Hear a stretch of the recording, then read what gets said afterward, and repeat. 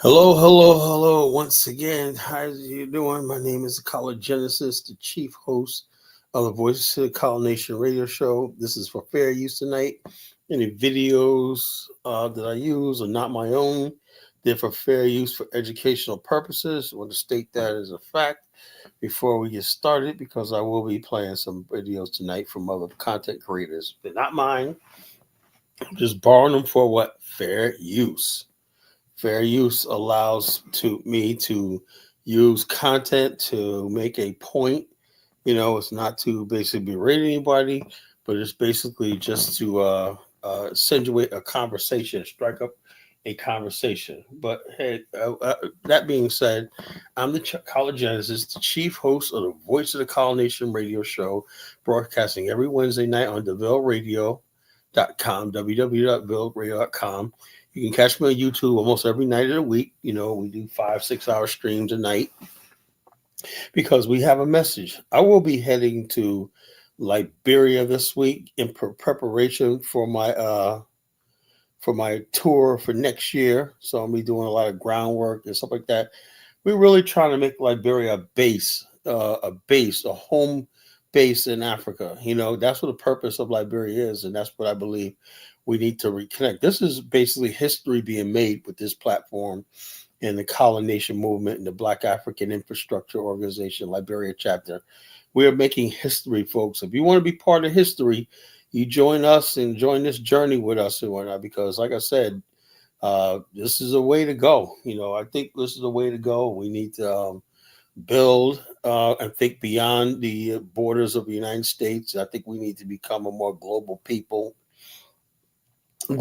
period, not just a global thing. When I say global, like somebody asked a car last night, you think we should be a global African people, just call it global? No, I'm sorry, it don't work like that. We are sick of carrying water for every other group. Black America has basically fought for every last single African country, African people all over the world, and we've gotten very little in return for it. Disrespect.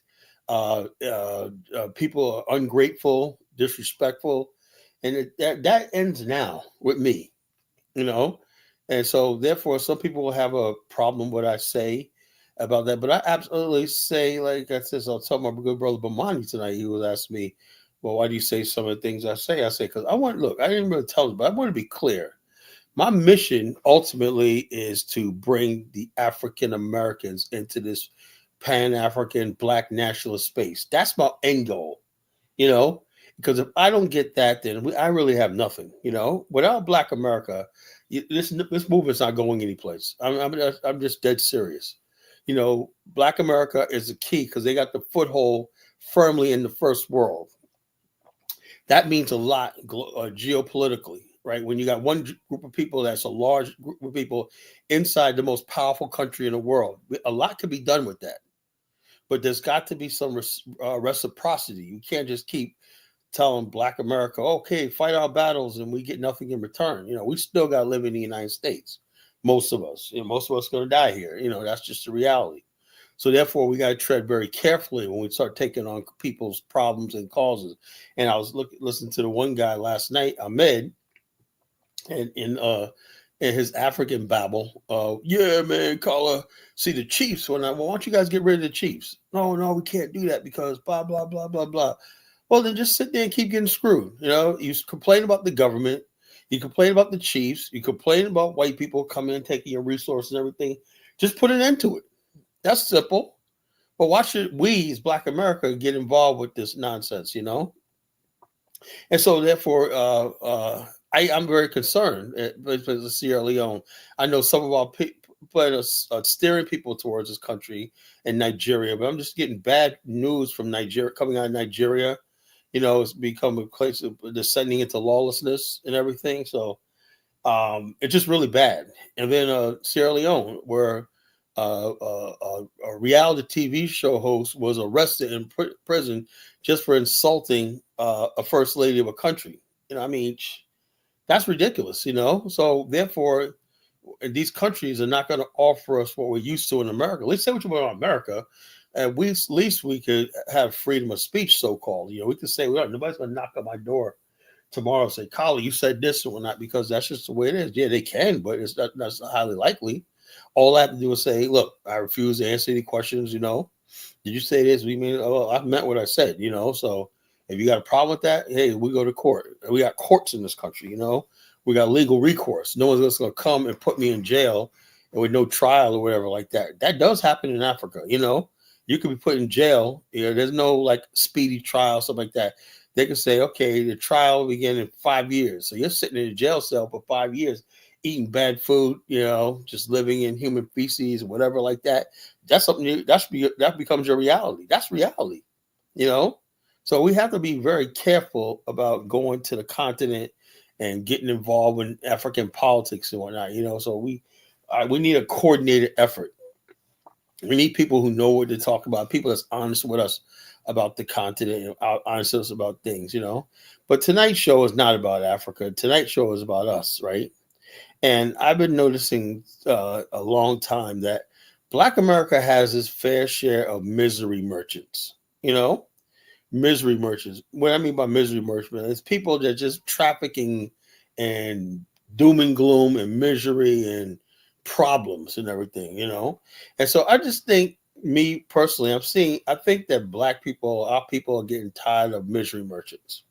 In other words, basically in the real world, we've learned how to coexist with other groups of people. We're in this country. We got to know how to coexist with other groups of people, stand our ground when we need to stand our ground, but just basically get along.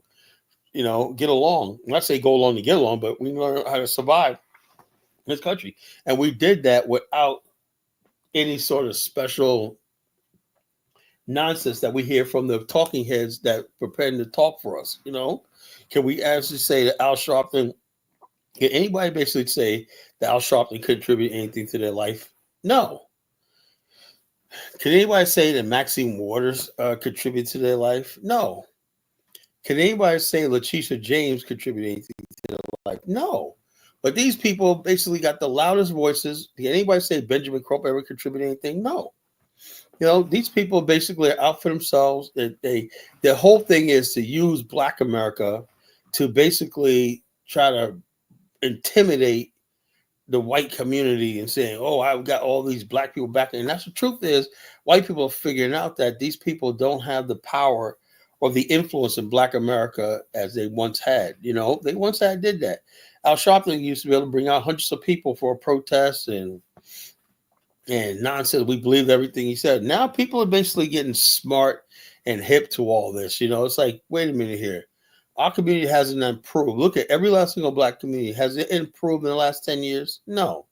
We had a president called Barack Hussein Obama. Black America, our situation, our status in America and the world has gotten worse since Obama's presidency. Black America was at some point, respected a little bit, but here comes along called Barack Hussein Obama. And the fact that the image of a Black man in the White House, so-called, and it couldn't do anything for specifically Black people, that just shows white people that not only are we powerless, but even the so-called Black president is powerless. That's sad. We're in a sad situation. So therefore, tonight's show is about are the misery merchants going out of style? I believe they are. I believe the people that peddle in misery, the people that peddle in problems, it's like, if you're Black, there's got to be a problem. That's another thing too. Is I was noticing, like, the only thing that sells. You ever notice that only thing that get monetized on any large scale is Black misery? You look at our music, right? Anything that was uplifting and pure and wholesome, the white America does not buy it. But if you're talking about, I gotta kill this nigga and murder that nigga, blah blah blah, and all this kind of stuff like that, my beef and the ops and all this kind of stuff like that, they know it sells. White America does not want to see Black culture, the beauty of Black culture. It's another lie.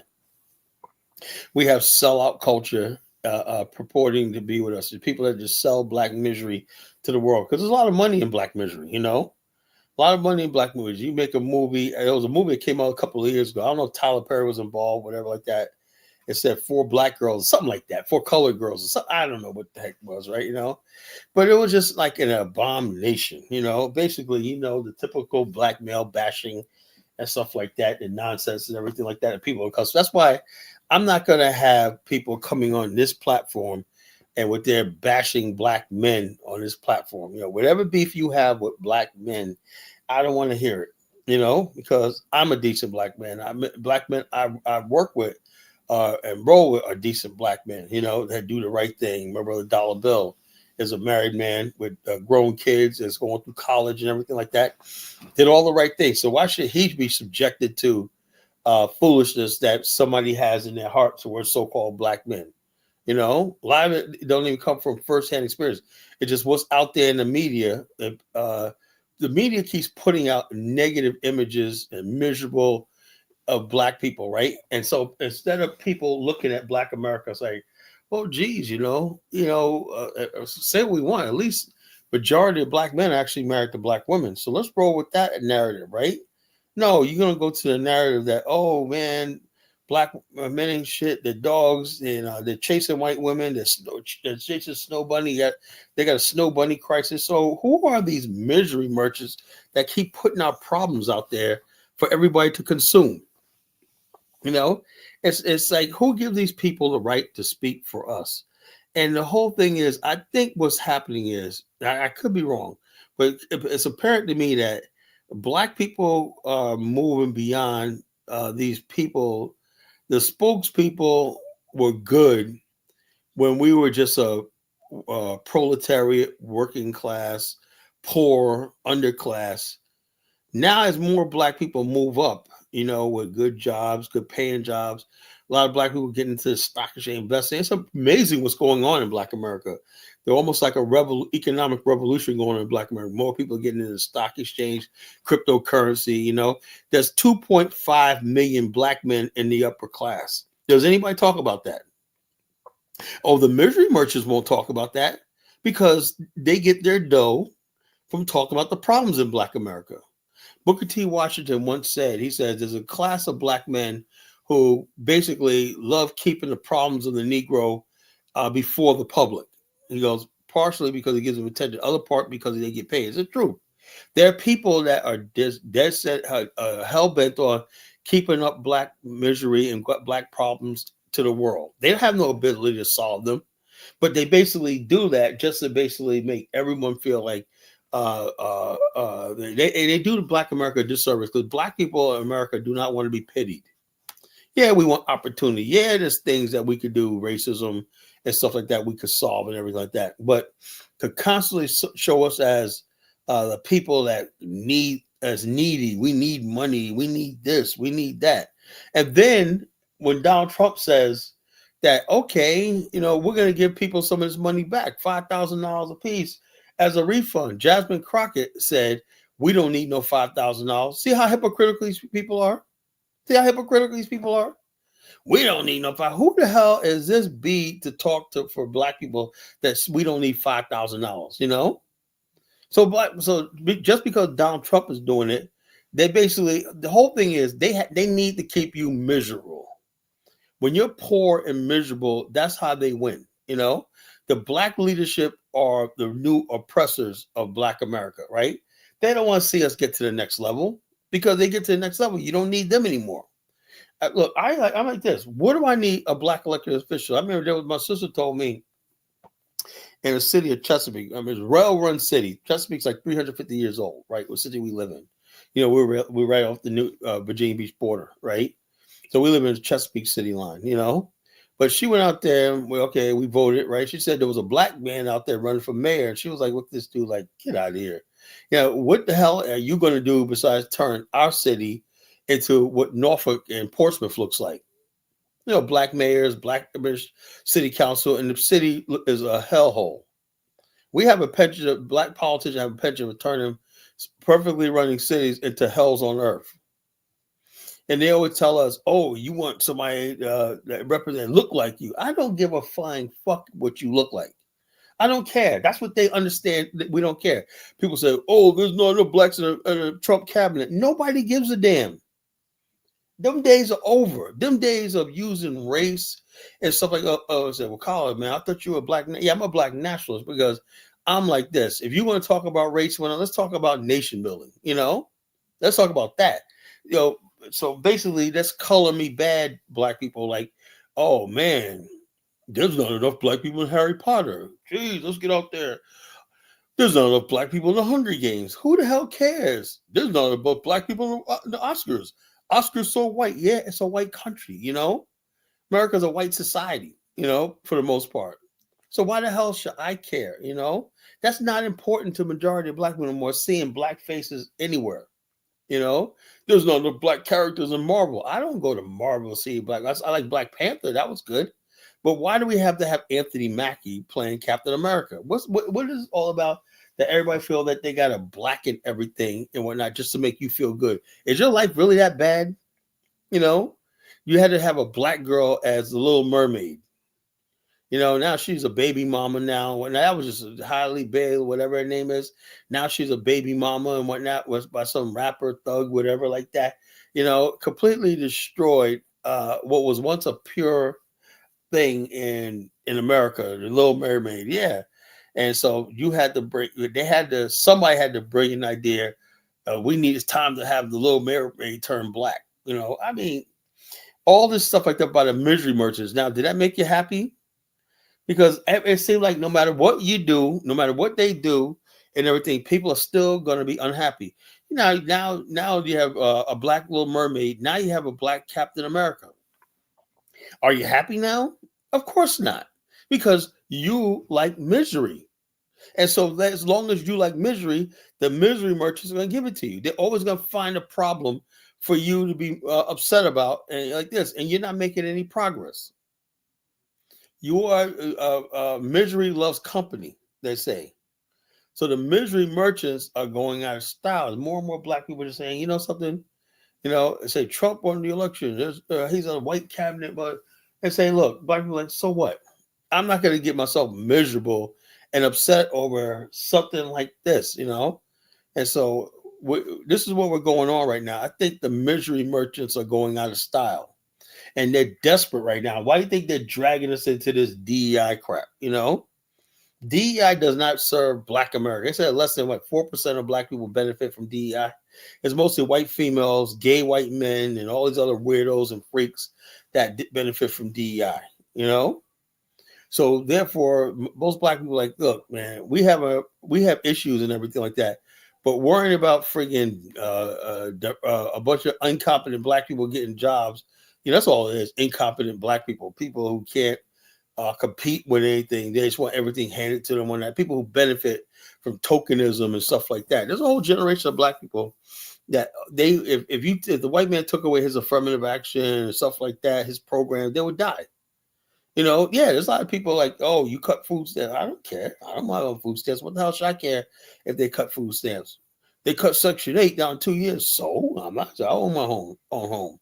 You know, hey man, job. I have my own business. I don't need freaking anybody's job. You know, I'm doing very well. I could afford to travel outside of the country every year.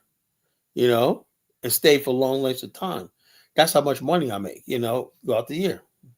But what we have is in this country now is people who are determined to be miserable. I always say like this: when people come on this show, they're complaining, blah blah blah. I said, well, what's stopping you from getting a piece of the action? Blah blah blah blah. But instead of listening to me, you should be out there studying.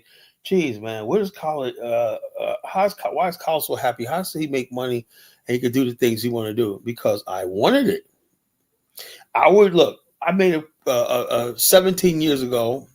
I was a typical Negro. I was working 3 jobs. I was bitter. I was angry. I couldn't keep a girl. I couldn't do like that because I was being dismissed every step of the way. People basically dismissed me and everything like that as a loser, as a failure, and everything like that. And I had an opportunity to change my life by getting into a new profession, and I went for it. You know, it wasn't easy. It was hard. You know, getting to it. Now I'm at the top of my game in the business I'm in. Right, I'm at the top of the pinnacle of what I do for as a profession. That took me years to get there, but I made up in my mind I was not going to be sitting around being miserable all day, because misery loves company, and I was once a negative person. You know, I sat around It's about the white man, and blah, racism, blah, blah, blah, blah, blah. Why? Because my life wasn't getting where I thought it should be. So I was jealous and envious of other people who were successful. I call them sellouts because they dared to be happy. I looked at other guys that had nice cars and stuff like that. They had successful careers. They were in the military. They became Navy contractors and they're able to buy homes and stuff like that at a young age. And I was still sitting there just struggling, working 3 jobs around the clock and whatnot. No time for myself, couldn't travel, didn't have a passport, didn't have anything and everything like that. And somewhere along the line, I said, look, I want different. I want more. And I made that decision myself that I didn't want to be miserable anymore. I stopped listening to misery merchants. I used to sit there and basically, I used to every week, and I'm not saying this is no snipe at the Nation of Islam, but when I decided that I wanted to do better, I stopped reading the Final Call. I stopped reading black magazines, black speech. I used to buy speeches every day. Did you get the latest speech from Khalid Muhammad? Did you get the latest speech from Sharpton? He dropped it, blah, blah, blah. Did you hear Farrakhan's latest speech? Blah, blah, my guy, he dropped it. I used to keep up with all that. And it was just a life of misery. All they were doing, basically, bless their hearts, was just giving me misery, and anger and misery, And so, therefore, I was sold misery. And that misery meant that I basically went out there and did a bunch of stuff that, that I shouldn't have been doing and everything like that. I was miserable, and miserable leads you. That's why I say I don't think a movement should be based on misery. I said, like, when I formed the Colin Nation, right? And I reinvented the Colin Nation in 2006, I said, can we have a movement based on Black success? That Black happiness, not Black failure. See, the misery merchants are always going to point out Black for failure. I want to identify with the Black people that are in the top 1-2%, whatever, that 10% income earners. I want to be part of those Black people that's educated. I want to be part of those Black people who like they got it going on. I want to track the movement, right? And like I said, it's not easy because I'll be honest with you, the majority of people coming to these movements are people who don't really have anything going for themselves and like they're not accomplished or anything like that. So it's easy to sell them Pan-Africanism, right? The challenge is when you basically are can pull somebody that's very successful in this world, in this society, to your cause. That's where the challenge comes in, and that's what I look at. I look at how many people are supporting you. I look at what type of people are supporting you. And I know I may say that, and I've hurt people's feelings when I say that, but it's the truth though. And I appreciate every support I get. But I really want those brothers and sisters that are making it, I want to see some more of them brothers that are making 6 figures, and basically saying, yeah, Carla, you got a good idea. Let's do this, whatever like that. Unfortunately, I don't get a lot of those people yet. I want to step it up and get those type of people because I know that's the future of this movement. If we can't get those type of people, we're finished because more and more those type of people are looking towards people like Donald Trump, and they're basically just feeling this MAGA stuff. What's up, Wise? This MAGA stuff and everything like that, and basically they want to win. Donald Trump symbolizes money, success, and everything. A lot of Black people are buying into this stuff, buying into it. And I have no problem with people wanting to be successful. I have no problem with that. But can we be successful and be part of a Black nationalist movement? Or does a Black nationalist movement have to peddle misery and everything like that? Like I said, I remember one time, this is what led me down this road. Like 15 years ago, 12 years ago, I heard Umar Johnson say, oh, the Black middle class is blah, blah, blah, blah. And at the time, I just took anything that anybody said as gospel truth. Now I realize now, a lot of these guys is clowns. Umar too, are clowns. These are clowns, And basically I started saying, yeah, the so-called Black middle class, they got cars, but they don't really got nothing. They're broke. They got zero wealth. All this stuff like that they were putting out. By 2050, Black people have zero wealth. How the fuck do you know that, There's black people playing the stock market, doing real estate right now and everything. So what the hell? Who are these black people you talk about that they got zero wealth? It's gonna have zero wealth in like that. What do you call it? Quantify as wealth? You know? And how do you know? How do you measure success? Success is an individual thing. Success to one person might be different to somebody else. You know? So it's just it's like Dr. Umar is a misery merchant. You know, everything he says and does is misery. It's like misery, misery, misery. You know, misery, misery, misery. And I said to myself, what the hell are we doing? You know, listening to people like this, they got no good message other than failure and anger and bitterness and whatnot. You know, I was like, what are we doing? You know, I mean, we don't, well, our situation ain't so bad that we got to, and so you tell me him with a rundown building with mold and stuff like that, you know, is the answer to our educational problem? That's why we got to see what I mean by the misery merchants, you know, the misery merchants. They sell us misery and whatnot. So basically, if you are miserable, then you believe that they have the answer to your problems, you know? So it's like this, you know. That's good, Wise. You establish your investment club, you know. Black people waking up. Yeah, black folks, Dallas doing very well. Yeah, black people in Dallas are doing really well. And DeSoto, Texas, and whatnot.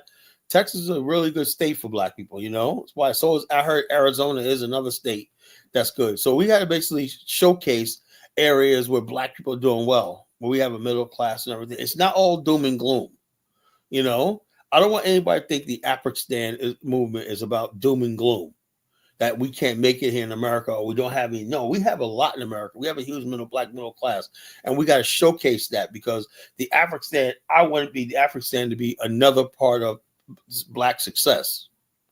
Do you understand where the collegensis is coming from? You know, the African movement is about black success. It's a continuation of black success and triumph. You know, if you believe in Prince George's County was a great place, what might you believe in Tulsa, Oklahoma, black? The African movement is the same thing. I don't believe in misery merchants, you know, that, oh man, things are so bad, man, blah, blah, blah. We got to go to Africa tomorrow. That's stupid. I don't believe in that. And I think a lot of Africans and people misread a lot of us I don't know about other Pan Africans, right? That'd be like you had a bunch of fools that went out to Tanzania a couple of years ago and during George Floyd and suck aside and went to the airport, overstayed their visa, and then asked for asylum in Tanzania. Tanzania, like, get the hell out of here, you know. We can't take care of you. We can't like this, you know. You got like you overstayed your visa. You got to go. These fools, these black people, mostly millennials, they went over there basically, I want to seek asylum because blah, blah, blah. I heard that America, there was, and then you go to these people, they over exaggerated the racism problem in America because they listened to these Black Lives Matter people. They listened to Umar Johnson. They listened to all these other talking heads, Jason Black, tell them how bad racism at the time was. Tariq Nasheed too, race soldiers, whatnot, you know, blah, blah, blah, blah, blah. You know, what difference does time make? Now Tariq is only talking about, only thing he talks about is Jamaicans and black immigrants and stuff like that. You know, before he used to talk about racism and everything. That was the grift back then. Now it's the problem is the black immigrants and everybody coming here taking from Black America and everything like that. So we have to just rise above the misery merchant. Don't go and make decisions based on what some misery merchant is telling you. You know, yeah, I want black people to go to Africa and build and stuff like that, if that's what you want to do, right? But don't do it in the spirit of you got to get out of America because your life is so bad. That's a lie. You know, I have never seen any evidence that going that you have your life is so bad that going to Africa is going to solve anything. Remember, you take you with you. You take yourself with you. So whatever problems you think you have in America, not only will it follow you to Africa, it's waiting for you in Africa because there's something you're not doing with your life, you know? Yeah, Dr. Umar, I don't know what Dr. Umar, he just gets a level with people. Look, I tried, blah, blah, blah. When I move on to something else, people, and then people probably will forgive him, you know? People will forgive him, have empathy for him, you know? But as long as he keep this facade up that he's building a school and stuff like that, it's and people supporting him. I don't know what people are. It's like misery loves company. So the miserable people who sit around all day, they got no real job, they're angry and bitter and whatnot. They support people like Umar Johnson, Jason Black, because it gives them some sort of purpose. Jason Black can't even take a position on anything. He's all over the place. Basically, his whole thing is everything is fucked up for black people in America. The families of family and soldiers. Let me tell you about the whole thing. Blah blah blah. Okay, Jason Black, what's your solution? There's no solution. Just that you listen to him and he convinces you how fucked up your life is and how miserable you are. And if you're not miserable, there's something wrong with you. So what we're saying is the misery merchants are going out of style. As more and more black people are finding individual success, a lot of it has to do with the fact that although black people were a minority group and everything like that, we are citizens. We can't be deported, right? So we're not worried about. There's a lot of people that are living in fear right now because they've been in this country. You literally got millions of people living here without papers and without documentation, right? Yeah. So and they became almost assimilated to the culture, but they know that they can get that knock on and that raid on the door any second. That must be terrifying to live in, They know they can't go back to their countries because there's nothing back in their country but starvation and crime. That's terrifying. Black America don't have to worry about that. We don't have to worry about that, being deported and stuff like that. So therefore, a lot of people are just starting to say, something, my life ain't so bad. When you look at what's going on with the immigrants and stuff like that, even if they're here legally, this chain migration, you'll have somebody comes here illegally and somehow they make sure that their family members is snuck across the border and they put them up for years and everything so they could be together. That's the sad part about it, and the reason this guy Haltman is saying we could deport the whole family. In other words, if you're here legally and the rest of your family's here illegally, when the problem is, the solution is deport every one of them together, pay for their deportation together so you can be together, So it is what it is,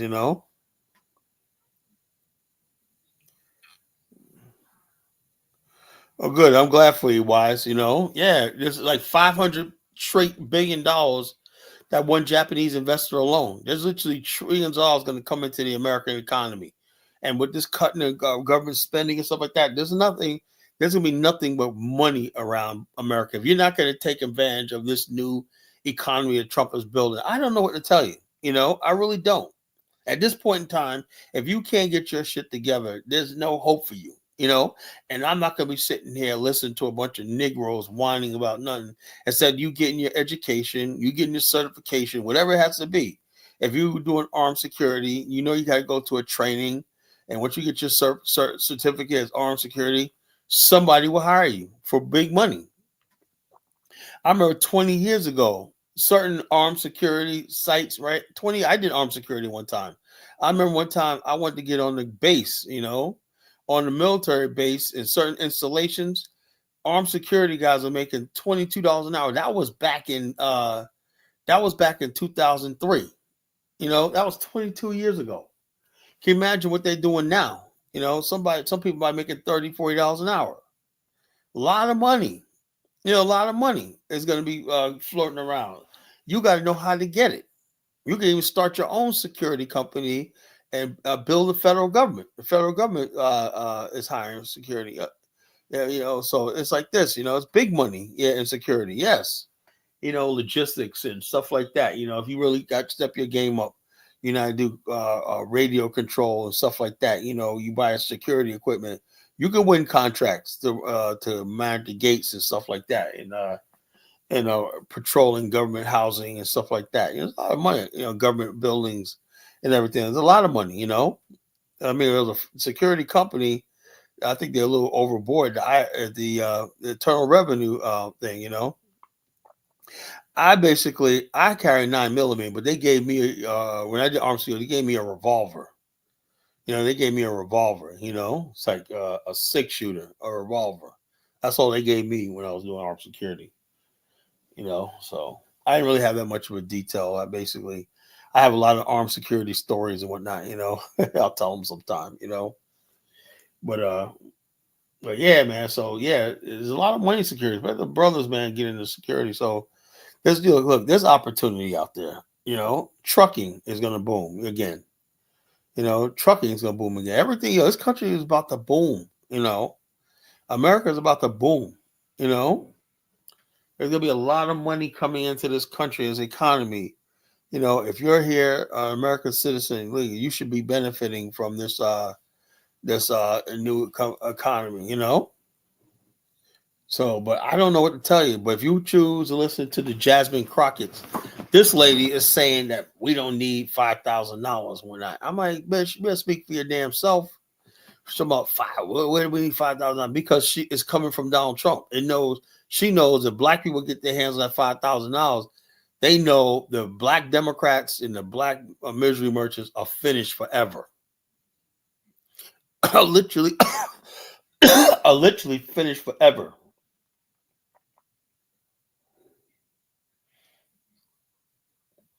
Wow. So what you call they know that. So these misery merchants in Black America are fighting, literally fighting for their lives. That's why they're overblowing this DEI thing. That's not our issue. That's why they can't understand why black people aren't getting excited. Why we're not rioting in the streets over immigration. We don't give a damn. That's not our issue. You know.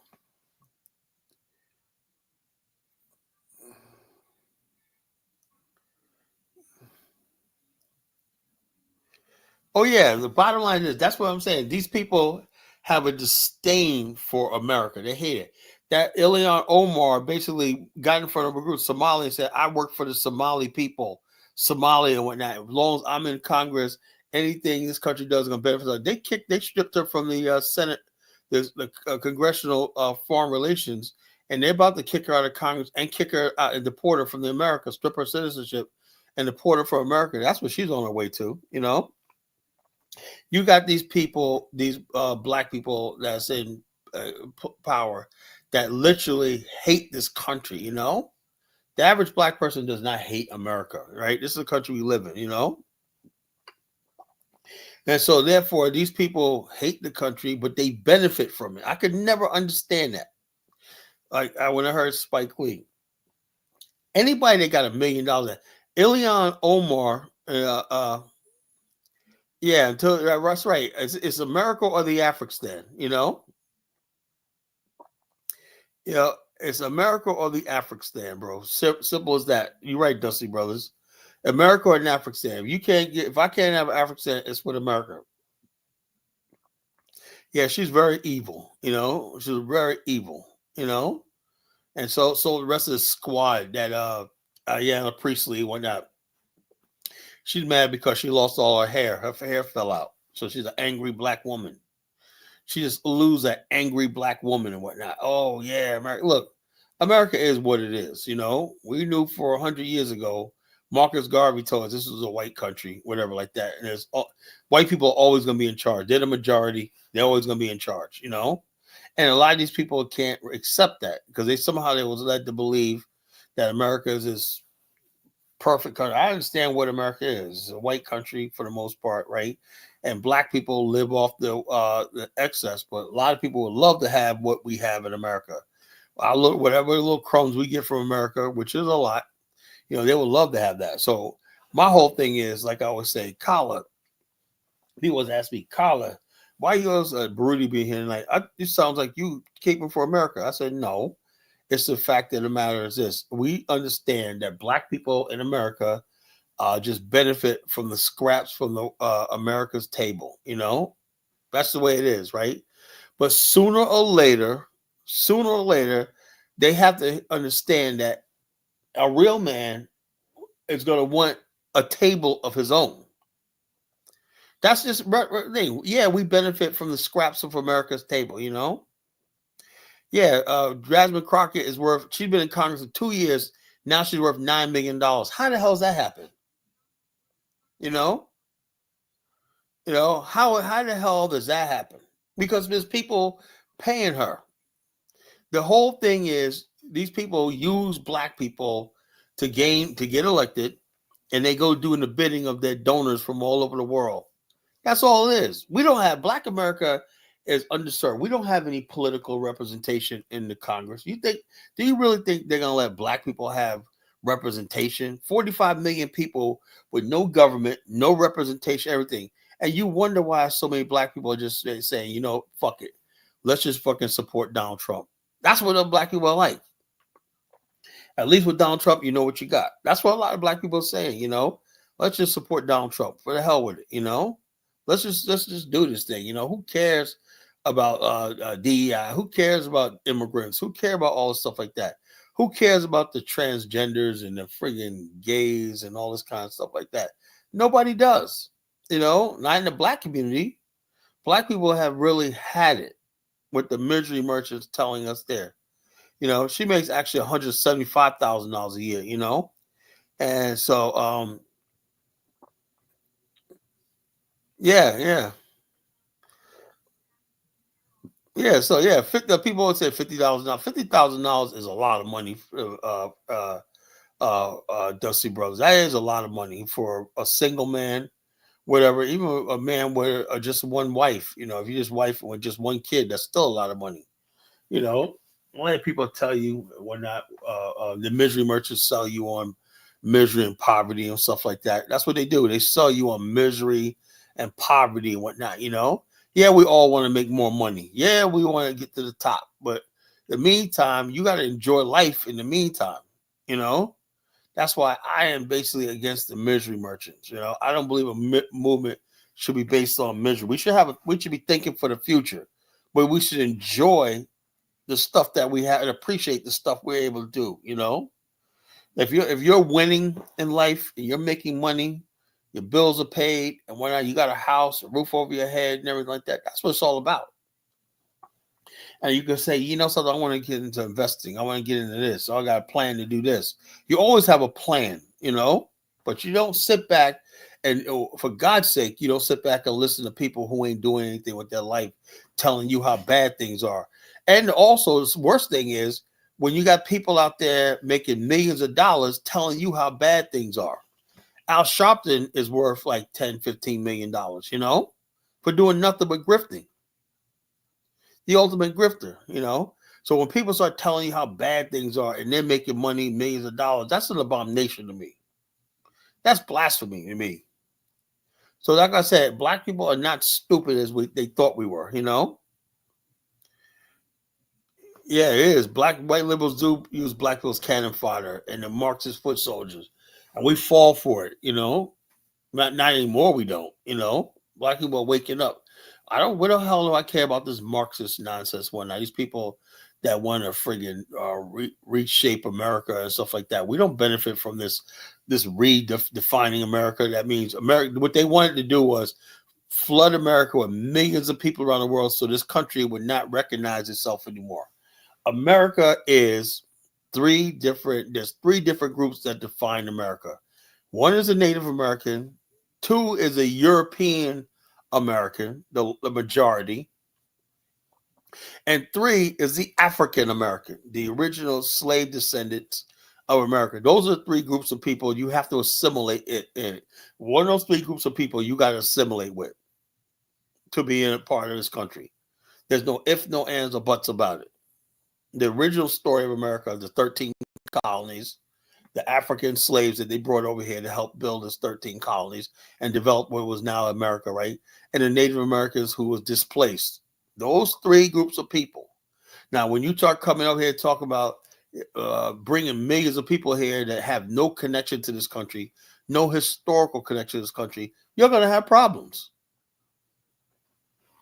And that's what we were talking about last night, People are like, oh, Kala, so you're saying black people are connected? Yeah, this transatlantic slave trade is what brought black people here to America, right? The laboring in the cotton fields, the clearing of the land, the cutting down the forest. Without the black manpower, there would be no America. The 13 colonies would have died. So therefore, black people do have a legitimate stake in this country. And I want to make people clear that. Even when I talk about an African, I am never telling you you don't have a legitimate claim to this country. You know, black people cannot assimilate into the Native American, you fool. They're Native Americans. They're red. We're black. They're red men and whatnot, and we're Africans. We're black people. We can't assimilate into Native Americans. We're a part of America to ourselves. We're the African race in America. How did the African race get here? Via the transatlantic slave trade. So just like the Europeans came on boats, we came on boats, but we came here involuntarily. That's it. The Native Americans were displaced, by the Africans, Yeah, Native Americans never accepted us. We never had any relation with Native Americans. They never accepted us, so that's what happened to them was between them and the white people, We have our own problem with the white people, So this is what we're talking about tonight, folks. We're talking about the misery merchants are going out of style. All they do is sell us misery. They tell us how bad America is. And what gets me is this: when the people, even though I say that the Africa is not about American misery, I never said that. But if people basically really felt like that, wouldn't they basically say, you know something? I heard about this guy named Genesis. He talks about an African. Why don't we go help him build that movement or not? No, these people are hell bent on staying in America, being miserable. They find everything to be miserable about. A movie comes out, not enough black characters. Oh, Trump's cabinet, no, not enough people of POC, people of color. Well, Donald Trump, that's the last thing I would worry about is placating Negroes and whatnot. You didn't vote for him in that large number, so why should he basically care? About appeasing you. So, like I said, we this is what we're talking about tonight. The misery merchants are gone out of style. I don't know what they're going to do for a living. What would the misery merchants? What would Al Sharpton do in the future? If he can't get the black people out there, they have no more influence over the black vote. Now, basically, they're going to pull the final trick. Is the representative Ayanna Priestley is trying to introduce HR 40, the reparations bill, right? Let me tell you something, folks, right? The closest thing you're going to get everything from the government is that $5,000 Trump is offering you. That's it. You will never basically have, if you think that this government is going to give each black person $150,000 for what happened to our ancestors, you are sadly mistaken. Anybody telling you that? That's another thing about the misery merchants. They're always peddling reparations, You mean to tell me we haven't, that's all we've done? They completely erase all the success in Black America. We're not all desperate and broke. Not even most of us. So I'm not going to sit here and pretend like I need a friggin' charity from this government. Oh, we need the reparations. Black people got to get something. I can't stand when Phil Scott says that. We got to get something. What do you fucking want? The only thing you need is Negro is a job application. Even some of you stupid content creators, what y'all need is a fucking real job. That's what the problem is. You got too many people grifting and doing nothing with their lives. And I'm tired of it, I am tired of it. If you want to be with College Genesis, one thing I'm going to do is check everybody out. I don't like freaking bums.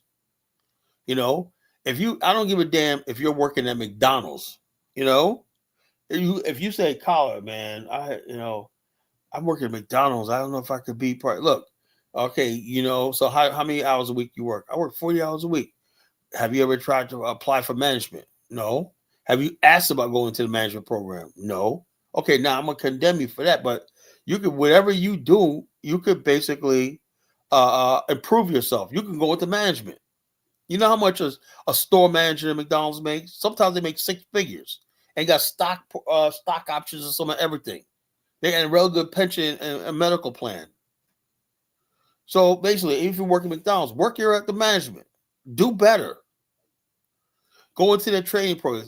To be a manager, they even send you to college so you can get an associate's degree to run a business, run a store, run your own store. So the bottom line is this. So there's opportunity out there if you want it. But when you listen to people telling you how bad the economy is, black unemployment's this one, they were so angry when Trump got black unemployment down to 4%.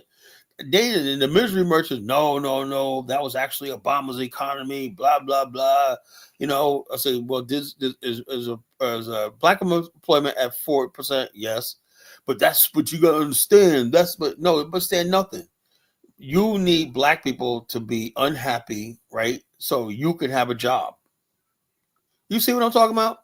Black people get hit to that. And like, damn, black people like, damn, I'm making money this year, man. I'm doing good. Got me. My business is doing well. I know a lot of black people here where I live at that took a chance to open up their own nightclubs, bars, and making tons of money.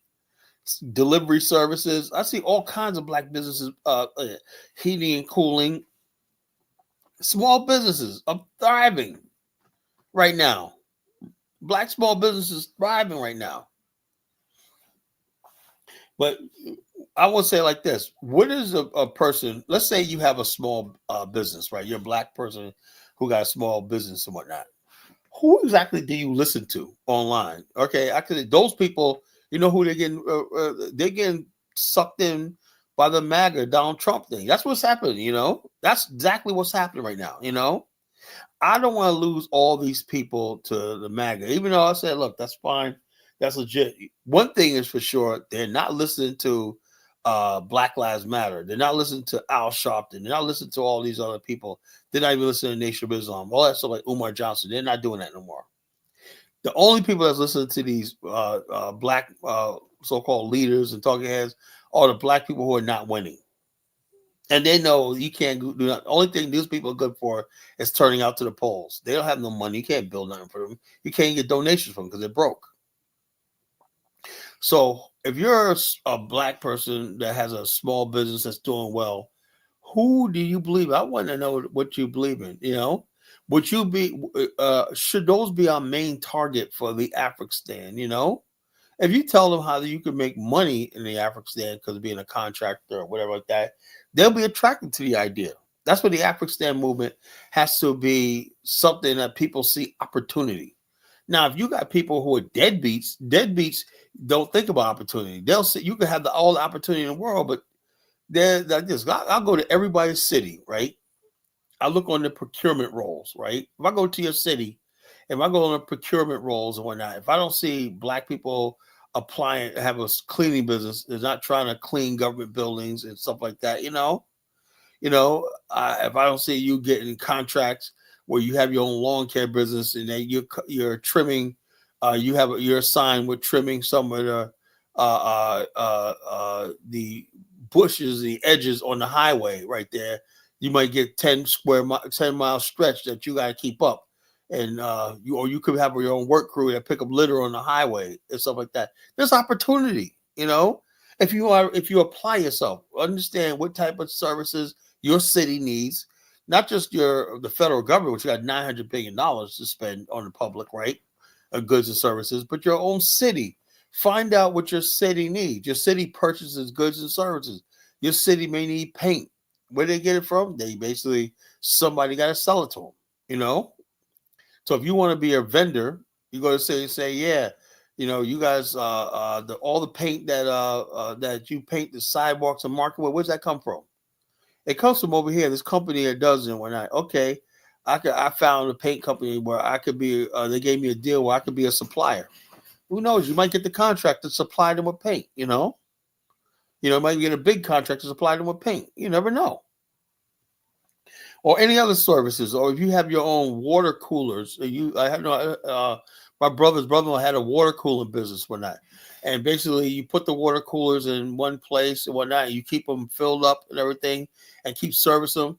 Every office needs water coolers, right? That's a business to get into, and so therefore there's a lot of stuff you could do, cleaning. I knew this one brother, right, years ago, right, this older brother, he's one of them. Yeah, man, you can get it. When I like, man, but tell me what you did. He had his own limousine business, right?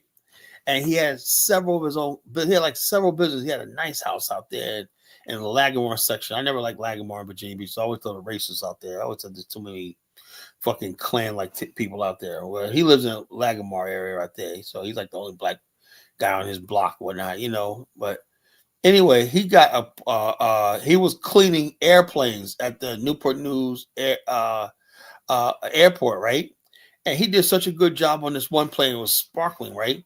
This Saudi prince or something like that saw his work and gave him the contract worth a couple $100,000 to clean their planes that fly in and whatnot. He said, "Yeah, I like," and he said, "Yeah, do that all day." He cleans and waxes the whole plane. I don't know how they do it, man.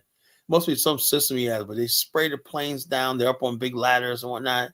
But the planes look immaculate because they got guys that hand, it's like that. So the planes, when they get ready to fly, they be glistening, But he lucked up and just happened to be a Saudi government official says, "I want you to clean my planes," and got like $1 million contract, just like that, brother, And he basically was. He told me, he says, "Man," he said, "I got into real estate.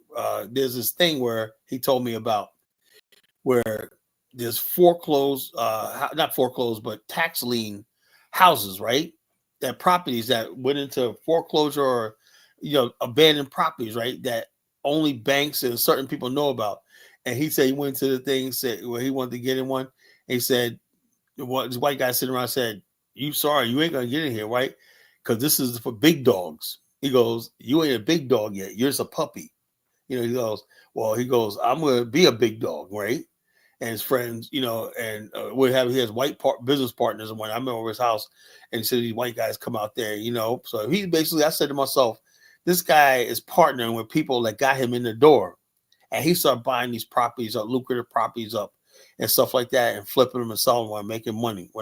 So he was making money all hand over fist, just by being connected with the right people, asking questions, and going for it, not being scared and a coward, But do you think this guy is sitting around listening to misery merchants? No. Anybody that's successful is not sitting around listening to misery merchants. They're not sitting around listening to Al Sharpton. They're not sitting around listening to Ben Crump. They're not sitting around listening to Umar Johnson. They're not listening to none of these clowns, They're out there doing it. And I want to be around people that's doing it, right? Because I know as more and more people basically, wherever it is, I'm wherever where people are doing successful, I'm there.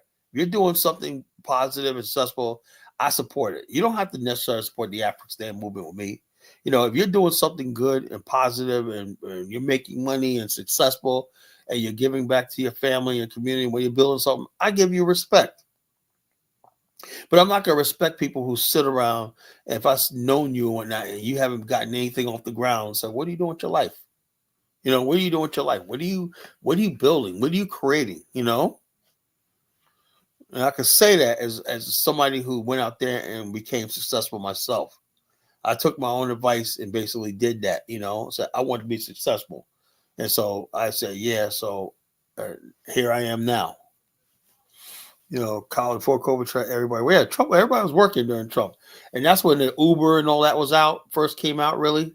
Everybody had good jobs and good opportunity in business.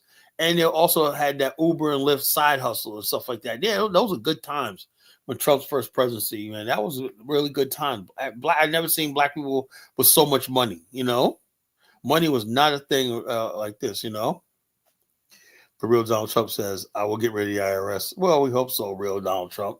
But the whole thing is you have to basically have a plan. You can't sit around and doing nothing, whether you believe in the African stand or not. I want you to have a plan. Sitting around listening to misery merchants is out of style.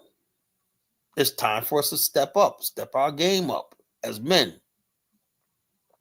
Step our game up and get something accomplished.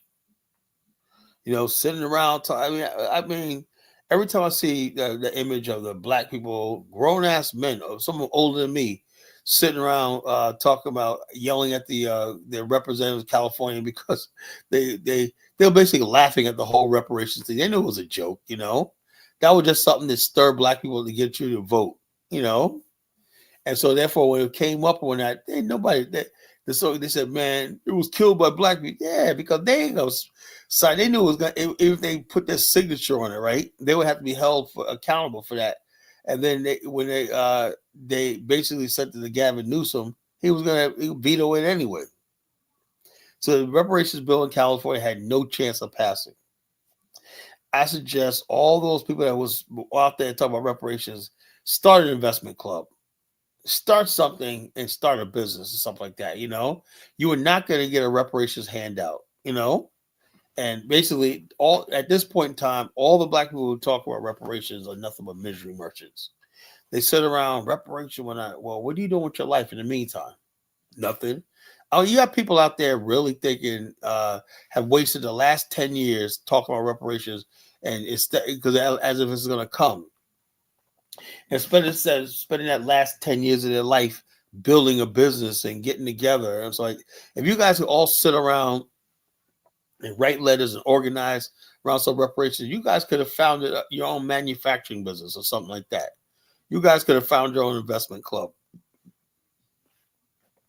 And you could be successful. That's sometimes I wonder, do some of these people really want to be successful? Or some people are just satisfied with being miserable. There's unhappy people. And what you can't have is unhappy people. The laws of power say this, folks. Listen to this and listen to this very, very carefully. If you don't listen, nothing I say. We must avoid the unlucky and the unhappy. That's what it is. In other words, we got to stay away from misery merchants. The unlucky and the unhappy. Sometimes bad luck rubs off on you, If your life is going good, you got to stay away from people with bad luck, that are unlucky. You got to stay away from the unhappy, because the unhappy will never be happy. They're unhappy for a reason. Yeah, it's the unhappy and the unlucky. And that's just the way it is. And you you don't mind hurting people's feelings. You gotta say, hey, look, man, you're unhappy and unlucky, man. I think, we gotta go different ways. I'm doing this or whatever like that. You seem to be unhappy, no matter what it is, or when I give somebody an assignment, I say, work on this, whatever like that.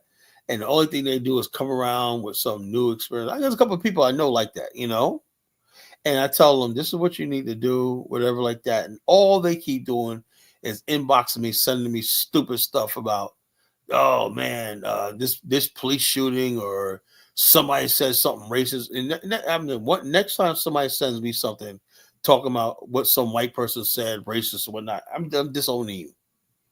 I don't give a damn about what some white person, racist thing, some white person say, oh wow, somebody said this and whatnot. I'm so sick and tired of, yeah, why? That's what you gotta do. You gotta start blocking people. I'm gonna start blocking people now online on Facebook. People who keep sending me freaking posting stupid shit, complaining about every goddamn thing. They got to go. They got to go. If every time I hear you speak, it's always something negative or something like this. If you feel like, oh man, see, Colin, man, this is why we got to get out of America, blah, blah, blah. Dude, that's not what it is. I am not taking misery, because why? If we do build an Afghanistan, you're not going to be happy there either. The unhappy and the unlucky will never be lucky, and they'll never be happy. So therefore, I am not taking nobody with me that's unhappy and unlucky. If you're unhappy and unlucky, I'll let the white American have you. Go. Y'all can go, and then you could be complaining about racism, white supremacy, blah blah blah, and y'all be happy. White people go and pretend like they give a shit. Oh yes, or not. You'll be sitting there with Bill Maher, and y'all be talking about racism and systemic racism and all stuff like that. If that's what you want to do, knock yourself out. You the most systemic racism fighting and pointing out Negro in the world. You're the number one pointing out systemic racism in the world. Whatnot. You really on it, man. God damn, you proved okay. America's racist. Yeah, hey, bro. Yeah, bro. Black power. Yeah, brother. Yeah, tell them like it is. Now, what I'll do is I'll send you to Jason Black, their school of doing absolutely nothingness. Send you to Jason Black school and do nothing, where you can sit there and complain about race soldiers and white supremacy all day. I want to build with the people that don't give a damn and want to build, that want success, that want to be happy. Whether you choose to stay in America or you really believe in the idea of an Afghanistan, whatever, as the end game, whatnot, I want happy people on both sides. If you're happy with America and you want to do your MAGA thing, hey, that's fine with me. But if you want an Afghanistan and you want to build a Pan-African world, Black nationalist world, hey, let's do that too. Whatever it brings us happiness. And that's what the thing is. We have never had leadership, right? Show me one movement, right, where they said, you know something, we're doing this because we want happiness. No, happiness is not thing. The Nation of Islam ever told you about being happy? No. Did the Civil Rights Movement ever tell you about being happy? No. They tell you how to be satisfied, not happy. And that's why they always leave it open-ended. Right? You'll never get to the point where something will make us happy and peaceful. We'll never have. You know, I do believe the Soul City project could have brought some happiness. If we would, that could have been a prototype community, and you would have happy, thriving Black communities nationwide. If that prototype of the Soul City would have took off, you know, in the early 70s, you know, if that would have took off, Black America would be a different place. Right now, Black America is a very sad place because we were basically listening to misery merchants, right? Who had no intentions of ever bettering ourselves, but they have every intention of living a good life and fighting, picking fights with white people. So we have to freaking come in and see somebody's racist and whatnot. No, maybe they're just tired of your ass, you know? And like I said, Al Sharpton, we're tired of you too. If you think white people are tired of you, Al Sharpton, we're tired of you. We're tired of people running their damn mouth, not doing nothing and speaking on our behalf. Jasmine Crockett does not speak for me, you know? She does not speak for me. She's a buffoon, you know? So is Letitia James. All these other people, they're just buffoons. We have the worst people. Black America has the worst people. The Femi Willis, whatever her name is, you know? Every coast to coast and everything like that, there's no real honor. Cory Booker, he's a joke.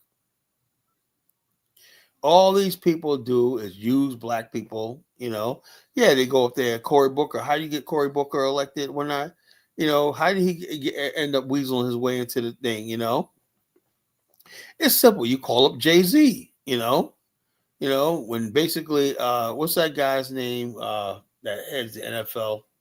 What's that guy? Rich white guy. You know, I forgot his name. Whatever.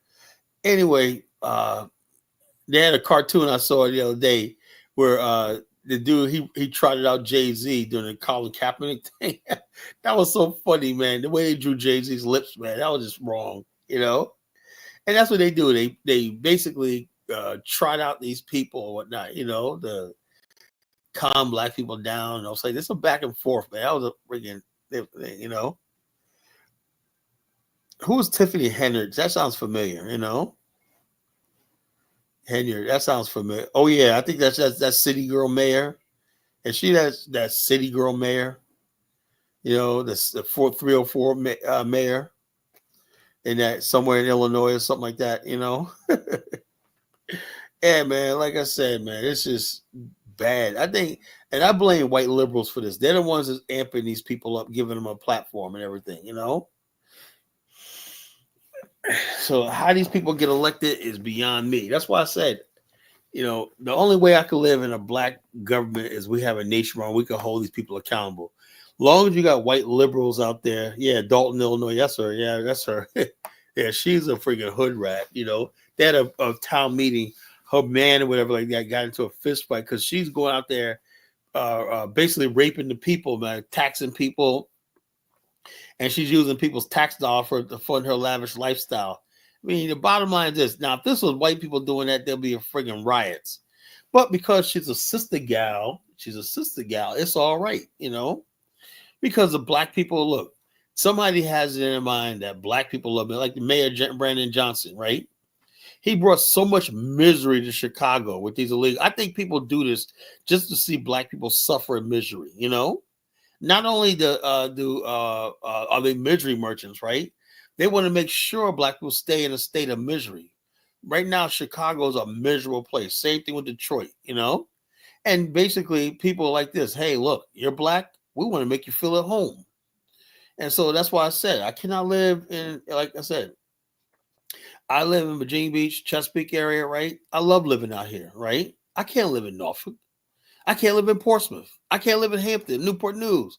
These are all black run cities. And there's something about black run cities where they think not the quality of life, not peace and happiness, not joy, not security. I like the fact that I can go out at night, right? I go at 2 o'clock in the morning, down the street, 7-Eleven's open, right? I can walk in, hey, how you doing?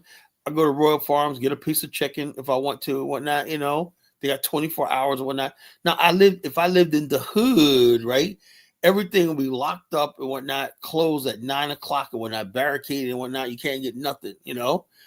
God forbid if you need gas at night, you know, and you live in the hood. And you got to worry about being stuck up and robbed, you know, shot and killed and everything like that. You know, I mean, so therefore, you know, people like this, Kala, you know, why don't you come live in the black area of Virginia? I said, why? Because you have to enjoy the misery.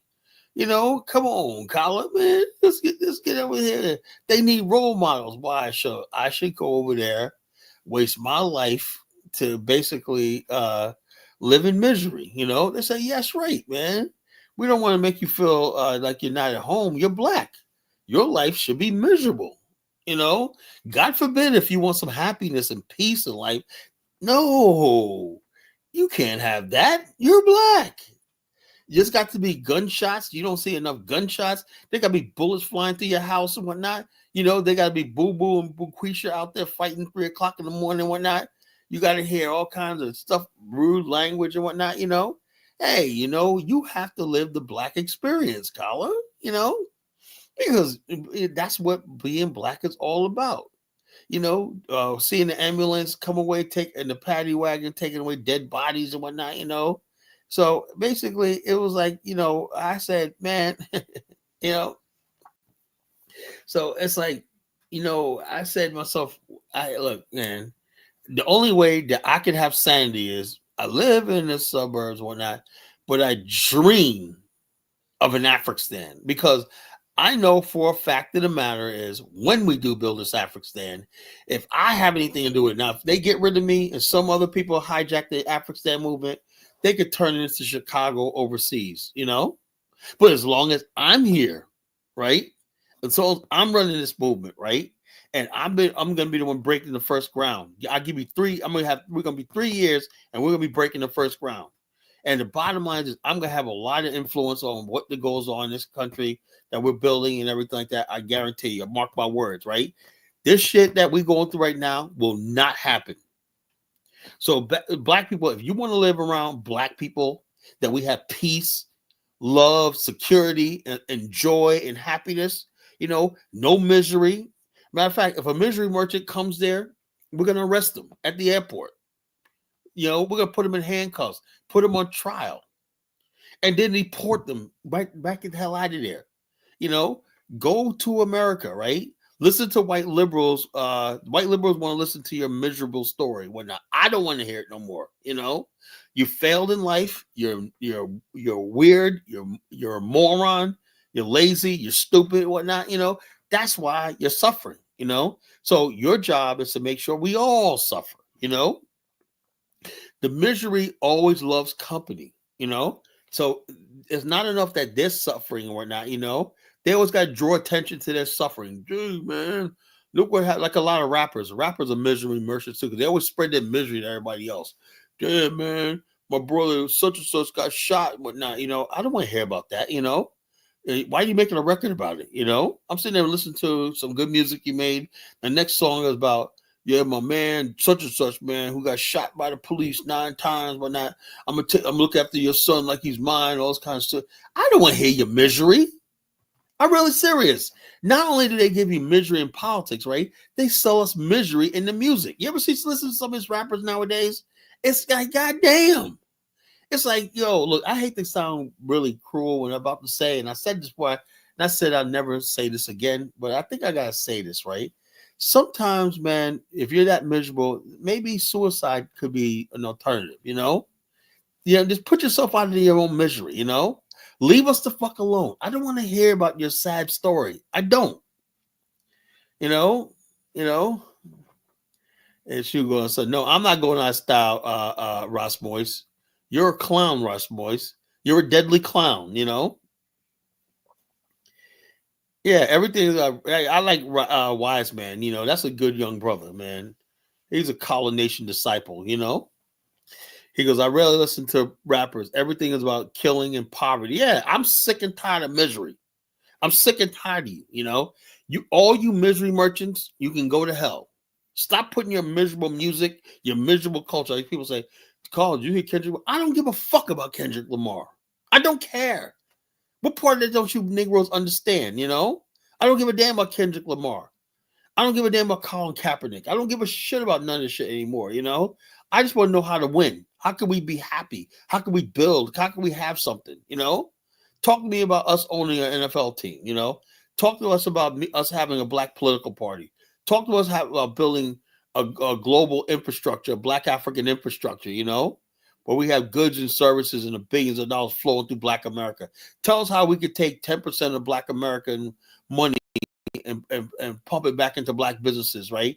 To create a huge thing, Shut up, Ross Moise. You're a clown, You're a deadly clown, So everything is like I said, Ross Moisture is a black Frenchman. He's miserable, because he really wants to be French, and so basically hiding behind Hausa when I, But yeah, so the misery merchants, right? Whether they're artists or they're activists, whatever like that, they're out of style. They got to go. They're not going to get us any place. We need people that's building. I want to be around black people that's successful. I want to hear from black people that's successful. I don't want to hear about Big Meech's story. I don't give a shit about the black mafia family. I'm sick of this miserable shit. 50 Cent. Yeah, we're gonna basically show Miss Meech. We're gonna do a film about things like that. Yeah, more black misery. More black misery. Do you understand where Colin Jensen's coming from tonight? Why I'm angry? I am sick of misery merchants, right? I am sick of people monetizing misery. That goes for content creators. Or that there's always people telling us what's wrong out there. Doom and gloom. And enough is enough. That's not what I'm about. I am not about misery. I don't want nobody thinking the Afghanistan is about misery. Afghanistan is about success. Now you ain't a Hausa. You're a freaking black Frenchman. You're using Hausa as a front. You're a white girl. You're a swirling white girl loving Frenchman, black Frenchman. Please stop it. Ross Moisture, Ross Moise. My name is Ross Moise, scholar, not Ross Moisture. Are you calling me moist scholar? You saying I'm a moist Negro? My name is Ross Moise. But my name is Ross Moise. With that French accent. Well, let me get my brother Wise on. Let's see what my brother Wise has to say. What's up, little homie? What's going on, What's brother? up, man? Hey, you know what? You're right about these misery merchants, but you got a good point about rap music. You know what? I love rap. I like the artistic Oh, so expression do of I. it. So do I, man. But when somebody starts telling me their problems, I don't really give a shit about, Yeah, like this is a group, right? No offense, this is a rap group. A lot of them, but especially the rap group called Griselda. I like some of their music, but shoot, everything's about killing, shooting a nigga on the block, and this nigga got. I'm like, dude, I'm good. I just turn on some Teddy Pendergrass, some Ozzy Brothers, man. Something with some good music. Yeah, that's what I said. I listen to anything, man. I listen to friggin' Russian folk music, bro. I listen to that shit, man. Yeah, man, I listen to like a lot of 70s. I always love 70s, so we need to bring that soul music back. We should never abandon that. We had Black America. You look at old Soul Train episodes. Black America, like we had the Gap Band, whatnot. We used to be a fun people. What the hell happened? It was happy. I look back at them. I look back at them 70s movies and And like we you said, and soul not only that, music, the man. roller skating. Black people made roller And skating. people look beautiful. People were happy. I mean, now don't get me wrong. There was issues. There were issues at that time, but it wasn't like it wasn't like amplified like now. Yeah, everything. The bottom line, the misery merchants amplify our problems, so we just have no happiness. God, like you, if you're sitting down with your friends, you're having a good time. The misery merchant look over there like, what are y'all doing, laughing? What are y'all doing, having fun? Bro, I seen them. They're like parasites. They can't stand to see you doing well. They just gotta say something negative. Yeah, make it. Oh man, you gotta stand something. They'll say something like, yeah, one. They'll give you some statistic and whatnot. 1 in 5 black people die from. You say you sitting there drinking a beer. You know that they put this in the beer and whatnot. No, I'm sitting here enjoying my goddamn beer. Get the fuck out of my face, Exactly. you know. If I Oh, want to enjoy a beer, if I want to go to a strip club, I ain't gonna let some nigga named Umar Johnson tell me I can't do that. Donate your grit money. Donate your beer. And I ain't donating nothing to you. is live your life. I tell anybody all the time, man. Whatever you do, you be happy. I'll never tell anybody what to do when not. Yeah, you want to go get with Hopefully, a white woman. You want to hopefully take one that day white people woman say, out, go take her something. out. One day, hopefully say, Kala, I'm all in, and let's do this shit right now. In the meantime, you just be happy. Whatever you're doing. I don't give a damn what you do, whatever who you date, all that stuff like that. Just be fucking happy. Like Principe, that's a miserable dude right there. He's a Yeah. good young brother, but that's a miserable dude. Shout out to Umar. Of course, the people who are miserable, but now they can't stand to see black people winning. Umar hmm is a loser, Principe, and you'll be just like him soon. Yeah, because no offense, man, I hate to talk down about the brother, but we have to say something because he's doing a lot of dirt out there. Look, when the nigga lives on his mama, sorry for his mama, and apparently she's sick. I'm not gonna put any personal business out there, but he doesn't have a home. He's living on his mama. He's living like a bum. He's running around here and there, like, yo, you don't got your own space. You don't got your own. You got money, I guess, a little bit of money. What you doing, bro? All you doing is just spreading chaos. You Yeah, run your business on chaos. yeah. And You got a house, you got your own business with your family, you thrive, you doing good. So your perspective, your interpretation on the world is different from his. yeah, because why? Because I got success behind me. Yeah. And so therefore I come with success because I'm like this. Look, everything I talk about is how we can build and be successful. I'm not sitting here telling me like if I was a failure, I was sitting there, yeah, we gotta build Africa. And then people say, well, Colin, man, I just got promoted on my job, man. I'm gonna be double my salary or whatnot. And I was saying, no, man, the white man got you trapped. No, Yeah. like, yo, man, take that freaking promotion shit. The white man. He's just a man. I respect the white man. The white man's a great man. He kicks ass. Yeah, is everything perfect? Is everything perfect? No, like he makes some mistakes. But I'm not gonna sit here and hate no one. Hey, it is what it is. He got game, play the game, and win. It is what I don't hate him. Good for him. I'm happy for the white man. Shit, the white man's amazing. Let's say it like this: just go out there, get yours, what you got to get. That's what I'm telling anybody. Exactly. You Why do know, you mention the white man? Good for him. You go black man, go get yours. I don't because see no. I as mean, long as see, they, long as we have the white boogeyman, they're relevant. yeah, So man. we I stop don't worrying know, about man. You the know white. what? To tell you the truth, you said a while back on a podcast. You said a while back, white people really don't give a shit. They really don't care. That look, man. I learned that 4 years ago when I was coming back from Rhode Island, see my Liberian friends up there, right? And there's one stretch of in Connecticut, right? Mhm. Connecticut's a beautiful state. Now New Haven looks like shit. It's an old city. It looks like shit, right? But in between, like Rhode Island and Connecticut, right? There's this one stretch on the highway, right, where it bisects a river. It's like parallel to a river, right? And this was a Tuesday. I'm coming back, and I'm seeing a bunch of white guys out there on yachts, and they had waterfront properties up on both sides, right? And they're on yachts, speedboats, and whatnot. And I said to myself, these guys probably don't even know we exist. You Yeah, know, if they in Connecticut, that means they're probably some executive in Manhattan. They're bankers. You know, these guys money. And also, I passed by this place called Monroe, Connecticut. Right, I drove. There was a road over the dam, hydro dam, right?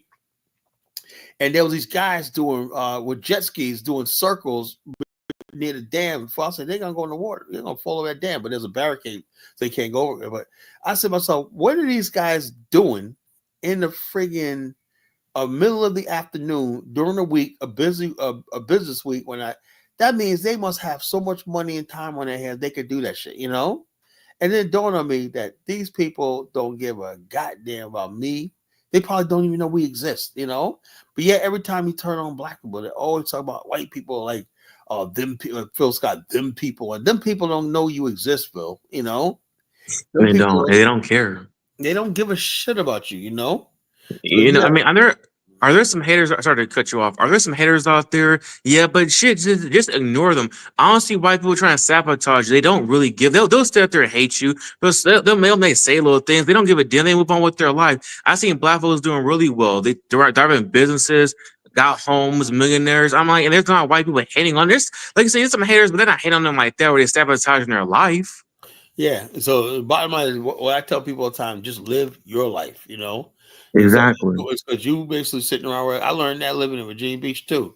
You know, these got people out there, man. On the weekend, I heard this one impassioned speech by somebody. See the white man, blah, blah. And then all of a sudden I went down to the marina in Virginia Beach, and these guys were all packing their boat up with beer, you know, and stuff like that. I'm like, these guys probably don't even know we exist or what you're saying. They're about, you know, they work over. These are contractors. They're making lots of money, tens of thousands of dollars a day, you know, in contracts. But not, you think they care about what's going on in the so-called hood, the black community? No, they're living their life or not. You know, they're living their Hmm. enjoying their freaking life. They're saying whatever, you know. And the whole thing is this: people don't realize this, right?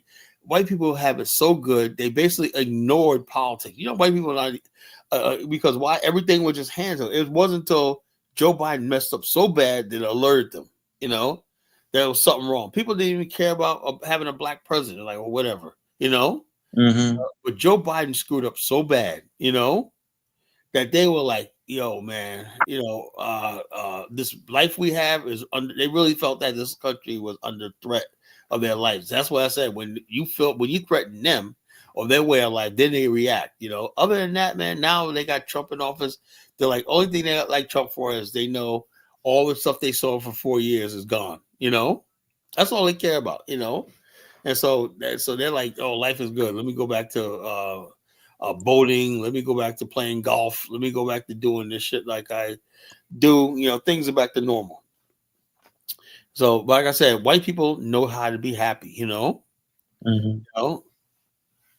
I said, Principal said, right, whites do play a part in the problem, but the real problem is black leadership.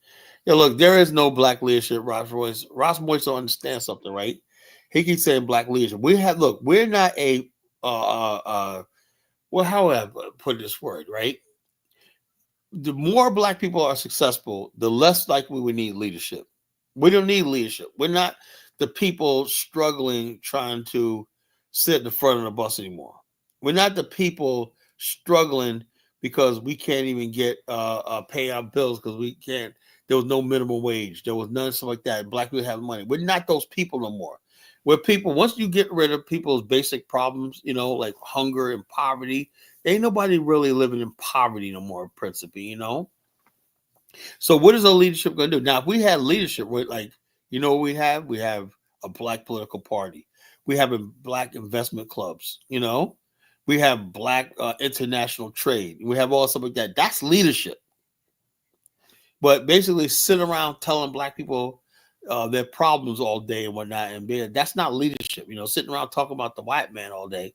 You know, that's not leadership. You know, and so those people who try to engage in that, they're basically going out of style because Al Sharpton cannot appeal to the black middle class, you know, black middle America.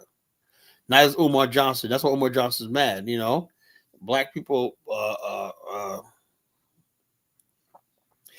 Kemi says, Black America don't really stand for anything. Well, no, it's true. There's nothing basically we stand for because everything in Black America is always centered around poverty. We're not impoverished anymore. Everything was always said about racism and poverty and police brutality. Once you get rid of those things that basically black people don't care about anymore, you know, what If do you're you? in poverty, if sorry, cut you off. If you're in poverty, you're just lazy. Cause That's I do it. security. I work at a truck stop right now. Sometimes I work at a truck stop. I always see young brothers with CDLs pulling up in there. I'm like, man, that brother driving trucks. You know they're making a grand a week. Yeah, easy. Easy. 1,500, 2,000. Look at Hustle Smart, man. This guy's making hundreds of thousands of dollars a year, you know? So And so this the there's bottom line, but if you want to do something, get your CDL or become a master electrician or a master plumber, like that. If you There's skills out there if you want, you know. and principally say, is there a poor whites house? Poor, no poor. But look, the bottom line is the poor whites, you know them, right? They're basically out there fucking on drugs, meth, broken family. And some people have mental problems, on drugs and everything like that. But for the most part, white people got it made in this country, poor because people just opt out of the system. They don't want to work. Some people it's like that, they're on drugs, they can't keep a job and everything like that. But there is no such thing as a person basically poor because they can't find work. I don't believe that, It's an option. You want to be poor. Poverty is a mindset. You want to be poor. You can work two jobs, go to school. You can make the money. I make over $50,000 a year. I do security. There's money out here in Texas. It's thriving out here. You are right. Stay in Texas. Don't go back to California. I'm thriving out here. So if you can't make it out here, that's on you. You ain't shit. Yeah, that's how you gotta be, man. Because like I tell people all the time, and the whole thing is when you making money, your politics change. Your politics change. What we always had was we always had black people who were making money, but politics always been like, oh yeah, we gotta do this. Now black people are like this, like when Donald Trump said he's gonna cut Section 8 off down to 2 years, black people aren't complaining, because they're like, yeah, man, maybe people should get out there and find something like that. Black people are like, yo, look, if I could do it, you could do it. That's the way black people think right about now. What we call food stamps, the criteria for food stamps are going to get stricter. All stuff like that is changing, and black people are not saying this. They're saying, we're not basically, medical transport. I have my own medical transportation business, but don't ever contract with Care. Find where you can bill Medicaid yourself directly. That's a whole lot of paperwork. It's probably better because those other companies like Care, they take all the money and they don't really do nothing. I had a medical transport business. But if you have a medical transport business, what you want to do is get bed to bed, like bed to bed. That's where the money's at. Like bed to bed means that you're taking somebody from the ER or the treehouse, whatever like that, and you basically buy bed and then you take them to their house upstairs, wherever like that, and place that's bed to bed. That's where the money you can make like $400 or $500 each leg. That means going and coming, you make $500 each. I'm trying to get into that right now. Sorry to cut you off. I'm trying to get into that right now. You need to get yourself like a sport. We call those like a cargo van. Yeah, well, you do that, but the thing is about medical. Only thing about that is the insurance is really high. The insurance is really high, but if you could basically, I would not do that unless you're doing bed to bed because that's when you're gonna make real money. You need a freaking van, cargo van, right? But you got to hook it up with certain things where that can hold down. It has to be equipped. They inspect your van because I had the business. They inspect your van where you can build bolts and straps down. They'll do it for you. They'll take it to make it available. You got to also put that siren on the top. A bunch of other stuff, and Well, what basically, about Uber? I just started doing Uber. First, I was like, no, I'm calling Uber. But I was talking to a lady at my job. She said, I was doing arm at the courthouse. Very nice people, man. Great people. She's like, you should do Uber Eats and Uber together. Uber is a nice supplemental income. I was Right. Uber years ago, and I was one of the first Uber Lyft drivers in my area back in 2014. I was like the first Lyft driver in my area. And so basically, I was like, man, I said, I might get when they first pay, I was like, just for driving people around my own car. Also, I looked at that money hit my bank. I was like, holy shit. And then I got the Uber app. I was doing Uber and Lyft one night. I was making so much money. I was making like $400 or $500 a day. I was like, damn. I'm trying to get to that point, man. But I was burnt out though, man. I couldn't, and also after a while, man, I just couldn't deal with the personality. I used to have all these drunk chicks and whatnot. I got tired of it. Yeah. I was You like, gotta watch out. I just started buying. I bought some Lysol today. One guy got in my car. He was drunk. He kind of smelled funny. I said, "Damn, this is customer service, though." yeah.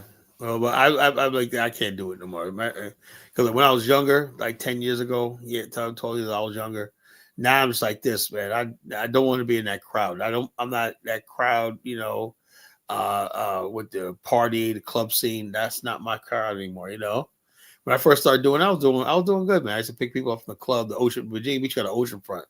I used to always try to avoid those, but that's where the money was at. People, would go from Virginia Beach to the airport and whatnot. Shit, that one run was like easily like $100. I was like, damn, Mm.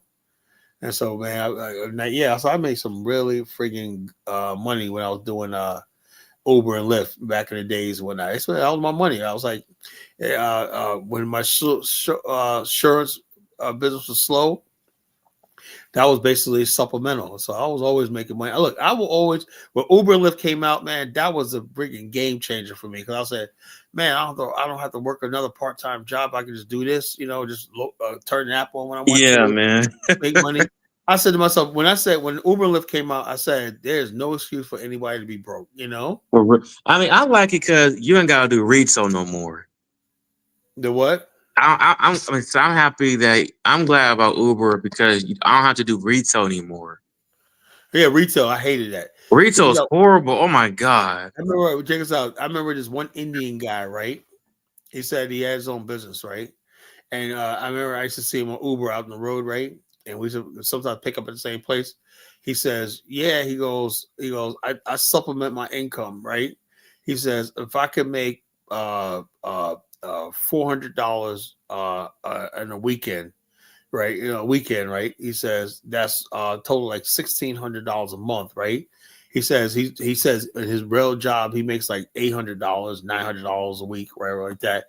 He says this, he go with between these two things, whatnot, I'm making almost like $2,000 a week. He was telling me.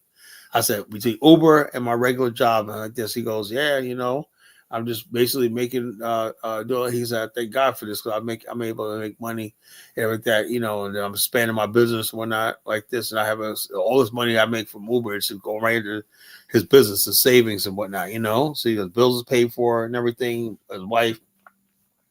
But he was like, man, yeah, man, it's a great thing. That was like one of the last nights I worked. I was like, yeah, it's good. But so I came off the road, man. I was like, I'll be honest with you, man. I haven't done Lyft and Uber in like 5 years. I did it back in 2020, and I was like, nah, I had enough of that, So why? Because I make so much money in insurance now, I don't have to, but if I ever need some extra money, I do it, but I just can't. But what's other thing is good is doing Uber Eats and DoorDash. You make really good money doing that.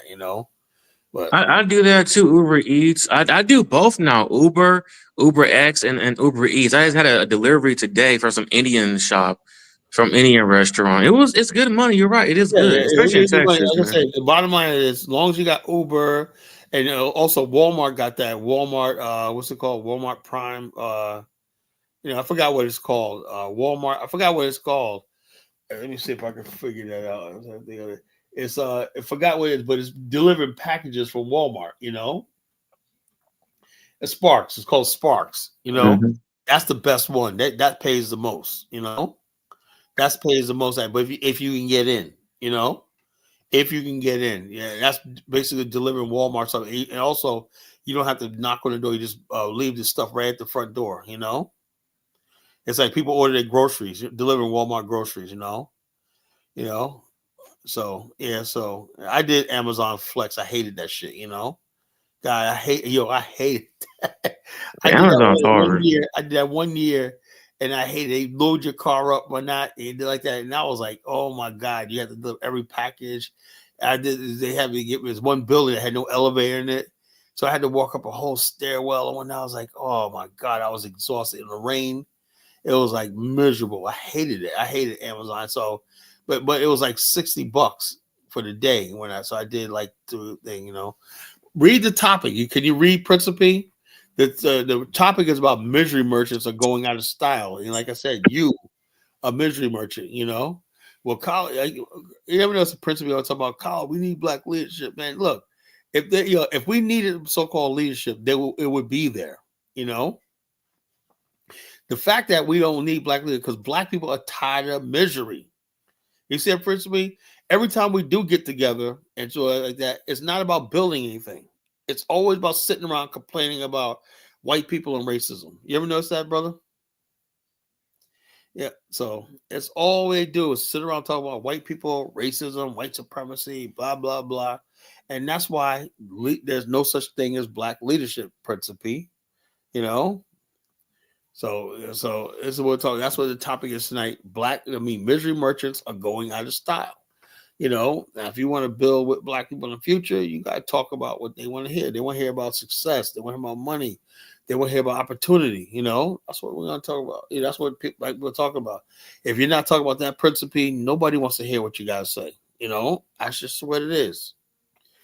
I don't know how else to tell Principe when I got to say it in Greek. Like I translate it in French. Nobody's sitting around no round table in a fetal position talking about Black America's problems anymore, blowing smoke up each other's ass, And so we need black leadership enough to do what, so tell us to get out there and vote for the Democrats again, tell us we got to vote for Kamala again. Okay, yeah, yeah. So I'm sorry, them days are over, We got to fight for DEI, Collar. No, we don't. No, the fuck we don't.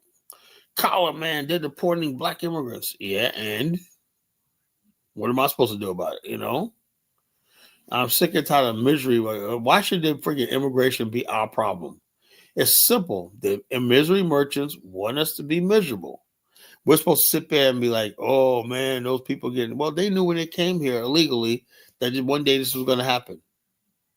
So I'm not going to sit here and be saddened. I mean, it's not the happiest thing about me, but I'm not going to make myself miserable and sick over the immigration issue. What do you think about that, Wise? I agree, man. Immigration, they knew it was coming, especially these black immigrants, these Africans. They gotta learn their lesson. They Yeah, gotta know. they were talking all that shit for years and whatnot, right? Yeah, I mean, a kata of a better than you. This is our country now. Who the fuck are you? Excuse my language. Who are you? Yeah, so they're basically like, yeah, we're taking over. Basically, it's almost telling us that we're replacing you and shit. We're taking No, over. man. Dude, man. They don't want those people here. They don't like their people. I talk to some white folks, and no offense, sometimes they'll slip up and tell you some things. I'll be honest with you, man. I can't stand these Africans. I'm like, what? Yeah, they say some things. Yeah, white people do. They say the same thing to me when I be always trying to defend Africans, but they're like, no, we don't like those people. Whatever. They be saying it, but in front of Africans, Africans feel convinced that there's something special on that. Ain't how white. They don't know like Truco. He don't know white people very well. No, you don't. You don't. They don't care for that, man. Those people bringing their culture over, and I had a lot of white people tell me, no offense, these people don't know their place. They said they think they can just do what they want to do. No, they can't. Yeah, So they think this is Africa. They can do it, say whatever they want to do what they want to do, and they're also high and mighty. Africa's always lecturing everybody. Like I saw this one video about Ubuntu. You got some of these white Americans. Oh, we need to know about Ubuntu and whatnot in the business world. Like you got Ubuntu people going around lecturing prominent businesses about Ubuntu and whatnot. I'm like, if Ubuntu was so great, how come Africa is not developed? mhm. And so I'm like, yeah, so everybody's getting hip to this shit, it's Africa stuff, man. Yeah, I can't wait to go to Africa. It's like it's not developed. They gotta get their I shit like you look, I together. like you look, I'm gonna be in Liberia next week. This time I'll be in Liberia. I love Liberia. Liberia's pretty developed for a developing country. It's pretty developed, ancestors, what they were able to leave behind is remarkable, that you got a functioning country, you got a functioning country and They don't despite all respect this. it though. So the bottom line is this, like I said, I love that's the only country in Africa I really want to go to is Liberia. They Right don't. They now, don't that's part respect of it what's my though, Kala. They don't respect what we built. They don't respect what we left for them. yeah. So they don't. So there's a lot of them ungrateful. Some now I'll tell you right now, they'll listen to people like Elvis, right? When you go to Liberians on the ground, because they listen to African American culture and music and whatnot, they always say our people from America. They always say our people from America that came here, whatnot. They consider themselves American too. That's what they say. They consider themselves part of Black America. And everything in Liberia, whether it's the indigenous, whatever like that, they always talk about that connection to the Black America. They always talk about Harlem, Detroit, you know, Mm. Marcus Garvey, or not, Malcolm X, Martin Luther King.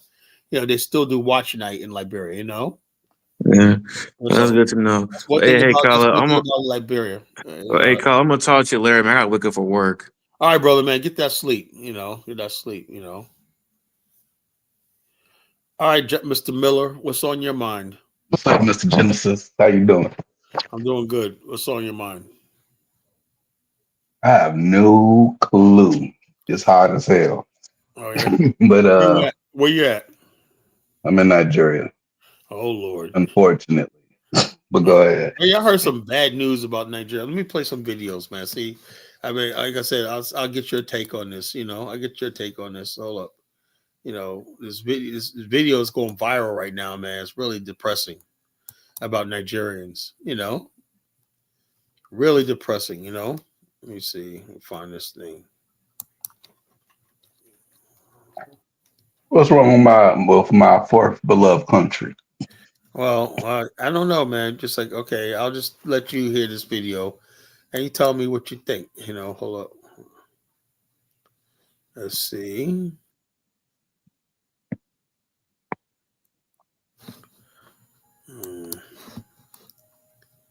Prince of your misery merchant. Come on the platform, bro.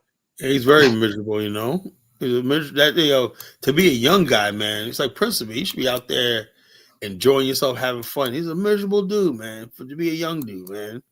Go out there, man. Freaking find some women, Principal, man. Get some other affiliate marketer without relying. When I talk ill of Nigerians will come to my comment section and say, your father and your mother, yourself, you people are also included. Of course, yes.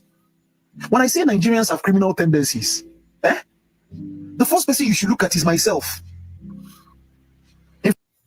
So if you're talking about how lawless, how criminality Nigeria is, oh my God, like even their so-called citizens are already tired of how they are being treated in their own country. And one thing Nigeria always love to come out is to deny the fact that they are being mistreated, they are being maltreated in their own country because they don't want other country to laugh at them. They always like to prove that they are tough, but whereas they are really, really suffering. Seriously, guys. The level of lawlessness in Nigeria is too much. What's even more annoying is the confidence for the lack of consequence. Like the fact that they know that nothing is going to happen.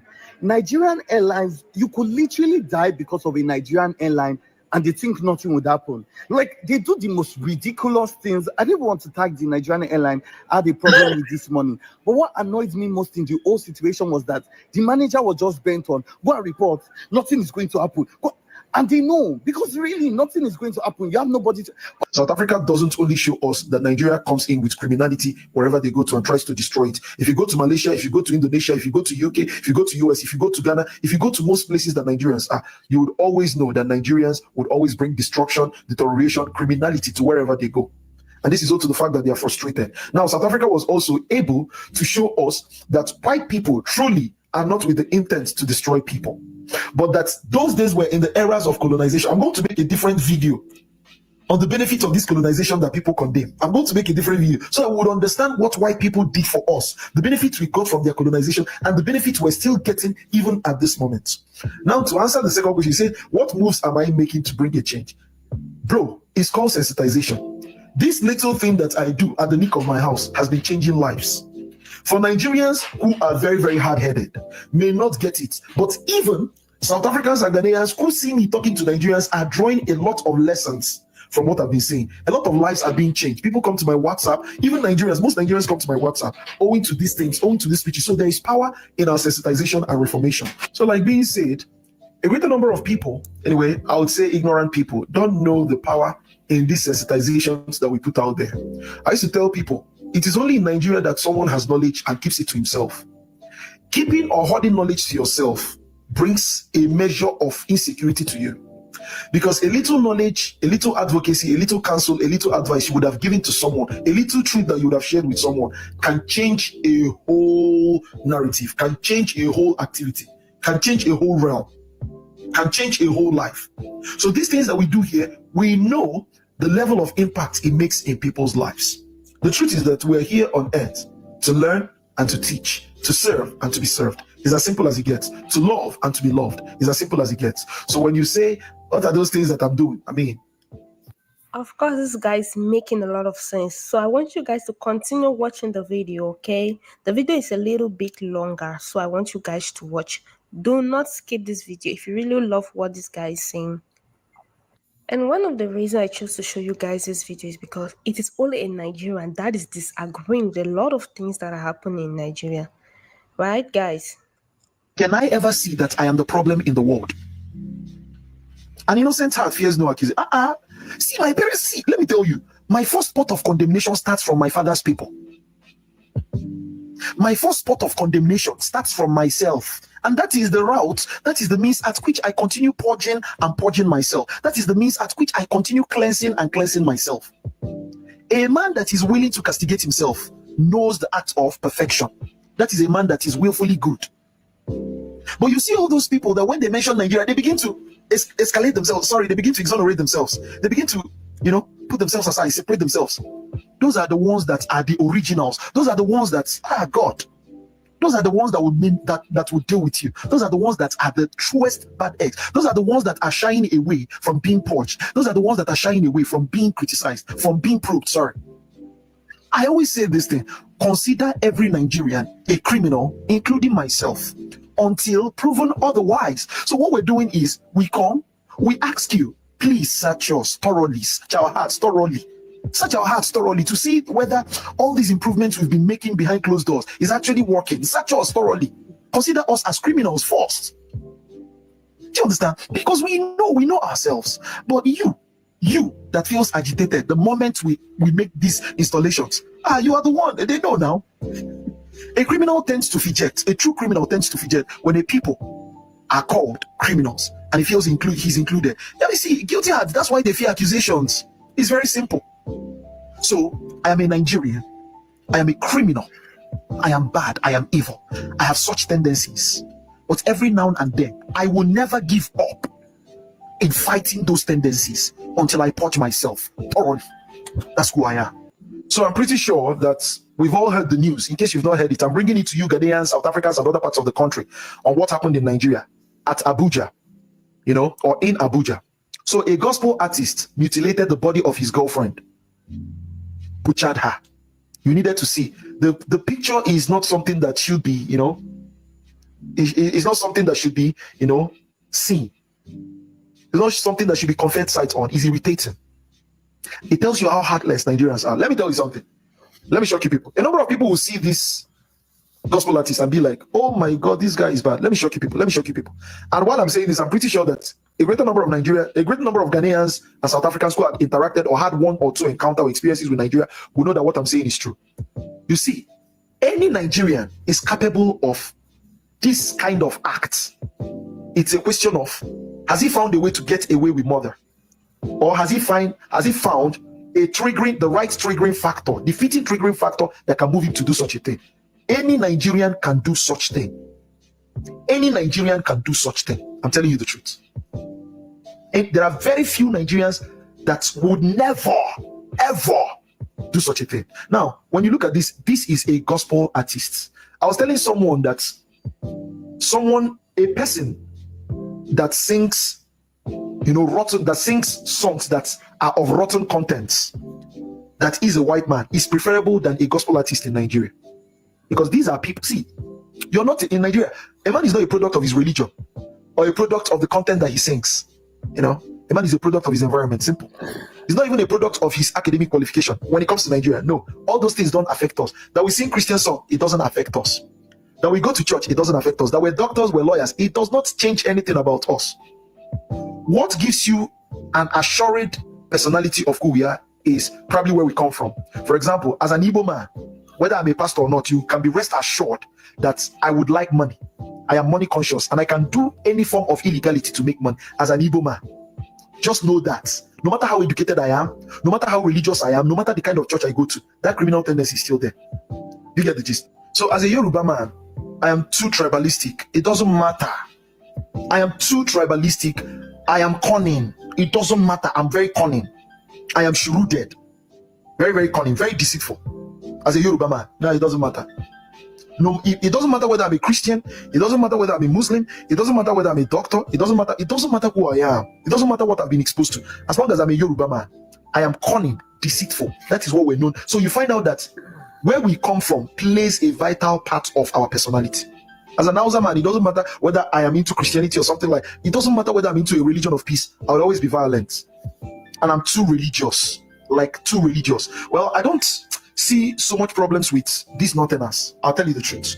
In fact, if you tell me to handpick, at least to take something in Nigeria, I prefer to lean towards Northerners, irrespective of the fact that they are violent.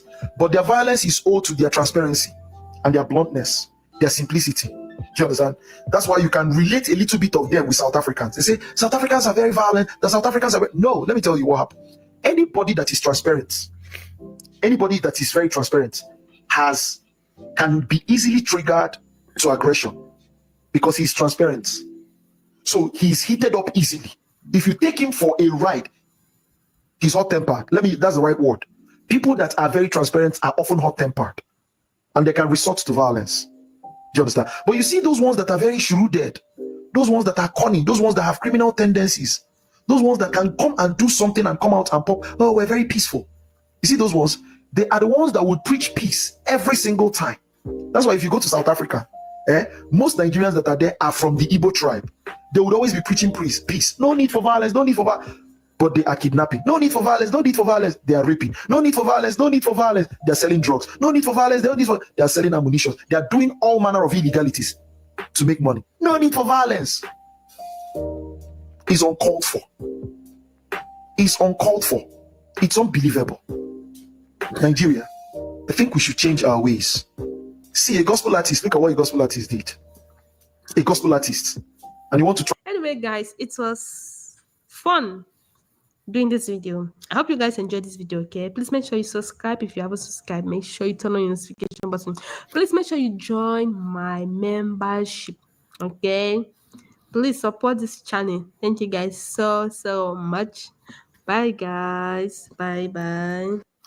So what do you think about your beloved Nigeria, bro? All right, now. Half of what he said is true, and then the other half he's just frustrated talking. Yeah, but yeah, he said about Nigerians dangerous. That's a Nigerian talking. He said we're criminal. Yeah. He said I'm a criminal till Ola's up here. Oh Lord, I'm gonna get it tonight, man. I'm in trouble now. Ola. But I want. But Kyla, aren't you and Ola in the same place? When are you guys gonna hook up? And he's in Lagos. I'm in Abuja at the moment. Oh, we will hook up though. I would like to hook up with my Benny brother, but that the idea that Igbo people are just all about money. I mean, you're in a poor country. I don't get that from Kid Ola. No, you need. He's not Igbo. He's from Benin, but. I get what the guy is saying to a degree, but at the same time, why the hell wouldn't you be about money? We saying you're in a poor country. You're in a poor country. What we're talking about is when they bring that to a country like South Africa, Malaysia, Indonesia, and they make all Nigerians look bad. Well, see, the thing is this, right? One thing I learned, one thing I've seen personally, like. In a lot of these countries, if a Nigerian does something, they overly put it in the media because Nigerians are just simply used to being bashed anyway. Go ahead and bash them. But when the local population does something, even sometimes, like there was a person that was selling human flesh in food in Ghana, they said that she was Nigerian. But reality, she was a Ghanaian. And also, her father was Ghanaian. People commit crimes overseas or whatnot, and they actually from Sierra Leone, actually. And they'll just say that they're Nigerian, just blame it on Nigerian. There's automatically say I'm Nigerian and whatnot, so not to take their own country. That's messed up. Yeah, so Nigerian just had a tainted reputation globally, and so people know that they can just go ahead and exploit that representation. Yeah. Now, as far as the country being violent, yes, it is a very dangerous country. I think I said this plenty of times that the number of homicides within Black America could be done in Nigeria. I mean, talk about since slavery. If you add it all up, could be done in Nigeria in one year. But we're supposed to be very dangerous and violent people. We have guns. They don't have guns like that, and they still can get the job done.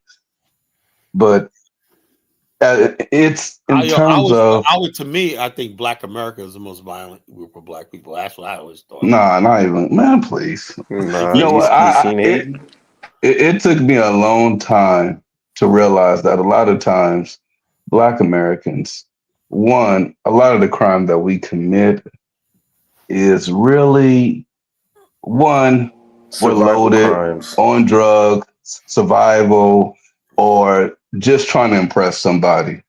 Yeah, but generally, after no, I'm dead. Man, come on, Kyle. Down here crazy, man. It reminds me when I was growing up, and I remember that we wanted this perception, and I think I was talking to Dre about this recently when he was like, Detroit is bad. Detroit is bad. I'm like, it ain't bad, bro. I've been hearing about these cities being bad forever. We want our cities to be bad and dangerous and violent, and just so we could say that we're from these areas. Check this out. Newport News is really dangerous. You know, I'm telling you, Portsmouth, that's no joke. These people, these places, Norfolk, yeah, you can get murked. Like in Virginia Beach, just yesterday, 2 cops got killed in Virginia Beach in a shootout with Negroes. Virginia Beach. Yeah, so, that's nothing. No, it is something. A police officer getting killed when I gunned down a traffic stop. Most police officers get killed in the United States. They're usually killed by white people. I know that, but I'm saying that's what. But the Negro is supposed to be the dangerous people. It's not. It's just not realistic. Well, I think we get so used to being promoted as violent that we accepted it. Jay, only thing I did disagree was I worked in club security, man. God, I won't do black clubs no more, man. Black clubs, man. Like I said, we had this one DJ, Mr. Nice. He used to crack me up, man. He said, "Yo, man, thanks for doing a good job." I go, "Do job what?" He goes, "Whatever you do, man, just keep these savages away from my DJ." Because basically, he says he told me, he said he have a thing how to calm the crowd down, right? He said I play something like raw. He goes, he could see how the crowd changes by the music he plays, right? He said, then I bring them down like that. He says, a DJ is responsible for how a club turns out.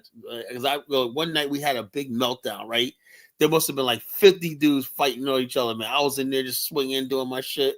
It was like security, everybody was just rumbling, man. And also next thing you know, pop, pop, somebody let off guns. Somebody snuck a gun in the club. And everybody, I crawled out the back door because somebody wanted to get shot, And the next day we just act like we came in, we all regrouped. Everybody saying, "Know what happened yesterday?" Yeah, man, it got out of control, man. These 2 gangs were there, and so we should sort of warning signs. Then I started working inside, right? Because we should have sort of warning signs. These dudes were like throwing up gang signs against each other and whatnot on the floor, right? Next thing you know, all I know, this dude came up and said, "Bip," and that set it all off, man. Everything. It was like, holy shit. And then people were like, damn, they'll look at me like, damn, I didn't know you could fight like that. I was like, damn, it was life and death. But the thing is, I know, man, look, man, if you ever seen a club where you got dudes like 34 pumped up, and this a few times I've been in clubs in Virginia, it'd be like almost 100 people fighting, females busting bottles over their faces and whatnot. I'm like, I've never seen. I looked around, so I've never seen a situation like that. I've seen bar fights and whatnot like that, but people come to a club. They're supposed to be out there having a good time and everything, and just like that, man, it's like people bring their hood and all that into the club, and they get that alcohol and whatnot. Maybe because of the alcohol, people will be coming there coked up, alcohol and shit like that. And telling you right now, it is just a friggin' matter of time before it fucking explodes and whatnot. And I've never seen anyway. Now we had some African dudes that come in and whatnot. They thought they were tough, whatever like that. They got into a brawl with some brothers. The African dudes who stuck to each other and whatnot, like a little clique, whatever like that. But some of these brothers from these hoods in Virginia, man, are some dangerous dudes, man. Some tough, dangerous dudes. This one dude that we fucked up one night, right? He basically shot the club. One night he tried to run down the road. My boy Pac-Man hands went down the road, caught this motherfucker, put him in the back of the trunk, and brought him back to the club. And basically, all the security, I didn't touch the guy, right? And so the dude, DJ LES was there, little punk. He's Nas's DJ. He was working that night. He was going to amp all that shit up. Them motherfuckers beat this motherfucker, right? I mean, really beat him, right? This dude stood there and took that shit like a man. He said, yo, he didn't beg for mercy or nothing. He just said, yo, everybody just like, he would just, everybody just got out there, left him in a pile of blood and whatnot, you know? He just took that shit like a man. I was like, damn, these motherfucking Virginia niggas are some tough motherfuckers, man. Nah, that was probably the adrenaline, bro. You feel me? That dude just sat there. Yo, we pulled, the Pac-Man pulled him out. 100% adrenaline. Pac-Man pulled him out of the trunk, right? And when he went and got that nigga, he pulled him out of the trunk. And next thing you know, the owner of Dave said, you shot my club? Pop, pop, pop, pop, pop. Then Phil and all them hands, all of them, they just gave this motherfucker just beat. These are big motherfuckers. Hands, Phil, Pac-Man. They fucking pile drive this motherfucker. They was just hitting him so fucking hard in the face. And dude just sat there like, just took it like a man. You know, he took that shit like a man. I was like, I had to give him that credit. The dude didn't beg for mercy or say, I'm sorry. What like that. He just took that shit like a man. He's like, damn. All his other boys got away. And he just took the beating for his crew, you know? And we sent a message out there because that was at night, man. I almost got shot, right? We're walking out to fucking put out the trash. And next thing you know, it was like this dude, Johnny Cash. You can look him up online. It was Johnny Cash. He was a white boy, you know? He was a rapper. And then this dude said, yo, Eminem, man. He said, yeah, crowd like Eminem. That's what set it all off. They said, what did they say to Cash? He'll say, next thing you know, bop, bop, bop, bop, bop, bop, bop, you know? And this motherfucker, Johnny Cash, got one little graze on him, right? He didn't get shot. He got a little graze on him. My homegirl, Candace, got a bullet through her leg. And he got one little graze on him. And next thing you know, he's on the radio talking about, yeah, bro, I took a bullet for you. And that nigga, you didn't take no damn bullet. You got scraped, you know?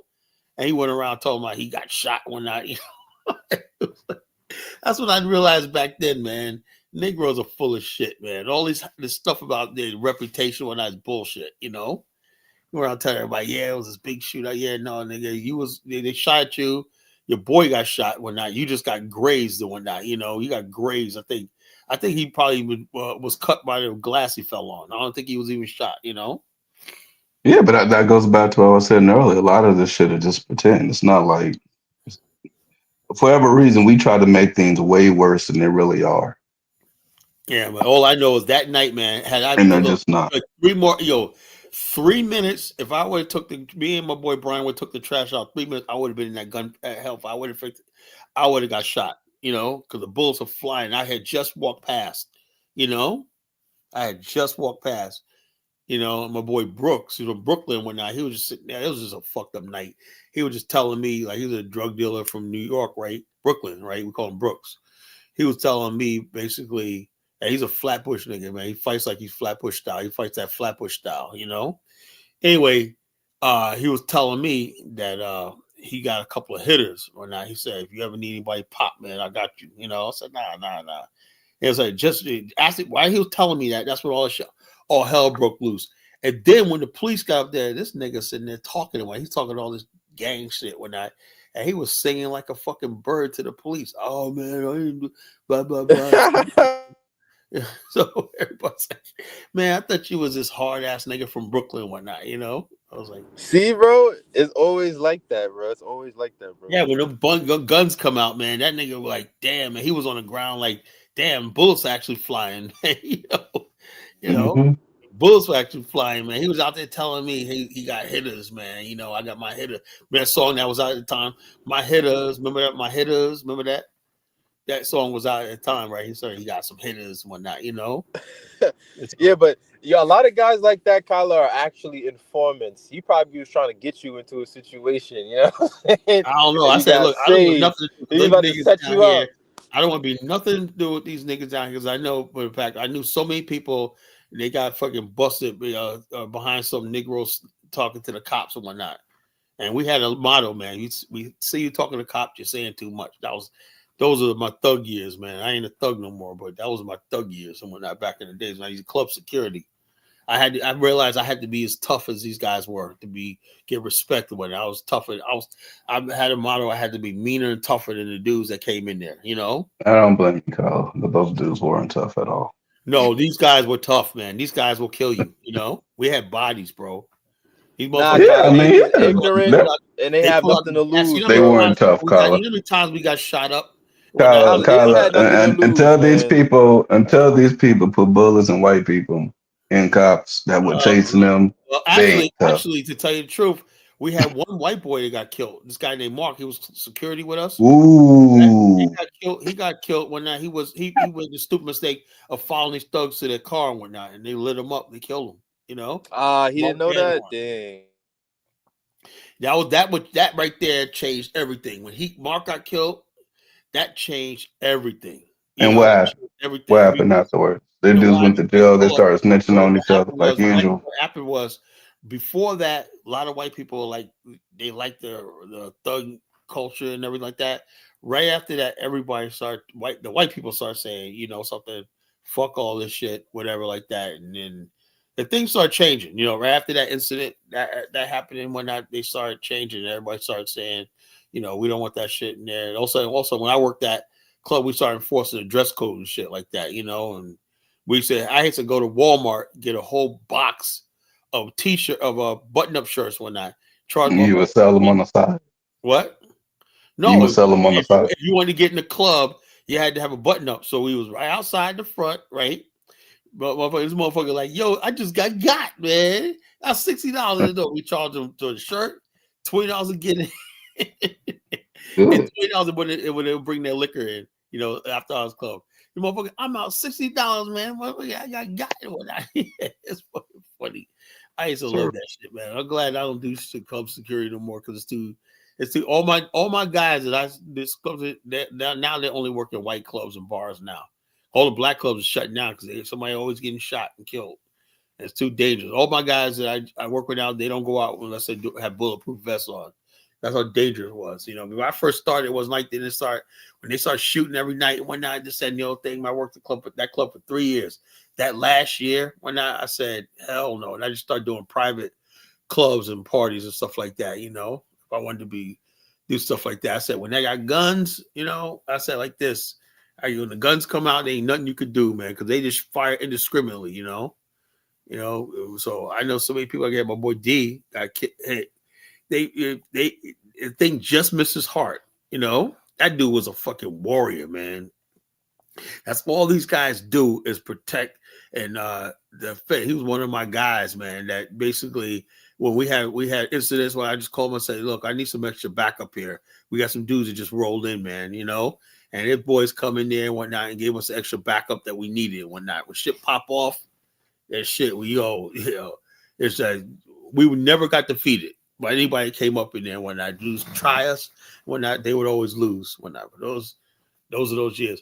Let me get Kidola in here. Kidola, what do you think about that video I played? Oh yeah, thank you, Kyle. Jonathan, man, how you doing, bro? What's up, man? Jonathan. Just shaking. K-Roll, you seem like a respectable Nigerian brother. So what do you think about that video? The video? Yeah, the guy said Nigerians are criminals until proven otherwise. I think it's just exaggerated I think because it's just there on the YouTube. I think you sound like you were serious though. Nah, I understand. I think that gets from East Africa. Look, there are a lot of Igbo men who are very genuine. Majority of them are genuine people, do genuine business. There are very tiny of them who are into bad shit, right? Most Nigerian people naturally they're aggressive in nature. You understand me? In talking, in business, what they're doing. They're also very aggressive criminals also. You understand me? Okay, Kara, I'm in the old school side. See, when I was growing up, you have to define what is your job. How do you make your money? But things start changing later, normally in the society. So people start more, these dudes that, when Nigeria started leaving Nigeria shore, the good ones who left become good, the bad ones also follow through. So these bad ones, when they come with their bad businesses, they're very loud in the society. You understand me? They're very loud, they praise themselves, they show off. So most other people want to join them also. So that's how this thing become a little bit confused also, Nature. Yes, an Igbo man, would they say an Igbo man love money? Yes, they love money. That's just the truth. They are women, their men love money. But that doesn't mean that they're all like that. Some of them they're into education, some of them they're into businesses, but they're very business savvy. That's just the truth. They're very patient. They do their business slowly. They can be in Nigeria, they can be in anywhere. They will embedded themselves into that community. Before you know, they control shops, they sell you this, they sell you that, but not by force, not by anything. Most of them have this Christian mind also, but that doesn't mean that some of them, few of them, it's just tiny of them. In every side, there's also bad people also. Even in their society, if you check their makeup of their society, they also have things that the village, their tribe make and also not tolerate also. That can be abomination to them. You understand me? But that doesn't mean that they are not evil ones also. The Yoruba ones are most simplistic. That's where you get it wrong. Oh, the Yorubas are corny, they're this, they're that, they're that. They're very, if you check their life, the Yorubas are not too into money. If you left for the Yoruba, you can buy a house for $1,000. You understand me? If you left, say, for the Yorubas, they don't want to change the price. They just want everything to do what it is. They are very simplistic in nature. You understand me? They are more like people who are very superstitious. People who said, I don't know if I can go there because my spirit said not to go there. So they're very spiritual in their thinking, So not all of them they are corny. So in all this society, for a person like me that grew up with multiracial tribe, I have good friends in every tribe. I have friends that you grow up together. You say, hey man, I'm hungry, man. Do you have food? Don't bring the food. There are people that also I know that are very bad also. But it depends what kind of life that you want to choose. So just the way they are bad armed robbers in Nigeria, some of them they are very wicked armed robbers in Nigeria. You understand me? Very bad, evil human beings. The problem of all these things have to do with the corruption of the country, which is our leaders are heavily, nastily corrupt. So when you see a leader that is very corrupt, that they just, picking this money, doing things and everything, and guess what? They kill the spirit. And a lot of people contribute by killing that spirit. It came during the Obasanjo time. Nigerian society where every military man overthrew. When they say you bad, they overthrow you. But what did they do? They pump money into the society. I really don't know, man, but the truth of the matter is not what is portrayed in Nigeria to be that's actually what Nigeria is. Nigerian people, they're very honest, they're generous, but yes, there's some ones that are, man, that really destroy the name. But you have to understand, Nigeria market. Common sense tells me that I don't believe that negativity about Nigerians. I don't believe it. I don't believe, because I know too many Nigerians that are friggin' just good nature. Kala, if you want to do business, right? Nigeria will tell you up front, this is your percentage, right? So that there will not be problem later. There's no corniness about it. Straight up. It's okay, bro, let's do this business, right? It's okay. This business, what is my take inside? You understand me? What is my percentage? Okay, this is your percentage. When everything comes, then we have to share it to that percentage. But when you want to double cross the percentage, that's where it becomes nasty. They don't joke with that. If you steal that money, they'll go after you. But they don't just go after you because of 100,000, 500,000 naira, or let me say $2,000, $3,000. No, they don't go after you. They go to you with millions. You understand me? They will really check you out immediately if they can. If they can, they will. It's kind of like mafia way. So you have to choose what path do you want to follow. You understand? Is the route that you want to follow? But Nigeria, place where you can make money, do business, and everything. But you have to also be very, very careful. That's why in Nigeria, we don't look. A lot of countries, I understand in Ghana what Jonathan just said, that somebody is doing nasty things, there's a local, but say it's Nigeria. But that's what it always been.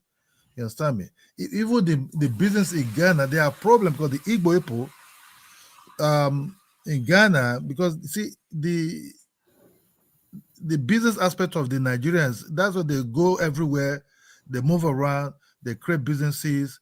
Then the locals started hating them because they could see what the locals need and they will bring and give you on the cheap price.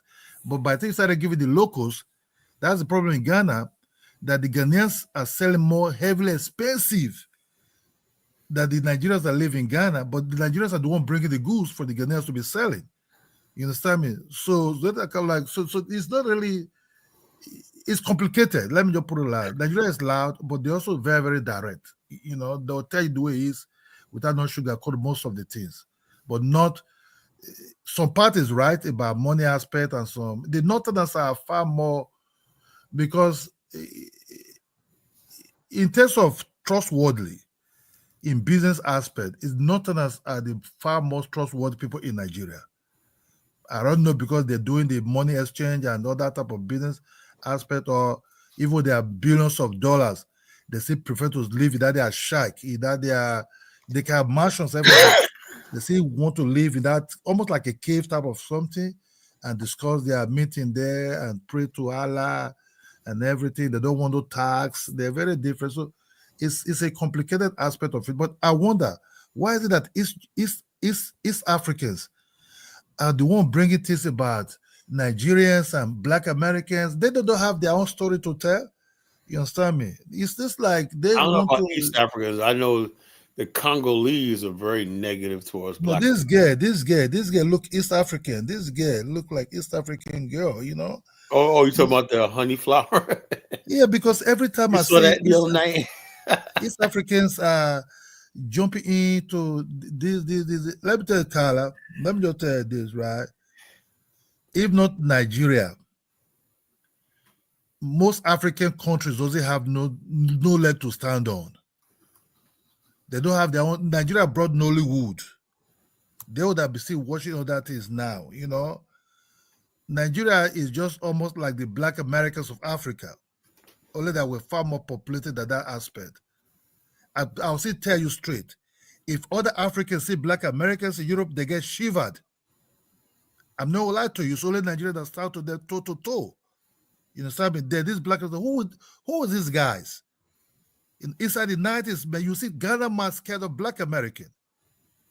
You understand me? I'm just telling you this one right now. You know, Ghana man will be very scared of Black American. Was hey, good afternoon, sir. Very timid type of way. You understand? And What about the? I played a video yesterday about some white guy put a comment about Khalees, and I forgot what country she's in. She basically bought a bunch of land, and some white guy said, "Oh, the African Americans are colonizing Africa, right?" And all these Africans piled on. Yeah, they got colonizer mentality and whatnot. What do you think about that? You know, yeah, do you because think African Americans are colonizing Africa? no, for Nigeria they're not, because we move similar type of way also because of capitalist, you know, Black Americans move as they grew up in the capitalist system, right? They want to buy things, they want to sell things, they want to do business. It's business, you understand me? It's business. That's why if they come to Nigeria, they're not colonizer. Rather, we will go into competition together, because we used to competition. You understand me? Toe to toe. You understand? If you have your money, I have my money. We have to go towards competition. If you beat me, I will shake you. You tough. Then I have to go other place to see where we conquer. But if you have to go place like Ghana or some of these places whereby their mindset is a little bit, they look at you in a way, they can just hate you just because you're making money, or they can just hate you. They think, oh yeah, because you're this. I don't think it's just about the mindset of business. So you cannot bring Black America into like business buying and selling, or they have to invent something that you have to call it. But it's just the way they grew up. It's just about their mindset of how to make money. They have to survive to make money. Money making, I have no sympathy for anything. If you want to make money, you don't have to have sympathy. There's no emotion into it. It's direct. What about I'm gonna ask Barudi's question in a minute. What about manufacturing in Africa? How come I don't see people making stuff from scratch? You know, Africa has a lot of craftsmen and whatnot. How come they haven't basically gotten into the manufacturing, global furniture making business, all kinds of stuff that they could sell on a global scale? Because you got cheap labor there, you know. They have it, Colin. Just that it's not massive. Yeah, I'm talking that about China when would we do. have massive stuff. Yeah, that's good, Jonathan. Africans have been trying to look when you're not into the big market aspect, they will get to you, because they will always come to they will come in a tricky way to get to your market, especially if they have proper government.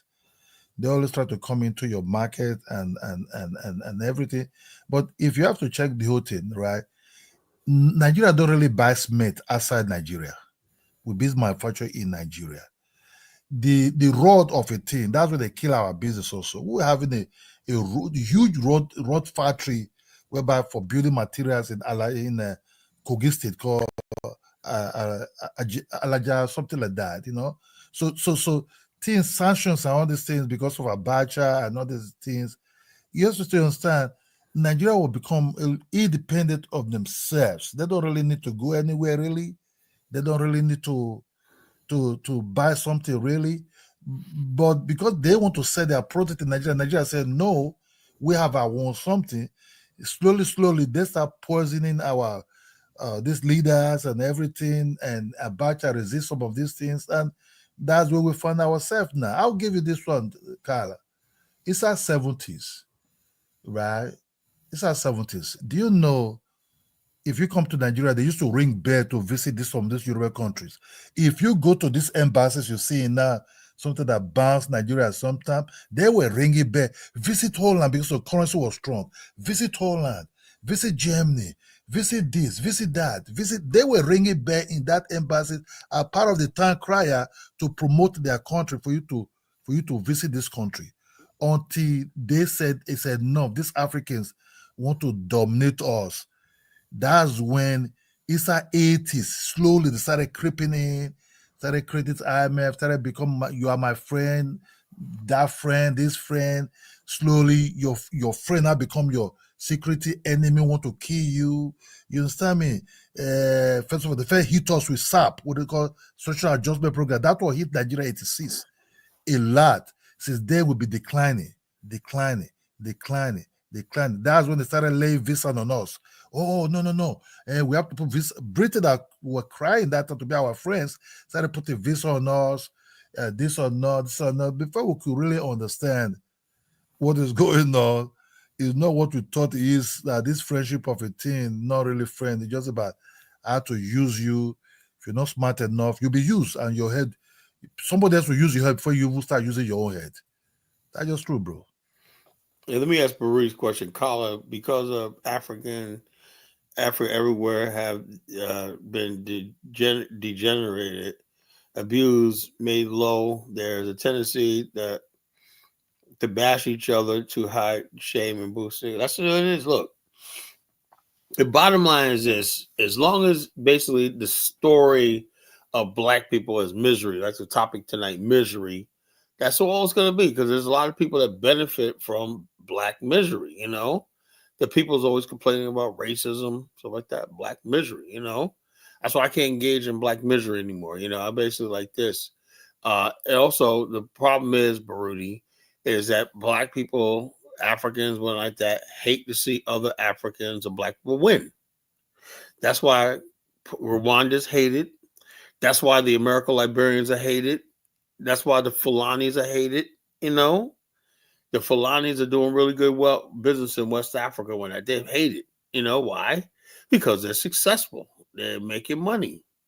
They're good traders, and they have been for centuries. You know, they're successful, and I think Nigerians are hated because compared to a lot of other Africans, they're very industrious, you know, and somewhat better. I don't see the energy coming from other Africans that I do with Nigerians, just to be honest with you. And you know, and a lot of South Africans blame their problems on Nigerians. You know, I mean, I just don't know. You know, but Principe thinks I'm all over the place. But let him come up here and explain to me what I'm talking about. But one thing Principe is just not. But the fact of the matter is, call it Black America is the hated global Black people. And the Nigerians are the hated African people. There's no other group than that. Maybe Jamaicans might be the hated Caribbean people. I'm not certain. Well, Carla, what you have to understand is this: is when you have when you see what is saying that why some of this South Africa this problem is South Africa live in their country, right? but they don't say things. They rely mostly on government handouts in that place during the Mandela time. Oh boy, don't let Losey hear No, that. no, no, no, no. I want because let's just be honest, right? They know it's not their fault. We're not into this capitalist business of a thing. The white people the one controlling it. You're the one cleaning the pool, mopping the house, washing the cars. Ooh, You that's the don't deal. know Check us out. That is a serious charge. You're saying that the South African blacks are lazy. No, and not lazy. It's not about lazy. It's not. They will not be included into the business if into the business aspect of how to do business, negotiate, say something, do other things. You know that is not their fault because if the essence of that country, they will always be put it aside in anything to negotiate to do trade. You understand me? They were used to dig the gold, the diamonds, and everything. So they were mostly used as a laborers. So they can be dispensed. You know, they can delete inside that hole. They can get sick. They can do anything. So when you're not on top of the table, how to turn this thing to be something, you don't really know how to operate on that level. So when you say you just be where you came by cleaning those pools, become a nanny, what you used to garden, clearing the grass and everything. So when they have independence, that's why they allow other foreigners to come in who have that kind of professional skills. But oh no, Lewis is here to defend Ghana, man. Although I think you said the wrong thing. oh yeah. So Here come Lewis, man. He's gonna give yeah, me the Ghana spiel. yeah, it's good Lewis is here. So what I'm trying to say is Oh, I just want to tell I was gonna go to end early and go to what bed, I try man. to Here's say, Lewis. Carla, what I try to say is this: if the Black South Africans would have allowed mingle with the other blacks that are coming, people like from Zimbabwe or West Africans, I agree with you. They divested from the rest of Africa. they would have learned the business aspect of all these things. That's just the truth. There's no shame. There's nothing shame about it. That's just the truth. When Africa was asking for independence, the Ghanaians were ahead. But what happened? Azikiwe, Enaro, they all went to Ghana to study. You understand me? That's where the independence of it started coming to Nigeria of it. You understand me? So it was not like the Nigerians out of the blue say, oh, how do we get this independence? But no, but they saw, I go to Ghana because the Ghanaians was already having the ideas of Kuruma already. So he transferred that ideas into the Azikiwe head, the Enaro head. The Enaro now brought in their Wallowers and all these guys. You understand me? And because they were sitting down together, they were very vocal and very hard about the whole thing. That's why the independence, that's why Ghana have independence in 1957. They pushed Nigeria, do it immediately now. That's when Nigeria independence came inside 1960. That's just the truth, you know. So it's about sharing ideas. It's like you able to sit with somebody, learn from them. You understand me? You have to learn from them. That's just the truth. That's why I could say it about Ghana, but bro, don't get me wrong, bro. I love them. You understand me? I can see that's what I can see. We fucked up. We got fucked up. You know, listen, we got effed up with. Right. Hello, Kidola. Hello, Jonathan. Yeah. And I think you have a brother there. Forgive me if I forget your name because I can't see the name too well. My screen on my Principe. That big. Yeah, Principe. All right, there, Carla. Listen, good topic. Listen, unfortunately, as black people, we often are too slow to see the competition. You know, we're too slow to realize the game until we are forced into that situation. We all knew about each other before the white man came, not as much because we didn't travel beyond our borders that far. But later on, when we got together, we started, just taking too long, not realizing the bigger world. We only look at our village, not realizing the bigger country. We only look at our country, not realizing the bigger continent. Now, we're in a situation whereby our brothers and sisters went to the Great Marathon, more or less communicating with us now. We're on all the show together. Now we can see the bigger world, where they saw it long time ago. Even if not their poor people saw it, the rich, the elders who led them saw it. We've now got to see it. In answering your question regarding the business between Ghanaians and this, it's very simple. You go to Nigeria for a loan now. I think, is it 10% Nigeria, Kidola? for a loan? Oh, If you go to the bank for a loan. Is it Yeah, if you from go the to the bank? bank. Oh man, it can be up to 22%, bro. Oh, it's gone up. It's gone up. A couple of Yeah. years back, I found it was about 10-15%. You go to Ghana for a bank loan before the Nado came in, it was about 25-30%. You can check it on Google. There and then, you've lost the competition. If a Ghanaian businessman stand there, Nigerian businessman, before they get started, competition's already gone. By sheer numbers. Competition gone. You're both going to China to buy the same product. You've taken a loan, you're paying 35 to 40%. The other brother's got 10 to 15%. You've already lost the competition. So Ghanaians used to put their hands up like this. The economy wasn't moving very well, so people just got frustrated until Nanado came in. He forced all the banks that were badly performing, because what used to happen is the banks would definitely perform badly, the private banks, and then they would give it to they'll go to the government and say, look, we can't do this and can't do that. They were taking people's money, they were building real estate to make money, but they wasn't making the money fast back enough. So when people went to get their money, there's a problem. So the Nado had to step in, close all the bad performing banks. Now we've only got a few banks, but they are lean and well disciplined. As a result, people are lending money to us again. Because we got the gold standard back again in Ghana, now the economy is sort of doing well. But unfortunately, Nado is not there in power. He's brought back, the Ghanaians have brought it back into power. That corrupt man that we know as Muhammad, he's got no vision for us. All he's doing is sitting on what Nanado has built. So by sheer numbers, each individual country in Africa has had to do things their way, and we're not moving forward. Now we got free trade. Now the difference is gonna come. Yeah, at the end of the day, we've got to learn how to do business with each other. Okay, manufacturing. That's what I'm going into when I get back to Ghana. I'm not just looking at Ghana, no. Sierra Leone, the biggest market I've got there is Nigeria. I've got to now compete and make a product so good that it can compete with the Chinese to make the Nigerian businessman come to Ghana, buy from me in bulk. They do that already with Club Beer, Star Beer.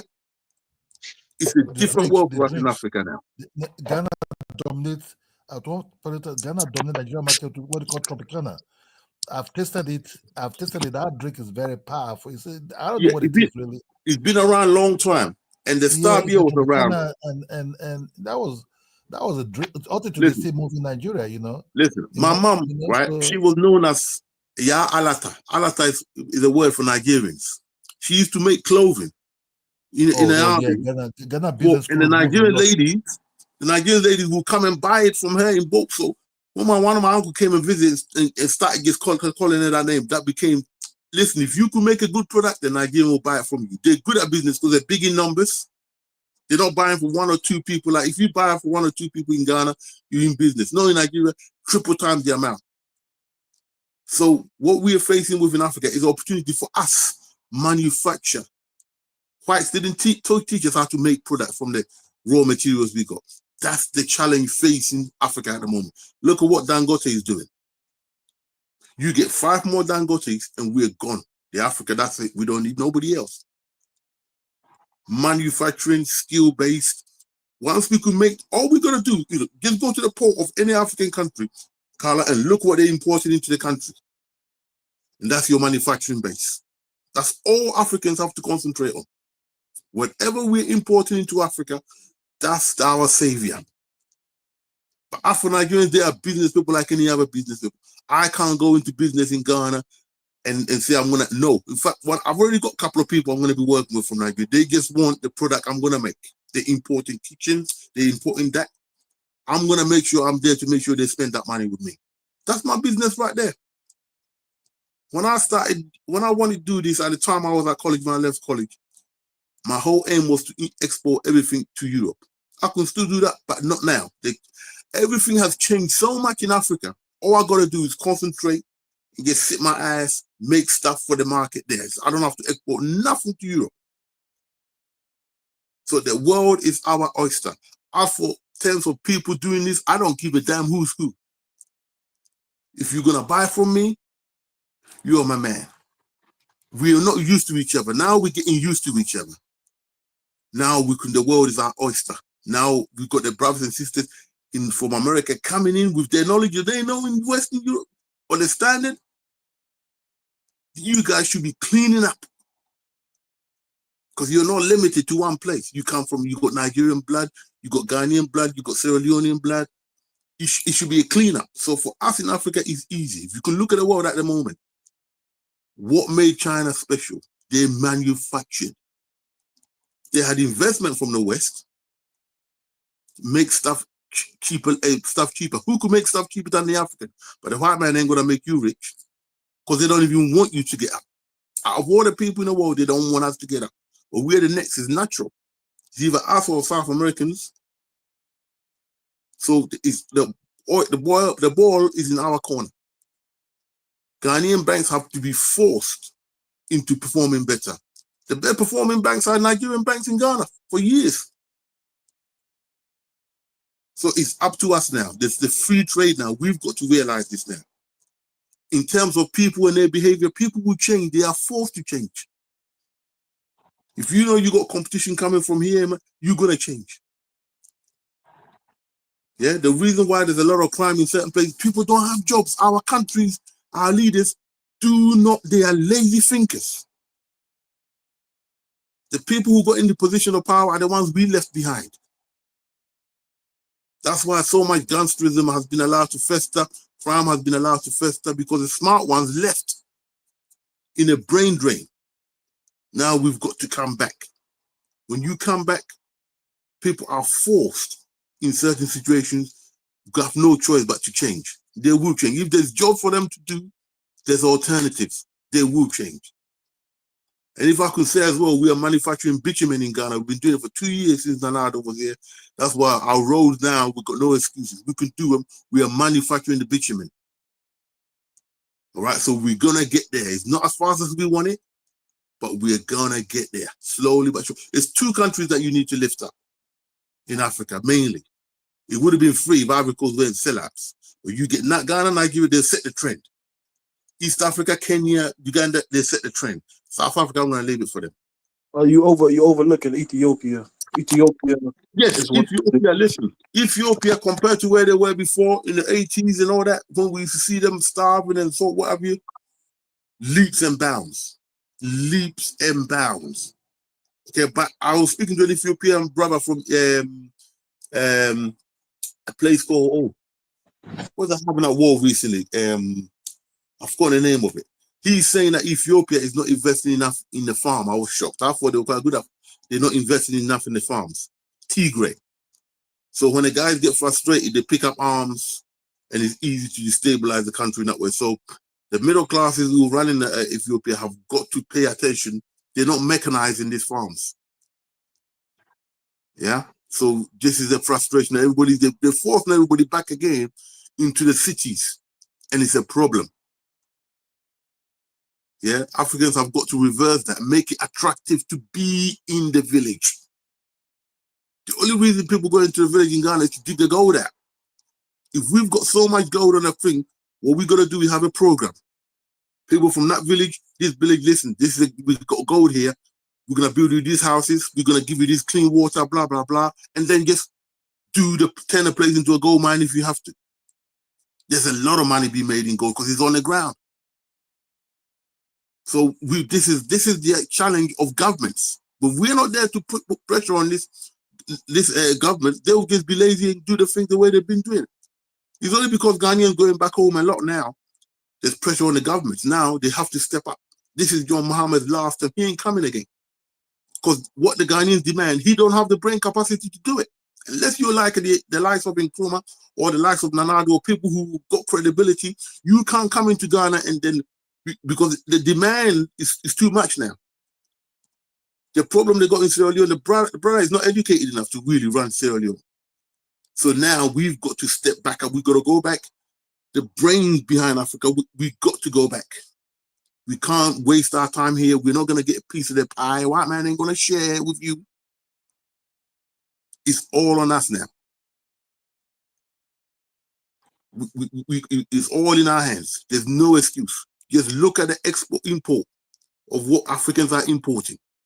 Make that. Push the education system so people make that. The reason why I was able to learn the skill I learned, because we were still supplying them timber from the third world countries, which is part of the Commonwealth, and they taught the poor people how to make goods with the machine. And that's what I learned. I attended the London College of Furniture, and I was fortunate to be in among the poor whites who they were pushing to be, and that's how I learned my trade. A lot of racism. I tell you what I went through, you won't believe it. But you could do the same with the garment business, shoe manufacturing. If you go on YouTube, Carl, and type in Kwame Nkrumah factories, you will be shocked at what we were making. Televisions, fridges, trucks. You will see yourself just shocked. These are the basic. The IMF stopped us from doing all this because they wanted a submissive, dumb, and docile black man. They love that. And I give the example between Frank Bruno and Lennox Lewis.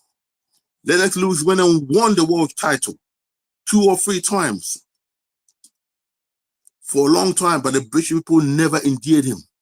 But they love Frank Bruno. Frank Bruno only won half a title. They love that dumb and docile black.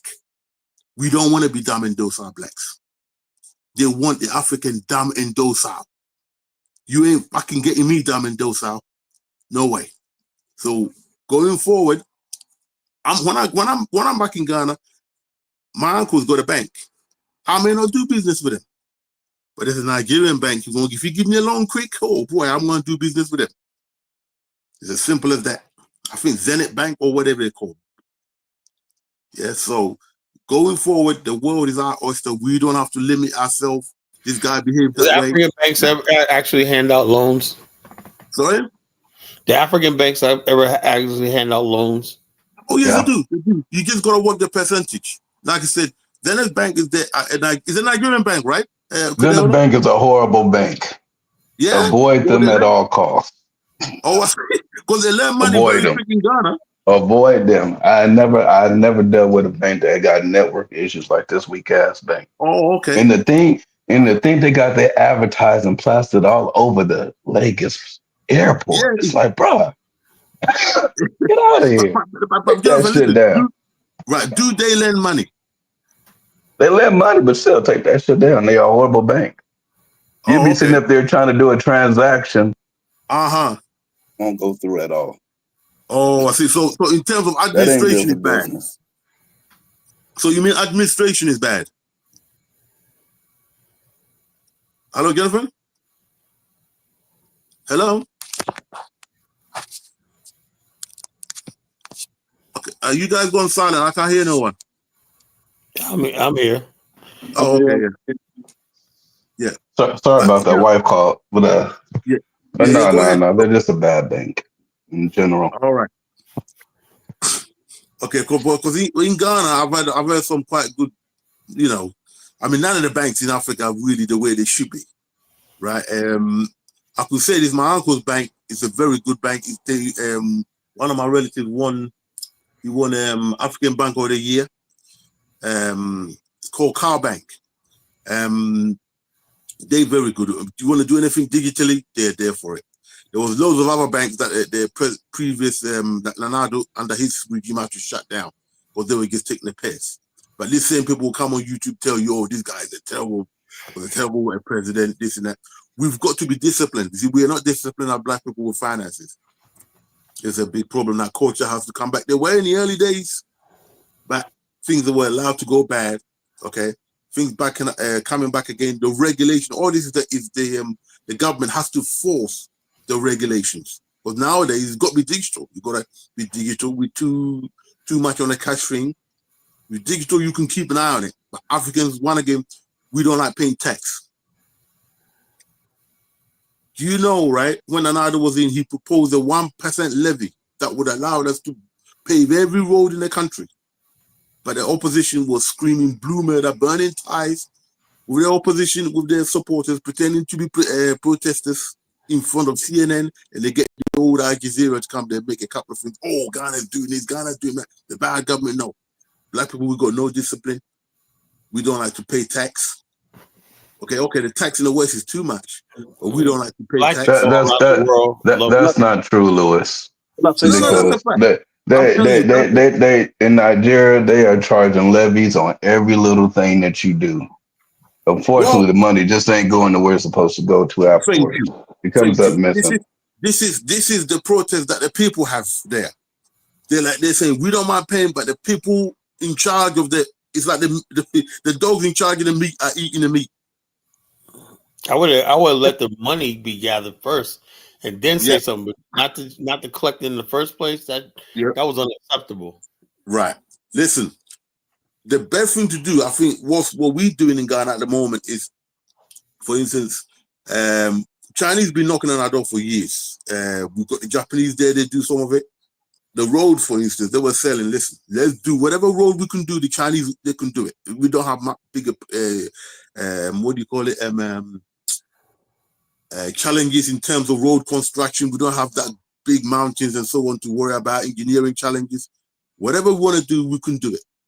Let the Chinese do it, and let them have the road charge for a certain amount of years. You negotiate, okay?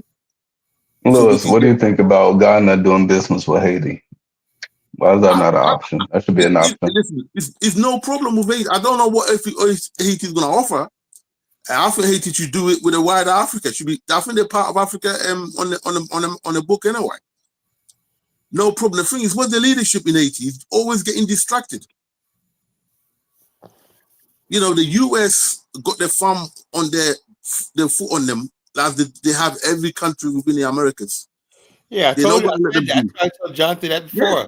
In America, it's divided. It's the America runs because the Monroe Doctrine. That's it.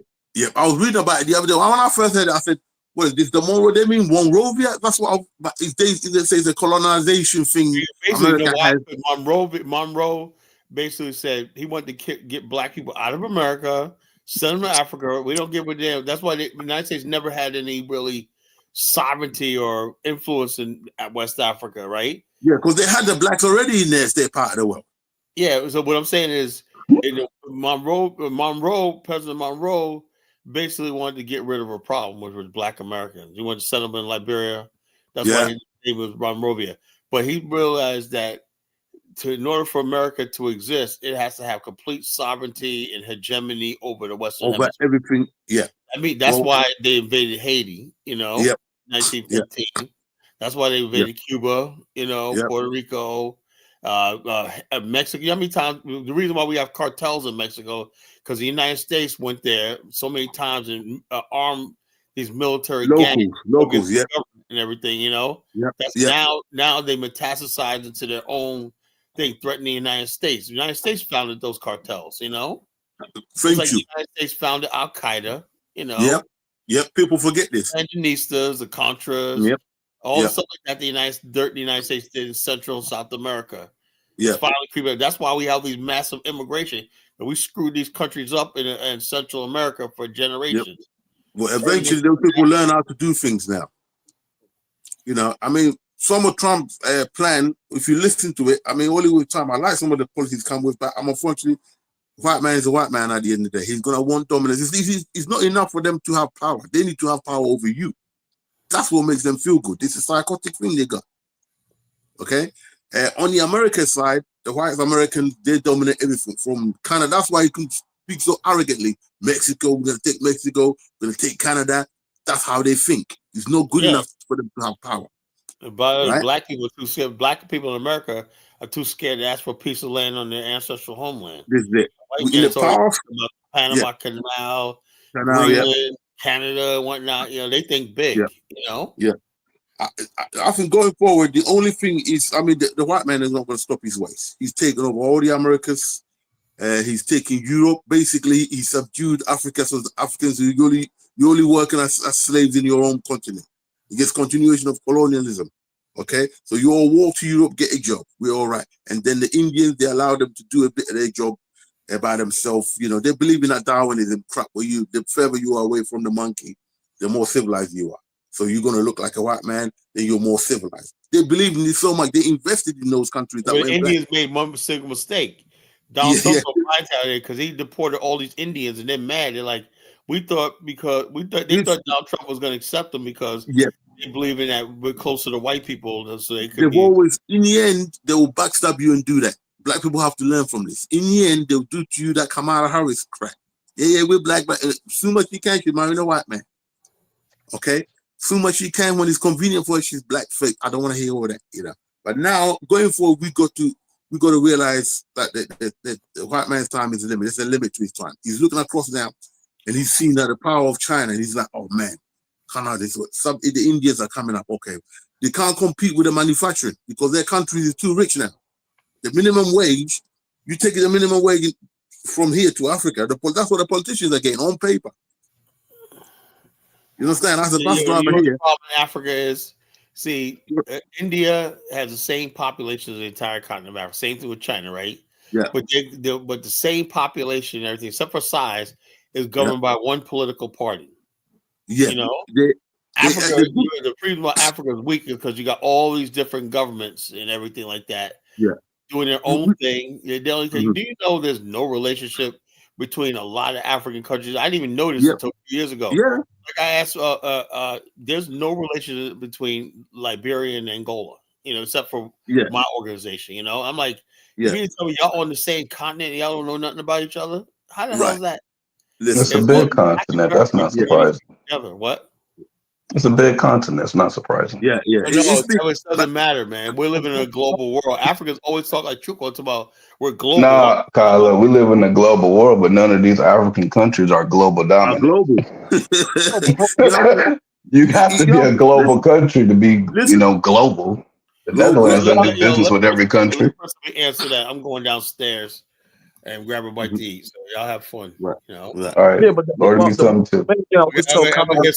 I'm gonna hear some principal explaining right now. Go ahead, the AU, man. The AU is probably AU. You're gonna be better fit to coordinate and do all type of things. Stop it! I'm going downstairs, man. Here with the AU babble. The AU is the biggest mechanism to organize black people in the modern day.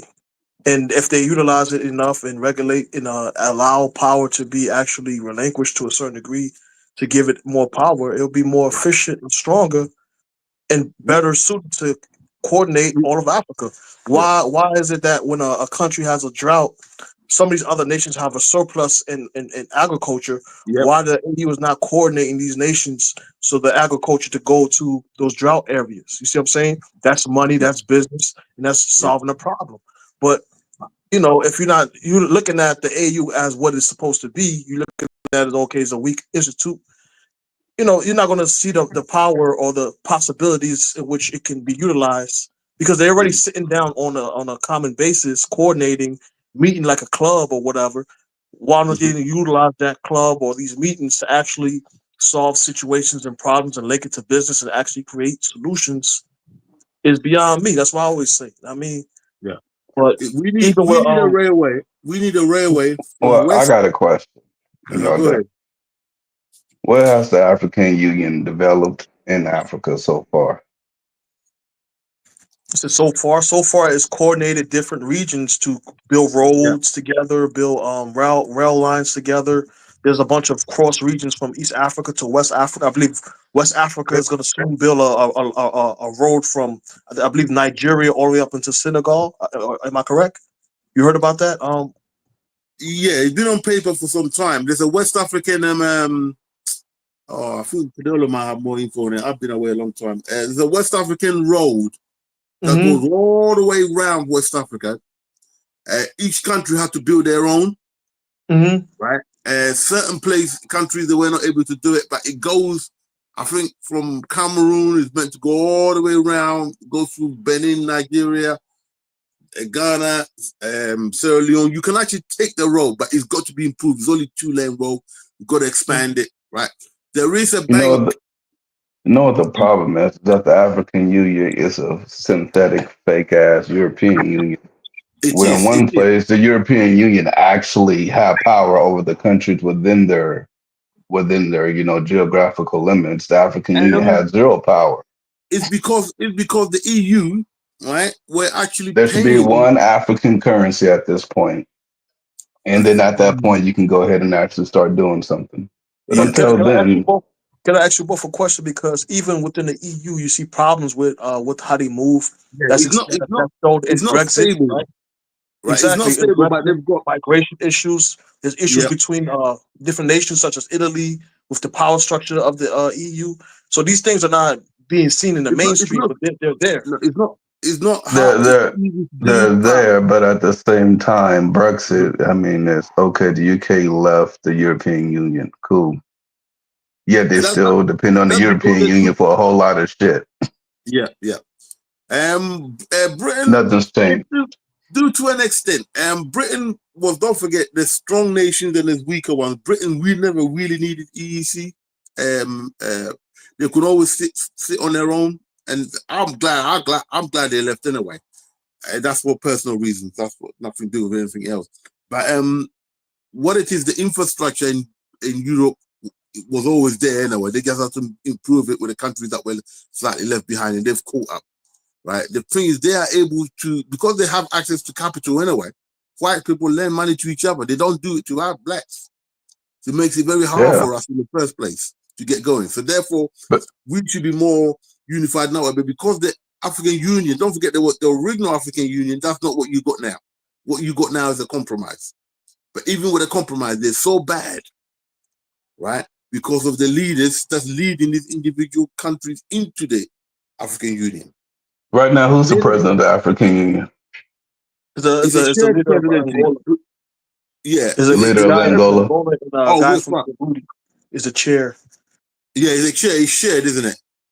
Yeah. From Djibouti. Now, But now, you Can I ever say find it something? interesting that the leader of the European Union is always going to be someone from one of the most powerful, richest countries within the European Union? oh yeah, But Because it just simply makes sense. no, it doesn't, because sometimes It's a share. The same sometimes the thing goes for ideas. that one as well. They share it. It goes round. Yeah, not really, It but does. It does. It does. It No, goes the round. presidency is it goes around, but the chair was voted upon by different nations based on What ideas. You see what I'm saying? is the So powerful yeah, nations? but Is the strong nations that started it. Like the Mhm. main one was Britain, France, Spain, Belgium, Netherlands. They're the main ones. The colonizers. Let's just Mhm. say it that way. They were the yeah, main I ones mean, behind it. what's the chance of a stone having being the president of the European Union? No chance of now. No, but they had that 2 years. In other So words, you could. in Africa, why shouldn't the president of Nigeria, South Africa, Kenya, or Ethiopia completely just dominate Oh the yeah, Because competition? they may not well, always have number the best one, idea. Jonathan, they're the ones that were paying towards it. They're the ones actually pay 2% or whatever they got every year towards it.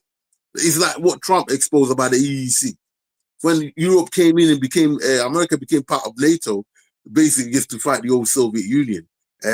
America used their power under Biden to stir up crap in where they're fighting now. I keep forgetting the name of the country. To such an extent that we almost came to, yeah, yeah. To such an extent we almost came to World War III until Trump sort of stepped in and done what he's doing now. Completely unnecessary war. But the bigger nations will power and they will go in there, they will do the bribe, they will get Zelensky and act up to be a president, keep stirring shit up until you get boxed down and realize you can't fight against the Soviet Union. Then you realize you've been used. Now a real president steps up and say, hey, get out of the way. We're having peace without even talking to you. What we need in Africa to happen is that the leaders have to step up like they did in the original people that set up Independent for Africa. Don't forget, we had two groups, the Monrovia group and the Casablanca group. Okay, unfortunately, the Casablanca, I think the Monrovia group lost to the Casablanca group and you end up with what you got now. Okay, but we are forced, as black people, we are forced now to have a stronger African Union. The free trade is what's important. Right? I think the former president of Ghana, Nana, made a speech in Nigeria about yesterday or so. You should hear that speech. It's a very good speech where he emphasized that Nigeria has to take its place as the economic powerhouse and really force things through. Yeah, so we can get this union going. It's a union of what? Trade. That's what's important. We get the infrastructure so we can take goods from West Africa to East to West. We don't have to worry about starvation. True. Yeah, we can get but goods you heard from about place to place. We should the never be. You got one place that's so tropical where anything grows over there. All right. If you've got a market to make products, sell wheat to this guy in Ethiopia because they love to eat bread, what are we gonna make you? We're gonna grow that thing for you just for that. Yeah. This is a threat to the Europeans, so they don't want you doing that. But that's what we've got to do. We've got no choice. We will step up. Black people will step up. We just got to make sure that we don't have idiots in positions of power.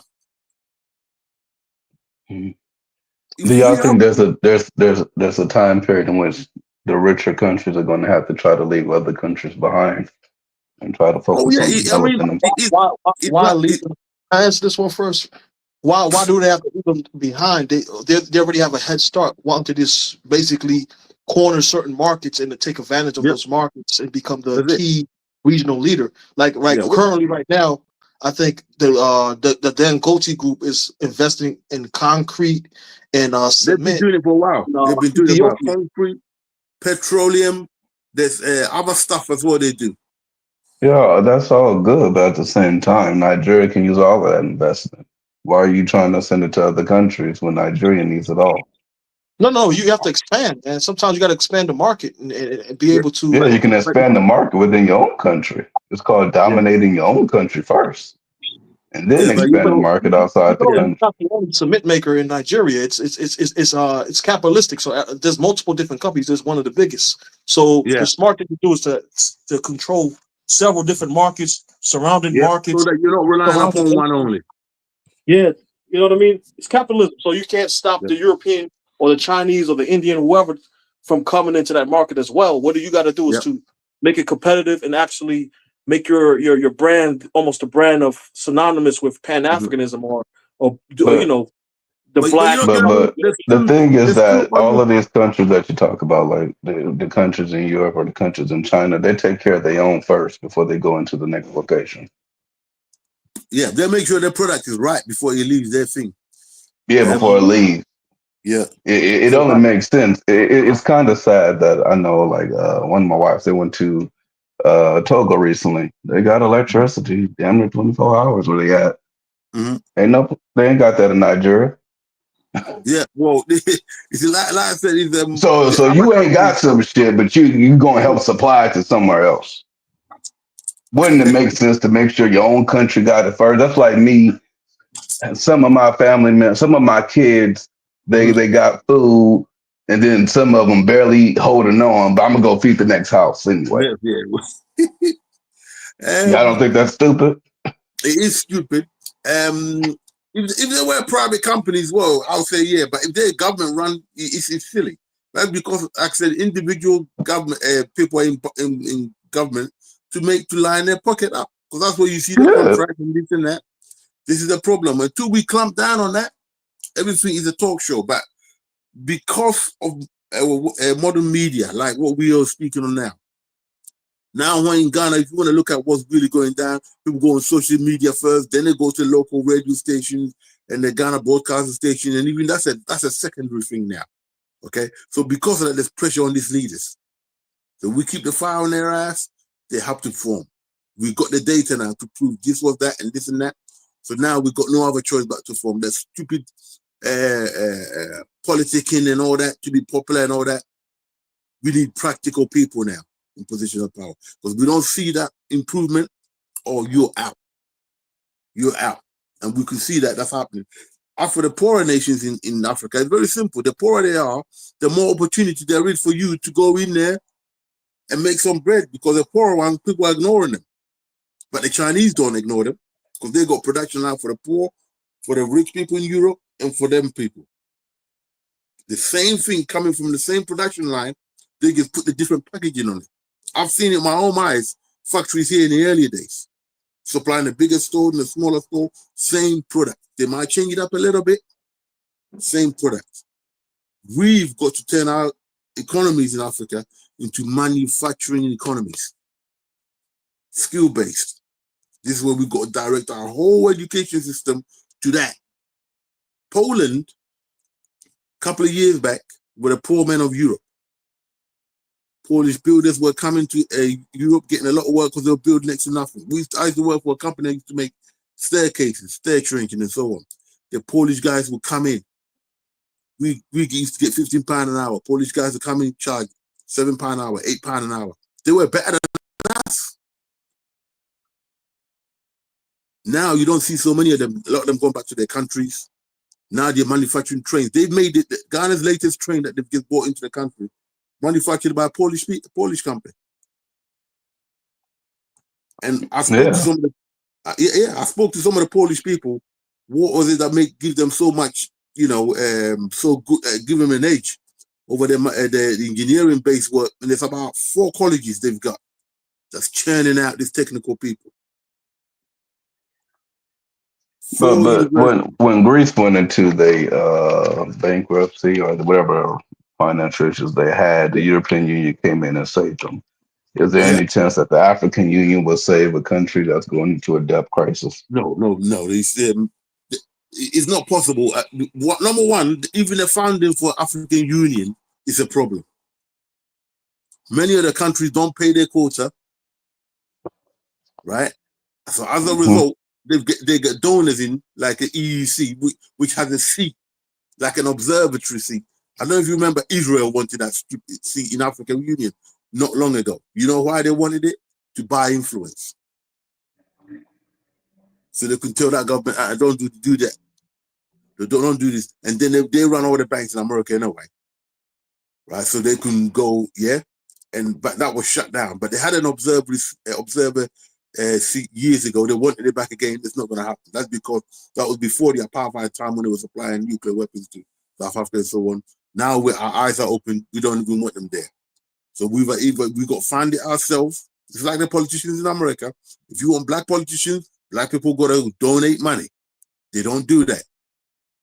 So they're going to go to a white man, beg for money. Then when they get in, they do exactly what the white man wants. Then we get frustrated. Oh, why? We got to fund them. And Nkrumah got into power through the silver coin donation. With all the pesos we used to get, all the poor people put it together and give it to the party. That's how Nkrumah was able to get up there. It had a socialist face to it. All the rich people was in the opposition party. If we're not prepared to do that as Africans, then unfortunately we're not going to be represented. We're always going to come up short.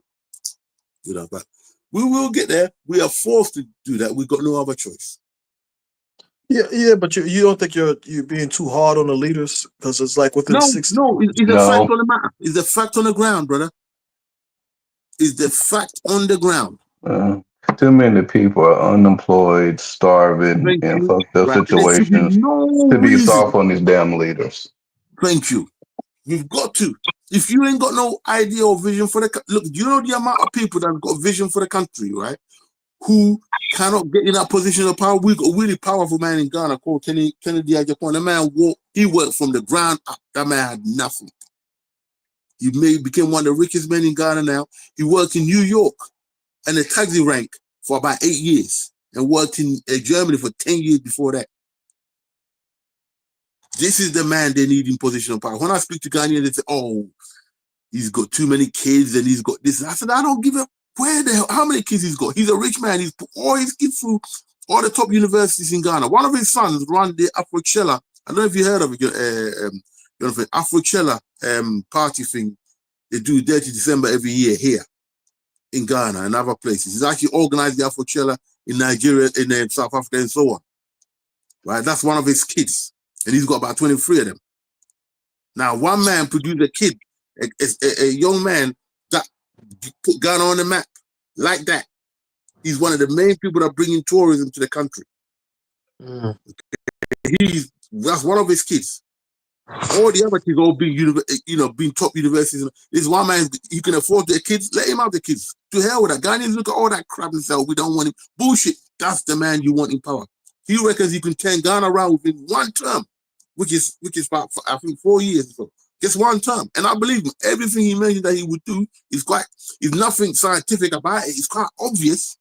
But Ghanaians don't think they want to be all slow or we don't want to hurt nobody, man. We need it right across Africa. Yeah?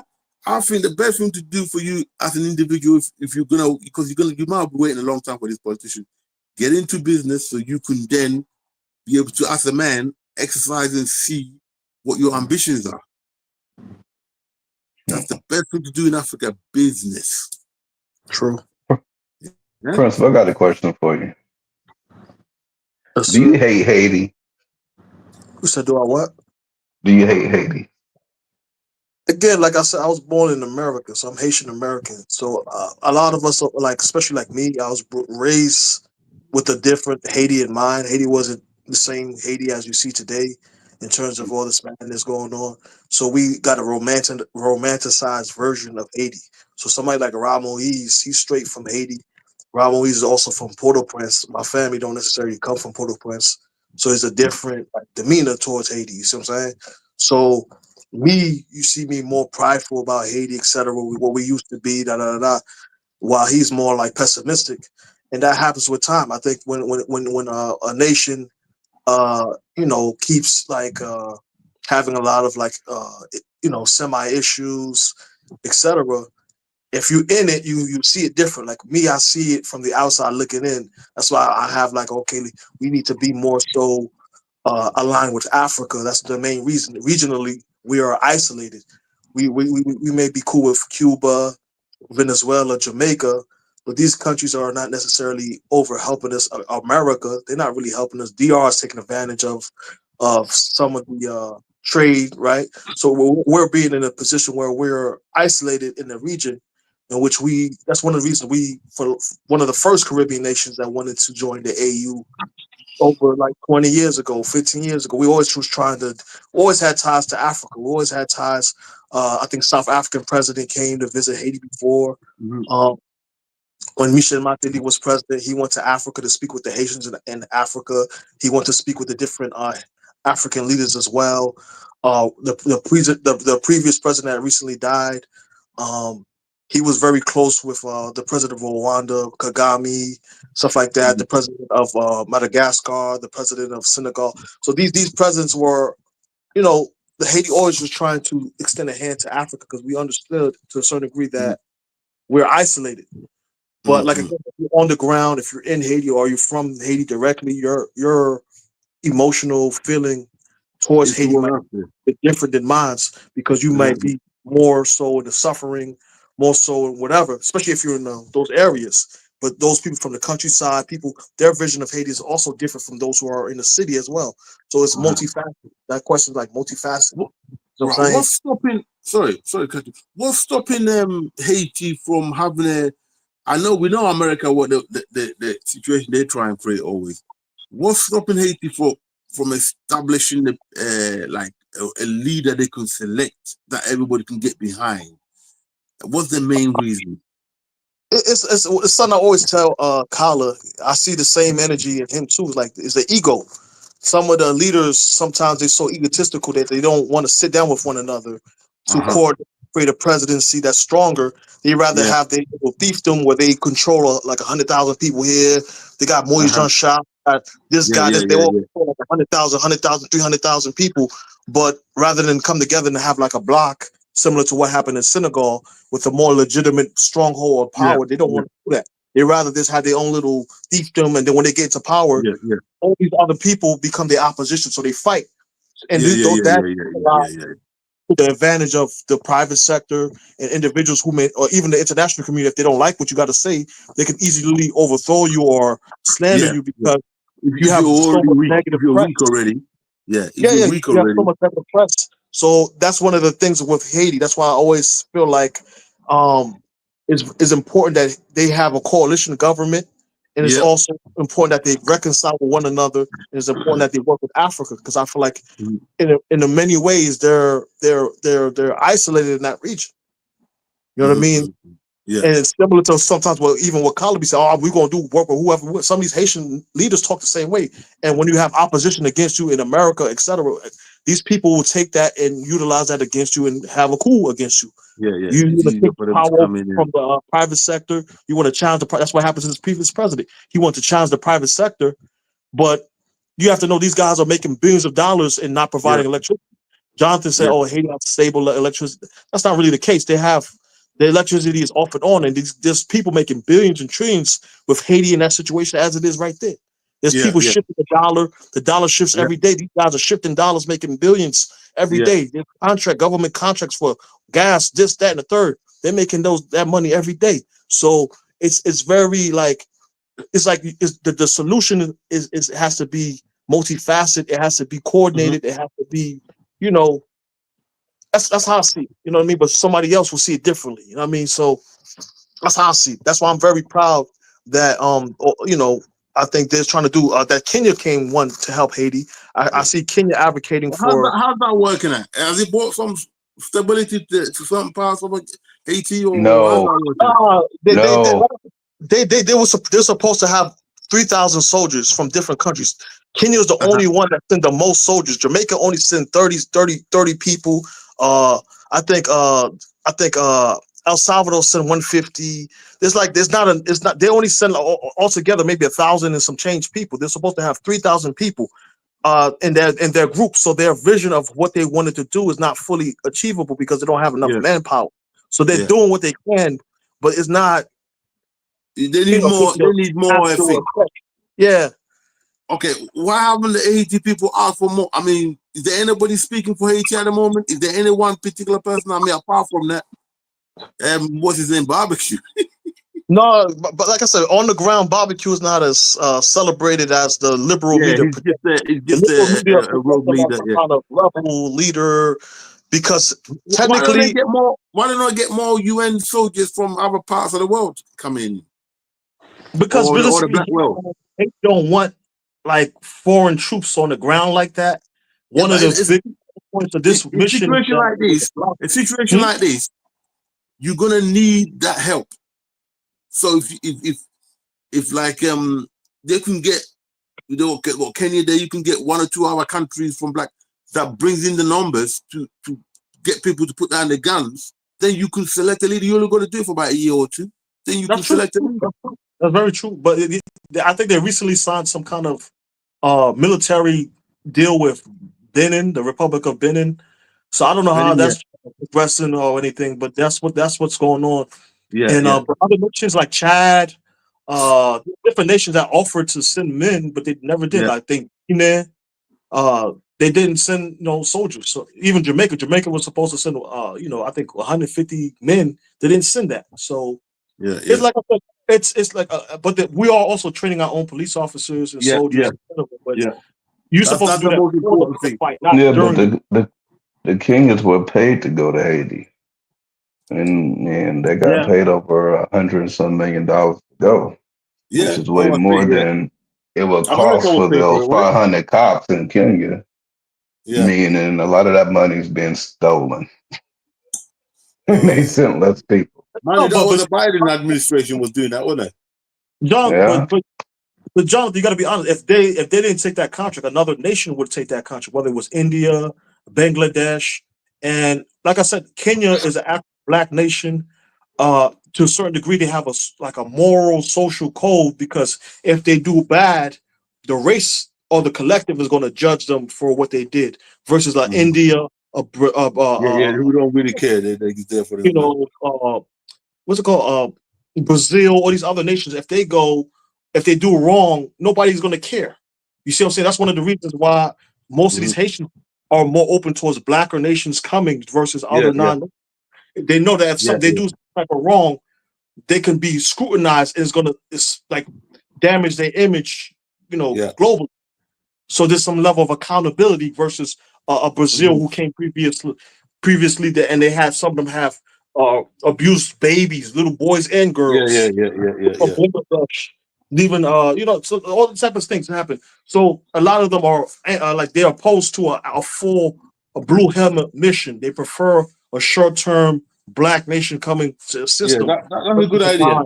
Haitians are very pro-black to a certain degree, so they don't really like that kind of stuff.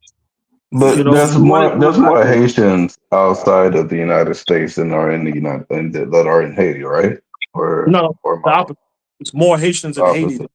There's maybe a million, 2 million here, maybe tops. But couldn't Couldn't the Haitians went to Haiti and did the peacekeeping mission?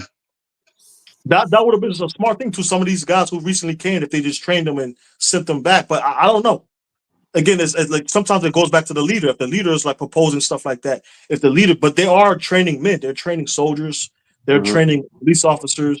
But like I said, you don't train people during a fight. You train people previous to a fight. So when the fight do happen, the police is there to stop it. You don't train the police during these people are shooting and doing those type of things.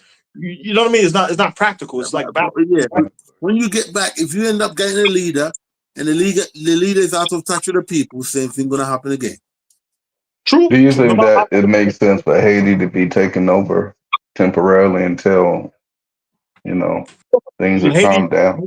it has some governance through some kind of block that was created by the CARICOM and America and whatever in African nations. So this block is supposed to have elections.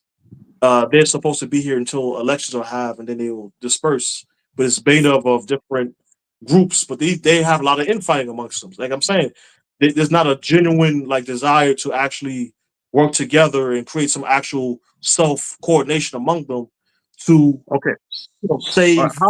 They have how about the Haitians in America? How well organized are they? They don't want them to like they view you as like once you leave, they look at you like you left. They don't want Who cares what they think? Yeah, they're not in a position. That's how it is, though. They don't want the president to be from the diaspora. You know what I mean? Right. Even like there was a guy named Michel Martelly. They always was asking where his papers. Did he reject his citizen? They don't want people who are not on the ground to lead them. You know what I mean? They want a Haitian. Obviously, when's the last time Haiti had a dictator? I think y'all need a dictator over there. Yeah. Well, they got rid of him. Y'all need a Paul Kagame. You need one. I'm sorry, you need one. Something like that. But they need somebody. That something like that. Because man. Well, you listen. You guys got to do something now because only you guys can lead yourself. I mean, I agree with that. But I do salute Kenya for giving a helping hand. I'm not one of those people who look at it. They coming to take over. I think that's a backward way. They don't want to take over. They should take over. If they could take over and make Haiti like Kenya, God bless them. Take over and do whatever it takes to get the job. Yeah, the same way I think that Liberia should be taken over, and all these other little countries that can't get their shit together. Just take it over. Yeah, even enough of that old soft democratic bullshit. Well, we want to say in who runs us. No, you don't get no fucking say. Yeah. Oh well. Yeah, some of our countries.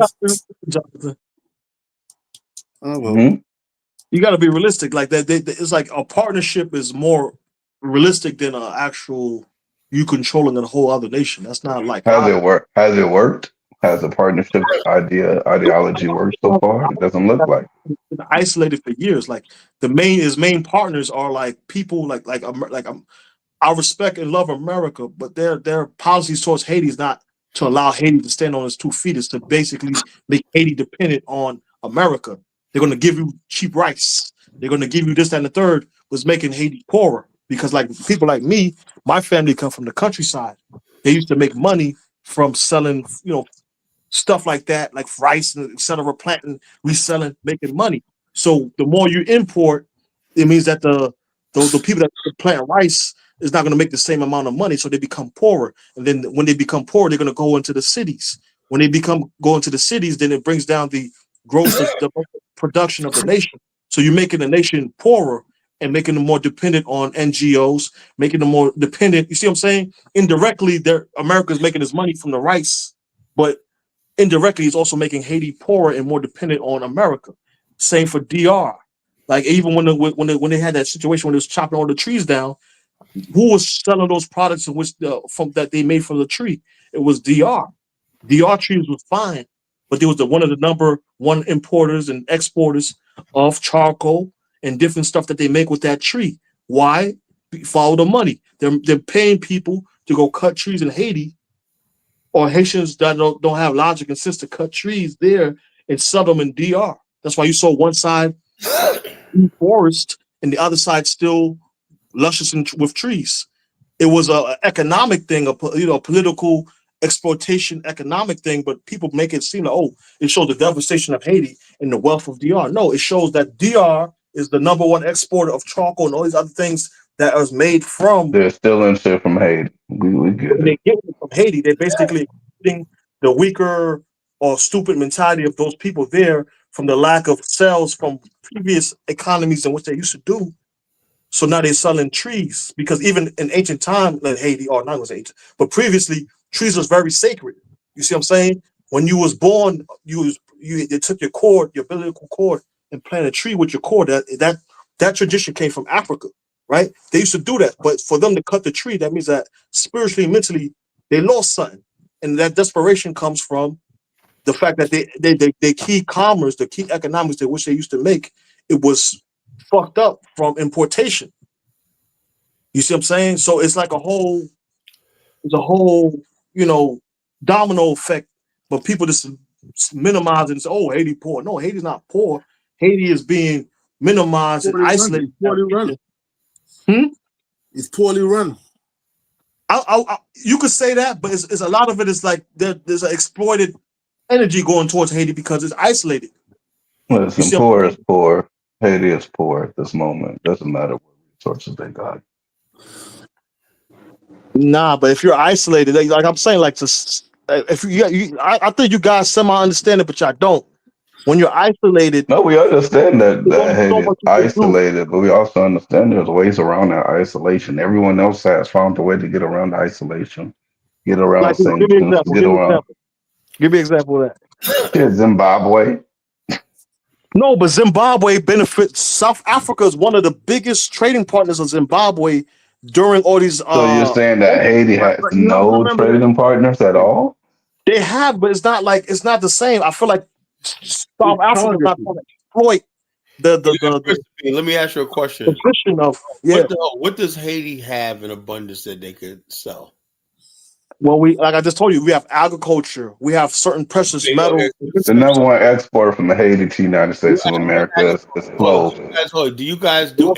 Do you guys got cattle, animal husbandry? Pigs, goats, chickens, ducks, stuff like that. Absolutely, bro. Okay, now is it on a commercial scale? Like I said, it's some setbacks due to. See, this is what I'm getting at, right?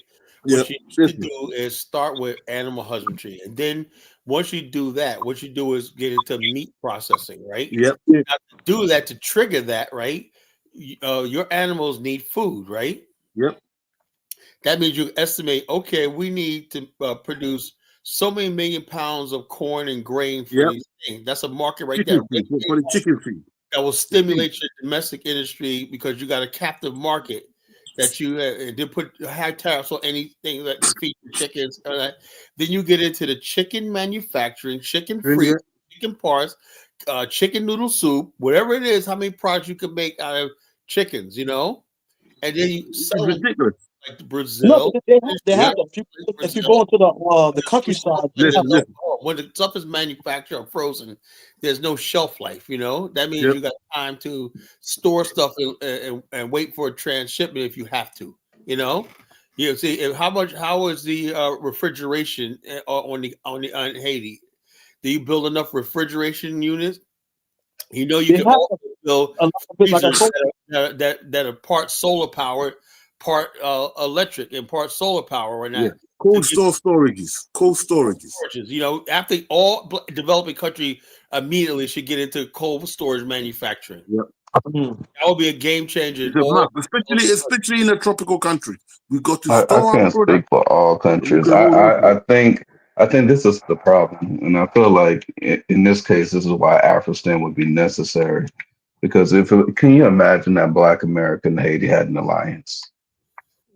Yeah, we can't be. We would literally get Haiti out of the situation it's in. The Haitian GDP is only realistically $17 billion. The other $3 billion comes from remittance. People can manufacture. You have a customer. The African stand will be his customer. We would love to be Haiti's customer. Nobody hates Haiti. And also, all the manufactured stuff we can make, the whole storage units, cars, everything like that. You know, we could do that in the African stand, and we get all our products from other different African countries. You know, so stimulate products production all across the. Yeah, you definitely need that African stand as a. We can't do it in the United States. You know, there's no way we can basically help Haiti from the vantage point of America. America, the white man controls this shit here. You know, I would think that maybe we could try to figure out a way. I have no clue. Maybe Black Americans, if I go going to Africa, maybe a lot of us should go to Haiti, build there, invest there, set up everything there. It's too small. There's 500,000 Haitians in America that are about to be deported. They should go to Haiti. You know. Yeah, to me, should go to Haiti. I think listen. They should definitely go to Haiti and help out. But I think the Haitians outside of Haiti should organize themselves in such a way that they force themselves on the people on the island. You can always come back. Listen, often you have to be outside of your country to come with some with the best ideas. That's how the African Union in the early days were able to get that famous meeting in Birmingham started Manchester many years ago. Sometimes when you're outside as students, you can see the bigger picture. Then you go back in and then you do your work. But you can't have the Haitians thinking of people outside and not part of us. No. You can organize enough. Do you have a bank outside of Haiti that belongs to Haitians? Is there like a Haitian commercial bank? Not that, no, but we have like trading, like no. Haiti as a country, do they have a bank? Like, is there a Haiti commercial bank? In Haiti, I know they have a bank in Haiti. I don't know outside of Haiti, like how right now, I can go to a place called Liverpool Street and go to the Ghana Commercial Bank, right? Mm. And you know, I can do that's basically Ghana right there. Each country should have that in wherever they want to, especially if you got a lot of people in America, there should be a Haitian bank that you guys can go and put your money there. So when they kick you out of the country, you still got access to your money. True. These are basics. This is very basic stuff. But some of the banks here are connected to the banks in Haiti. So some people have an account here in it. The account over there. But also, we also send money. We send money back. There's people with investments in Haiti. Even though the government taxes us when we send money to Haiti. Like we one of the unique countries. Like every time we send a money transfer, the government taxes $1.50 that they claim that's going to education, which is a lie. But they do that. We actually contribute to our nation. You know what I mean? Rob always say I'm the only Haitian that's like this, Haitian American. That's not true. If you go to the strongholds like New York, there's a bunch of Haitians like me. You see, you go to Jersey, there's a bunch of Haitians like me. So it's not just me. It's usually like you go to the strongholds, like you go to Florida, whatever. There's a bunch of Haitians like me. Okay, we got a new guest. Principal, let me get Lozy on. I guess he wants to comment on South Africa and give us about South Africa. What's up, Lozy? No, man, I no. I wasn't bashing South Africa tonight, man. I gave you a night off, man. No, man. I know, man. I was listening, man. Very interesting topic, man. I was interested in the trade topic. You know, I was actually listening to the guy. The brother was talking about Zimbabwe and South Africa trade, but he was not given a chance to elaborate on that. For me, you know, when you look at the continent, because you guys are having conversation about the diaspora and the continent.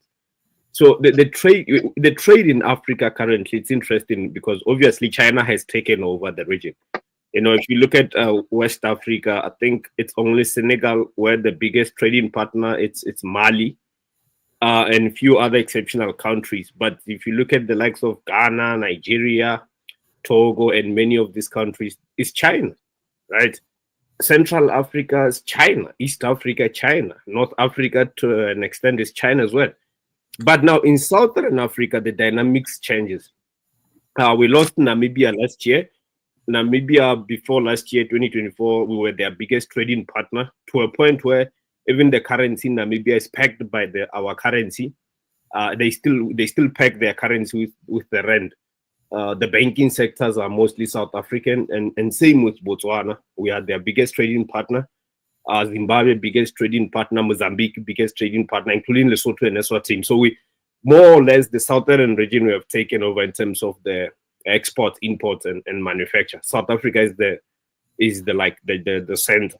Now, why can't West Africa, like, okay, I understand China. You got white people there. That's why you're fucking doing that. Shut your fucking mouth. Oh, Coming in, yo, yeah. It's Come on, because the white man you off. Man, shut the geezer off, man. Lewis. That's what my damn nerve. Calm down, Lewis, now. Hey, come on, put your camera on. Put your camera on. Let's see your face. Come now, we dominate it. Bitch, you got places in South Africa black people can't even go to. Pan-Africanism, damn it. Control yourself, Lewis. I knew he was going. We don't need people like you. Go with a white man. Go piss off to you. So, Kala, do you see the level level down the corner there? I'm not jealous of you. You let the traitor in here. You let the traitor in here, my friend. Don't drop me down, Kyle. I didn't do shit. Me and Puss have been quiet the whole time. Oh, we controlling. You're not controlling nothing. Hey, look, Zimbabwe is a real powerhouse. Zimbabwe, not you. Lewis, let's hear him out. He was basically telling us about the trade. We understand that. Look, this is what I'll have to say. The white people in Southern Africa, that's history. That's a reality. You know, that's a reality. We have to. Why is he mad, Kala? Why is he throwing? I'm mad because you got no power. You got no power. What's wrong with you? Right? You got no power. I think Ghana is trying to be, wants to be, like South Africa and Ghana are two countries that got the attention of Black America, you know, in the diaspora. Yeah, let me just say this, Kala. I don't know why the old man is mad, but this is the jealousy. Who you calling old? You know who the old man is? You know who an old man is? That picture you got there, that's the old man. Why is he so mad? And what did I do to make this nigga so mad? Like, why is he so mad? Peace and Pan-Africanism, Lewis. Peace and Pan-Africanism. Who you calling nigga? It goes out the door and say, Peace and Pan-Africanism. You see the way they talk? We control nothing. You don't control nothing. The white man. Kala, why can't you control the panel? I haven't even made my point. He's so mad. Everybody, I want to hear Lozi's spill. Yeah, Lewis, you can reply.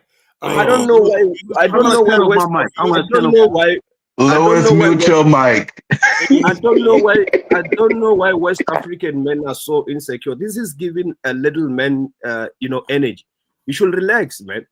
So what I was saying, Kala, is that when you look at these regions, we want to see, for example, as I was saying, in West Africa is dominated by China. I don't know why he's so worked up, because China is dominating the trading exports and imports in West Africa. The same way South Africa is our biggest trading partner. What's wrong with all these things? And then in East Africa, why can't Kenya be the dominating export, even if China will be the biggest trading partner with Kenya? But Kenya can hold that region. That's all I'm trying to say. If you look at, I'm confused about something, right? Now, I'm like this as a person who's trying to build an Afghanistan, right? I know like a good about 60% of all the stuff that Afghanistan needs probably manufactured in China, you know, initially. You know, before you can even manufacture anything yourself, you got to get the Africans and Black people haven't realized that procurement and distribution is more, and supply chain is equally important as manufacturing. Manufacturing is the lagging. That's the last part. You have to create a market for whatever you're building and everything first, right? True. Now, what gets me is, how come Africans aren't in China getting the products themselves, right, and bringing that? Why do you rely on China to bring all these things that they make to you? That's what I don't understand, you know? There's Africans in China, Kyle. There's a whole area, they call it Little Africa, where they do import-export, where it's full of different... I ain't talking about the little import-export principle. I'm talking about stuff Africa needs. Steel, you know? Kala, do you know how big and how fertile Democratic Republic of Congo is? It's the second largest fertile soil on earth after Amazon, and by forest as well. You can almost plant anything there. It grows. And, you know, when I'm there, because I frequent in DRC in and out, I do projects there construction-wise. they import almost everything, especially when you get to the finishes and stuff like that. Well, who The imports? tires. Who imports it? Are they being dumped on there, or they go there and bring it there to the country themselves? Okay. Huh? Okay, yeah, that's a good one. I wouldn't dive into it in That right details, there but is very important. You know. yeah. So what I've seen on my project that I'm doing is that the clients will go to China, for example, if they're looking for a specific aluminum and glass, they will go there and check the samples. But in terms of the logistics, who brings them in, I don't know. The logistics. Yeah, Right. I don't know. Right. So you're assisting a white man come and take our raw materials. That's What's what wrong you're with doing. this? That's what you scummy. What's wrong, man? Listen, what's wrong with you? Man, I would have throw you out my country if I was So Kala, do you know that You will be allowed. Ghana in Africa, if we talk about Leave Ghana Africans, alone, my friend. Ghana is none of your business. all right, so Kala, you see what's going on. Lewis, do you see what this dude does? Okay, Kala, when I came here, I was even talking to show him, them right? where to go with it. So He you has can see it. he has Yeah, opinions here's the about my diamond, Mr. country. White Man. Come and take it. He has opinions about my country, but the moment I mentioned Ghana, he's being insecure. If the stuff is being brought from China and stuff like that, my only question is, you know, I have no problem with people going to China getting the stuff you're doing in the DR Congo, right? I have no problem with that, so long as you're bringing it there and it's completely owned by Black people. That's basically bringing the stuff in, logistics, storing it. The Chinese are all over DRC, man, and it's probably the same with places like Ghana. If you go to those places, man, the Chinese. When I'm in DRC, I'll be honest with you, right? I seen Chinaman in Liberia. I was like, what the hell is a Chinaman doing in the bush in Liberia, man? I said, see two Chinese guys walking up the river. I don't know what the hell they were looking for. Guess diamonds or what. And I was like, what the hell is No, Kyla. On the bus from Benin to Abuja, there were just hella Chinese people in the middle of nowhere. I never understood. What the hell is going on? Accra. Even Accra is full of Chinese and Japanese, man. They just own shit out there. Even when you're in DRC, Kala, most hotels, restaurants are Chinese, man. I'm telling you. Yo, hold up. See, I don't understand, man. Why is it that if the Chinaman could do this, everybody has something? I just saw an article online that's going around calling African Americans the new colonizing. That's what angers me, right? That's good. Is basically going along with that is a good thing. Oh, by the way, sorry to cut you, Carla. He just said he saw a load of Chinese hotels and so on. Was he talking about Ghana? He said even in Ghana, they're Mr. Ghana. Wait, what Chinese hotel you see in Ghana? No, I did not say. Name one. Mr. Ghana. Stop being insecure. I said they are in DRC. I saw them in their own hotels and restaurants. In Ghana, they've got their own police in South Africa. That's how bad it is. They've got their own police in South Africa. Carla, why are you allowing him to speak over me, but I can't speak out? Yeah, you're Lewis, man. We gotta be. Decorum, guys. Decorum. Decorum, man. Yeah, decorum. So there's no Chinese police in South Africa. I don't know where you get that kind of. Listen, come on. But you see, Carla. Go on YouTube and type it in. Can I speak that years ago about Chinese police, but I could not. A rumor, I could not. But you know what this old. You know what this old reggae he does? He goes around talking about South Africa all the time. No, I don't. The moment I mentioned, make no mistake, there are Nigerian police. Chinese police stations in Nigeria. Plenty of them. To have opinions. He wants to have opinions about everybody, but not Ghana. We're not allowed to talk about Ghana. He can talk about our countries, but we can't say anything about Ghana. You're gonna be factual. That's all I'm saying. You can say what you like about. In fact, South Africa. You just lied. Go ahead, Principe. Yeah, but I feel like they're being hard on South Africa because despite all the sanctions that were put on Zimbabwe, they stood beside Zimbabwe. They traded with Zimbabwe. They help other nations. They invest in other nations. Okay, first of all, we're gonna shut that shit down. We're gonna shut that down. Okay. It was the apartheid South African government looking out for the apartheid Rhodesian government. Thank you. Let's put that shit in perspective. No, he's talking about now. He means now. Wait, you mean right now? Yeah. Okay. Well, let's not talk about historically, because historically, you know. Besides the fact that there's more than 3 million Zimbabweans in South Africa, in terms of the economy of Zimbabwe itself, it depends on almost everything on South Africa. On top of just not the exports, the services. If you check the biggest bank now in Zimbabwe, it's a South African bank. The mining companies and all that, it's just South Africa. We've been breaking up the economy. Is the entryway to the sub-region. The port of everything you see in Zambia originates in the port of Durban. You know, the port. But Carla, we do have to understand what Lewis is trying to say, that white people do dominate the South African. That's obvious. Look. No, that's obvious. Yeah, but one point I'm trying to make is this. Let's be honest with ourselves, right? If we as black men be honest with ourselves, right? We have never done what it takes. Look what we let happen to Liberia, you know? Every time black people get somewhere and whatnot, we don't like this. The white man is still standing in South Africa, you know, after everything, after millions of people massacred in Rwanda, the Congo, coup in Liberia, even though it was a coup in 1979 Ghana with Jerry Rawlings. All this turmoil, and the white people are still standing, you know? Turmoil in Zimbabwe, turmoil in true, all these countries, right? But the white man has never been touched, you know? So Carla, I'm afraid to say that Orania, I think it's called Orania. It's a very beautiful little country. It is, man. It's a very beautiful little country, damn it. They inspired me for the Afristan, Carla. Yeah, they do. I hate to say it. I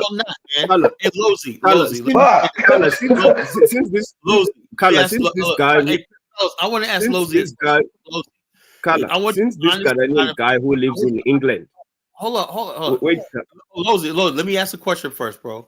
What did I say, like Jonathan, right? At one time I was angry about the Aranya, but I'm looking at South Africa closely, right? If they say, is there anything wrong with the Boers or the Afrikaners saying we want to preserve our culture, live among ourselves, we don't want to use black labor, we don't exploit them, we just live to ourselves and whatnot? I think they paid in blood. I think they paid for their right to be on South Africa. That's what I believe. I don't know why Africa's 12 million square miles. I mean, you know, you have to do something. You know, I don't think there's anything wrong with Iran. Yeah, so for us, I think we are the most liberated Africans, to be honest, Carla, and we're working on that. I think they shouldn't be in our. Why is he always interrupting me when I'm speaking? Lewis, can he say why he feels that way or thinks that way? Come on, brother. Allow me to speak. You think that's justice? Oh, taking land away from I just said with the most liberated Africans on the continent, and that's a fact. And I need to elaborate on that because Mr. Insecure Ghana here is making. All right, let me hear it. So let me say this, Carla. So the Afrikaners shouldn't be in this country, especially creating their niches and their landmarks and stuff like that. But I understand why they're capable of doing that, at least for now. But if you look at where we're going as Black South Africans, we're making heavy moves. I mean, Carla, if you have to mention any African group now in particular, I'm not talking about the adopted Africans. I'm talking about actual Africans like Black South Africans. There's no black group in Africa that is making the kind of bold moves that we're making to secure our future. I mean, what has Ghana achieved since they're the oldest democracy in Africa? They have nothing to show. If you look at where Black South Africans are now, if you look, wait, Carla. You got the Zulus, Xhosas. Can any of them basically build something like Aranya? No, we can. We can. I mean, there's many pockets of success in South Africa where they're like black owned. Like, in fact, with the most blacks in Africa who own businesses and corporates, hence with the richest blacks in Africa, even by share of millionaires, middle class You know, What with was the the richest population of blacks in Africa, in South Africa? What's the population? What's the number? We are 45 million to 48 million. 45 million. Kala, Orania is pushing for energy independence. I mean, Kala, we got to, we can do an Afristan, nigga. We can do it. Arania gives me hope. Arania gives me hope, man. Listen, what we can do, Kala. They got their own currency, their own everything. Fuck it, Kala, we can do it. So, Kala, you see what is happening in Kala is that South Africa is just where it's happening in Africa, because even many Ghanaians, West Africans would rather be in South Africa, and South Africans wouldn't want to be in West Africa. So what is happening is that even the Mzungus, the white people, want to create their communities here, same way with West Africans, Central Africans, East Africans. We're the ones who got the bread on the continent, to be honest, Kala. So that's why there's a dedication for migration to come in. So I can understand all those dynamics, why everybody wants to be here, including the white people. South Africa is the industrial hub of Africa. That is where the financial architect and hub of Africa is built, and that's where it's happening. Even Ghana, the Ghana folk, man, this guy is not in Ghana. Remember, Kala, I'm calling from South Africa. Our brother there is calling from England. So you can already see which region in Africa it's doing well. It's you remember, Kala, the Ghanaians who call in your show are always not in Ghana. The South Africans who always call in your show, like me, they are always in South Africa. So those dynamics need to be looked at the way they are. So the white people want to speak in South Africa, even West Africans want to be in South Africa. You have to admit that the infrastructure share is not shared equally in Africa, right? Some countries got infrastructure and some don't, man. And I don't think that's right, man. I think. Hey, listen, all our infrastructure belongs to us. No, it doesn't. Kala, I'm learning something. I think Zimbabwe should have got took over the native Zimbabwe should have took over the country maybe 10, 20 years later. They should have let the white people fully develop first and then take over. No, they done it at the right time. No, they did not. The results showed that was a bad decision. In Liberia, the American Liberians should have ran that country another 20 years, and then after that, they should have been like, yeah, majority rule. Yeah, just came back to America. They should so Kala, should Zimbabweans be advised by a Ghanaian who lives in England, or they can be advised by a South African who lives in South Africa? Okay, let me help you. Look, I talk to like Zimbabweans, Ghanaians, and whatnot. I'm not trying to insult nobody, man, but you gotta understand something. You guys are all part of the British Commonwealth, the Empire, and whatnot. So you guys we were. Not anymore. The Commonwealth is just a class. As the great Dr. Mugabe once said, Commonwealth is just a class. He was a knight. Mugabe died at night. The king. Yeah, you know why? He was a knight and all that. You know why? Because they wanted to lower him, like they did to Mandela. Lower him in, and then excommunicate yourself from your ex-wife. And then they got you there. You see, then they make you eat food, salad. You know what? The white man. Mandela left a legacy that many Africans are flocking to, and nobody. You must be joking. Mandela sold out, my friend. Listen to me. Nelson Mandela sold out his people. All right, y'all not about to bash the great Mandela, damn it. Mugabe is the man. Mugabe is the man. Mandela sold out. Let me just say this. Nothing hurts my heart than knowing my hero, Kala Muhammad, called Nelson Mandela one of the weakest African leaders ever. That hurt my feelings. Let me just say this. Mandela calm down, Kala Muhammad. May you rest in peace. He sold out. Let me just say this, Kala. Winning is my lady. He did 27 years in jail. I probably would have sold out too. Let me just say this, Kala.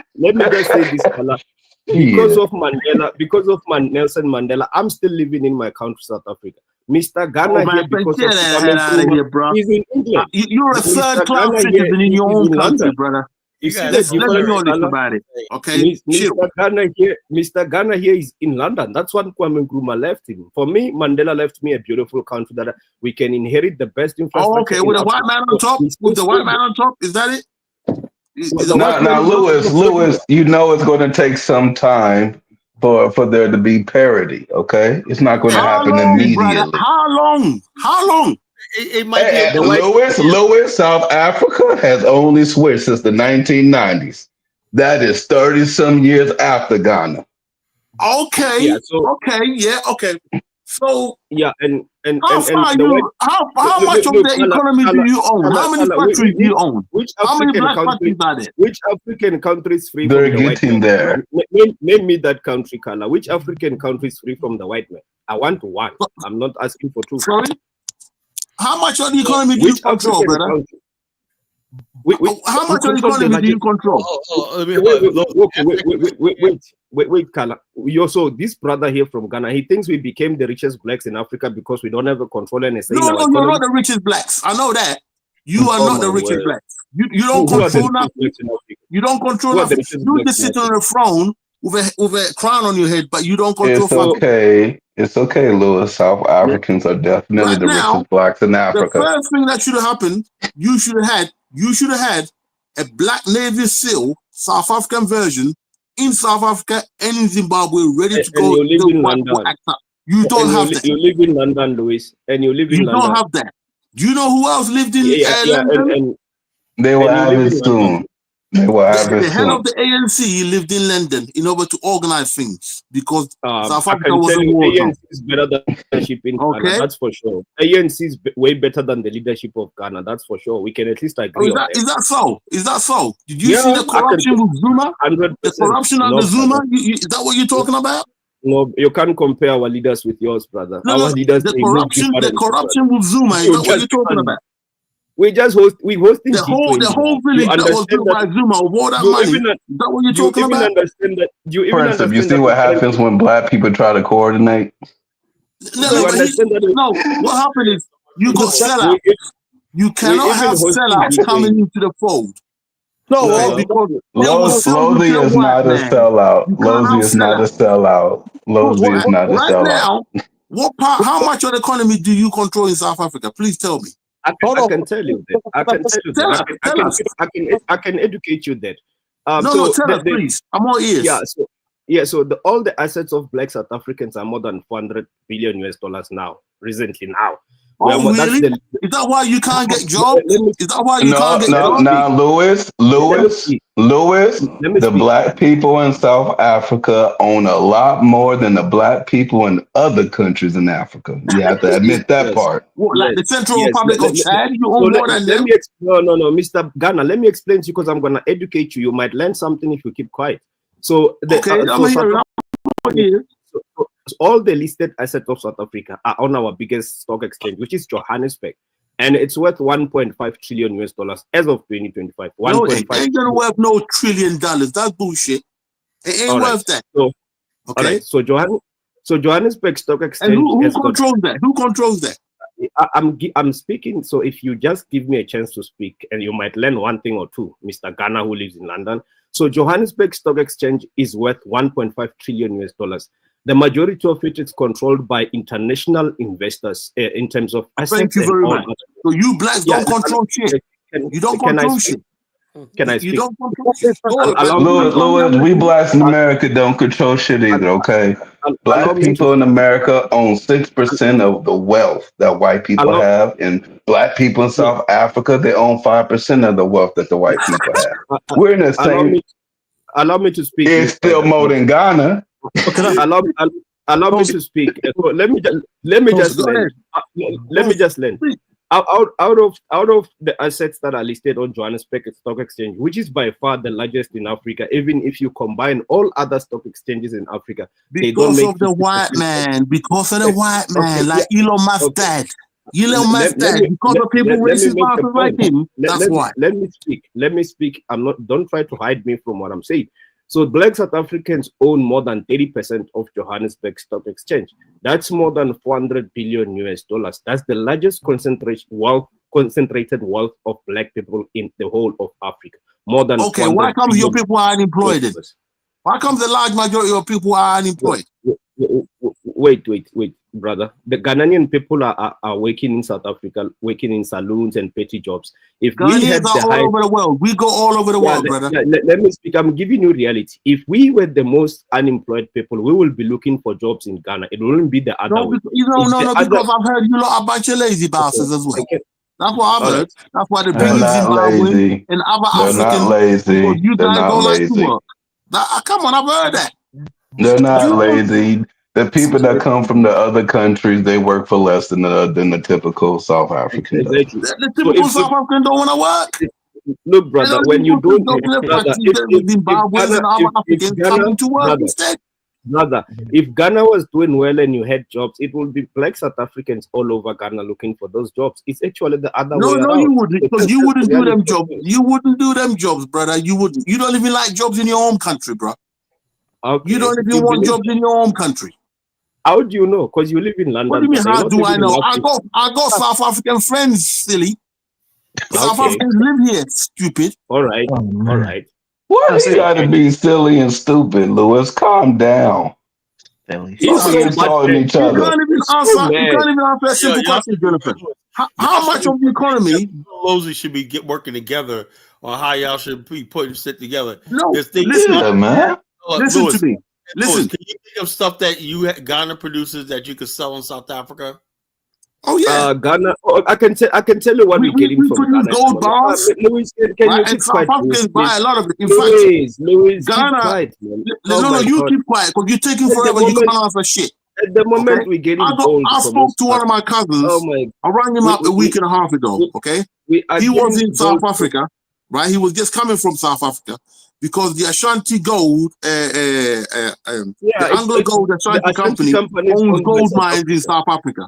Ghana do a lot of business with South Africa, and the ANC government. Now, Lewis, who owns majority of the gold? Who owns majority of the minerals in Ghana? Huh? It's not the Ghanaians own it.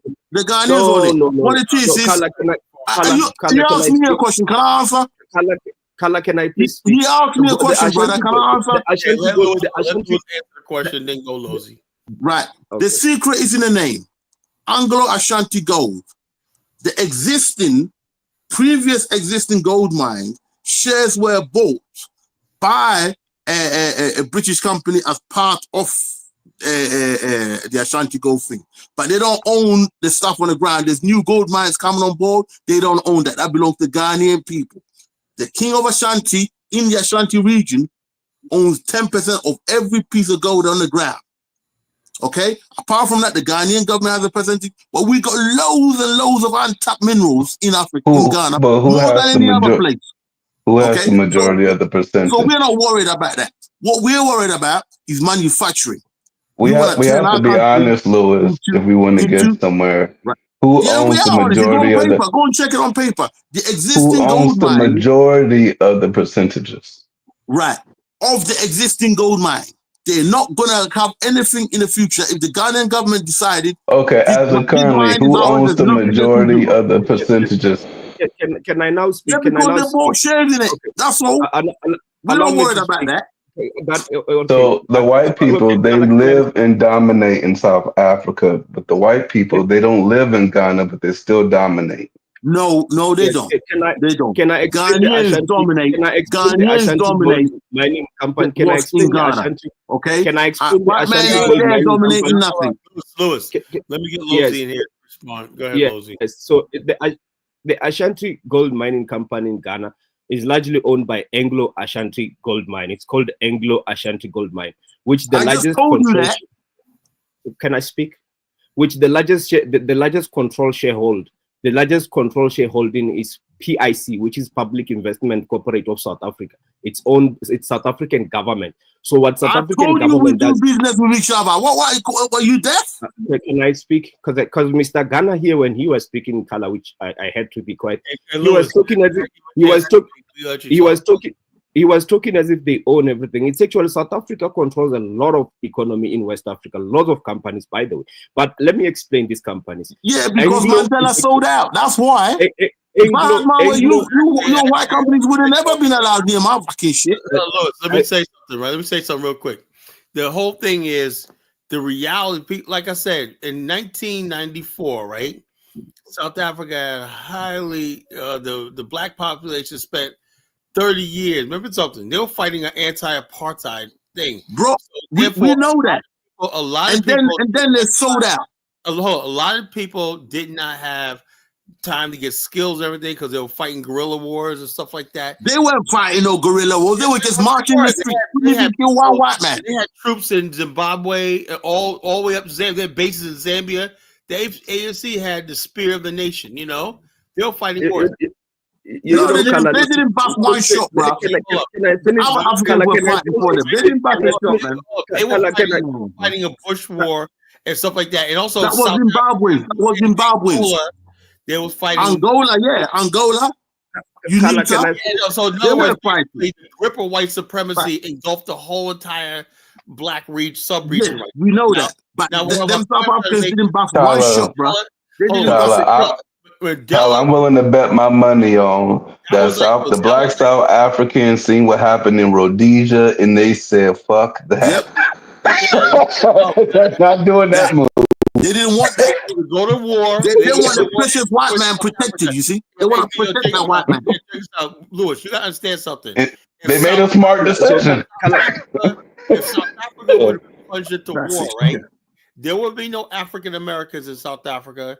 The whole entire Botswana was just coming into its own, right? With Debswana, the whole entire sub-region would have just died, you know, if South Africa had fell. So Mandela looked at all this and just said, you know something, whatever it is, I have to pass it over. I did my part. I got the end of apartheid. It's up to the future generations of black to work this out. That wasn't his thing. Apartheid has not ended, my friend. So, can I just finish? Can I just finish with the Ashanti? Can I just finish with the Ashanti gold mine? Because Ghana is the largest producer of gold, which it hasn't benefited them in any way, if you think about it. Who told you that? We'll be the judge of that. We will be the judge of that, my friend. You never left South Africa, so you don't know fuck all. You live in South Africa, remember? Let's get an alternative Ghanaian opinion. So Mr. Ghana here, Kala can talk about my country, but I can't talk about his country. The moment you've never left South Africa, so how can you talk about my country? I live in London, don't forget. The moment I mention Ghana, he becomes so defensive. Allow me to No, I don't become defensive. Hey, we got Zongo up here. I think that's Zongo.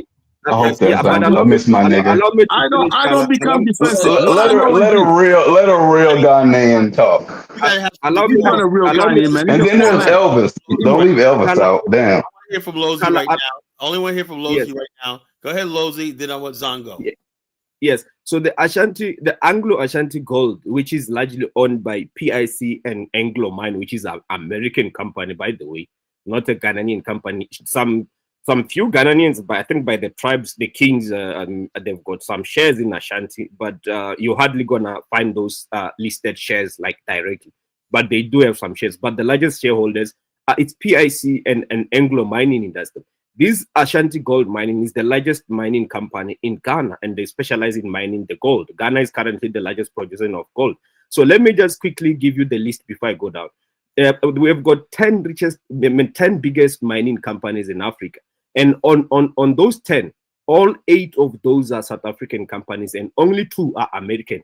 And the leading Goldfields is the leading mining company in Africa, which is owned by South Africa. I don't want to break down all the names, but if you Google Ghana, if you Google Kala and check the 10 biggest mining industries in Africa, you will see that it's 10 of them and they all listed in Johannesburg Stock Exchange. But I'll admit 2 of those companies are American, Anglo-American Platinum and the other one. But I'll pick it there, Kala. Thanks. So you didn't say anything. Okay. So you didn't say nothing. Greetings to the panelists. Greetings to everybody. Greetings. Welcome home, Zongo. So there's a lot of misconception about the gold mining. How the industry kind of works. Let me just set the record straight. Actually, when you say that Ashanti gold, Ashanti, the Anglo Ashanti owned gold fields, in Ghana. That's not true. You know, the way like the industry kind of works is that it's just like purchasing property, like real estate. Just to give it clarity for like the layperson on the listening, just you go buy a land within a specific demarcation. That is your land, and whatever you mine underneath the land, that becomes your property depending on the agreement, the concession agreement you sign with the government. So it's not necessarily like just Ashanti gold. The Anglo Ashanti owed all like the mining gold fields in Ghana. There are other like operating mines even in Ghana. There are even small scale miners as well, like which are locals too as well. So it's that's how the industry kind of works. You buy a land depending on the agreements you sign with the government. I mean, like the ratio of the percentage. Like, okay, I invested this money. I take like 50%. Ghanaian government and all the stakeholders also take this percentage, right? That's how it kind of works. It's not like they own all like the gold fields in Ghana. It doesn't work that. I'm sure it works similarly in other countries. Nobody said that, Songo. Ashanti Gold Mining just is the largest shareholder of most gold mining companies in Ghana. That's it. Nobody said it's the but he's trying to tell you. But being wait. Being the largest shareholder, let's say, I mean, to the Americans over, it's just like what do I say? It's like buying a property, right? So if you buy a property and you are the largest shareholder of that property, it doesn't mean you own the entire land in the whole of the US. You just only the largest shareholder of the property you just bought. That's what it means. You can be the largest shareholder, only own 10% of the company. I'm sorry. That could happen. Listen, Jonathan, listen. No. But Jonathan, like, you know, Jonathan, the way the way like the industry work is kind of a little similar to how like even the oil and gas industry work. It's not like they own all the like the fields like in the US. But that's what I was telling you guys, that we own 30% of Johannesburg Stock Exchange, which is the largest wealth of black people in Africa. And your brother here was saying all our economy is owned by Mzungus, and that's the point. We're not saying you're not owning everything in your gold in Ghana. We're just saying the largest part of it is control. You know that, Zongo, you don't get the largest chunk, because if you did, Ghana, Accra will be paved with gold, brother. Accra is one of the best cities in Africa. So the largest chunk of that wealth of your resources is leaving Ghana. That's just the truth of it. They leave you with crumbs, just like the rest of Africa. Why you guys want to portray a picture as if you guys are benefiting? You are owning 100%. My friend, listen. I mean, the point I'm trying to everything on the ground in Africa belongs to the black people who are in charge of that. I mean, the point I'm trying to say is that the area where they are operating, depending, I don't know, like the exact percentage, right? But depending on the area, maybe, I mean, it doesn't mean all the reserves belongs to them. What is beneath the ground? Thank you. The area where they bought the land, I mean, they have the land where they're mining. That's what they are mining. That's where they have. Like that everywhere in Africa. That's not special to Ghana. It's like that all over Africa. It's very simple. If any African government, Lozi, you can't really compare, like, you know, in terms of like ownership. You can't really compare, like, you know, in Ghana to South Africa, because like most of like the wealth are actually owned by, you know, the white people. Even Elon Musk came on Vlad TV. Emerald Mine. He bought it next to nothing. Elon's dad came on Vlad TV, and you heard what he said. He said the white people who are the minority, they are no pussies over there. You know, I was shocked. Okay, let me say this, Songo. White people in South Africa have more wealth than all groups in Africa. That's the truth. They're not just richer than black South Africans. They're richer than everyone. So what I'm telling you is that if you look at the wealth of black South Africans, which is 30% of Johannesburg Stock Exchange, is bigger than the biggest two economies in West Africa, like the biggest two rich nations in West Africa, which is Nigeria and Ghana. We have got more wealth. You two combined, the black South Africans. My friend, you do not. You see what the white man put into your ear? You see what the white man put into your ear? Allow me. Okay, which one of you blacks in South Africa got more money than Dangote? Which one of you? Listen to me. No, let's get it right. Kala, okay, Kala, is this a West African thing where you give them a favor to speak over me, and I'm not allowed to speak? Go ahead. No, Zongo, let me tell you this. There's the world population. Can I speak? respond to Zongo. Can I speak? Respond to Zongo. The total wealth of Ghana as a country is less than $100 billion, which is 89 My billion. friend, you don't know what you're talking about. You're talking out your ass. So, can I speak? Talking out your ass. Can I speak? Can I speak? Can I speak? Jesus, man. Let Lozy, then Zongo, then you. Yes. So Johan, so now you got a lot of Elvis to talk though. No, Zongo, let me speak, man. The stock exchange of Ghana is got less than $50 billion of assets. I'm telling you that South African blacks own more than 30% of Johannesburg Stock Exchange. Go look at 30% of Johannesburg Stock Exchange. You're looking at more than $400 billion. There's no blacks in Africa who even come close to such assets. Why are you trying to argue with me about control and funny things when we already way richer than Ghana? The black South African wealth is more than almost the entire West Africa combined. Oh, it is it? Oh, okay. Yeah. You okay? Yeah, because I've got numbers. I've got numbers. I've got numbers. I like to see Black South Africa win. I like to see Ghanaians win. Why can't y'all work together, man? Yeah, but see. No, actually, no. For me, I don't have no. I didn't come here to beef with Lozy. I was just trying to give clarity. I've got numbers. You guys don't have numbers. Wait. I was just trying to give clarity to the layperson listening to this conversation, right? Because I get it. Like you were making an example of stock exchange. I get what you're saying, but stock exchange it could also means that they have a field, like let's say in Ghana, some in Nigeria, some in Burkina Faso, and collectively that really account the entire stock exchange, right? We are talking about what are you talking about from country to country in terms of the resources who actually control everything. That's like the main argument of it. That's assets. I'm talking about assets, real tangible wealth. But the company, it could be a collective asset of the company across the countries where they are working, they are operating. It's not just what does that have to do with anything? So are you going to say, man? Are you saying the resources that you have in South Africa? We have got all kind of resources, just like you have in Ghana. Yeah. So, but you, nobody has really quantified those assets if it's not really recoverable yet. I'm telling you about Johannesburg Stock Exchange, which you can Google Johannesburg Stock Exchange market per capita. Just Google the market per capita. Not everybody participate in the stock exchange, my friend. Only certain people participate in the stock exchange. What are you guys talking about? What are you on about? See, because even recently you heard Trump saying that America has a lot of oil than most countries, right? But most people tend to think that even Saudi has oil or something like that, because America is not tapping into those oil reserves that they have. Thank you. So it doesn't mean it doesn't exist. Don't look at it. Don't look at it.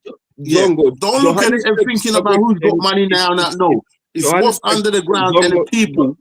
Don't try to do the monkey jumping in the jungle and all that. Right? Let's run with the points here.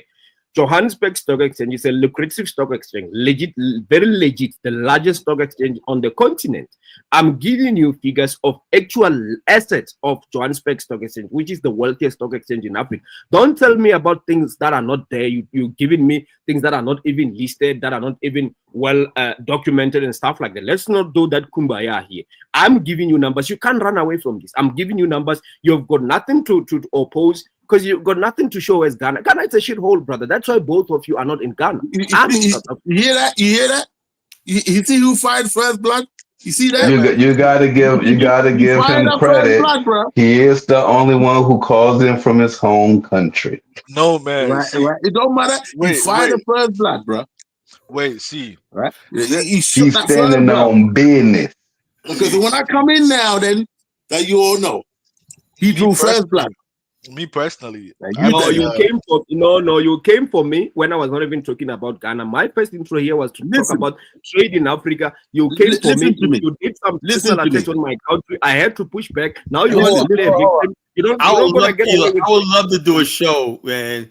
It's I never thought that it would be a rivalry. I always thought it was a rivalry. No, there's no rivalry. No, they all jealous. I had no idea. Ghana had South Africa. Kala, when the Nigerians aren't available, the Ghanaians will step up to the plate. Oh, damn, man. I didn't even know that, man. No. No, they are all jealous. They are all jealous. They always hate us, Kala. They're all jealous of South Africa. Why would we be jealous about us? It's right, all listen, jealous. Why would we be jealous of people who have servitude in their own land? Okay. And the but I live in subjugation. South Africa, and I'm in Why South would Africa. we be jealous of that? Lewis, there's an old saying that my friend Kyle Formula says. She goes, there's times where slaves are envious of the chains of free people, you know. Sometimes really. Hold up.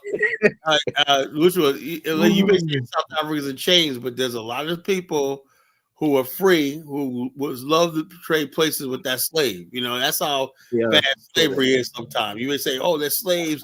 Listen. Just like Black America, right? There's a lot of people who would love to be in a position of Black America. Oh yeah. Kyle, the Ghanaians will hand over their country to replace Black America. Listen to me. I love my brothers and sisters in America. I love them, but I wouldn't want to be them. I swear to you, man, in London, there's nothing in America that I want. I don't even want to go. Tell that to Zongo. Because you're in the UK. Lewis, if you go to Ghana, you wouldn't say that. Zongo was like you, man. Nah, Zongo was like you, man. No, Zongo got a brain. No, Ghanaians, man, knows I'm gonna call ice on his ass, man. You know, Ghanaians. That's why he's hiding from me. You know, he's hiding. You know, because you let that French girl. Because you let that French girl ban me on no platform. I didn't ban. Well, look, like I said, you must know what happened was that night I hit the permanent ban button by accident, man. I do it. So am I? We always get them permanently banned, Kyler. See if you could type in the chat room. You ain't got that kind of carpal tunnel. You could always make your hands ain't shaking. Profile to type if you want to. You ain't banned on the platform. You calling in right now. You can always make another profile. Can you see my comment? Can you guys see my comment? No, because you still boxed. Yeah, I don't know how. I don't know. Look, I tried everything in the thing where it says how to unblock, right, and none of it worked, man. No, block them, Kala. Keep blocking them, Kala. They are dusty, Kala. Keep blocking them. Mr. Kala, what you got to do, right? When someone calls in, right, especially if they're from South Africa, you got to let them come up. Let's see them. We want to see if they are colored. Why you want to see me? Hey, Lewis, hide your xenophobia. Why you want to see me? Why you want to see me? Because I want to see you a real black man. My accent is South African accent. We don't want you here. Actually, hey, Lewis, right? We had a guy that came to Liberia last year because of Ambassador Hyman. I used to think the same thing, but he sounds just like Lozy. Okay, I'm black. Like this is not even the color. I know black South Africans sound like your brother, right? This is a black South African. I want to see his face. I want to see if you are colored, because you know what was happening during the apartheid era. They used to get the colored people, okay, to go into the ANC, among the ANC, get information, and then come back and give it back to the white man. Hey, don't talk about colored people. They don't talk like me. Colored people don't. That's why disrespecting our mixed African Americans. I wanted the colors. The colors gonna build their own arena. You know they should. Tyler, I ain't gonna lie. Now I want to go to Arania for some reason. I just want to go. I want to go there and shake their hands. I want to go. You know what I said. You know what I said, Jonathan. I just want to say, hey, we want to build a Black American type Arania. We just want to look at how y'all got shit going. The white man showed up in Africa and built a white stand, a Pakistan, whatever like that. There's something wrong.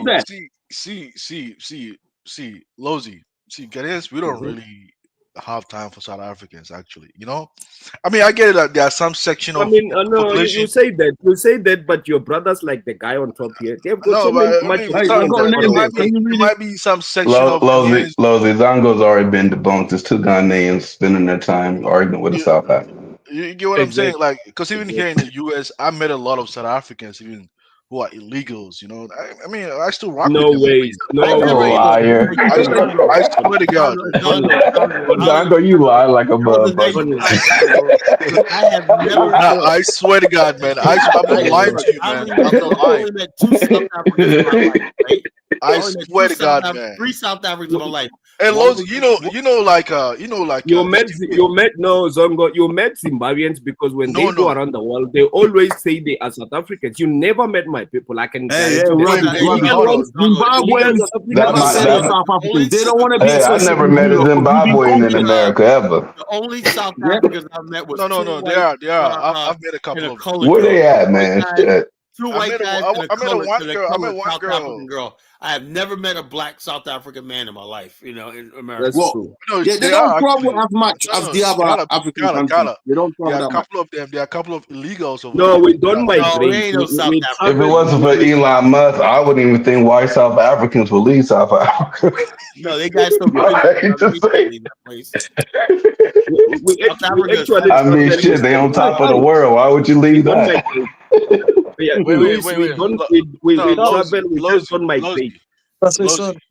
Lozi, see, the person that I met, she's from South Africa, and she says she come from Eastern Cape, close to like Lesotho, right?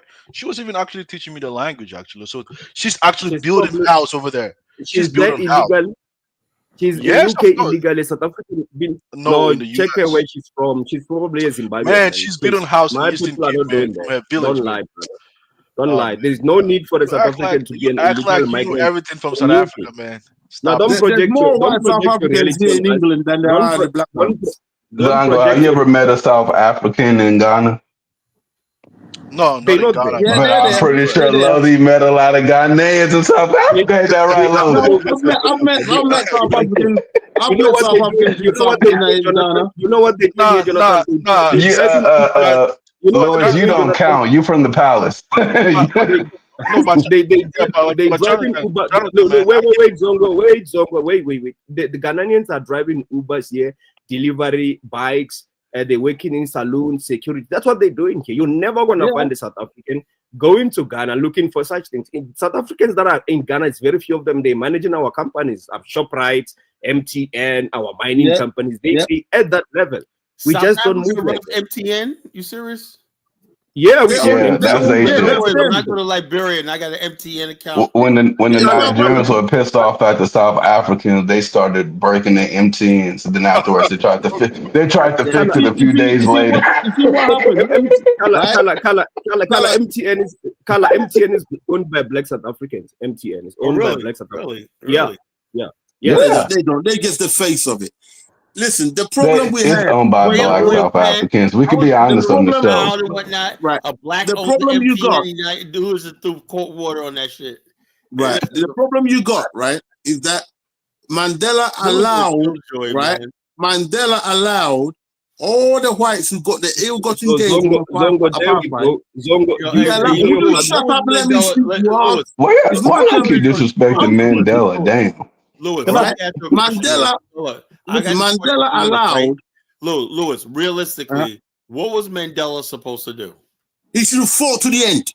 He should move out the way electric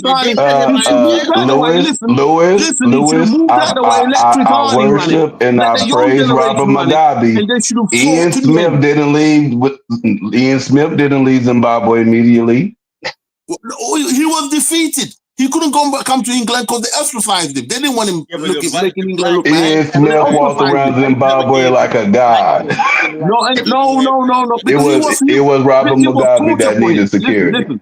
Listen. They were defeated in a war, right? The only reason why the Zimbabwe didn't completely outdo them is because the Rhodesians did not lose in no war. No. They had a look. Would you let me speak? You've had your speech. Lancaster Agreement. Thank you.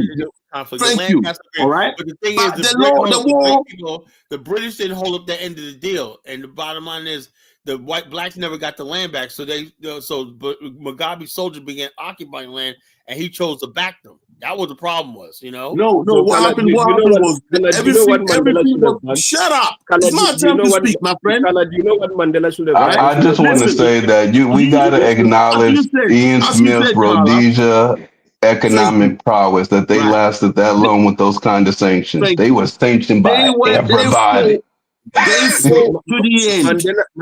No country could pull that off. Independence of Zimbabwe. And married South Africans chose not to fight. They chose not to fight. They wanted to kadulu the white man and worship him. They were fight. They were fight. They were. Don't do that, Lewis. South Africans were They fighting. worship him. Yeah, but Okay. South Africans were fighting. Don't say Winnie Mandela didn't fight, Lewis. Take that back. Right. But guys, she was doing what she could, all right. But Mandela came out. Let me He ask sold you. out. Okay. They have the white Lewis, South Africans. Lewis, did the Ghanaians fight for independence, or was it handed to them? Damn right. They wasn't even there in numbers anyway. I don't know. I ain't learned about that. I ain't learned about that in school. Right, listen to me. Ghanaians fought for the independence, but really we fought mainly on paper. There wasn't that many of them. Y'all fought on paper. Did you say y'all fought on paper? No. They fought. Wait. See, wait. Don't give me away. I'm older than you. Shut up. I'm talking. I'm the older one. What you don't you know Ghana culture? Don't you know Ghana culture? Don't you know the Ghana culture? Respect your elders. Respect your elders, Zumbo boy. Pan-Africanism. Well, we know that Ghana, man. Shut up. You Zumbo boy. I'm the elder here. How dare you, Papa? Chris, if you ever tell me and Kyle to coordinate with us again, we gonna throw stones at you. Listen, it's very simple, right? Hey, by and large, the white people were never here in large numbers. Hey, Zongo, come on, show some respect. The white people were never here in large numbers. They wanted to be. That's why they called it the Gold Coast. They know the money that was coming from here, right? They wanted to be, but the mosquitoes, and we should build a statue to the mosquito on every coast.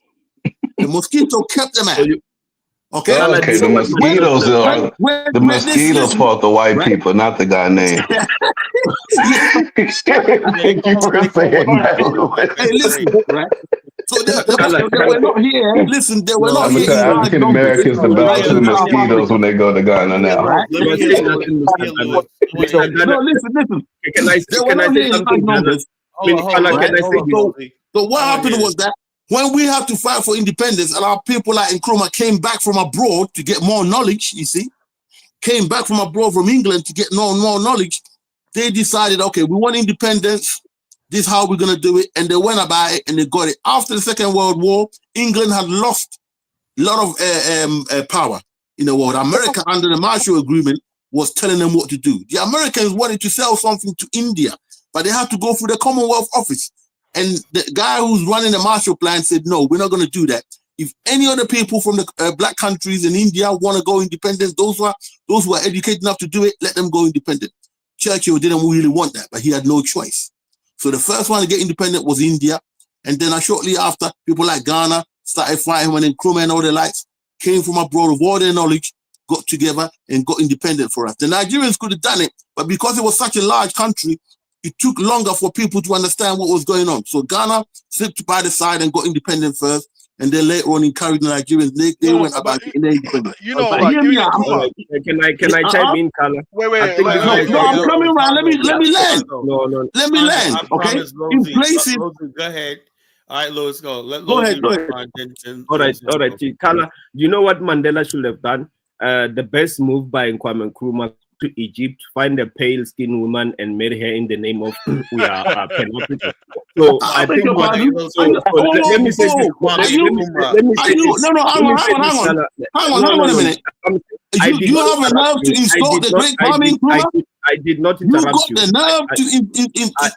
Do you know Mandela came looking for Kwame Nkrumah? So I did not interrupt you, please. Right? Yeah, because I've got something to say. You ain't got fuck all to say. Louis, let the man talk. Okay? When we got independent, we got rid of the white man. That's independent. Hey, don't forget Elvis is up here and Prince wanted to say something. And got independent. You want to worship the white man, and this is what you get. This is what you get for worshiping the white man. You can't say that from Great Britain. We love you. Come and stay with us. Mr. White Man, please don't go. Now Elon Musk is going to fuck you up the ass. Louis, you're hold your mic, man. But Louis, do you see how many, you know how many, wait, it's my time to speak. No, I just want to make this statement. I want to make one statement.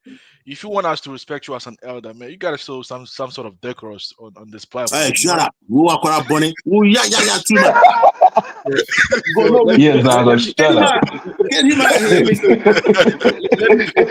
Let me say Respect your elders, nigga. All you guys are talking. Y'all should be working together, man. Hey, Carla, that's how you deal with them youngsters. When they get Carla, when you Carla, that's how you deal with them youngsters. Carla, you allowing this dinosaur to speak over me, but when he speaks, I don't interrupt. Please allow me to speak. Hey, Louis, let Louis speak. Hey, Louis, mute your mic. Mute your mic.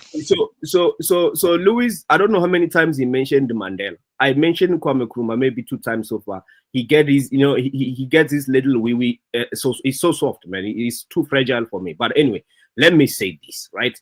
The best move by Kwame Nkrumah is to go to Egypt, find a pale-skinned woman, and then bring her to Ghana. That's the best achievement he has done for himself. Now, I respect his Pan-African ideologies from the background where he's coming from. And he learned from the best blacks, which is Black American in the West. He had to go there and learn that from, because Ghanaians have got nothing to offer. They don't understand the global world. They don't understand the context of history. They are lost. They are mentally colonized. So he had to jump the ship and come and learn from the best blacks in USA about Pan-African, about the continent. Now, understand what Mandela was representing. Mandela was representing the oldest black political party in Africa, which is ANC. ANC drew a lot of inspiration from Black Americans, and furthermore, ANC went to inspire all other Black political parties on the continent, including the party of Kwame Nkrumah himself. When Mandela visited Kwame Nkrumah, was nothing other than paying homage to people we inspire. All blacks in Africa were much inspired by the first black political party in Africa. We're the first blacks to show Africa that we can organize and oppose this colonial system. You know nothing about man, us. Shut up. You stupid. Man, shut up, man. Man, you talking out your ass, bro. Allow me to speak. Do you know who started the ANC? Do you know who started the ANC? Do you know who started the ANC? Do you know who started the ANC? A British white clergyman I'll started the say the ANC. second You know black because Zimbabwe got free first. Clergyman started the ANC. Carla, am I allowed to speak? British black clergyman started the Louis. ANC. A white man started the ANC. Louis, decorum. British black. Yes, decorum, so yes, I'm gonna lend Carla. I'm about to lend Carla. I'm about to lend Carla. So the legacy that Mandela left, we have got many Ghanaians here hoping on Mandela's legacy. We don't have South Africans flocking to live in Ghana to enjoy Kwame Nkrumah's legacy. Hey, my friend, Robert Mugabe is bigger in Ghana than anyone. Robert Mugabe is bigger in Ghana than Nelson Mandela. Okay, so let's end it there. Fucking crap. Ghana is a shit show. All right, Rosie, finish up. Then I got dollar bill coming up. Oh yeah, let's get some facts on that. Oh, come man. on, dollar bill. Come on, brother. Oh no, dollar bill. Come on, brother. Come on board, brother. I thought I had called ICE already on Zongo. Dollar bill, don't this feel like a good old show? That's a good one there. Black power. See that? And Chroma. The maestro. He's gonna show you black power. And on Elvis. And here they are. We taught Nkrumah well. Oh yeah, I'll give you that. Man. Long time no see, dollar bill. How did you go to Mexico for a while? I mean, man. Trump had to deport my ass, man. You know. How did you get back, man? How y'all skip out on principle? I had to jump the boat, man. I jump off the boat. I jump off the boat, man. I'm like, damn. Zongo Ashanti now. He came back under a different name. He changed names. He Ashanti. Okay, I good. had to change my name. My name is Rico Smalton now. My name is Rico Smalton now. Yeah, it must be, man. I told him exactly where Zongo was. Yeah, I gotta let him know I'm Black American now. You know, oh man, I'll let you go. I sent 2 ICE vans out, one for you, and out there in Seattle, and one out in Minnesota. Oh hell no! So I'm trying to get Elvis TPS status taken away. But Zongo, you got your paperwork, bro. How you guys doing? I can't. Hold on. Let's see it here from Dollar Bill. Man, What's I up, came here y'all? illegally. I came here What's up, illegally, my man. brother? Man, I'm enjoying the conversation, man. Are you been listening? It's Yeah, I've been hilarious, right? listening. I had I've been no out. idea Ghanaians and South Africans had beef, man. I didn't know that shit, man. No, we don't have beef. I just got beef with this guy. We don't have beef, man. Trust me. They man. got beef. I just got beef with this guy. Then you got two Ghanaians going against it. I love it, bro. No, we This is what happened when there's no Nigerian on the panel. There's a Nigerian, the Ghanaians wouldn't even talk. I didn't even your night call. What's serious beef, man? Goddamn, man. You know. No, but I mean, but you know, is quiet. But I'm not gonna lie, man. There's no beef, Kala. It's so one-sided. It's just one-sided, Kala. Kala, South Africa is too big. We don't have. We're too big to fight with Ghana. It's so one-sided. But guys, it's just one-sided, man. I want you guys It's to just chime in a little one-sided. bit. I want to make this statement, and I'll let you, Dollar Bill, or maybe Elvis go, right? But one thing that I noticed, right? Because even in American history, for instance, like we hear about MLK. Dollar Bill, you come from the era of like Malcolm X, but when you listen to American politics, they're like the elites. I'm not that old, man. Come on. I'm not that old. Malcolm X died. I think. I was 4 years old. 3 years. Yeah, you live in an era where you was you 4 knew years old, brother. Yeah, but you knew people that knew like the era of my Malcolm father, X. of course. Yeah, my parents used to. My mother used to go see him. But the point I'm trying to say is that a lot of the time we listen to a lot of like the elites, like the political class in America, right? They tend to elevate MLK. They rarely even mention Malcolm X's name, right? There's the reason white people do that. And even like, thank you very much. Well done. They even tend to mention Mandela because even hardline Republicans even reference Mandela. I get surprised. Is it because Mandela? It's deliberate. It's deliberate. No, hold on. Is it because? Let me ask the question. Hold on. It's not Mandela. It's what they paint as Mandela. If you really listen to Mandela, right? He basically told de Klerk, if certain deal here, we're gonna go to war. Yep. So like this, but the thing is, though, post apartheid, right? All the stuff about he said he had to kick that down the road for the next generation because black people, to be honest with you, were not ready to take over the country. South Africa is not a banana republic, right? You talk about a country that supplied half the electricity for the African continent, But they can't get power today themselves. They can't even get power today themselves. Oh, yeah, that's a little thing. Like, it's not really power. Hey, that's not true now, because Orania got power. They got 100% power. How long has it been since the apartheid? Can I say something? This is what I'm Every time I talk, this idiot going to come and interrupt. This is what I don't understand. The blacks in South Africa are no more empowered than they were during apartheid. They haven't done anything to empower themselves. Lewis, there's Elvis, there's Prince Up. They both want to talk too. Exactly, because I actually wanted to know like the view of like Dollar Bill or Kala. Because you hear them, they reference them a lot. You don't hear them even mention Garvey, even Dubois. You don't hear them. Listen, Kwame Nkrumah was voted the African of the century. Okay, let me ask the BBC conducted a program. The BBC conducted a program during the millennia. Okay, and they thought that Mandela was going to win hands down the African of the millennia. No, right across Africa, they voted for Nkrumah because everybody. Robert Mugabe is 100% the African of the millennia. There's no way no one else is going to take that from him.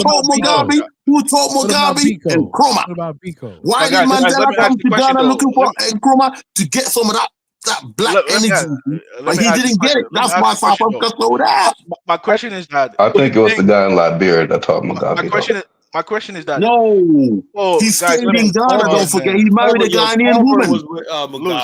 Let me ask you a question. I want to know the view of the Black Americans on this platform. Because my question is, do you think if most even hardline Republicans reference, leading black people, does that mean that those black people are actually coons or something like that? Because Republicans are racist. They don't want to reference any black people with real power. They'll reference. I want to know the view of Donald. Let me say this, Zongo. Who's that? Principe or Zongo? I can't tell. Who you done? No, I was the one who. I was Zongo. Zongo. Okay, Zongo. The thing is, check this out. Here's the thing. I remember hearing like white nationalists, white supremacists always gave praise to Elijah Muhammad, Marcus Garvey. They say, if you guys will listen to, because that's the way they think.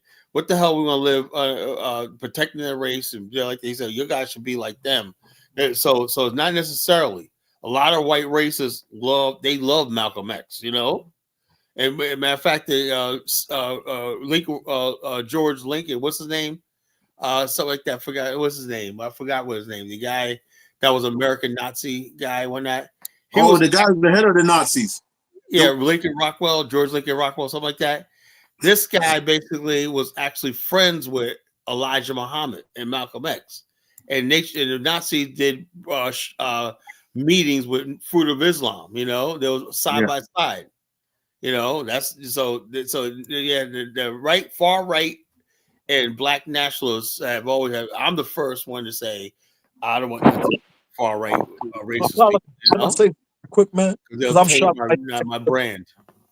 I'm shocked by your actions tonight. If I came up here talking about warrior mosquitoes and paper revolutions, you would have kicked me off the court, bro. And what are you talking about? What are you talking about? Who you talking about? Lewis? You allow Lewis to come. You allow these Nigerian rejects to come up here and bash South Africa. He's not a. He's a guy named. Guys, hold on. Lewis, Princeton, you can't get mad because mosquitoes saved Ghana. Right? Thank you. Lewis made a point that he said mosquitoes and paper. That was his opinion, you know. Now you say you have a serious problem with that. I'm just sitting here listening, you know. Oh man, hold on. South Africa today is one of the biggest funders of the AU. They actually fund different. Oh, you care about the AU, man? You want to this AU, man? They slowly. The AU has been proven tonight to be useless, man. Principally, but the AU have sovereignty. AU has yet to have any sovereignty over any institution. Man, AU can't even help Congolese. Congolese can go on. Seaport. Nah. Prince, you got five black countries on this platform right now. We can't get shit done. But guys, let's allow others to talk. You guys are finished. I'm going to show you my. Who's speaking? Let Lozy go ahead, bro. George, the new video. Wait, no. Y'all been skipping. Hold on. Y'all been skipping over Elvis for hell long. Come on now. Elvis is quiet. Elvis staying quiet. Let my Liberian reject talk. Elvis is not going to talk. Allow him to speak because he did not make his point. Don't scare him no more. Be a man, Elvis. Jonathan, let Lozy finish what he said. Let Lozy speak, bro. No. I'm saying allow the brother who was speaking, responding that you allow the Ghanaians, allow him to finish his point because you guys are interjecting. Continue. Principally what he said. Yeah, Princip. Princip. Louis, mute your mic, man. Mute your mic. When they were sanctioning the Sahel countries, Ghana didn't speak up for those countries getting sanctioned, while South Africa spoke up for Zimbabwe. So why is Nana Akufo went to report them to the White House? Nana Akufo went to report those Sahel countries to the White House for taking back control of their countries. So why is South Africa being labeled the sellout? Yeah, man, but the previous government was a sellout. Can't we all just get along? Hold on. We gotta do a whole nother show. Zongo, don't say nothing that's gonna make Lewis unmute. No, but South Africa did a paper revolution just like Ghana, but somehow South Africa is a sellout and Ghana's not. How that works? I tell you why. There ain't no white people in our country, stupid. We run shit. Ain't no white man come on our shit. We run it. But Lewis, that's only because of the mosquito warriors that y'all had. Damn right. You want us to export some mosquitoes for you? You want us to export mosquitoes for white people here. You guys are crazy, man. Yeah, but even in Ghana, when you hear they say Gold Coast in the past, it does not even relate to the current territorial boundaries that Ghana currently has. It was mainly, when they say Gold Coast, it was mainly the western region of Ghana, eastern region, and maybe some part of Ashanti region and the coastal. What do you mean area. some part? The bloody gold was coming from bloody Ashanti, fool. What are you No, talking about? What do you know the gold mines are? Oh man, shut Johnny? up. Most of the resources in Ghana. So, hey, Carla, can you do me a favor? Carla, can you do me a favor? Yeah. You see how you got that beautiful picture of Kwame Nkrumah, Black Power? Can you show me the king of Ashanti? Just pull him up. Pull him up and show this Zongo boy. Zongo boy. Carla, ain't Ashanti the one that had the white chief or the Chinese chief? Ain't no damn white chief in there. You're from Nigeria. Shut up. Wait. The king of Ashanti is a coon for the British monarch. His Churchill gave was a king of Poker Warring. Hey, calm down, Zongo. Put it on. Pull it up. With a gold in it. The king of the Ashanti was a best friend of Elizabeth, okay? Of course, we know that. No, he wasn't. Get out of it. Put it up, and you're going to see where the gold come from. Don't listen to this Zongo. He's from a village. He's from a village. That's why it's called Zongo. He's from a village. Don't listen to the little Is my poor boy one. still there, Bantu man? Listen to the people from the kingship. But guys, what's up, Dollar Bill? But guys, let's not listen to the rhetoric of Louis, right? What do you mean rhetoric? Wait, let me finish, man. Man, shut up, man. Let me finish. If you want to be respected, shut up, you gotta little learn how to cheeky shut up. Ashanti is the kingdom of gold. That's where the gold come from. What are you talking about? Let me Ashanti is a kingdom of gold. Shut up, fool. man. Just go on YouTube and look at it. Let me finish, man. Let me finish. See, in Ghana, is the Ashanti Anglo Gold Company. It's not Zongo Gold Company. Fool. Jonathan, you can actually Google that. In Ghana, the region Thank you. that has No, the show us the gold he wears. Show us the gold, the actual gold he wears. Show us that. In Ghana, the region that has the most resources is Western. Is the Ashanti region. No, that's a lie, man. It's the Ashanti region. Shut your mouth. Shut up, It's a man. fact. It's a fact. We're the only ones who can run ourselves. You idiot. It's the Ashanti region, fool. Oh, okay. I'll look it up. I'll look it up. Everybody knows about the Ashanti, bro. The region that has the most resources in Ghana is mostly in the western region. It's the Ashanti region, dumbass. Wow. We is this how we sound? The culture in Ghana. But what are you talking about? My God, I must have really sound crazy. Thank you very much. You see that gold he's wearing? You see the gold he's wearing? Do you wear that gold? Oh, Do you see that gold he got? Who in Africa got gold like that? If this dude came to VA, man, he would be getting. I'm saying the region. Thank you. You're saying a load of crap. Thank you. That's my people right there. The gold. You see the gold? I say do Zongo people have gold like that? Don't know. You don't. The problem is these little tribe men talking shit. Thank you. You see the gold? You see the gold? You see the gold? You see the gold? You see it right there? Man, I'm a Hausa guy, man. I'm a Hausa guy, man. He flossing like you see that? You see that? That's the king right there. You see that? That's the king right there. Not Zongo. Zongo is a village. That's the king right there. Your people ain't nothing. Your people are little people. You got to shut when you're trying to speak, boy. You see that, boy? You see that? The gold there, right there. Largest speaking language in West Africa, man. Carla, we conquered a lot of tribes. Thank you. Man. Shut up. Thank you. Golden stew of Ashanti. Golden stew of Ashanti. Ain't no golden stew of Zongo, pussy. Thank you very much. You see the golden stew? He's got his own sick. Put it back. Go back, Carla. Go back. Go back. Louis, calm down. Go back. It's okay, Just go back a little bit. Go back one more. Like just go back. The only one no, go back with the golden stew. You see that? Right there. You see that? You see that? Show me in the black world a traditional like this, culture like this in the black world. None. We're the number one, nigga. Gold. That's where the gold code come from. It's because of this. Are you checking? Are you googling like the region in Ghana? Thank you very much. It ain't Zongo. Louis, you gotta take that L.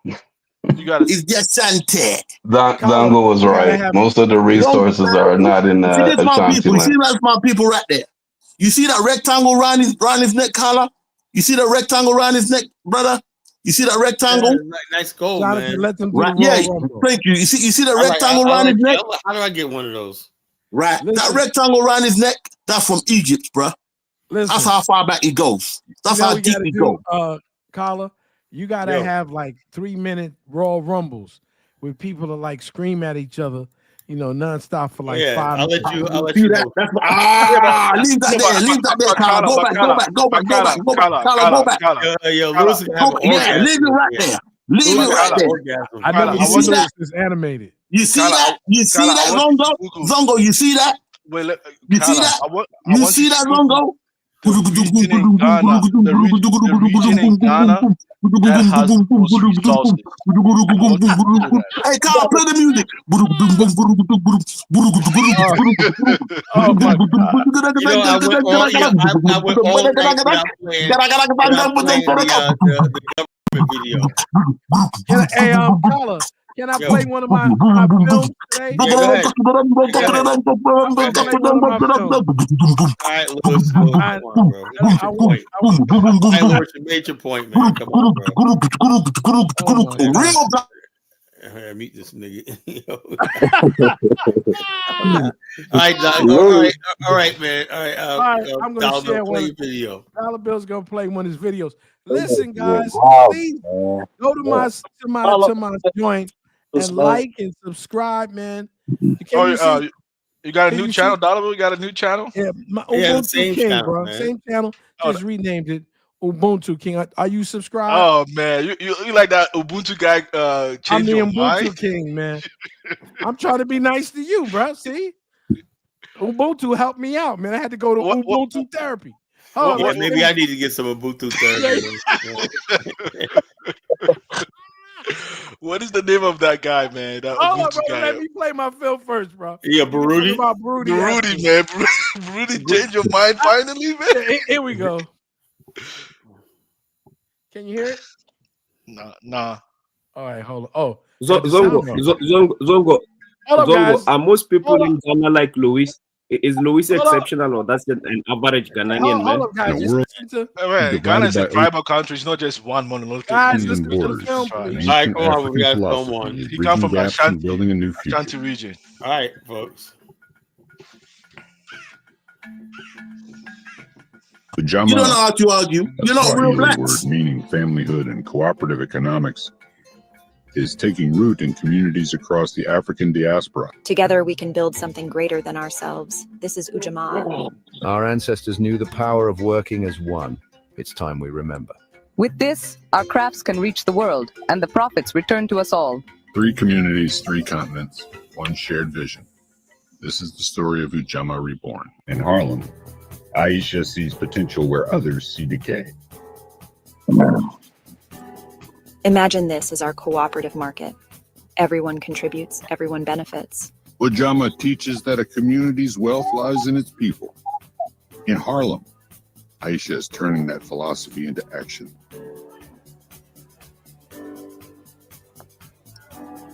This isn't just a market. It's proof that we can create our own economy, our own future. But Aisha's vision extends beyond a single market. She dreams of a Harlem transformed by Ujamaa. In Jamaica, Kwame is reviving Ujamaa through the land itself. Yeah. We don't just grow food, we grow community, you understand?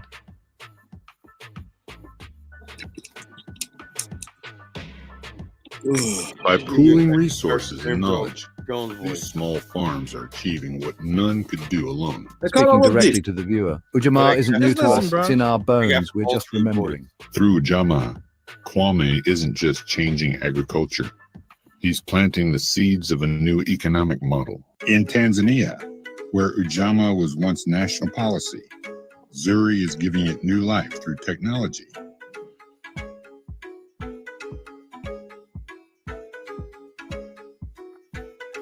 With this, your beautiful crafts can be sold worldwide, and the profit comes right back to our village. It's getting boring. Come on, Carla. Put the real warriors back on. Let's not mess about it. Just wait a minute, brother. Hold on now. Don't disrespect my AI-generated wife like that. Ujamaa can thrive in the digital age.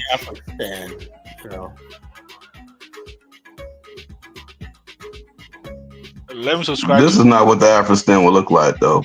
Ujamaa isn't just our past, it's our future, a future we build together. As word spreads, these separate initiatives begin to connect. You do a live show on that?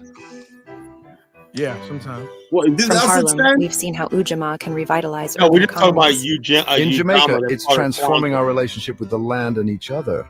And in Tanzania, we're using technology to bring ujamaa into the 21st all over the century. African continent diaspora, you know. That'll be, which one is the Ubuntu? The one with the African map on it? Yes, with the hat, my hat on there. With a hat. Okay. This isn't just about economics. It's about reclaiming our shared identity. In this virtual space, a new Pan-African consciousness begins to take shape. The ripples of this renewed ujamaa spread far and wide.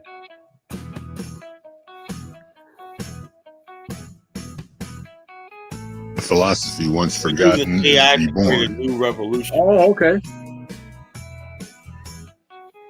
Adapted for a new era, but true to its roots. You won't see this on mainstream TV. Through ujamaa, African descendants worldwide are forging a new identity. One that honors the past, transforms the present. That's what you guys be doing, Lewis. This is more than economics. It's a revolution of the mind and spirit. Oh, we tried to, but you can't do it with people like Zongo and these South African on here, man. Yeah, you gotta work together, man. We gotta work our problems out. Dollar Bill and I agree on a lot of stuff, man, but we still. Well, the first thing they can do in South Africa, get rid of the white man, then you can come. If you don't get rid of him, you can't come to Africa. Look, the white man's. I think we got to form community, white man's not. You can't say that from the white man's country. Hey, well can. Hey, Lozy. So you see, most, a lot of this West African white men are never gonna leave. You have the tag. You have the tag name. Not leaving Ghana, this thing. Most of these countries, they're not living nowhere in Africa. Lozy, most of the people are very tribal along tribal lines. Where are they tribal? Where? So I'm glad now, Zongo, you can see that it's not us who start shit, right? I called on this panel to discuss something. Hey, listen. And once you get rid of the white man, then you can talk. And two, then you got to Kala, why are you allowing this guy to speak all over us, man? You're lunatics, brother. You're speaking like everybody else. Lewis, I got it. Why do you hate South Africans so much? I don't hate South Africans. I was ready to fight for them. But when I realized that a bunch of sellouts, wait, you were ready to fight for them? I said, you're saying that all South Africans are sellouts? No, but unfortunately, look, every nation have a percentage of sellouts. But in South Africa, listen, they will kill you for that white man. Hey, guys, I don't get that impression, man. They will kill you for that white man. Hey, Kala, let me tell you today, man. Let me tell you today. All the black people, Zambians and South Africans hate white people the most. Let me tell you. Hey, Kala, let me tell you. I'm Zambian friendly like that as well. No, Zambians are militant. I got a BAL chest. Yeah. See, a lot of the problems. They like freaking Dr. Clark. They talk about Malcolm X, Malachi. They don't play. The Zambians are freaking militant as hell. Yeah. They support Ubuntu King. That's for the next week. See, let me tell you. See, the reason why Akufo-Addo. Lewis is a supporter of Akufo-Addo, the former president. So the party that he belongs to. Wait, let me finish, man. Let me finish. Go ahead. How many crewmen? Don't forget, brother. How many crewmen? I get what you're saying, but even the man, you are here. Can you just consult this man? Can you just back up for a minute, man? I want to hear. This is disappointing. Let me say, even the Ashanti king that he's currently espousing, there was this man that came in the current new president, his opposition party, the vice president, Opoku Prempeh. He comes from the Ashanti royal family, and he doesn't like Nkrumah. Most people, how do you call it? What is this guy's name? Louis tribe. They never like Nkrumah. They are very Who told you that? Ashanti Who told you that? Bro, you don't know what you're talking about. Man, shut up. You don't know what you're talking heard about. that before too. Man, you don't know what you're talking about. His father had Nkrumah overthrown. That's what I heard. Exactly, man. You're part of it, man. Listen, these guys don't know what you're talking about, right? Man, shut up, man. Ghana is a country. Shut up, man. I don't know, but Ghana is a country made up of different regions, tribes coming together to form Ghana. The original idea for Ghana was called not Ghana, but Gold Coast. It did not even include the Ashantis. You know why? because we were the last ones to fight against like, can this man just keep quiet for a second and allow others no, to I speak? wish We you don't keep want to quiet, hear you you, piece man. of shit. We're not talking about you. We're talking about Ghana now. But shut up. You asked me a question. I'm answering. Stop interrupting. Stop Can you interrupting. keep quiet for a second, man? Have you got rid of the white man? Have you got rid of the white man yet? When you get rid of the white man, then you can come and talk. Until then, shh. Man. We don't want to hear you. Peace and Pan-Africanism. And I'm answering him. Okay, I'm answering him. It's simple. Can you just allow Ashanti were the last ones. Lewis, please don't. Lewis, please don't never shh a grown man. That's so disrespectful. He's not a grown man. He's still got a white man in his country. You can't come on a black platform and talk about this. And that. You come from a white country. White man running you. So you can't come and interrupt us. Hey, Jonathan, man. See, if Ghana's going to when thrive, you get rid of the white man, then you can come and talk. But here, it's for the free black people. You're not free. 6% of the 6% runs you. Crazy. The white man runs you. I know this sounds crazy. Hold on 1 second. I know that what I'm gonna say sounds crazy, but let's not hurl insults against one another. Let's try.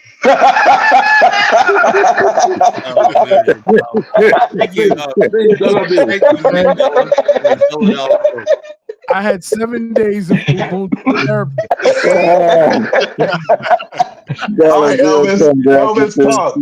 Elvis, talk. I want to see how long this lasts. Elvis, say something. Hell yeah, Elvis, say one word. Bring Dollar Bill back to reality.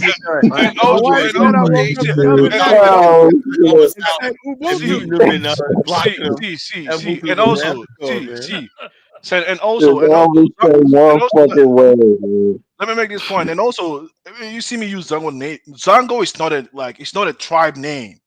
It's an Hausa language, means a place of convergence by many people from different tribes, right? Yeah.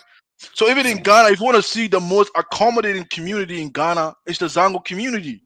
They accept every tribe from the West African region. If you go to Ghana and you go to Zango community, you will find every tribe from West Africa in Zango. So it's, even sometimes when Louis talk about Zango, it's like they come from, like, Louis, what are you talking about, man? In Ghana, the most fierce Ghanaians are the Zango people, man. In Ghana, because all the criminals hide there. That's why. All the criminals hide there. You're not the most fierce. You're not the most fierce. That's why you don't get your criminal work done. Because anybody can come and hide in there. Let me finish. Anyway. Let me finish. Let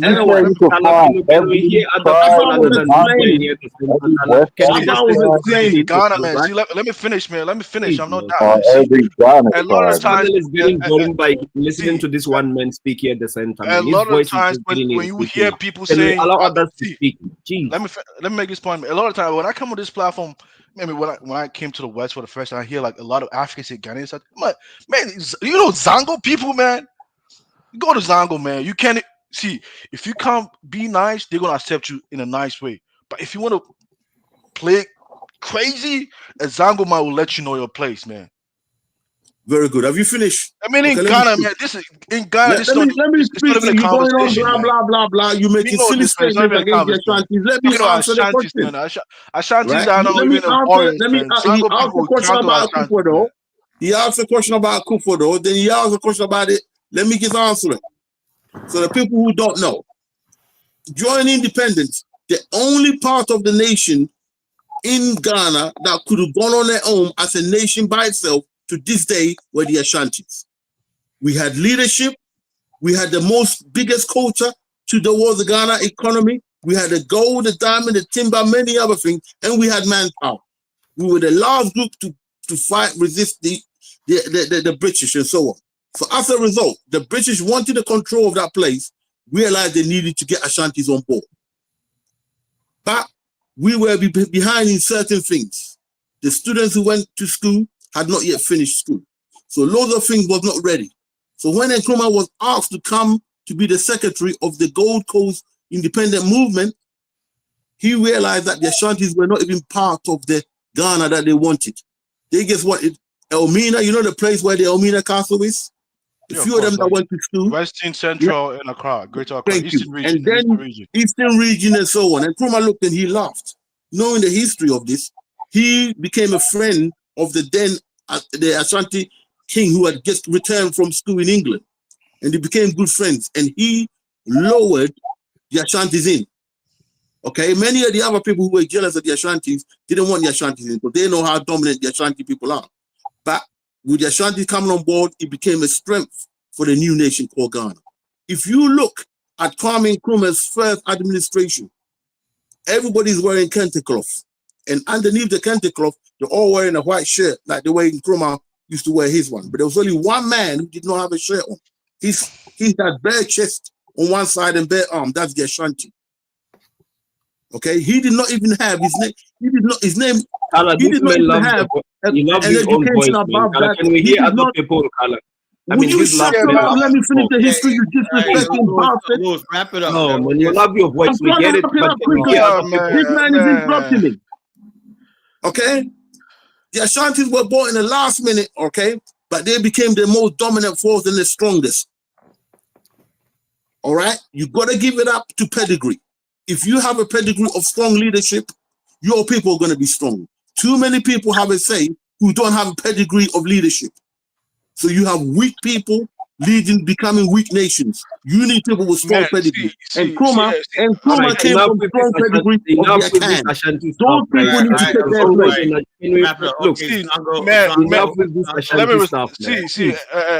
These guys, man, he like spewing like misinformation. I get it. Like, what misinformation have I given? Let me finish. Let me finish. No, but he said I'm giving misinformation. What misinformation? I just want to put things in proper perspective, man. Okay, what misinformation have I given? Wait. I want to put things in proper perspective, and then we just move forward from this topic. You see, weak people from weak tribes. This is what you get. Well, let me finish. They can't back it up, and they just finish what? You come from a weak people. Okay, I heard. Man, let me finish. See, generally, when in the past, I gotta go to bed. See, in the past, when you hear Gold Coast, it's mostly the coastal region. It doesn't include even the middle belt and even the northern part of Ghana, right? So when you hear Ashanti saying the Ashanti's conquered or something like that, because the British came all the way to the Ashanti region, which is in the middle belt, they never went beyond even the northern region. The way even the northern part of Ghana became part of Ghana was through even persuasion. Oh, let's all come together and form part of it. It doesn't mean the Ashantis were the ones who conquered the British conquered them, but they never even went to the north. How can you tell? Wait, let me finish. How can you tell? Wait, let me finish, man. Let me finish. So how can you tell even the British will be able to conquer the north? They never came there. You are just singing an empty barrel. Who said that the British came there? Who said the British came there? Did I say that?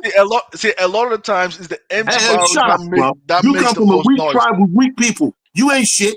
Man, I'm a Hausa guy, man. The real strong people are Lewis, hide your Ashanti supremacy. See, let me tell you. See, hey, Zulu, Jonathan, man. You talk about the Zulu. You talk about the Ashanti. You talk about the Sudan. All you weak in between us. You weak in between us. You ain't nothing. Fellas, y'all can stay on. I'm in the live stream. Y'all can keep. Carla, you starstruck, man. Man, let me finish. See, when you Carla, that picture you got is beautiful, bro. See that picture there? I'll leave it up for you. How about that? Oh, blow it up, bro. If you want me to, everybody you don't allow anyone to speak on your show. You allow only one beard. Yeah, Carla, you don't have to end the show. Dollar Bill's here. He can end it. No, I have to. Oh yeah, let Dollar Bill keep it going. Blow that picture up, Carla. Blow it up, do you brother. have a leave studio button on the bottom? Or an end stream? You have an end stream button? Yeah, I got a leave studio at the bottom. Do you have an end stream up top? Yes, I do. I'm a coach. Hey, Jonathan. Just Google. Like the no problem, brother. Jonathan, just Google the most popular language in West Africa is the Hausa language. We're not talking about West Africa. We're talking about Ghana now. I'm a Hausa person, man. So what are you talking about? The most popular language in West Africa is the Hausa person. If they are weak, and that's because you're not Ghanaians. Go on, get the hell out of here. Go on, move. How come? Yeah, language is the most dominant. You're from Burkina Faso or somewhere. Go on, get out of here, bro. How come the language the most dominant language in West Africa? Not just Ghana, man. West Africa, man. You want to claim West the House Africa. of We're Man not is talking about a West weaker Africa. tribe? We're talking about Ghana, bro. Well, the land was created by the white man. Hey, Zongo, why didn't you stay in the Ashanti area? Why didn't you go and stay in the man? My people were Muslims. They spread Islam across West Africa. We traded. No. Because you can't live under Islam. You know that you can't live under Islam. It don't work for the black man. See, we spread Islam. Islam don't work for the black man, bro. Come on. I come from a family who are Muslim. We're clerics. We spread Islam in Benin, Togo. That's what I mean. Islam is no good for Africa, bro. Islam doesn't work for Africa, my brother. Oh, but I'm telling you who I am. Actually, I don't knock your religion, but it's no good for us. It's no good for us. I'm telling you my background, man. I'm telling you who I am. I'm a Hausa person. I know your background. I know your background. Yeah, man. But you can't really say Ashanti man is better than a Hausa person. Even when a Hausa king from Kano comes to Ashanti, you make your living living in a Ashanti land, in the Akan speaking places. Man, but Ghana doesn't belong to you guys, man. Shut up, man. But listen, without us, Ghana wouldn't exist, bro.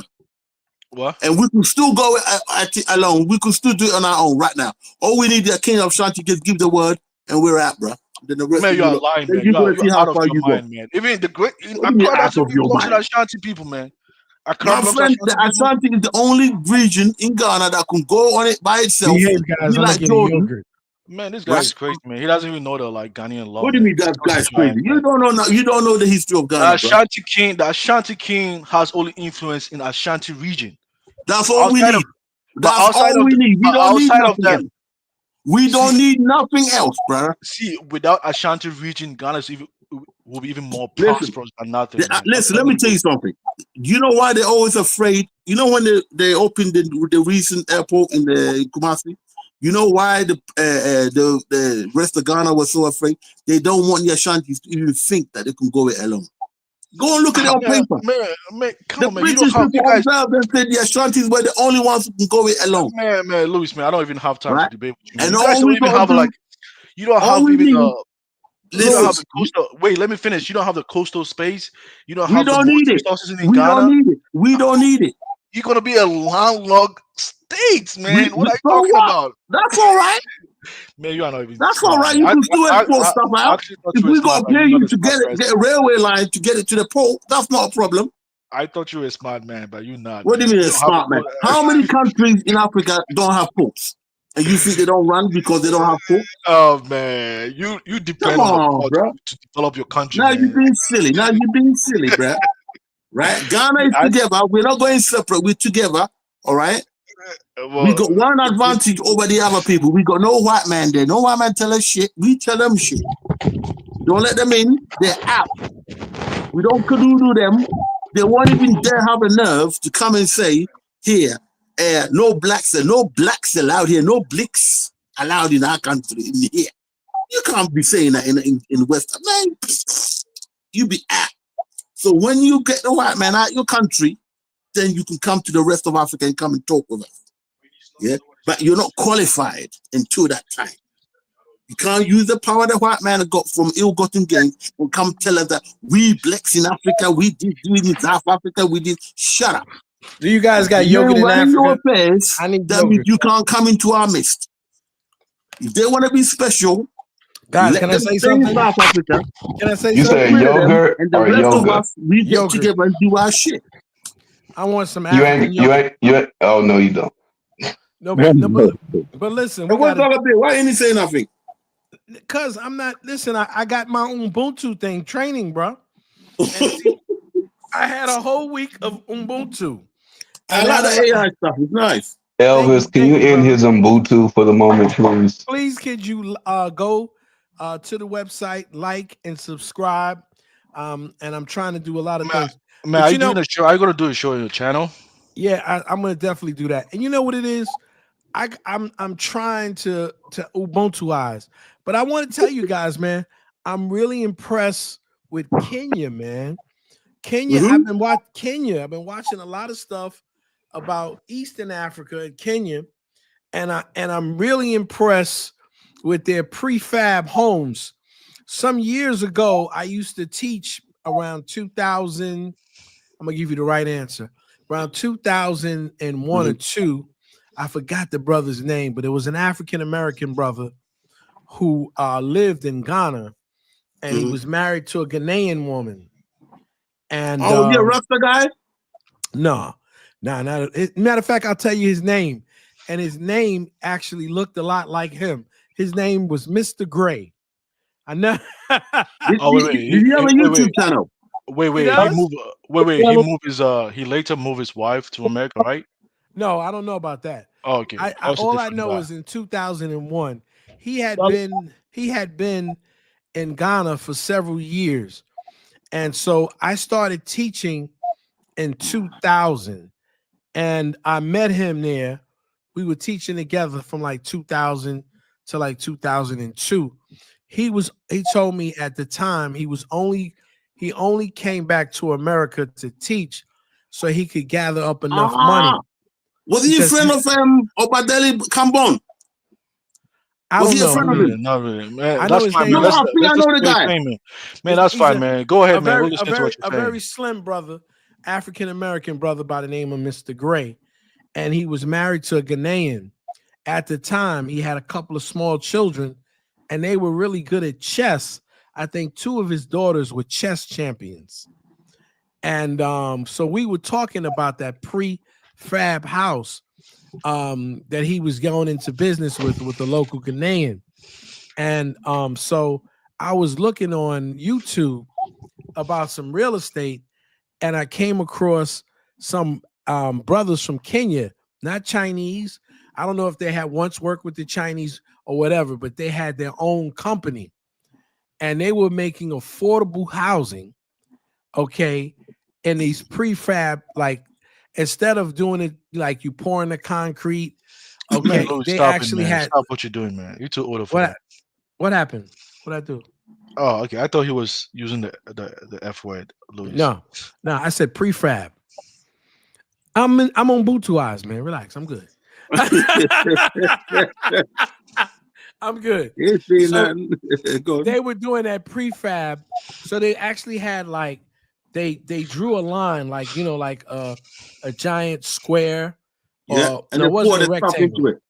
And they poured things like in each section, like maybe like 4, and they anchored it in, sort of like they make the houses in the Caribbean, where they have the anchor, and then they treated. They actually, they put a membrane over it, and they shoveled out the piece. They cut out the thing and shoveled out, and then they put some type of stuff for he was saying it was for insects or whatever. It made kind of strange to me because I was like, what kind of insects are going to be coming up through the concrete? But they did it anyway. So like, are you saying like you like the real estate like? Well, I like the quicker way to build. I like the building. I like the way they were able to put a building together. One, I saw a 3-day building, and the other one I saw a 10-day building, which was a larger building. And they are able to do this stuff in less than sometime 2 weeks, from 2 weeks to 3 days. Oh, really? Right? Yeah, man. And it was so affordable. I think, I think it was like $15,000 US for a duplex, 3 or 4 bedroom. Okay. And I just said, wow, amazing. So it took Mr. So Gray, let me ask you this: buying a property over there, was that easy to buy a property over there compared to like what you hear? Foreigners can buy property in Kenya, right? Okay. I think they paid like 2 million C shillings for the property, and to put everything up cost like 6 altogether. I think 8 million C shillings. Okay, came out to about $15,000. And so they were making affordable. What'd you say, man? Too? No, I said, that's impressive. Yeah, that's very impressive, man. And so the only way we can get that affordable stuff going, we need a government to get behind it, to sustain that. Man, he's talking about Kenya. Why are you talking, man? Let him speak about Kenya. No, Guys, what relax. talking about for the bigger picture.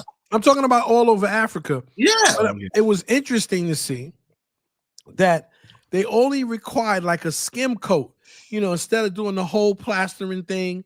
And they had connect blocks, and they also had these the slabs had these holes through them on the side where you could do all your plumbing and all your electrical work. So I thought that was awesome, man. Oh, okay. That we can produce that type of prefab homes in Was Africa. it like was it cheap too as well? Was it cheap? Yeah, it was. Yes, very much so cheaper. Like in dollar terms, like yeah, like $15,000, brother. 15, really?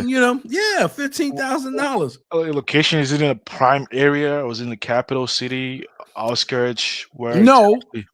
no, it wasn't in Westland. It was like in the village. Oh, it was okay, in a remote area. Okay. And we're in the village. And I said, wow, man. Why would you want to settle? Would you want to live in a village though? Well, listen, we can't all live in the cities. Village is nice. If we build up the villages and provide people with a certain standard of living, right? And that's why I built my house in a village. And you give them where do you build your house? You make hold on, brother. Come on. Let's not use this to argue. Let me try to get out. I'm going to say something. No, I don't Ubuntu. If you say it enough, right, you'll feel good. So I was like, man, if that's a factory that can be built, because it was a lot of the cuts were done in the factory, right, and the pouring of the concrete, and the prefab can be done, man, and it's not like America when you have that cardboard prefab, This is solid prefab. This is solid stuff, man. And I was astonished because even like the foundation, right? Mm-hmm. The foundation were in little squares. So they took all the little squares and connected them together. And then like they poured and then they poured concrete over it and smoothed it out. Wait. So let me ask you this. Like, so he married his Ghanaian wife. Did he kind of like relocate to live in Kenya because like they had affordable? No, he was living in Ghana. But he's talking about the prefab was done in Kenya. Oh, okay. Yeah. So the guy was telling, I don't even know where his prefab is done. I'm just explaining when it just, how you make a connection. Because I had talked to this brother, man, in 2000, and we were talking, and he was just telling me how beautiful his property was in Ghana.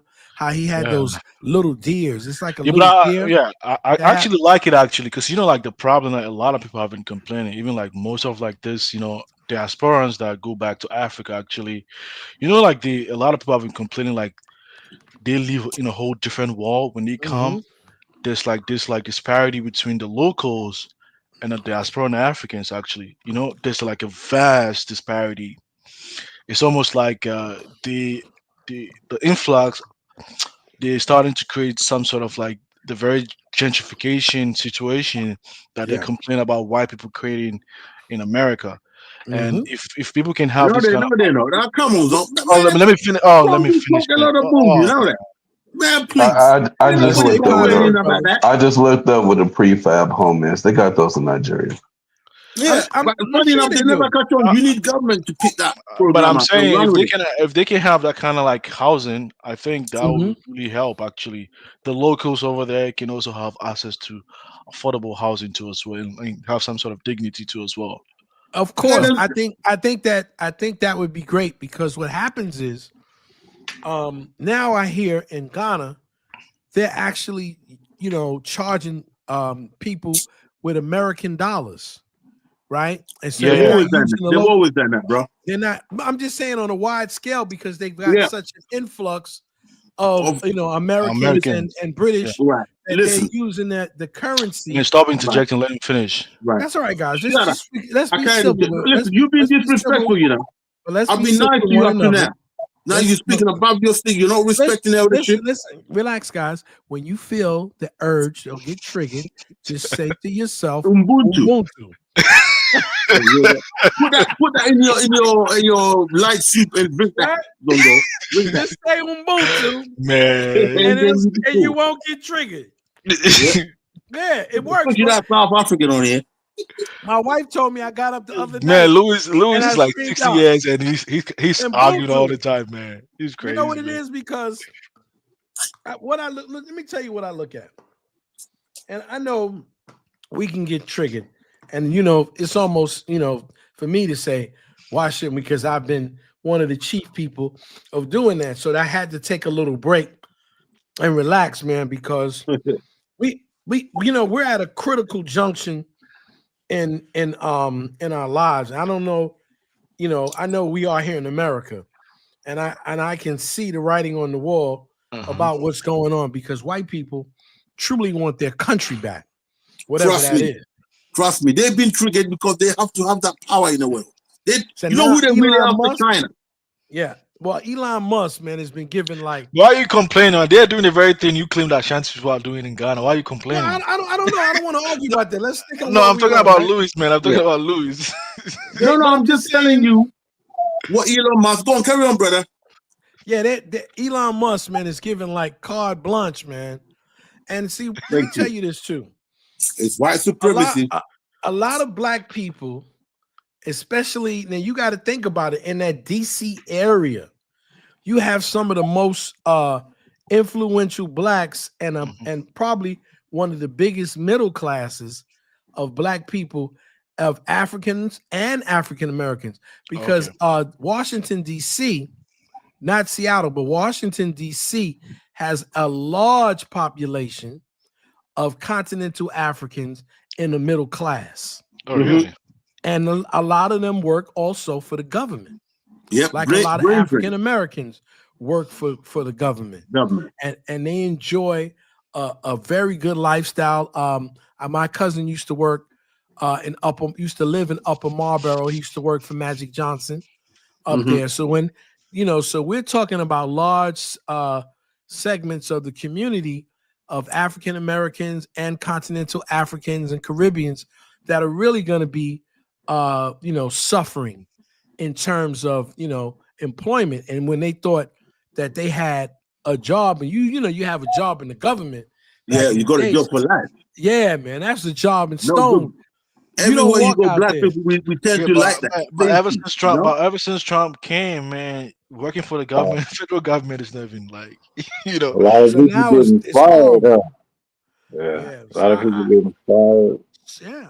So I'm looking at, and so when we talked about wealth in this country for black people, it's calcified really in what I'm in the last year of the baby boomers.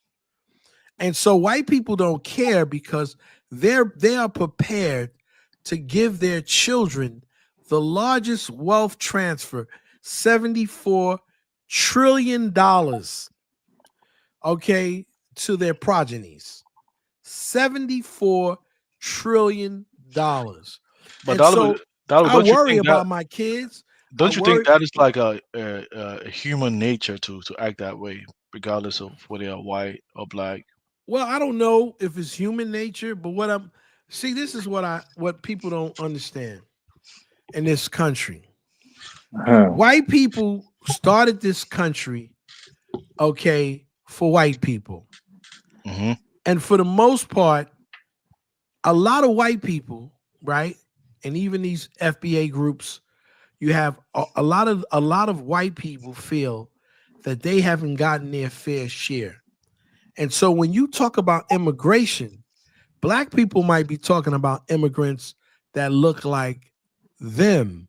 But when white people talk about immigration, you know, you got to talk about white people who are from Russia and all these other countries. Western European. Okay, these European countries who are coming here and they have top jobs, right? They have top jobs. They have top engineering jobs. Okay. And so you have a population, which is the poorest population, okay, in America, that are far more xenophobic, okay, than FBAs, okay, and those other people could ever be. That you know one thing though, like even like people like the Anglo-Saxons, like the ones that came from England, just Mhm. after like a generation, their kids just assimilated. You might think they've been here for a very long time.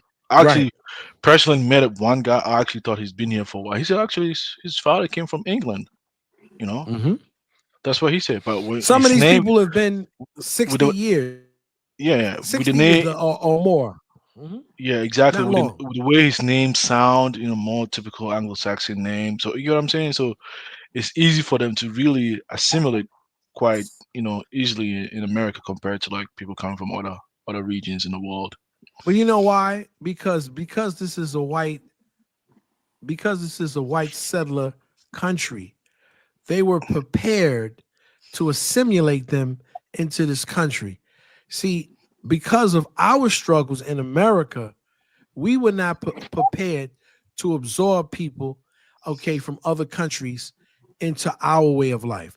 Now you have people who are were aristocratic and diplomatic.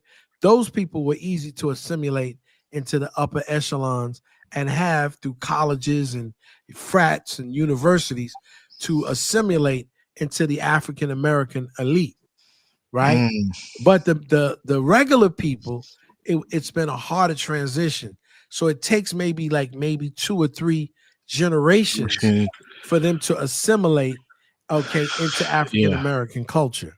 Yeah. So according to like even according to yeah. the stats, they did say even like most African immigrants did even assimilate quite easily than other groups from other regions of the world. Actually, that's what Well, you know what it is, reports because is saying. black people for the most part, I know you see radicalism on the internet, but for the most part, black people consider blackness to be flat, right? And so they don't really particularly care if you come from another country as long as you're black. Yeah, right? yeah, you're right. You're right. You mean like So Black they don't Americans? Black, yeah. African What, Americans, Caribs. what? Go ahead, Bantu. No, I was gonna say, what you think is gonna be the outcome of all this layoffs and people losing their jobs and all this shit? and also like Doge, man. We want to hear about Doge, like the money that I they. don't know, man. Let me tell you something that's going on with people in my age category. So I can only speak for that, right? There's a lot of people in my age category who are leaving or have already left America. They're going to places like Mexico, right? And I know that sounds strange, even strange. No, For no, me, but I Mexico. agree. It's the best place to retire actually. With the money, American dollar, better standard of living. Yeah, so to retire. Mexico, they're going to Panama, they're going to Belize, they're going to there's Costa Rica, where these areas that they can go to and they can easily, fit in. They might have to learn Spanish, but if you come from a place like New York, you probably know, un poquito español. You probably know some Spanish. Dollar Anyway. bill, people, even white people go to Costa Rica too. I have like some of my colleagues like that do go to Costa Rica. Yeah, a lot of white people do, but I'm just saying there's a Liberia in Costa Rica. People don't even know that. So I'm just saying there's a lot of wait, you mean a city called Liberia? It's a section called it's called Liberia. It's part of a bigger section. I can look it up, but it's or let Jonathan, because he like to look up stuff. Yeah, but there's Elvis a section knows about called that. Liberia. So Liberia was not just a movement in from America to West Africa. We even had a section. We had little Liberias all over. We had one in North Carolina, okay, which we call Liberia. Wait, so let me ask this question though. I don't want to go off tangent, but was the Liberia like the name? Who coined the name Liberia? Was it like the African Americans that went back, or was it actually the African Americans went back and they called it Liberia from the word liberty? Yeah. Liberty, okay. The word liberty. Yeah. So that makes you don't know history, so when I talk, you just all right, guys, be nice to each other. I'm just putting him in his place. I'm just gonna let him know you got to respect eldership. But just say, all right, you don't spike the children. They don't know which way to go. You're right. But we all got to say, we got to say Ubuntu. Ubuntu. Let's say that Ubuntu. Lord God. You know what? Every now and then you gotta section certain. You see, there's a code. You see, we need a code. And a lot of black people have forgotten. Let me tell you a little story. Right? Let me tell you something. Zongo, listen. Right? I went in a supermarket called Tesco. So we have that's like your Walmart, right? Where in the UK? Yeah. So I want to buy something. I'm coming out, right? And then there's a black guy standing in the audience, standing in line. So I got my coffee, whatever I'm getting, and I'm walking out, and I've seen him. You know, when in England here, when you're in the area, you don't see a lot of black people. You see one black person. You know, when you see them face eye to eye, you acknowledge them. You understand? Right. Because normally, when anything goes off, he's got your back. I know that if I was in New York and I saw Jonathan and I didn't know him, or I saw a dollar bill, and I'll shake my head. I know he's gonna shake his head back, even though he doesn't know me, because we coming from back in the day. We know the score. If you live in a typical England, black, if you live in a dominant black community, in England, a lot of the new blacks who've come in have forgotten all this stuff. So I walk past, I go, all right, brother, and the man look at me, like, look away, like, I smiled to him. I said, brother, you don't say hello. You know what? First he said, what, do I have to say hello to you? I said, no, brother, but I'm acknowledging you. The least you can do. Then he realized he's in a spot. Even though the white people started looking at him, and then, all right. Then he shook his head, and I went about my business. I went about his. We got a new group of black people who don't have no code no more. Wait. So he was around white people when you? No, yeah, we in England. It's mainly whites. But I mean. The particular location. The location, yeah, it's in central London, this particular part, but mainly offices around there and all that. It's all mainly, but this is back in the days. It wouldn't matter where the black person come from. But there's the first thing. Yeah, but Luis, I think it's more. I mean, if you ask me from my own personal experience, usually, if you are in an area in a location whereby you rarely see like black people. It's out of respect. Even in Ghana, if I see you, I go like that. It's normal. No, but it isn't our culture that we greet. I get it, but it's not really prevalent over here, right? But I'm saying, like, generally, but that's it used to be. But what's happened is that the code is not being followed by the younger generation. I'm saying, because I heard. I mean, I don't want to because I'm saying generally, if you live in a community where you rarely see black people, that tendency of seeing another black person and acknowledging their presence is very prevalent, right? But if you live in a place like Chicago, south side of Chicago, or maybe Philadelphia, where there's a lot of black people, you don't really have to do stuff like that, though. You don't really have to acknowledge. I do when I'm in New York. Black people greet people still. Oh, they do. Even give a tilt to your head. If we ain't walking up and holding a conversation with you, but we'll do the head thing like dollar bill. Get a tilt to the head, like this guy looked at me like I've just offended him or something. Man, I'm not walking away from this. I went, brother, I'm just acknowledging you, But it's mostly like if they are really walking with was he walking by himself or was he with other groups? He was standing in line in a queue. He was getting an arsehole, that's all. Oh, okay. There you go. He gets an arsehole. Sometimes there's certain black people, they want to, show other people that, just because I'm black, I'm not his brother. I don't know him, Man, Dollar, you know that shit. Yeah, you got some assholes out here. Yeah, you're right. But Dalabo is usually if they are among other groups, right? But like Lewis is saying, he's just by himself and still acting that kind of crazy. Yeah, because some people got it in their head, I'm not like you because we look alike, and see I hear this crap all the time. Oh, all skin folk ain't kinfolk. And I go, that's a damn lie.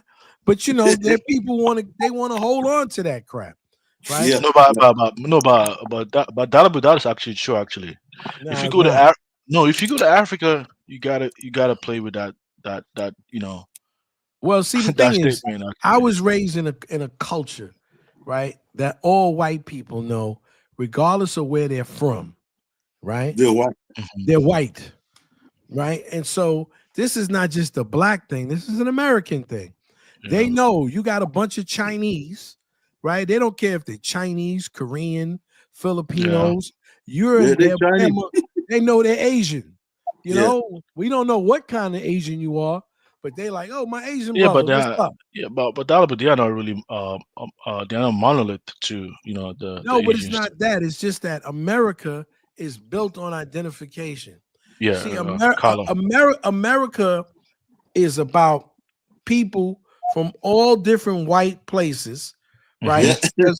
Who all acknowledge that wherever they're from, they're white, which is being synonymous with being American. American, you understand? And so, so even if they'll say, I'm not a racist, but the fact that you call yourself a white person, okay, means that you have certain privileges in this society. And so this society is built on identification, okay, and privilege from identification. So how do you have that privilege? Well, and you know what? They didn't even know that they were white people themselves until the 14 or 1500s when they started importing us from Africa. Then they realized that they were So let me white. ask you, so you think the people that make this statement, like all kinfolk and skinfolk, like all skinfolk and kinfolk, wrong with that. You think so? I think it kind of applies in certain circumstances. Actually, well, I could be your cousin. I don't have to be your brother. I could be your uncle. I could be your great grand. That means that we're kinfolk. Somewhere along the line, we're kinfolks, right? You guys can talk about different tribes.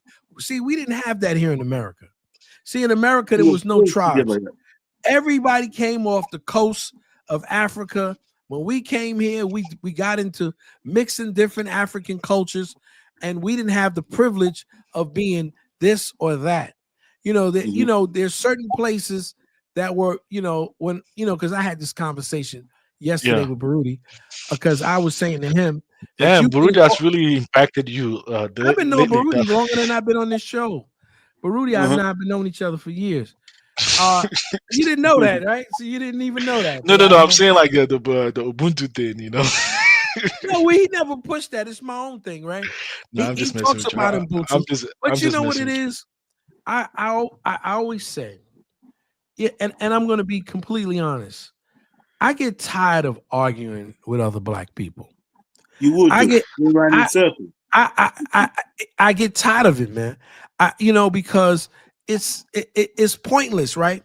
If you put somebody in a room, right, and somebody's gonna say, it's my block. My block is better than your block, or my house is better than bigger than your house, and you know what it is? It just really don't make any sense. Yeah, right? I agree actually. I'm not doing anything. I'm not proving anything. By doing that, it doesn't make me feel any better, because the bottom line that I understand is that regardless of how, I argue with my African brothers, they're not the ones that have their foot on my neck and trying to oppress me. Yeah, right. I agree. Right. And also, I would say, I also add that a lot of these Africans that act a little tribal, generally, if you're born in that society, you have that inclination to be a little bit but when you think in a more bigger picture, you can really understand. Even if you have your own nation, there's still gonna be some classes among your own tribal people. So why don't you even think outside the box so you can improve yourself, have better skills, so you can be the best of the best among your own tribe, and just blindly just talking. Now you're talking. Well, we got to find common. You see, finding common ground, right? Finding common ground that we can both understand and work together. Because if we don't, we're in deep trouble, right? Of course. And so, I'm to be completely honest with you, and I tell people all the time, I've been dealing with people in the continental African community for about 40 years. And I would, if some of them would have heard me and knew my real name, they would be. I would feel ashamed, right? I would really feel ashamed. They would be, oh my goodness, I know you're not like that, because I have helped so many people in the community. And let me tell you, for instance, you have an African name now. Dollar Bill. No. My father raised me up to be my father raised me up to be a conscious person, right? And I used to watch my idol, man, was Gil Noble and Positively Black. And so if you've ever looked at that show, or you go on YouTube, Gil Noble is a brother who comes from his family. He's from Harlem. He was raised in Harlem, born in Harlem, but his parents were actually born in Jamaica. And so I've always been conscious, like I said. And I understand that people get into arguments and skirmishes and get triggered off, and everybody has their ego and their manhood. And so we tend to lash out at one another for stuff that really don't make any sense. And when you look back at it, you're like, man, does that really make any sense? No, it actually doesn't. And so when I was working in 1989, around between 89 and 92, I was representing, I was a caseworker at the time, myself and a good friend of mine named Robert. We were representing maybe like 20 caseworkers, and 16 or 18 of those caseworkers, maybe 16 of those caseworkers were all Nigerians. And in 1992, I actually left that job and went to another job, but I still came back to represent them. And we won the case. It took us a long time, maybe 6 years to win the case. Wait, case, like, you mean as a lawyer, like representing them as an attorney? Well, we had what we had in the collective bargaining. Was called a grievance. Oh, okay. And so I was a union person. Oh, okay. And as a union delegate and a shop steward, we represented the caseworkers. Republicans don't like these people though. These union people. But I'm just telling you what happened. And so we had a big suit against them because I was working for this unit, and they actually they were using us. We were fresh coming out of college, and they promised to make us supervisors. So what they did was they came up with a generic term like team leader, and we took these positions. We were young and ambitious, and we thought that they would lead into us getting positions as actual supervisors, because at the time the city had a freeze on the test. So like every so often you could take a test, like civil service test, and you would become, if they selected you, you would become a soup 1 and went up to like soup 3. But so what happened was we were trying to get the soup 1 positions. So what we wanted to do under the collective bargaining agreement was for them to pay us soup 1 payment for the time that we were in place.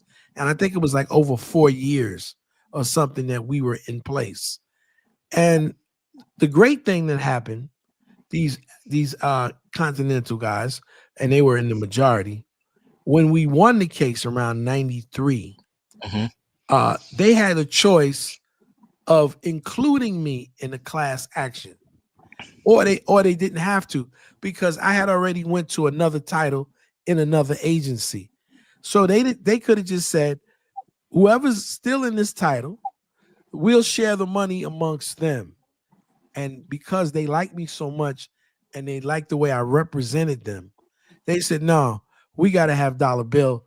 We'll all take a cut so he can get his fair share. And I thought that was, beautiful, and I think I handled myself in an appropriate manner. So that's who I am, right? And Dollar Bill, let me ask you though. Okay, that's really interesting. I don't want to delve too much into that because you're still on a public platform. Sure. And the Kyle hasn't ended the stream. I mean, I just want to go a little bit off tangent a little bit. I mean, regarding the ICE and all this thing in New York City, Mayor Yes. Adams trying to help collaborating with the Republican Party. What do you think? Like, do you think it's going to be a really, I'm hoping it's not going to be a real big thing, but I'm hearing a lot of people are actually being deported, man. And to me, that's a horrible thing, right? That's a horrible thing because it's not helping our community. Like, he's not deporting the white people though. No, the ones who come in Europe illegally, he's staying there. He's not that's not what deporting he them. wants to get rid of. And They're so deporting Ukrainians too. But go ahead. I don't know if they not in my neighborhood. We don't have any Ukrainians in my neighborhood. Oh, really? Is that true though? I don't know. Well, I can find out. But one thing I do know is that they're deporting other black people. And let me just say this about the continental African community. Well, in my neighborhood, in the Bronx, and in my neighborhood, they don't cause any problems, right? Their children go to school. But I heard there's a lot of Ghanaians over there, though. There's Ghanaians. But you're over there, Zongo. Where do you live? There's Nigerians. I'm not in the East Coast. I'm in the West Coast. Yeah, he's in the West Coast. There's Ghanaians. There's Nigerians. I feel, I'm just hoping that it doesn't affect or impact any of my students. Now, I don't know if you've been listening. Oh yeah, because do you know even like in Washington State, the governor kind of like passed a bill. They passed a bill where like if a kid whose parent has been deported, they kind of help them to sort of like to sort of adjust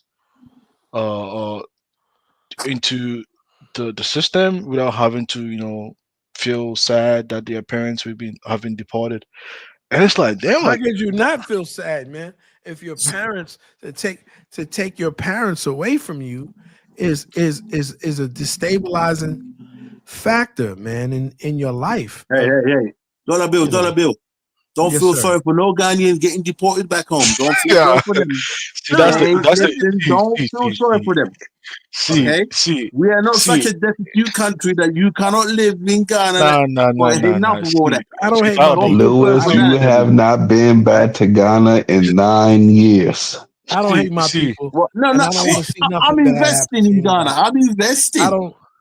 This is my last year anyway. It don't matter. This is my last year.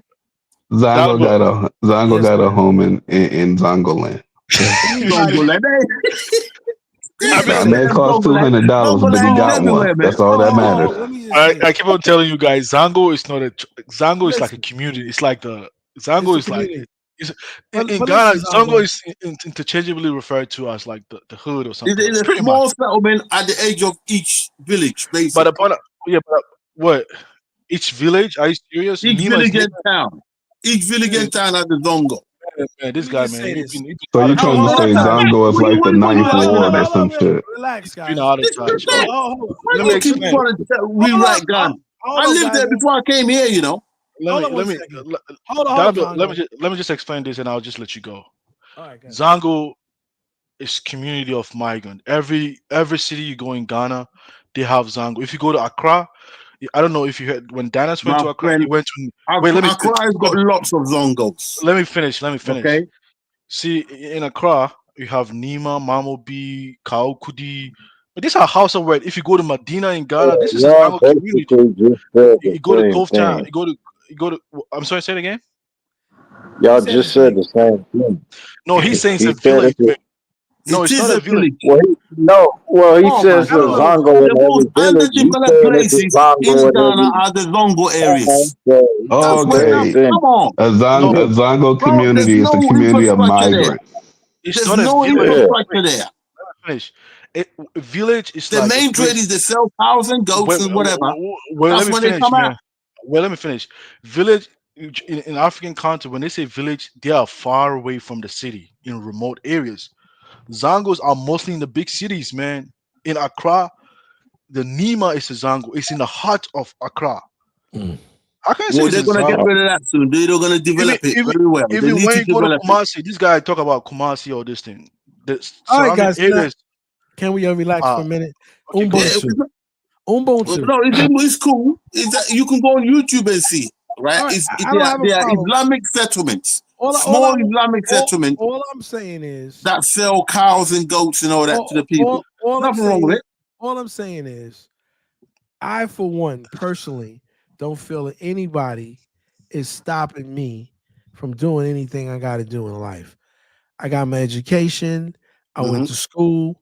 I suffered through all kinds of injustice and dealt with people who are white folks who tried to hold me down. Nobody black from any part of any of the world has ever tried to hold me down, except for white folk. And not even Hispanic folks have tried to hold me down. I agree. Because I worked in a Jamaican store. I worked in a bodega. I'm probably one of the only African American dudes.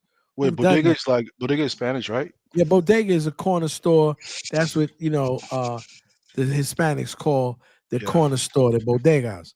And so my whole thing is, no one's trying to hold me down. There's people in this world who don't want to take responsibility for themselves, right? And they look to other people to complain about their condition in life. You got free school here in America, and sometimes it's racist. Like I said, I went to the public school where I had 30 kids in the damn classroom, and 15 of them were nuts. Yeah. And you can't even concentrate. But I would say one thing though, like when so Lewis there's no was saying, excuses, man. Yeah, but I see, like, I like the idea that Dollar Bill had a little empathy for even like some of this African migrant, right? Because you have to understand, like, I mean, Lewis, man, you come from a family that is somehow even connected to the political class, even in Ghana or something. Like, you've even made that very clear on other platforms, right? You can't be speaking that way, right? To what way? The others that even came through other means, right? You can't be saying that, oh, you don't have no pity for them, man. A lot of these people that let me finish. I don't have no pity for them. Well, let me finish. A lot of them that didn't came to the right means is because they never had it, man. I mean, listen. Let me finish. I'm speaking to Dollar. Bill. I'm speaking to Dollar Bill. Please, let's not argue. Can I just say something? Is this going to be a one-way conversation? You can let him speak. Let him say. All right. Something. Listen. Ghana is not poor to extent whereabouts. If you've been in the US for about 8, 10 years, 9 years, and you get caught and they send you back, I don't feel sorry for you. You've had enough time to save up money to do something back home. Okay, you're not supposed to be there permanently anyway.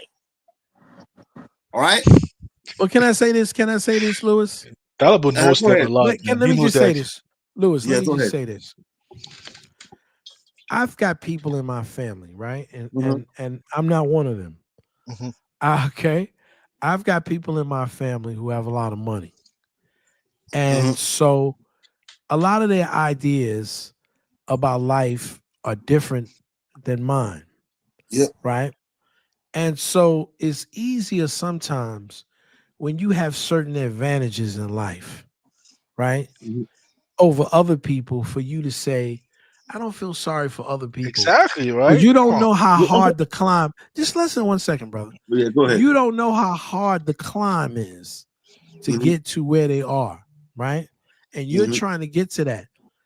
I tell my children all the time, you have certain advantages in life, right? My mother was poor, right?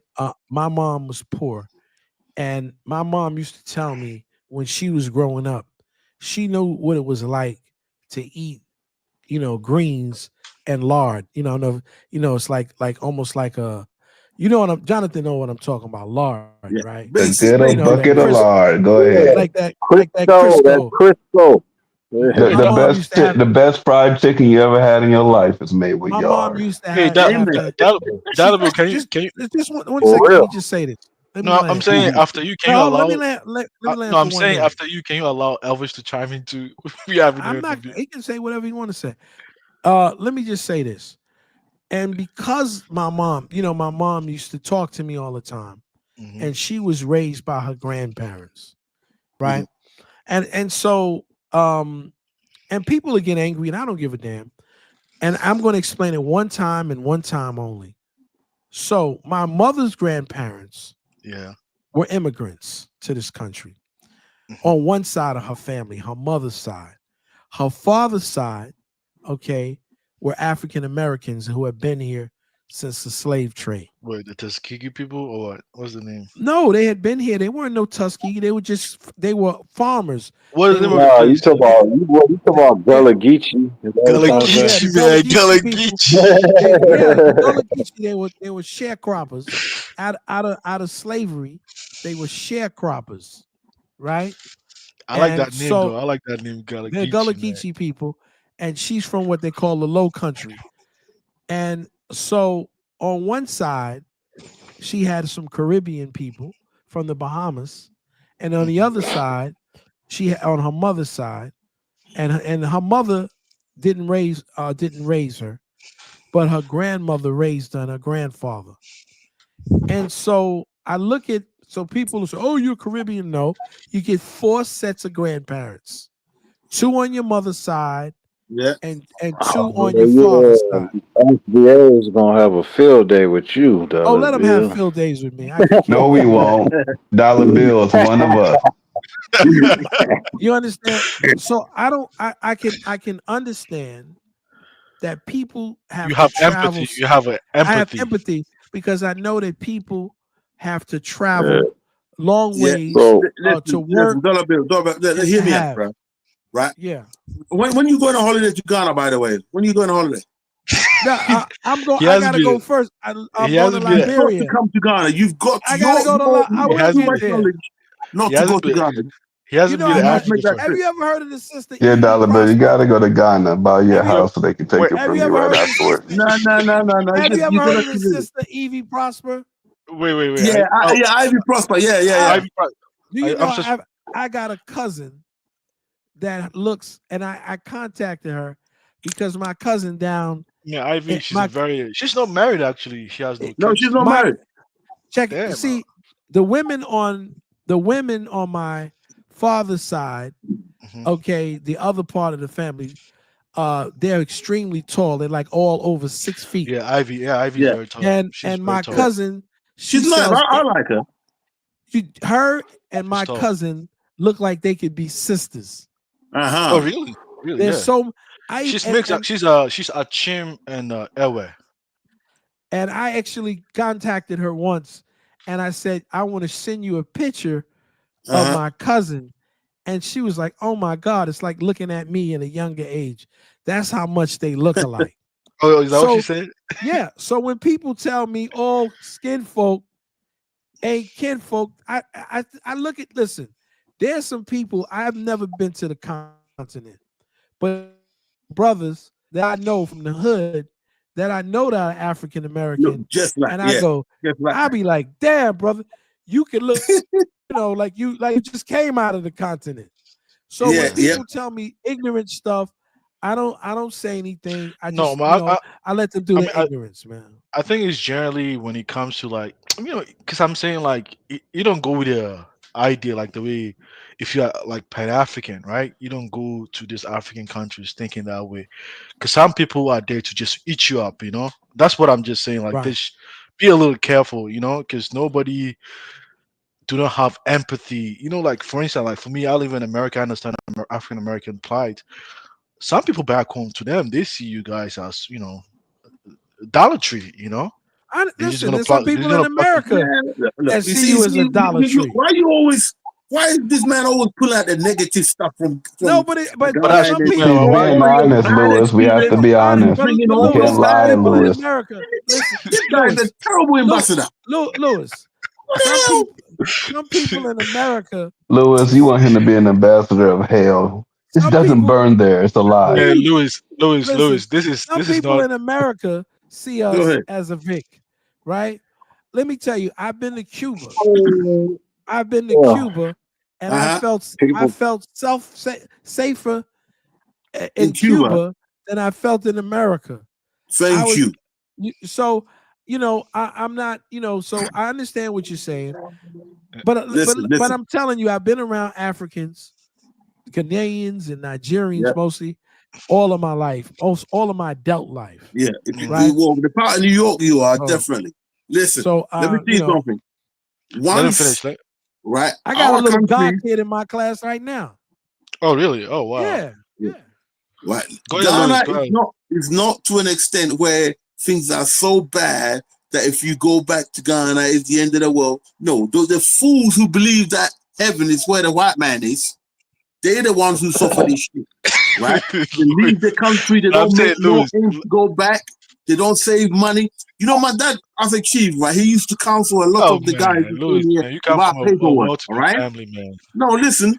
My dad used to counsel a lot of people without paperwork, and the first thing he used to say to them is in the 80s, tell them, listen, if Mrs. Thatcher was a racist, she got a hold of you, you was on a plane back. She was doing Donald Trump before Donald Trump, right? So my dad used to say to him, you come without papers, you keep your head low, go open a bank account at the Ghana Commercial Bank. Okay? You go there, you put your money in there. If they catch you, you get in a free flight back home. Yeah. The ones who listened, downward. The ones who didn't listen, walking around being think they're going to be here forever. Well, they got a hold of you was back home. But can I tell you a story, Louis? Go ahead. I've got a student.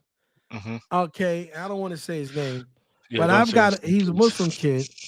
I've got a student right now. If he's from Ghana, he's from Zango, man. I got a kid right now. They sent him back because he was being bad. He wasn't being bad. He's not a bad kid.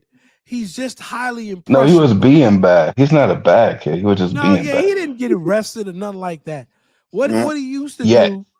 No, he wasn't gonna get it. Listen, what he used to do is he would kind of irritate his dad a lot, and he's a very playful kid because in his home, right? Because I don't know, in a traditional Muslim home, I'm not a Muslim. I can only assume. In his home, is he from Ghana? Yeah, in his home, he's the eldest child. And because he's the eldest child, that comes with certain responsibilities. So when he gets away from home and he doesn't have responsibility, he's kind of playful, but he's really a nice, loving kid. But what happens is he likes to do certain rebellious things to his father. And I used to tell him, like he likes to mimic, with his pants down sometime. He liked to wear do-rags. You understand what I'm saying? You mean the African American hip-hop lifestyle? I used to pull him to the side all the time, and I say, listen, bro, he got his citizenship right before he was ready to leave school. Well, let me ask you, though. No, hold on one second. You can ask me. Let me tell you what I told him. I said, listen, bro, your father, right, okay, worked hard to get you into this country. You got your citizenship. You got to stop doing things around him to agitate him. Yeah. Right?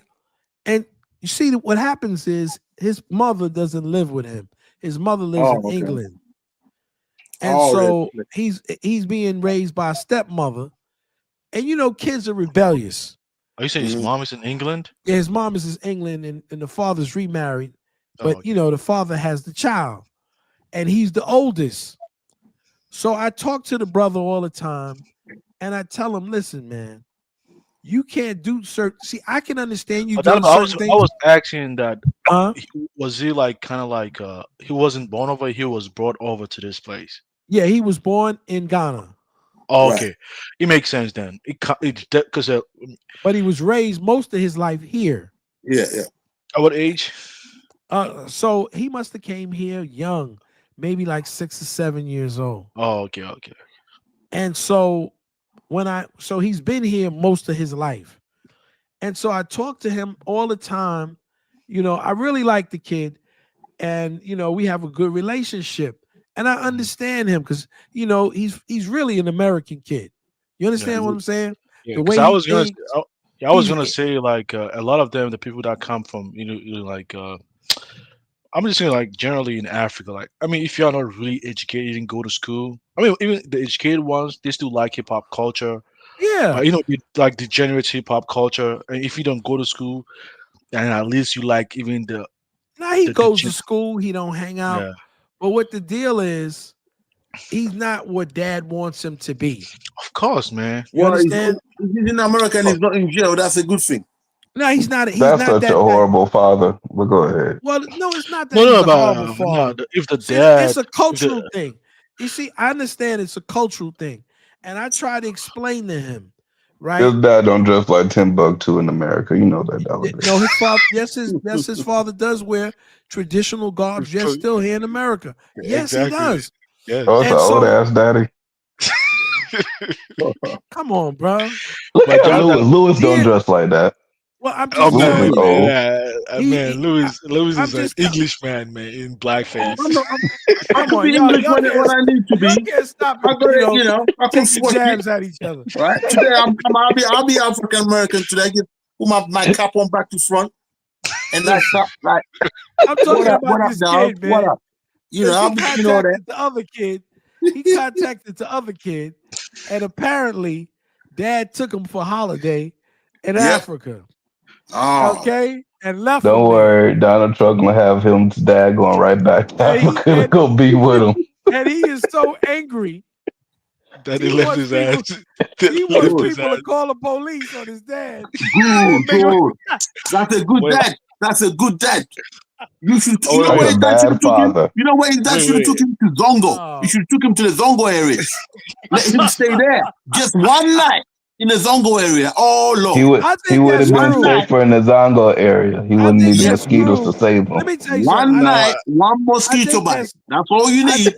I think that's cruel. To me, that's cruel because why? Why is it cruel to go to Ghana? Louis, do you know it was the Zongo natives that liberated Ghana? Get the hell out of my. Let me just say this. Man, I think it's cruel because this kid, for the most part, okay, other than his religion, is an American kid. He's used to being socialized in the American way. This is all he knows when he's out. He spends more time outside in school than he did at home. So, all of the things that American kids do, he does. This guy's having a hard time being in Africa. Good. Leave him there. Let me tell you something. When I went to Ghana, right, I met this young man called Oseidu. He was from New York. But his dad worked at the embassy office for Burkina Faso. Okay. And he managed to get him to America, and the guy got involved in lots of gangs. He was doing a runner. He was a runner for the gangs, and he made a lot of money. Anyway, they came after his gang, and they were catching him one after one after one. So his father realized what was happening, put him on a plane, send his ass to Burkina Faso. Now, coming from New York, going to Burkina Faso, where they're mainly doing cow herding and all that, these people were like just cow herders. He couldn't take it, right? So he managed to get transport, got to Ghana, ended up living large in like near the where that hotel area is. You know where the beaches are and all that. He spent $30,000. Yeah, he spent $30,000 in about a year, less than a year, right? And then when I met him, he was living in some, he was playing at the place called Kokompe. You know where they sell the car mechanic. Jonathan, check the link in the back chat. Right. Jonathan. So what happened was, I met him and I got speaking to him, and then he was telling me about American life and so on, how things are, right? If his dad didn't bring him to Ghana, I looked it up earlier. Right, he would have been, he would have been dead, right? Yeah. Taking him to Ghana is a good thing. It gives him a reality check. Trust me, when he comes back to America, he's going to be a different person. Taking him to Ghana, I just thought it was cool. cool. I'm hoping that it's going to work for him. Oh, it will. It will. And so I asked the other young brother who's in my class. They're like friends. He's a guy. So I asked the brother. I said, "Are you going to bring him? Let him come back? You say he's a Ghana person? Yeah. Do you say Gamanchi? Oh, okay, Ghana. Okay. Yeah. Yeah. Funny enough, so I said, "Are you going to let him?" You gonna let him live in your house? He said, I ain't got no room for him. I said, man. Yeah, but I want to say this though, because like this, one of like the challenges that most African migrant face is that how to raise their kids, right? Because Yeah. they don't want them, because to them they see most American kids are very pumped. They feel them as very entitled, and they kind of train, especially if you actually live in Africa, right? You see the kind of training that how like kids speak to elderly people. It's not tolerated in Africa, right? So Right. they don't want their kids To talk to them in any old manner and exactly. So most I of them, understand that. mostly they send them back home to have that kind of orientation, But sometimes it's really in their DNA, regardless if you send them to Ghana or wherever, which African country they come from, they're still not gonna change. Because I met someone that was sent to he was from the Bronx actually. He was sent to Kumasi in the Uh-huh. Zongo, but he still came back and he still like has this thought. I think there's something about the energy in Bronx, especially I don't know the particular community where he lives actually, but I Yeah. can tell. Africans that come from the continent, they go and live in hard areas, man.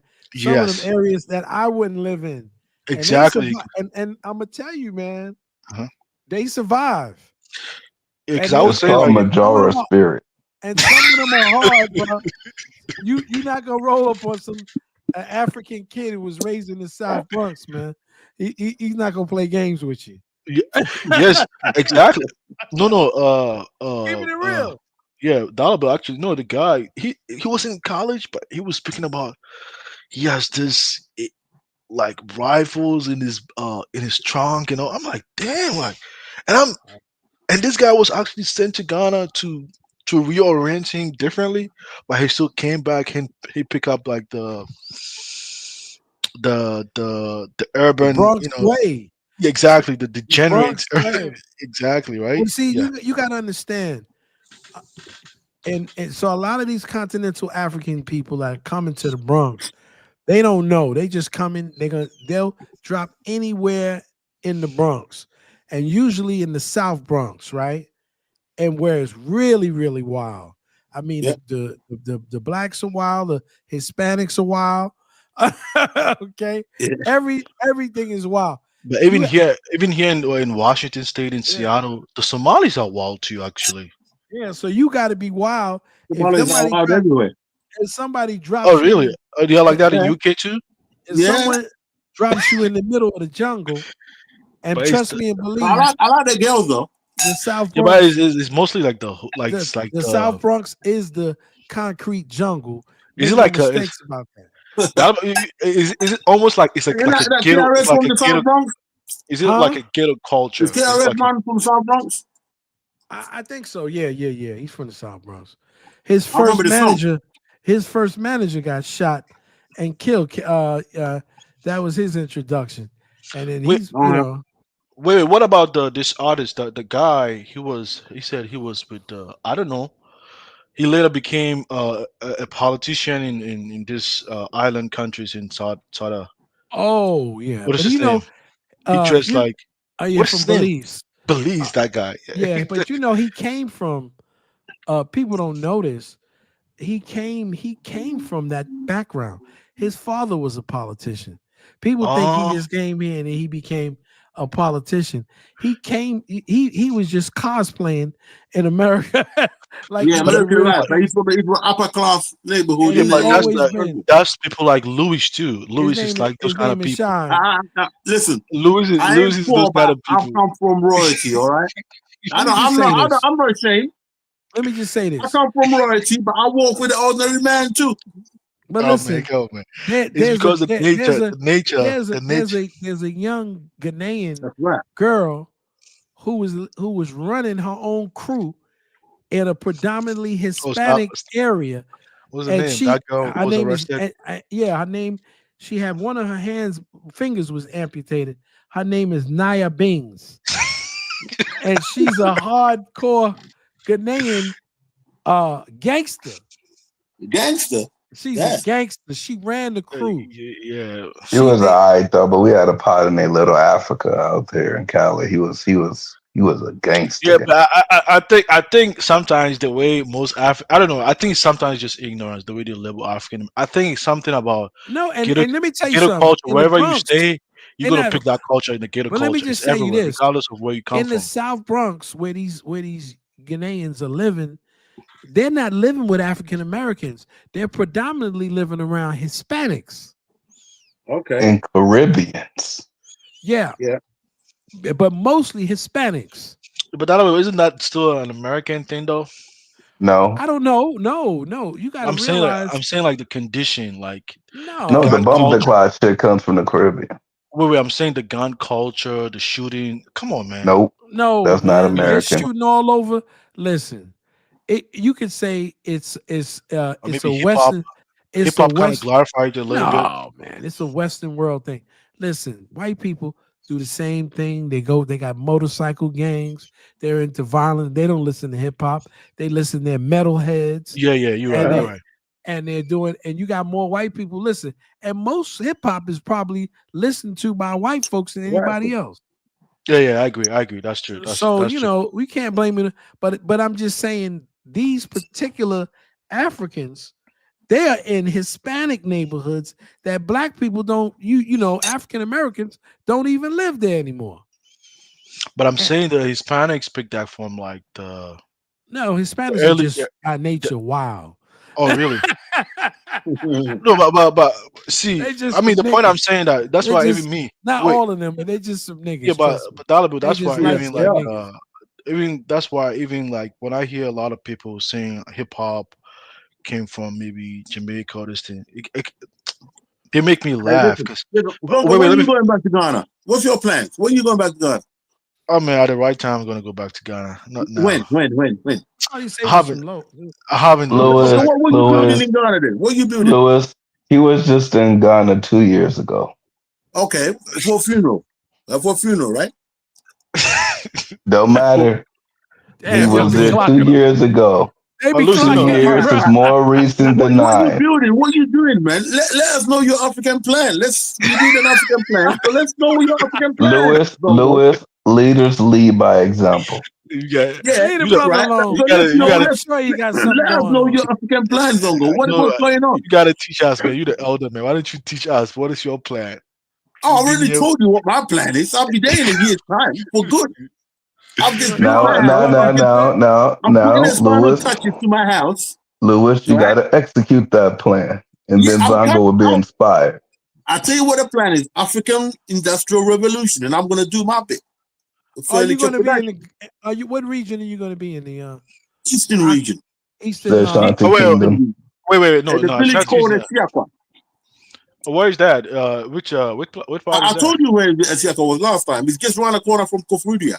Oh, it's from Kofuria. Okay. Yeah, it's in Bunsu. Bunsu. Oh yeah, okay. Bunsu. The nicest Louis, I'm going to Ghana soon. Do you got any recommendations for me? The nicest people. When I'm there, you can come. Wait until I get there. Come from the northern. Wait. No, I'll be there before you get there, Louis. Okay. Well, where you gonna go? What part you want to go to? Me and my wife are going to Accra. Okay, go. Okay, that's good. And then from there, we'll go to Liberia. Wait, Dalabo, since Louis is inviting you back to Ghana, right? I mean, I'm sure he has how he's built a house back in Ghana. Are you going to offer him accommodation over there for free? Would you do that? Let me tell you something. Listen, I know so many people in Africa and Ghana and Nigeria. I know some people for 40 years. I know a lot of people in Africa, bro. Man, but you got to go. Man, if I was in Ghana, man, I mean, he's never traveled, man. Where to stay, man? You need to be on the continent, Dollar Bill, man. Yeah. Why you taking so long? Where to stay? Let me tell you, man. I'm gonna tell you why. I've been busting my behind all these years, man, raising children and taking care of women and children and kids, man. And how many kids you got? I got 2 kids, man. But I've always had people like come and stay at the house. A couple of times I had my daughter's the only issue, a couple of her girlfriends at one time needed a place to stay. And yeah, you don't want to go too much into that, but you don't want to go. It's still Kala hasn't ended the stream. You don't want to go too much details. I'm saying the only issue I have on this platform is if you help someone and maybe you have a little misunderstanding, he's going to come back on YouTube and talk about you. Yeah, that's the only thing that I don't like about this YouTube shit, you know. Yeah, YouTube is crazy, man. Yeah, because sometimes it really gets dirty, you know. But other than that, man, and so people really get angry, you know, with you and stuff. See, there are people that trigger you off, man, and you know, you just gotta Ubuntu it, bro. That's all I can say. I got a platform coming. It's called Zongo Native 2.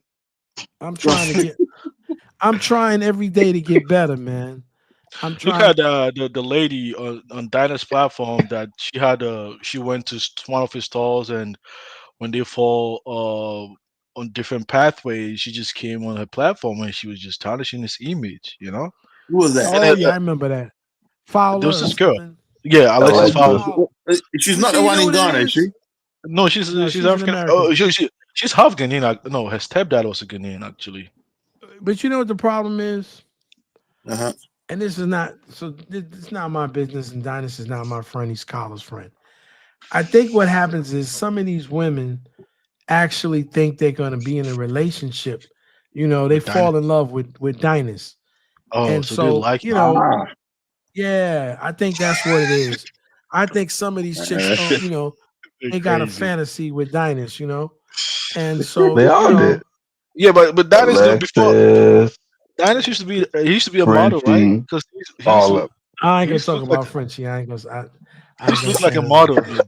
Listen, black women are crazy as hell, so you just gotta be careful. Frenchie, yeah, like I ain't messing with, I'm not bothering Frenchie. Frenchie, I'm like, not saying anything. Frenchie like Kala. I'm not saying anything. If you catch this on the replay, please do not sue me or anything. She was the one who blocked my ass, man. Frenchie, stop committing adultery. I haven't said anything. She likes Kala, man. You my These brothers are on their own when it comes to you. Frenchie likes Kala, man. She likes an African American man. Color. I don't know who she likes. But you know, like some of the African women, they like African American men too. So you know. Hey, listen. Longo, have you built a house yet? Or you building? You thinking about one? I mean, I want to know your African plan, but I don't hear. No. Lewis. Listen, 2025 going forward. No, Lewis, I haven't been here. He got 2 mud huts. It's about action. All right, Lewis, man, I've been here like 5 years now, man. I just came, man. Well, okay, no worries. I'm gonna go easy on you. 5 more years, I won't go easy on you. You've been in America getting dollars with Jessica 10 years. Lewis, you know pounds stretch further than dollars. Now you're talking. Now you're asking why is he in England for so long? Bitch, I'm gonna make sure I get mine. Lewis, me buy me cool. I'm trying. Listen, I'm trying to be nice. You know what I think? I think that I can practice my Ubuntu on almost anybody, even Ross Moist, except for me and Elvis. I don't think me and Elvis. So I can't do Ubuntu. Is Elvis on? I'm trying. No, he's gone. Huh? Is Elvis on here? Yeah, he's probably gone. Oh, he left, man. When he see me, he don't want to see me because he probably gonna say I'm. Wait, what happened? You and Elvis fought or something? You had a little misunderstanding. You know what it is, man. If it isn't past, man, don't repeat it, man. No. What it is I think we both have tried. I know I've tried to like the brother, but it's kind of hard for me, and so it's challenging, man, because I think what happens is, and this is why when I say something to a person, right? I'm not saying it to all African people, right? Like if you say something about some dudes down the street who are African American and they were thugs and they were this and that, so what? I mean, I might say the same thing about them when I walk down the street, right? But that doesn't mean that everybody's a thug, right? African American. So that means, so if I say something to an African guy from the continent, he gets tight and wants to try to say, "Oh, you're saying you're a bigot and you're saying shit about Africans." No, I'm saying it about this particular African, right? Yeah, man, it's like a family thing though. Like when people Yeah, join man. the Well, fight. See, nah. if you're not really connected to anybody, you rarely see people fight. You know, you don't see us going on like white people's channel. Well, see, I don't have that. See, listen. This is the whole thing. I was not raised up like that, right? I don't go like, oh, it's the continental Africans and it's the African Americans. I don't do that. Oh, okay, I don't do that because I see us all as black people, right? But I don't even think people. If I say that I see us all as Africans, people get angry. And see, I used to get triggered off too because what happened is people like to say, oh, it's about you're saying things about Africans. So I like say, well, who am I? Right? If 80% of my 80 so or more percent of my DNA says I'm African, what am I? A white man dipped in chocolate? It don't make any sense to me, right? Maybe it makes sense to somebody else who doesn't feel they're an African, who feels like, I don't want to be African. I don't want nothing to do with African. If I was walking around with an FBA shirt on or I would have ADOS and I was like, them filthy Africans, I don't mess with them Africans and all this, then maybe but not me. But that'll be, like at some point the show was really toxic, I mean, part of the reason why at some point, you've toned it down. That's because they wanted people like me to come on. But I'm here now, so we can tone it down now. It's all right. It's there cool. you go. I like that different perspective. Lewis, you are the biggest xenophobe I have ever met. That's all right. He only in my life. South Africa. No, he don't like South Africans. He don't like Zongo people. I just don't want them to take their eyes off the prize. Yeah, and we all white man out there. And look at Ross Moyes talking about you disrespect us. Hey, Jonathan, you see right where you see Africans claiming like fighting for their to you, Ross Moyes. Ubuntu, my brother. Usually the way it works is that they will unite and fight against other Africans, but when they are among themselves, they fight among themselves too. It's the same thing everywhere. But you know what it is? We do. It gets sometimes it gets to me, right? It loses the things that we could be talking about on a positive level, right? And I'm being honest with you. I appreciate Lewis, right? Because you were off for a while, Zongo, and I appreciate Lewis being a continental African, having his own perspective. He's not taking it. Oh, if I say something, I'm talking about all Africans. To me, and the thing that killed me, right? What with Elvis was, this cat was getting on me, telling me about a person who I got more DNA with him than Elvis does. Oh, okay, that's crazy. How could you tell me about a cat from Nigeria? You're not a Nigerian, but I got Nigerian blood in me. You're not a Nigerian, so that means you're the bigot, right? You're the one that's saying no matter how much African blood you got, you're not an African.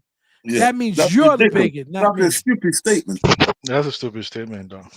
But that's why I feel like. So but the thing is, angry with me because I'm having be angry with me. But let me tell you one thing. Let me tell you one thing, though. See, at the end of the day, even though we might come on this platform and argue about we come from Ghana or something, at the end of the day, see, Louis might come from Ghana, I might come from Ghana, but our personality might not be the same. We might always be fighting, but his personality might align with you. You might even be close friends than me that I actually come from the same country as him. So people to just put this idea that because you come from a continent or a region in Africa, you are more African. Nah, man. In real life, it doesn't play in real life. Trust me. But you see, that's what he's trying to say. That's what he's trying to say, and that's why him and I don't get along, because you're trying to say that you're speaking, that you're on this platform because you're speaking up for Africans. Look at this girl, this African American lady. I'm not on this platform speaking up for African Americans. I'm up on this platform speaking up for me. For black. Yeah. See this girl, Ivy Prosper's show. She did a show. I watched a video today with the African American lady. Her name is like Dawn something. Yeah, she's very good interviewer actually. Yeah. That girl, like the African American girl from Ohio, man. She's when I listen to her interview, you can tell she's way connected in Ghana than I am. Actually, yeah. I'm like, Listen. I'm like, that's the point. That's the point I'm trying to tell. I don't have any problem. See, this is the deal. No. But I'm not saying out of hate. I'm just saying the fact that I know what you're saying. Yeah. See, this is why I can't. Maybe you can talk to Zongo.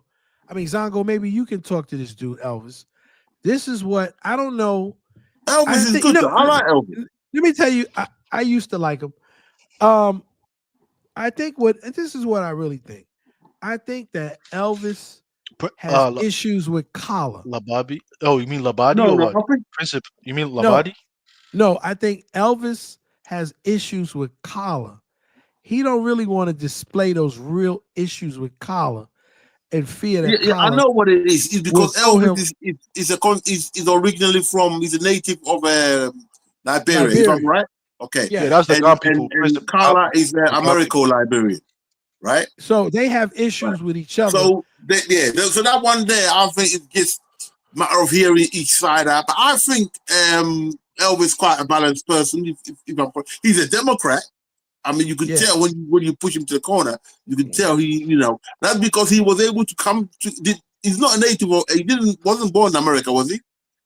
Yeah, no, he was born when he's like 8 or 9. So he appreciates America being a refuge place that he could have gone to when the war kicked off. Because the war is not a nice thing. Okay, so he appreciates that and he accepts America. Whereas I got a cousin who's is a dentist technician in Silicon Valley. He wanted to come to America so much. His dad gave him a surname called Washington. We always laugh at him. The hell your dad named you Washington? He's like, countryman. But that's my uncle for you. He was buying into the American dream before he left Ghana. So soon as the chance came, boom. My brother. Right? Hey, you watch but that's that side of the family. But they're still cool. Dalibor, did you watch that video of this Ghanaian old man that when he came to America, the white people did a video on him about his American dream and he bought a first Benz, and because of the favor that America did to him, his kid, he made sure his kid served in the army. You watched that video? No, I never. You must have. There's some crazy black people there like that, man. There's some crazy black people like that. Sorry, I just don't have no. They don't have that loyalty for Ghana though. I do what I do in my real life, right? In my real life, like I said, I know numerous people from the continent from years ago up into this present day. If you know who bring me stuff like tiger nuts and all kinds of stuff. I love tiger nuts. A lot of people see Dalibor. See, a lot of people don't really know the. See, these nations that we have, these are artificial borders, man. You get what I'm saying? Of course. And even though I was raised and born in Ghana, right? I can go to some place, a country like Nigeria, even northern Nigeria, and they will accept me more than someone from southern Nigeria. Because culturally, I align more with people from that region than people from the southern of their country. Right? Yes. So Africa is a very complex thing. Unlike Africa is so Africa is a very complex place, man. See, when I was in Cyprus, right, and I should see you was in Cyprus? Yeah, I went to Cyprus. What the hell are you doing there? That's where I did my bachelor's degree at. Okay. I did my bachelor's over there. I did my master's over there. You're a well-learned man. How long? What you gonna? So what? Listen, I'm gonna give you 10 years in America, man. You don't come back to Ghana. I'm gonna. Oh my God. Nah. Zongo, you went to Cyprus. That's good. I couldn't go them places, man. Nah, make coffee. See, and I was saying that because like back in the days when I was in Cyprus sitting with people from northern Nigeria and they see us, the southern Nigerians see us talking, they immediately assume I'm one of them. Yeah. And that's how you can tell, like, see, most people do not, even Africans themselves do not know Africans, man, aside their own tribal bubble. Right. You get what I'm saying? So it's a really complex thing, That's the school education system. They've got to sort that out. exactly. Yeah. You know that the guy who was recently in charge of the education, he's done a lot of good work. You know that. He's a guy. What was his name? You know him? Educhum, yeah. Yeah. Bro, he's done some amazing stuff. That's why I didn't want Akufo-Addo to go, because he put together a good team, man. Yeah, I would like him. I mean, because the thing is, like, he's professionally, he's a good person. Yeah. But partisan, But listen, partisan. Listen, unfortunately, the NDC ain't gonna give you a good person like that. This man qualified. Because the Haruna. Right. Yeah, Haruna is not qualified. Come on, man. This is what I mean. The NDC is a but you don't want to Africa. put it. You don't want to put it that way, though, because they But might be brother, putting all listen, that. he's already been in charge before. They done nothing. You got a good man who bought STEM schools, buildings. But they should have made him. England. They should have made him the flag bearer, though. They should have made him the flag bearer. He could have. Well, politically, that's gonna take time. That's gonna take time, because he's a recent. He recently came. We only now know a lot of about people. him. Because I listen to conversation over there, and they say, because he was raised in the West. He built a charter school in California, and for a very long time. So he knows how to build schools. Actually, That's it. He's seen it. He's seen it run properly. That's why I like the Akufo-Addo. He's seen it done properly. When he went back home, if you listen to conversation back home, they say that people don't like him, even in his own political party, because he's too. Listen, let me finish. Everybody have to like you. Let him tell him, Lewis. Let him finish. Within his political party, even his whole tribes people, they say they don't like him because he's too he pushed things in a westernized way. He doesn't know how to grease people's palm. You see the problem? He doesn't give money. Right? See, let's call it a spade. See, these Africans, man, you can't save them, man. Trust me, man. Because there's a lot of qualified people go to actually help in education, right? But he still wants you to bribe them, to help them. Thank you. If you don't bribe, people hate Akufo-Addo because they couldn't do no more bribing when he was around. No. I'm just speaking. I'm just speaking about. Wait. I'm talking about. This is Africans as a whole. Listen, let me tell you something. When I go back home, all right, I got my place now. Let's not speak politics over here, because I don't trust Akufo-Addo, man. Right. Listen. Educhum, I like his personality. Educhum, I like him. I like him. Who brought Educhum? Akufo-Addo brought him. He's not gonna bring someone if he himself wasn't good. What it is because of Akufo-Addo's background. I gave him the benefit of the doubt, brother. And the evidence of his work is there for you to see. The STEM schools, the highways he built. He did not even choose to build. Let's have a lot. See, let me tell you. See, when I was in Cyprus, I was the African student president. I led, many African students different this thing, right? And so trust me, all the white girls, man. So leadership is. I'm saying leadership. That's what they do. Oh God. Well, I dated a Turkish girl. I'm not lying. Ubuntu. See, and I'm saying. I understand, brother. I understand. Carry on. And I'm saying, leadership is a very tough job, man. It is. Sometimes Zongo was just trying to be like that. What's that guy that Lewis was talking about earlier? Who that man? The guy that married a non-black woman, but he was an African leader. Oh yeah, that guy. No. That guy in the picture there. That's the picture right there. You know that. Yeah, but where's his wife at? I bet his wife is going to be very white like his clothes. Right, for political. It's for political reasons. Frederick Douglass married a white woman too. Oh, that's different. That was a seller. It's all the same. No. Nkrumah is different. Right? He married into the Nasser family to bring Egypt in closer because of the Arab League was pushing them away. So it was a political. It was a political. It's not.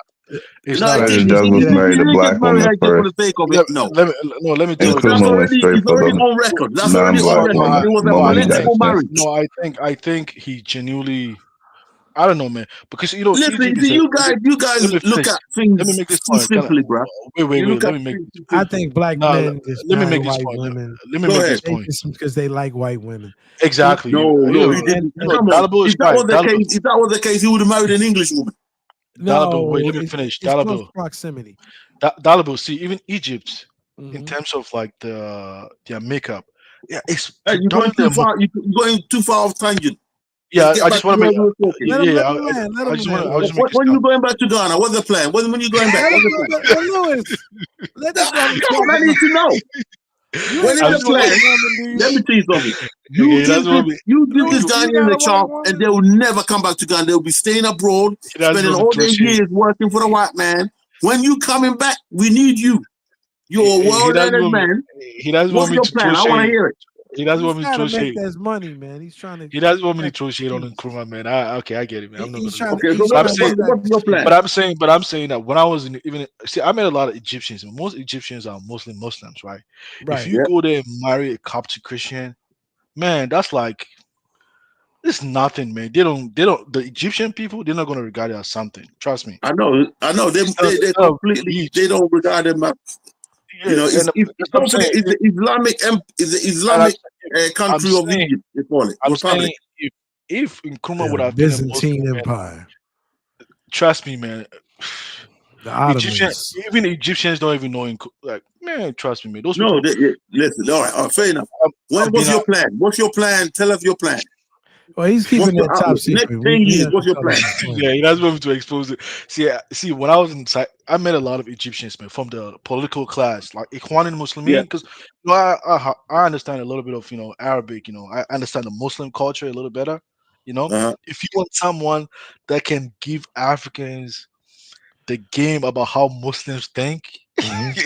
We don't want a game about. We want to know your game. What's your plan?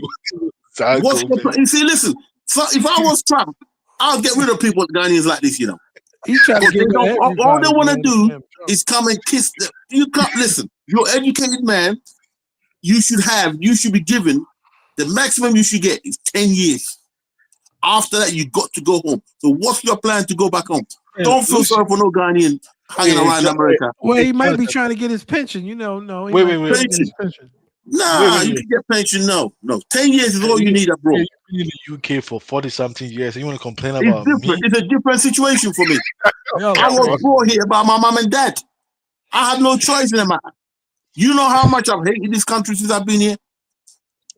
Right? All my cousins were millionaires. They didn't stay here. They get studied here and went back. So there's no excuse. You can make money in Ghana. The guy who built my house has never left Ghana. He's doing very well. But Dalabo, let me just But Lewis, me and Zongo have a plan. Zongo has educated me on how to do business in Ghana by working with the commerce, the government commerce. He's been educating me on investing in oil and how that works too. We have plans, Lewis, and we will be back in Ghana. That's what we need. Probably before you. When I said that before, right? Before the end of the year? Can I just say this? Yes, we might be there before the end of the year. Hold up. I said that. You guys laughed at me, Jonathan, you and Elvis. When I said go through the commerce and get you a Ghanaian partner and all of this and apply for tax breaks, you guys laughed at me and said that's not how you do business in Africa. No. I didn't laugh at that part, Dollar Bill. What was you laughing The at? idea of just doing business in Ghana, period. But it was Zongo. He gave me this great presentation. But I told you the same thing, though. And then but you didn't give me a presentation. You got to present shit to me. I got to make a film. Yes. Yeah, you got to put on a presentation. Zongo put on a full-fledged presentation. Had pictures and all kinds of shit. In America, Negroes need pictures. Now I'm inspired. Listen. All I'm gonna say is, don't go back empty-handed. Make sure you got your access to your capital. Make sure you got that. Once you got that, knowing what sort of business it is, you're on your way. Okay, Lewis, I got a question if you don't mind. Yeah, go ahead, brother. You've been in the UK for 40 years. 45 years. No, I came here. Yeah, 45 years. What's so funny? You making that cash? You been stacking that guap. New York for a long time. What's wrong with you, Zongo? What the hell are you laughing about? Lewis must have had a white woman. 45 years. Man, I've been here for 5 years. Maybe 5 years. Lewis, Come on. Maybe 30 years as an adult. Hold on a second. Lewis. Yeah, go ahead. Did you have a white woman over there? No. Of course. I'm a single guy. I've never been married. But I'm saying you never had a white woman over there in England? Wait. I didn't say I never had. Right? In my younger days, you experiment, you know, you go through things. Let me worry. I didn't hear. Kofi na ko worry. Everybody asked me that. Why haven't I? Listen, if you knew the full story of my exodus back to Ghana, you'll understand why. One, I'm ambitious. Two, I'm not going to be nailed to England. If I have a kid, I'm going to be nailed to England. Then all the beautiful girls, yeah. Right? I'm saying I'm telling him that if he goes home today and he wants to get married, he'll find him a girl easy. Oh my! Listen. Do you know that I've had about 3 or 4 letters with pictures of women who actually in Harvard University, 2 of them, and I had to say, I don't know them. I don't want to be forcing I didn't bring none of them up. Wait, Louis, you're not married? No, I'm not married. Right? No kid? No kid. Right? So this is not the Pan-Africanism I like. Year, when I start my factory, from then I can have kids. Until then, no. I'm not. Listen, I don't want to get stuck in England. 2 wives. The hell is we doing here? Huh? What the hell we got going on here? I didn't tell you I was don't get it twisted. No, we get it. Oh, you never been married, or you been married before? No, I've never been married. Listen, the women here, right? You ask yourself the question, right? Wait, Louis, man, do you got game? Do you got game? Huh? You got game? No, you don't. I got game. I'm good with the ladies, but I don't submit. I'm not gonna let the system here hold me down and be taking money from my pocket. What I'm trying to save to go Ghana, and that's fuck that. I'm a soldier in the fire in the trenches. Oh man, I'm gonna make sure I got my money. I'm not gonna lie, Louis. If I 45 years of saving money, 30 years of saving money, I'm practically gonna own Ghana at that point. Wait, let me make this. Let me refute this statement. KG, man, Ghana did not annex Togo, man. There was a plebiscite that was conducted, and majority of the people in that region agreed to be part of Ghana. I mean, come on. Oh man, the same way the Amazonia region chose Cameroon, biggest mistake of their life. Now we got to undo it. Plebiscite with some of them FBA brothers. You know, you got to get a plebiscite, man. To do Why what, you talking man? about our family dollar bill? Wait. The FBA. We're not listen. This is what I try to tell people. Wait, why do they want? Black people from America are not immune to my sarcasm. I guess people think I only talk about Africans. I talk about African Americans like 90% of the time. I just don't be on the net, bro. You know the brothers are, man, you can't get reparations, because you got to get a plebiscite, man. You got to apply. Oh, so you want a plebiscite? You got to get a plebiscite. You got to be a My brother told me you need to be a plebiscite, and you got to apply to the UN if you want reparations. You know what I'm saying? But funny enough, this year, the African Union are going to put in the biggest reparation, what they call challenge to the UN court. They're not going direct to the US government. Okay. They're going to the UN court, right? And I believe Nana Addo is leading it, right? Because now he's not president no more. Nana Addo is the one leading it, right? So he's got a load of people from Africa, Caribbean, African Americans, and you're gonna hear this year is gonna be the biggest reparation thing, and it's not going direct to the US. They're going to the UN with it. And don't forget, he was a human rights specialist. See, he's a plebiscite. He got a plebiscite. But Louis, you know who won a plebiscite? Sorry, on that. You know, Nkrumah won a plebiscite. You know, he won one. That's what brought him. That's how we bought the first elections and all that. Yeah, bro. You can get it, man, because you got a plebiscite, man. And we're gonna do it properly. So what is it? What is it with the FBA, man? Are they gonna get their reparations check or not? No, they can't get a check. Yeah, we about to get our reparations check. We can't get a check because we don't have a plebiscite, man. Because Doge is trying to give us $5,000, man, $5,000 to each American that pay tax. We need to get a country like an African. Who was that? Who will do that? Doge, man. Doge said well, listen, I think that's a good department. That is, I just don't like Elon Musk, but the Doge. Wait. Why you don't like Elon Musk? What do you do? He's crazy or Nazi. I ain't got no time for him. He's a Nazi. You get on well with that South African guy that was on it. He's a Nazi. That's why that motherfucker. Oh, you think He so? ain't no Nazi, man. Come on, man. He's a child of the Iranian. Let me just tell you something. Now you're in Lewis. You're in the UK. UK. Yeah. What is the most affordable electrical vehicle in the UK right now? The Toyota. It's a Toyota Prius. No, there's another one. There's another. No, Prius is not just it's electric. Called It's like they've got some which are just electric.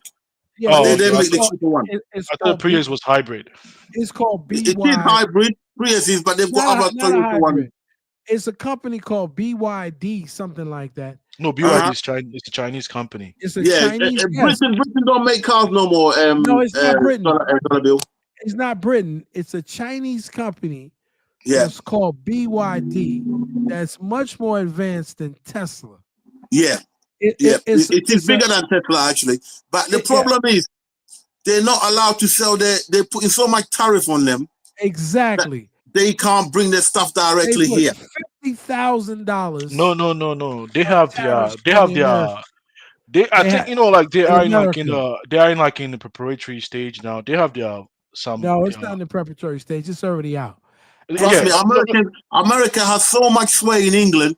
All they got to do is make one phone call, and Britain will stop that from coming in. Yeah. No. I'm saying no, but it's the number one. And there's an AI chip that is even more advanced than the NVIDIA, right? That comes out of China. Yeah. And so what I'm trying to say to you is, Elon Musk is no, it's not cap. It's true. Dollar bill. We can't be supporting the Chinese. We got to keep the propaganda up. That's cap. Oh, you want me to keep propaganda? Okay. Yeah. No, it's the plebiscite. No, I was saying that, like in America, like they are still in a preparatory state. I mean, they built some few, like they have some buildings and factories here, and they're BYD actually in California and other areas, but they haven't started producing in mass quantities to Zongo.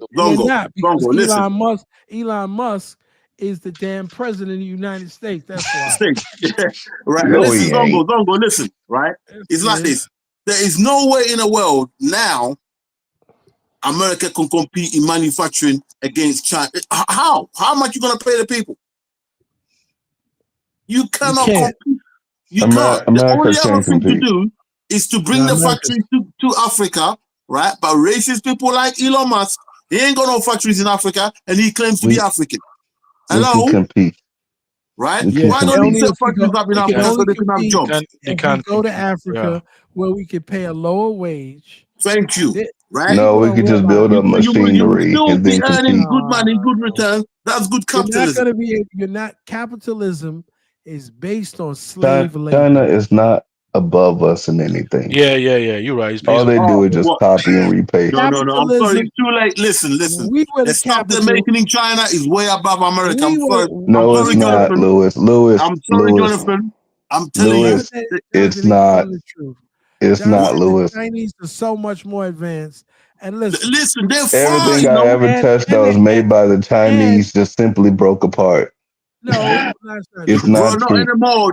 Listen, bro, they can do this. It ain't changed. You know what Chinese people do? This is what Chinese people do. The Chinese people, they intentionally go to American government websites and then look at all the new businesses that exist that are just recently been filed, and they make mimic copies of those businesses, and they try to make mimic copies of those. Yeah, but no one in America is doing that to the people in China. You know why? We don't need to. In China, they're not innovative. They're copyative. Listen. All that needs to happen, right? Name something that the Chinese have invented. You couldn't figure it out if you wanted. It don't exist. Because they don't invent shit. They just copy. So if you're going to be a copycat, you're never going to be better than the people you're copying. It's okay. Yeah, but if you can get it for cheaper.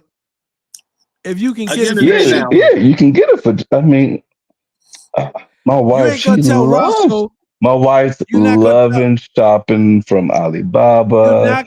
She shopped on Wish. And she shopped on what's that new shit? I can't even think of the crappy ass name of it. Sheen. A whole bunch of crappy ass, don't work, don't fit bullshit. Wait, so Alibaba, when you shop, That is not a flex. they ship from all the way from China to Nigeria? Is that how? They locked him up, innit? Yeah, they do. Oh wow. Yeah, they have Yeah, they ship, but this is the problem, right? This, They have distribution centers. this is the problem with African countries. No African country is in the shipping industry at all. None of you. What about Jumia? Isn't Jumia like Jumia is like Jumia is owned by white people. But isn't it like based in Nigeria or? No, it's not. Man. It was started in Europe, registered in South Africa, and then marketed overwhelmingly in Nigeria. Okay. And then they went public, acting like it was an African company. And people was all, "Oh, Africa." African. Yeah, I My made a lot dumb of ass money too. off that stock. And then we found out it was all white people behind it. I made a lot of money, then it crashed down. Now it's $4. Yeah, because we found there was all white people behind it, and they were lying and inflating the numbers out of Nigeria like crazy. It was like it dollar went up bill, to like dollar $80 bill, a stock. dollar bill. The problem, the reason why Africa is still the stage because a lot of these politicians that you see, their granddads, their great grandfathers, they were even in politics in those countries. So it's like these positions or these roles have been passed to them by generations from their fathers, right? Yeah. They don't. It's rare to find people that have like the Nkrumah spirit because Nkrumah came from. He was a nobody, you know. But let me tell you, they do the same thing in America. But I'm listen, saying, I'm saying, someone who can really bring a real force, like Nkrumah came to the state. He mingled with the low class. He mingled with the ordinary people of America, like the blacks. Right. He had this Pan African. He came in and he went to revolutionized African American school.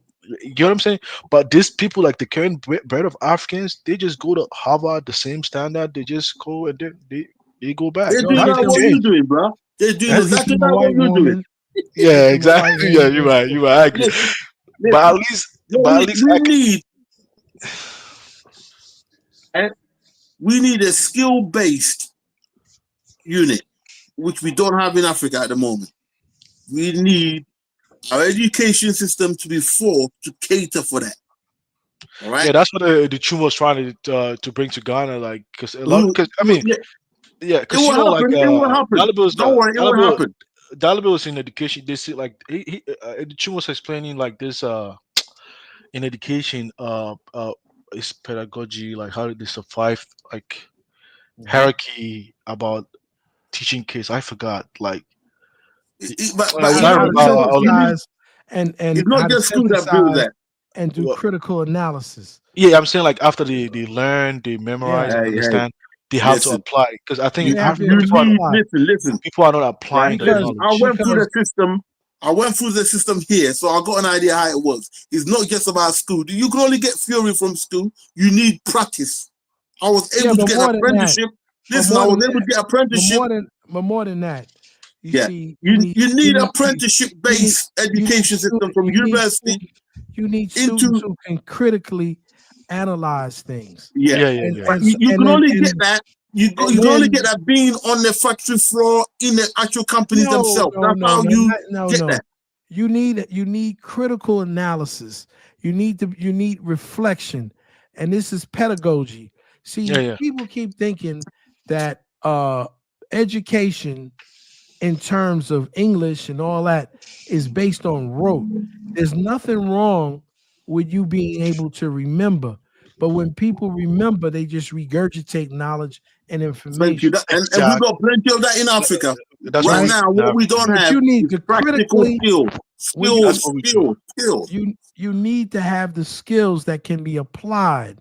Yep. And so what happens is, when I made some of my arguments about people having low intellectual IQ, emotional IQ, not intellectual IQ. Mm-hmm. You have high intellect, but you have low emotional IQ. And so people have to know how to augment, what happens with things that they can do. Mm-hmm. Also apply critical analysis, of all of the subjects that they're in, and be able to synthesize that information And it's like you develop what is called a schema, right? So when you try to let's say you try to teach somebody something, right? And you're just trying to teach them, and they just remember it. After a while, they forget it because there's no schema. A schema is just a building block. So so all knowledge is like a building block, and you build on your prior information that you bring to the subject and other information that you want to know, right? So things you know, things that you want to know about. And now how can I take that information into and apply that? And so it's just like Jonathan, when you're coding, right? When you're doing basic codes, it's like block coding. That's how information, is used in education. And the problem is, all of that is good, but to me, it's the intention of the person who's being educated. And this is not from me. This is from Dr. Amos Wilson. Amos Wilson. Okay. You can have two people. You can have two people learning the same thing, but one person's intention is to rule the world, and the other person's intention is just to get a job. See, let me tell you something. Though, because for me, I mean, when I left, because even in school, I wasn't like, I was always like the top 10, but I wasn't like the best student, right? Because I don't like, I mean, I was never a fan of English language, actually, so of course it's going to be my, but I'll say one thing though, there's certain, qualities, like social qualities that, like the streets wise knowledge that most people that were like ahead of me when I was in school that they never had. Even till today, there's a lot of like guys that I knew when I was in high school that I knew like they were really good, but they're still in Ghana, like still struggling. I'm like, damn, like it's really surprising. Like they just couldn't know how to navigate the real world. And I'll just tell you one thing, even because I did work in the Ghana National Petroleum Corporation, and I met a lot of students from leading universities in Ghana, KUST. Right? They were very smart, brilliant. Some of the challenges they faced was like what Lewis is saying, like they study now how to even come to the to transfer their like the theoretical knowledge into practice was a big challenge. Even at the company when they were brought over there, nobody actually. But which companies? It's a limited. Now petroleum is a bit better than when you was there. Wait, but let me tell you what happened actually at GMPC, because the Ghanaian students that came, because I was studying outside, and they just were just when they came, they were just teaching them. They never gave them practical knowledge. They gave more preference to the Ghanaians that were studying either in the US and other countries. We were the ones that had access to actually have.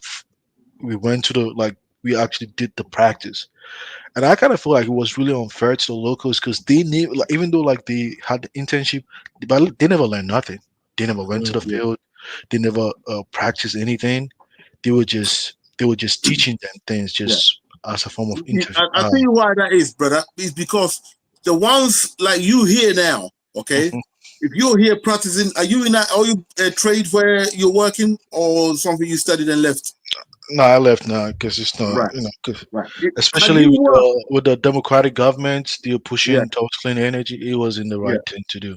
Oh, but now I think, and now Trump is I trying to revive the industry now, so he's like, man, then you can probably get yourself a job there. And basically, if you've already been to the West and you're practicing that, you're already in that business, then you basically all they got to do is pick you up, boom, and then here you are. You're already made because you've seen it in practice. I was lucky enough to go to get an apprenticeship with a furniture production company, and I studied it from the bottom up. Then I went to work for a joinery company, which is basically making all the windows, doors, and so on. And by combining both skills, I basically my knowledge just went boom. Yeah, but Louis, why are you actually in the UK, man? Why aren't you going back? He is next year. I'm not going back. I've told you I'm going back. Because like the challenge that I did also see that even people like that went to college, they still have subconsciously still believe, because like I knew like a female particularly that actually went to an offshore field like where the ship producing oil or something. But because if you're raising Ghana, your whole You're too hard exposure on is us. very, even though you go to college, you study, but your exposure is very limited. Thank you. And It's not. I'm That's saying, what I'm saying. Is being at school alone is not good enough. The next stage, Can I say this? I'm trying to make this point. Let me finish this point first. Go ahead, bro. And when she was there on the ship, she was believing that the Neanderthal that was over there knew better than her because he was just Neanderthal. And I'm like, yeah, no, they're more. No, and I'm like, that's not her fault. It's because she haven't. Come on, they do know African more. They've come from education is abroad. They pretty already work fucking on other limited. oil fields, so they're gonna know more. In time, you will know more. No, I was saying that. No, I'm saying she trusted that guy over her, with her whole everything, personal like he was judgment. God. Like he was Exactly. God. I'm like, who knows? Maybe he was just an say intern, just like her too. She didn't know that. Let me just say this. It's not Let true. me just say this. Let me just say Go this. ahead. When you come from the West, if you don't have certain structures, now there's some people who are just exceptionally smart, right? It doesn't matter if they were born rich or poor. There's just some people who are just like, I have a niece like that. She's just, she's just exceptionally You mean smart. street smart or No, she's academic? she's academic. She was in Seattle Okay. recently, not too long ago. Everywhere she goes, she was in Georgia. She lives in Georgia. She was in Seattle, and she's always been the top student, because she's just been exceptionally gifted since she was a baby, right? So wherever she goes around white people, any kind of people, she's always the smartest kid in class. Even when she was in Seattle for 2 years, there was no kids that was near her because she's just gifted. There's some kids that are born exceptionally smart, right? And she's an exceptionally smart.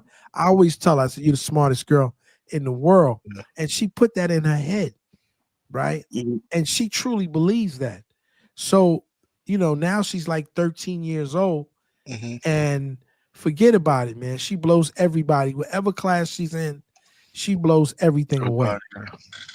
She don't never go to an Ivy League university. Yeah, she's definitely gonna do that and she's gonna do it with a scholarship. But I'm saying to you, when I talk about intentions, right? Let me just put this out. I know people are gonna get angry with me, if they want to. When you grow, see the advantages that Africans and some Caribbeans have over African Americans is that. Oh, you think so? You mean I know. You mean the one born in America? Yeah, let me explain it to you. And I'm saying this to you as an educated man and an educator. The one thing that they have, okay, and Jonathan knows because he's raising his children in Nigeria, is they look around. There was a time in the African American community, like when my father grew up, right? My pop's gonna be 99 in April. Shout out to Papa Dollar Bill. Papa Dollar Bill, right? 90, gonna be 90 years old. He came out of an era, him and my mom, where they would actually see everybody from the doctors to the lawyers to the bankers, because we were in segregation. We had the brightest of the bright living inside of our community. Yeah. Right. And so you'll find people who come out of those eras to be extremely intelligent, right, and adjusted. Now you got kids now who rarely see. You got to mind yourself now. The average African American kid does not see a black male teacher until he's in junior high school. Junior high school. So when you in a situation, my kids, right? Like I tell you, my daughter's a candidate for her PhD. I always surrounded her with black teachers. She's had black teachers from the time she was going to school, and always been around a black principal, black teachers, and all of that stuff. And it cost me money to do that. A lot of people can't afford to do that. So you have these white people who are putting doubt in your mind and teaching you And if you're not careful, you come from a weak background, you fall for that. Psychologically get to your head, and you've done it. You've had it. I never forget. I turned the paper in once, and the teacher had so many red. Louis, check the private chat. On my stuff. I couldn't believe it, man. If I really took her seriously, I would have never written anything again in my life, because the way she made me seem like I was a dummy and I couldn't read nor write. And so it's important that when you look around and you have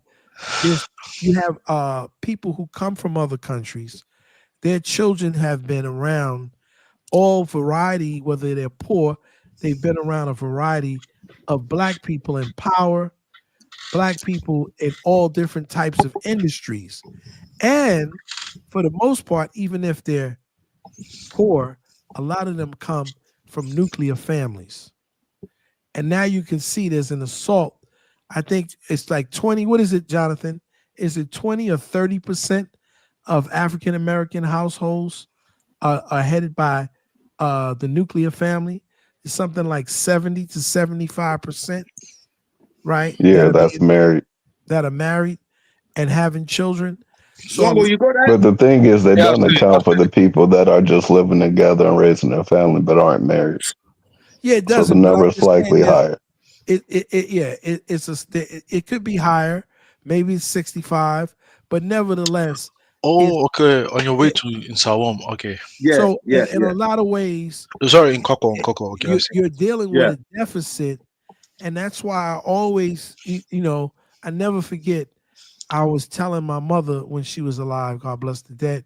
I was talking to my mom. You got to use the Sumsam road. And she was telling me, I said, Mom, I said, it's like she's like, it's like I'm raising these kids. If you look at Bruce Lee next door. And she said, you are raising those kids. You might be the only man in a lot of these kids' life that's a steady thing.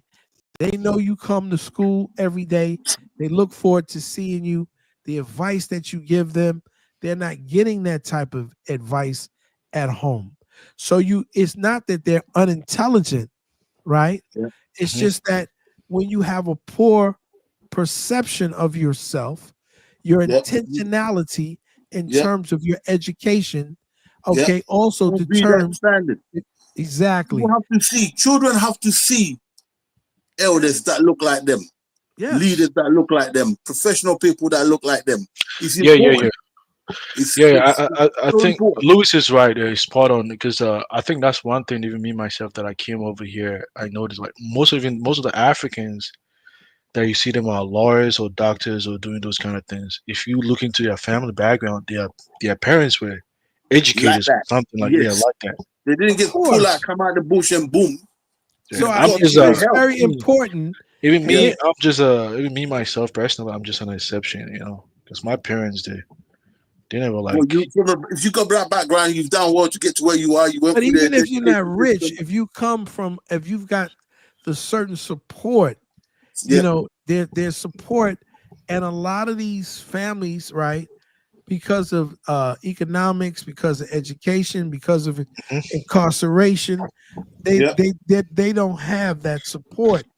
And so sometimes being a Black teacher, you have to, you're the first contact for them. You're the father. But I think, they're sometimes they're lifeline.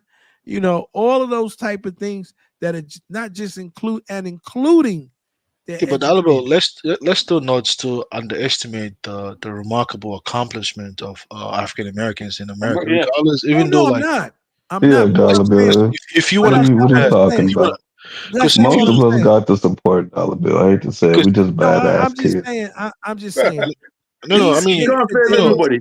I had support. My mama, my people that raised me were all educated. They all had careers. I was just a badass little nigga. But listen, what I'm saying to you, that's fine. You can have a kid who has everything and still be bad. That's not what I'm saying to you is. I'm saying to you that the support that you had and the support that I had, a lot of people these days, these children don't have that support. right? I also, but And that, let me just say this. Hold on. I'm gonna say this one thing, and I'm gonna let you talk. I remember I was teaching these young kids in junior high school, and I must have been like 40 years old. That's like middle school, right? Yeah. Yeah. So I'm trying to, this young brother, right? Young brother, I pulled him to the side. I said, listen, man, you got to stop using the N-word. Every word, every sentence that you say is laced with the N-word. And you know what his response in the to me class? was? Everywhere, wherever he was. In the Nigga, class, please. the recess, everything. Did he hit you with the nigga, please? Everything. Yeah, Jonathan, that's So your I pull him to the that's side your emblem, nigga, please. and try to explain to him. And you know what he said to me? Well, that's what my father called me, his little nigga. Oh my God. Oh, I get it now. So It now makes you No, go no, undo no, his dollar daddy's bill. word. I can I couldn't admire be a that teacher, man. I couldn't be a teacher. because I remember we used to go to grandma's house and she had a roach. She'd be like, "Kill that nigga that's on the wall," and we'd smack the hell out of that roach. But that's not what I was Everything saying. was nigga, People have to learn, nigga, right? and negro. Listen, people have to learn, right, how to code switch. Yeah. Right? When you're in this society, you have to learn how to code switch. If you're not able to code switch, okay, then there are going to be a lot of things that are not going to be afforded to you in terms of your development, the way this society is put I think together. I think that's one thing that even still in America today, I do hear most Black Americans talk about, but I mean, even though I've been here like for a while, I still haven't. I think maybe there's still a layer to the culture that has to really unravel as I experience the culture over here, but haven't really seen that yet because it seems like you have to be really born here to be embedded into the culture over here to be able to know these nuances within American culture. Like, you get what I'm saying? This part that Well, you there's see. some people who've been here since they were 7 or 8, and they understand the nuances, right? Like Godfrey, the guy who's the comedian who people Nigerians hate. I don't know Of why course, they hate man. him. Man, he They was hate him. straight. He was raised in even the brother who's the other comedian, Michael Blackston. I mean, All the right. reason why Africans don't like those kind of comedians, like, I mean, a lot, because African American joke is you gotta shit on Africans to make Yeah. them laugh, right? Yeah, Africans, I've seen that guy, right? You Africans mentioned that. don't like that. He's Africans don't gone like too far. He's gone too far and left his I culture don't think behind too so. far. What He's gone too did far. he say? I mean, come on, What like, is he? What has he said? What Right. has he said? I'll Zago, give you an can you idea, name right? a funny? Can you name a funny local Nigerian or Ghanaian comedian? Right. He's all right. You know why? I'll tell you no, why I'm he's saying that. coming I mean, the around a point little I'm bit. saying. Far, I mean, and the what point I'm did he saying. do? I'm not saying what this joke is wrong, but I'm saying like Which one? generally. Let's Wait, be because specific. because he actually addressed it. Because even like when he went back to Nigeria, and the way he was speaking, Uh-huh. because like most Africans, they want you to be original. They're like he's faking the language, like he doesn't know his tribe. You get what I'm saying? Like you were born, your parents raised you, they know your tribe is like Hausa this or Akan, like Louis. Louis has a British But he's a accent. comedian. I don't Wait. understand. No, I'm not talking about when he's doing the stand up comedy. I don't know when he did a lot. I think there was one. I only give you one example. I think there was one time. I think he went to Nigeria, and he was like, he went to Lagos, and he was like, "This is where he came from," and people don't like, "No, that's not where you come from. That's not your hometown, man. Because he never claimed it before. Because he never why, claimed it before. why so Now people know. he's Well, pressured to claim it. Let me finish. So it's like it's like everybody knows you come from Atlanta, Georgia, but you live in Bronx, New York, and No, you he's get what from I'm saying? Chicago. No, But he was born I'm in. just giving an example. I'm just trying to give an example. Like most Americans over here, they come from the South, right? Somewhere. Let's just give an example. Atlanta, Georgia, right? But Okay. you grew up maybe in Bronx or Chicago, right? People like dollar, but when people ask you, you say, "Oh, I'm from Gilligichi, this thing, this thing." You say, but when he's speaking, when because most African Americans they don't know the dynamics of African culture. They only know like, "Oh, I'm Ghanaian, I'm this thing." But deep down within the culture, everybody have their hometown. It's not just Okay. Ghanaian. Like, where you from? Like Louis asked me, "Where you from?" Okay, we get it, you Ghanaian, but where you from? It means your hometown, right? But he was in Lagos saying that okay, he's in his hometown addressing the American audience that Lagos, because most Americans know audience Lagos, right? They don't know his hometown, right? So his people were getting at him like, man, be proud of where you come from, man. Just tell them this is your hometown. You get what I'm saying? But I think sometimes the Africans do not really understand. It's really hard. I think it's not really. It's probably not his fault because if he tell American audience his hometown, nobody's know that. But people know Americans know Lagos. Like Black Americans know Lagos. They probably don't know his hometown. You get what I'm saying? So because he's a comedian, he's not a politician. Exactly. Listen, people don't realize and know what's that. Jonathan, that famous comedian, the one that went to South Africa and they thought he was on crack. Trevor Noah. What's his name? No, Trevor Noah. Not from South Africa. He's From an America. American, and he went to South Africa. You're talking about he's passed away now. No, he's alive. He's not dead. I was thinking you were talking about. You mean Kevin Hart? The one who went to No. Oh, you're talking about from Dave Chappelle. David Chappelle. Oh, Dave Chappelle. Dave Chappelle. He's funny. That's a naturally funny guy. Think about this. He was in Ghana in the year for 10. Blacks. He's building a big house in Ghana, bro. David Chappelle's not from the hood. Oh, really? He's not from the hood? No, he isn't. David Chappelle is not from the hood at all. That's why his jokes doesn't sound from the hood. Actually, he sounds his jokes is off the hood, but he's not from the hood. He's not from the hood at all. His jokes sound more middle-class black man. Uppity joke. Uppity kind He's of from joke. a white neighborhood. Let me tell you where David is from. But he's from a white enclave. I think he talks about where he's from. Let me see because I don't know it off back. But he's not from a black. And at one time, he didn't even use black euphemisms. He didn't use any type of language that we would consider to be Ebonic or any of that stuff. When David Chappelle first, now it wasn't until he did this movie called Half Baked, right? Half Baked. Yeah, which is about marijuana. David Chappelle, he's born August the 24th, 1973. He's from a suburb of Washington, D.C. Oh, okay. That makes sense. And he, so David Chappelle, when he first let me ask you, before you continue. He did that movie in 1998. DC, most people over there in DC are mostly like people in the federal government, right? Like mostly okay. Yeah, mostly workers from that work for the for the government. Oh, okay. All right. And so he talks about his, about him being a comedian raised in an all-white neighborhood. And so he in the beginning, people said those same things that you're saying about Godfrey to him. They're like, oh, you're not from the you're not really from a black neighborhood. And he tells you all about is he from? He was raised in Silver Springs, Woodland. Oh man, that's like a typical white neighborhood. White suburban.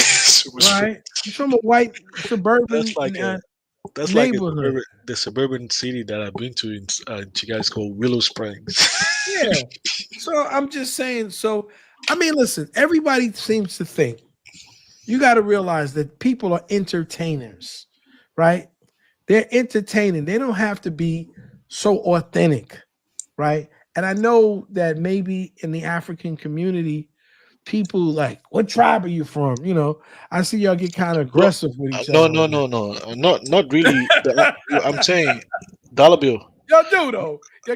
You two guys about to kill each other when I came in. I'm an Ashanti and you the Zongo and the reason why I had to clap back at him. I mean, because for me, because you gotta understand, like my family, we've been like nomad, like spreading Islam. Like we left our hometown long. So where I stay in Ghana, I'm almost like if someone's gonna ask me my hometown is not gonna come from Ghana, unless maybe from my my grandmother's lineage, where when they settled in Togo, they married people over there, and you get what I'm saying? Right. Like, hey, you realize the show has been on nearly 8 hours? All right, Nakala. And you Negroes got jobs to go to, man. No, I don't have Sunday, man. I go to church. This is Saturday I got a morning. couple of days off, so I'm all right. This is Sunday Nah, morning. man, you work on the weekends, man. And Nah, I go see my I dad don't. maybe tomorrow. Even on Nah, I don't Monday, work. I work from home, man. I'm glad, man. When I Oh, heard okay. Trump, when I heard Trump was like, listen, I ain't got no job on Sunday, bro. I don't work on Sunday. you work from home, you could be in Ghana working then, and in Dallas. Listen, let me tell you, if I listen, You know that internet ain't good enough for him to go work in no damn Ghana. Right, listen, let me tell you Yeah, I something. didn't say it. If you can do that, you know the one who earn money now, if you can do that, work from your laptop, you're earning money, man. Straight up. Lewis, can't you work from Ghana? Dalabo, I was saying, Dalabo, I get what you're Yeah, saying. you work from Ghana, Lewis. I know you kind of Who follow. will be working from Ghana? Yeah. I know you kind of follow the thing. It's mostly because for me, it's like when I listen to Godfrey and Blacks, and I know how those kind of jokes. But you know, like Afrodamus had issue with Godfrey, or even. Oh, of course. Wait, let me finish. Afrodamus got issues with everybody. What's that? Who does it Afrodamus have an issue I with? can't watch him for too long. I watch him for about 30 minutes. I got to turn off. I think he starts off well, and then when likes Nigerians as much as he likes the blacks. Well, I don't know which one he likes the worst. Let me finish because I think I don't want to because he had a different experience growing up over here. Right? Because for me, I came to university over here, so I never lived among Black Americans. You get what I'm saying? Even the only time that I live among Black Americans, I had it the best because of my girl. You get what I'm saying? So I don't have that kind of experience.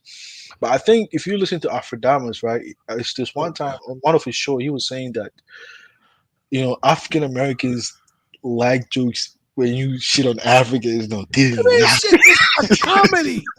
It's comedy. Why the ass so tight? It's comedy. The reason why you get an Afrodamus is because people like Tariq Nasheed have been allowed to blow up by disparaging non-American blacks, which is a bad thing. I used to watch Tariq Nasheed. I used to watch him. I don't know more. I can't take him more than 30 minutes, 20 minutes, same thing. But sooner or later, he's going to disparage Africans. You get where they're coming from, right? So right? No, I don't. It's comedy. Right. No. Listen, let me tell you something. All right. Dollar Bill, listen.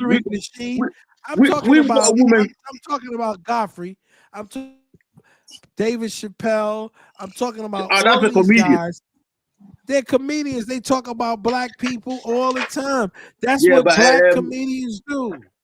Yeah, but you know. How did he shit on the same level? You get what I'm saying. I'm just giving an example. No, I understand what you're saying, but he didn't shit.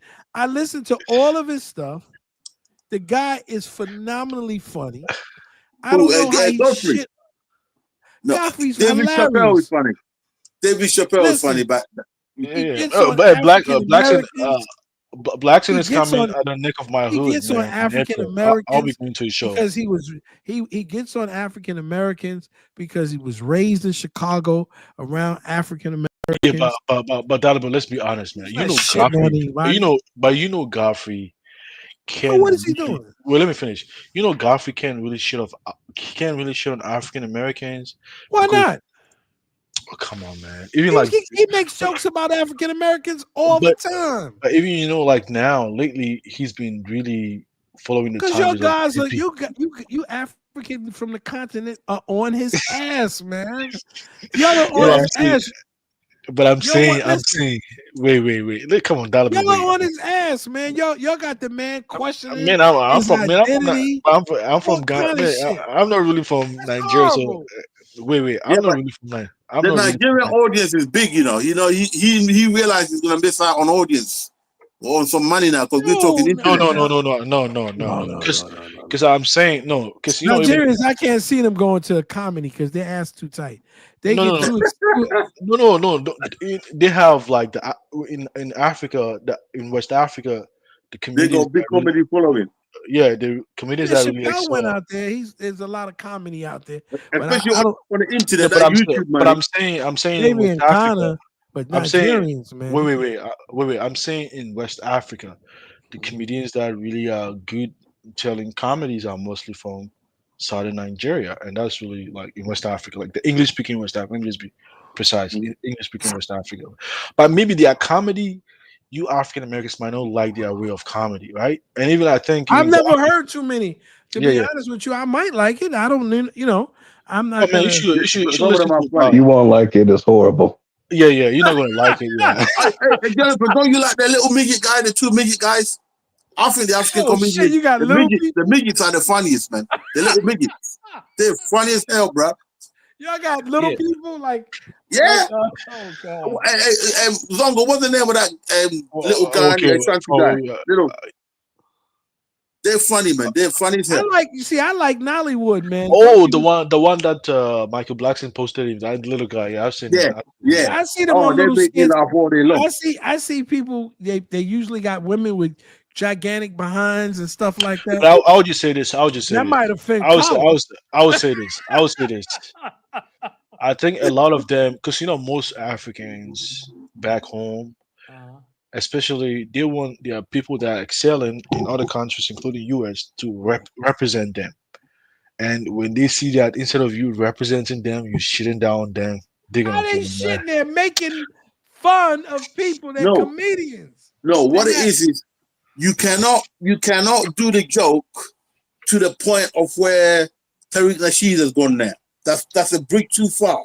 When you cross that point and you end up doing the work of the Ku Klux Klan, do you really think that's different? Listen, because Garfield was actually supporting Tariq or something like that, FBA, something like that, right? Yeah, to me that's stupid. If you do that, I'm gonna no, come off. I'm gonna cut you.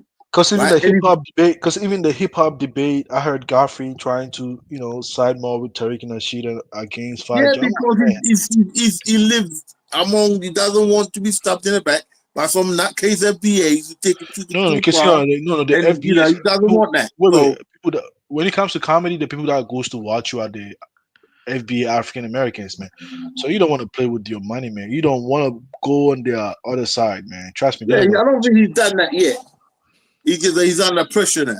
I think the pressure's not coming from us.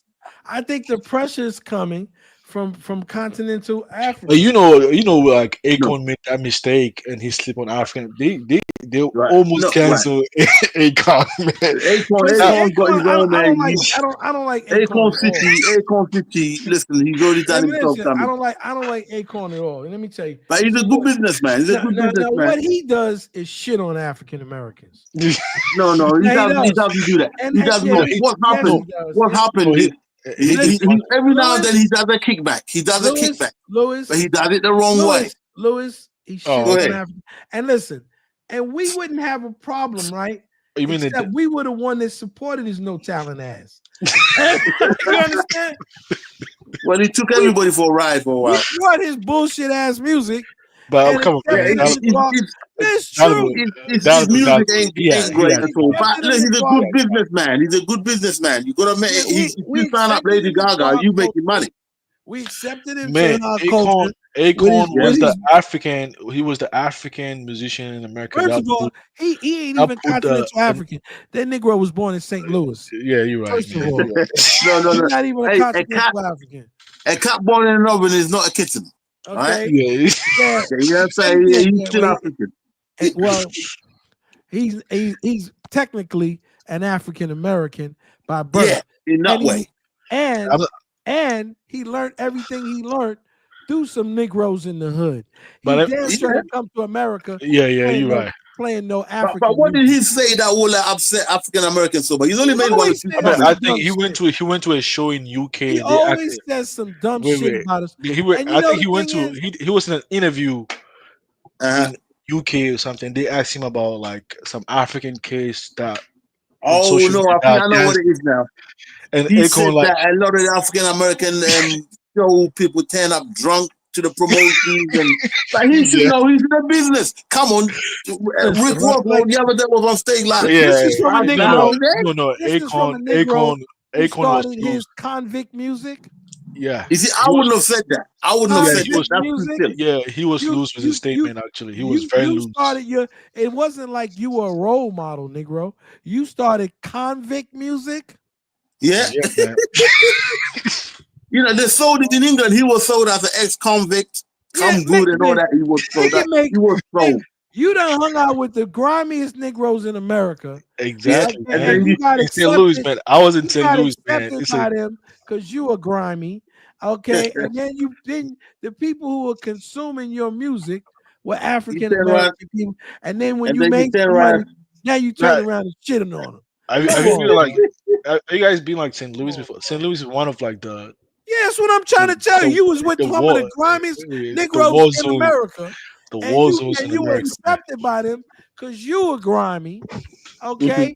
Then you turn around and make convict music. And people were buying your convict music. Yeah, Louis, Akon really made a mistake because now Akon's is not really high there. And now in music, listen, he's got a big name. He owns things. No, I'm not saying. I'm saying it's now. His first wife from America. Her mother is a friend of mine. I know a lot about.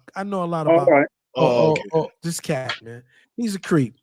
I thought he was married to Diana Ross's daughter or something like that. No, his brother dated Diana Ross. Okay. Yeah, his brother. Yeah. And so cool, what I'm saying to you is, this is a creep, man. This is the type of dude that starts and breathes the flames of diasporan wars, right? It's like me. I think that's what he did. He should have. It's like me. If I wasn't making no money in America, and I had no notoriety in America, and I go to Ghana, and I make a fortune. I'm a real estate developer, and I make a fortune and live higher than I ever lived in America. And then I turn around and get on Ghanaian TV and start talking shit about. Yeah. That's the equivalent of what he did. Yeah, exactly. I have no respect for a cat like that. It is. You didn't need to go there with that. Yeah, because I was saying that because now that is like to America, and you was playing African music, and you made it through the African community. Man, if you make African music, you wouldn't make it in African music. And they Burna Boy, Davio went to school with my daughter. If you came here to America, right, like Burna Boy or whatever. I remember that, but you know damn well Africans ain't going to like those African. Sometimes you still need the Black American support. You need to promote it to them, actually. Yeah, but so when you get our support, shut your mouth, man. Learn how to shut up. That's what I'm saying. I'm saying you can't listen. Let me just say this. Even if you talk about Godfrey, right? It's not continental Africans that buy his. Of course, man. Ain't no continental Africans. I went to this. He didn't get rich off continental Africans. He got rich off his Black American. Yeah. Even blacks and Michael Blackson too. Michael Blackson. You will never hear Michael Blackson shitting on African because he knows that's his base, man. Hey, you guys have tortilla over there? It's an American snack, right? No, that's a Mexican tortilla. That's Mexican. I'm not Mexican. All right. Well, that's why I rub now. I can't get no Ghana shop. I'm gonna go far to get Ghana shop right now. You know, I'm gonna go about 10 miles to Ghana shop. Shit. Yeah. I'm gonna cook my own Ghana food. Yeah, I'm gonna cook my own Ghana food back. Mexican. You want to be Mexican? You need a wife, man. Louis, man. You need a wife, man. I was gonna say, Dalbo, I was gonna say what I was gonna say is that because now Akon is not hot. And if you're not hot, you go to like, this kind of shows in the club and you get what I'm saying? Like small shows and mostly because even Lil Wayne, I went to Lil Wayne's show like last year or something like that, right? I don't like Lil Wayne either. I think he's a damn alien. Wait. I was saying because now if you're not hot, the people that really go to your show are mostly Black Americans because they just you get what I'm saying. And then I think white people like him. I don't know. I'm saying like but I'm saying the place that okay, you're right. I mean Washington mostly, but I think the Tacoma is most. You see a lot of Black people in Tacoma, Black. Yeah, but I'm sure there's more white people that like Lil Wayne. Because most black people think he's a little alien or something. He's a crazy bastard. But anyway, the point I'm trying to make is that Akon's statement was unwarranted because at this stage in his career, the people that are going to go to his shows are mostly black people that go to the clubs and those kind of places, right? And his statement, he might lose his bag because like this girl, the girl from Australia, that rapper, what's her name? The white girl, that white girl. She made Azalea or something. Azalea made one damn mistake. What, with the plastic ass? The girl with the plastic ass. Yes. She made one damn mistake and she lost her whole career. Like she's rubbish anyway. That was as far as she was gonna go. But all I'm saying is this: I don't understand why certain people need to make certain statements, right?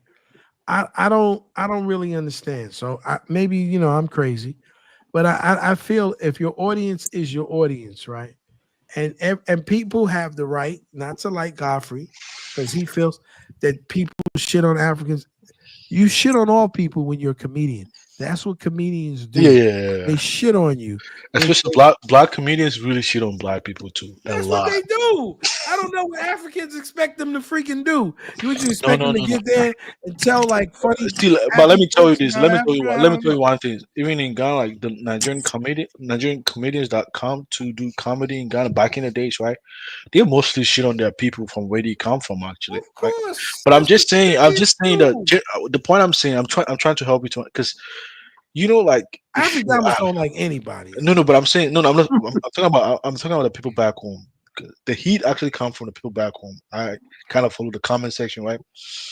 And it kind of seems like because Godfrey, because he's in the U.S., because most Africans they put you at the elevated level that because you're in the U.S. or in the Western country, right? They don't want you to go on that tangent. They want you to represent them more. Like even Black Skin, for instance, his kind of jokes. Some Africans kind of find it very a little cringy because it's almost like what is he saying?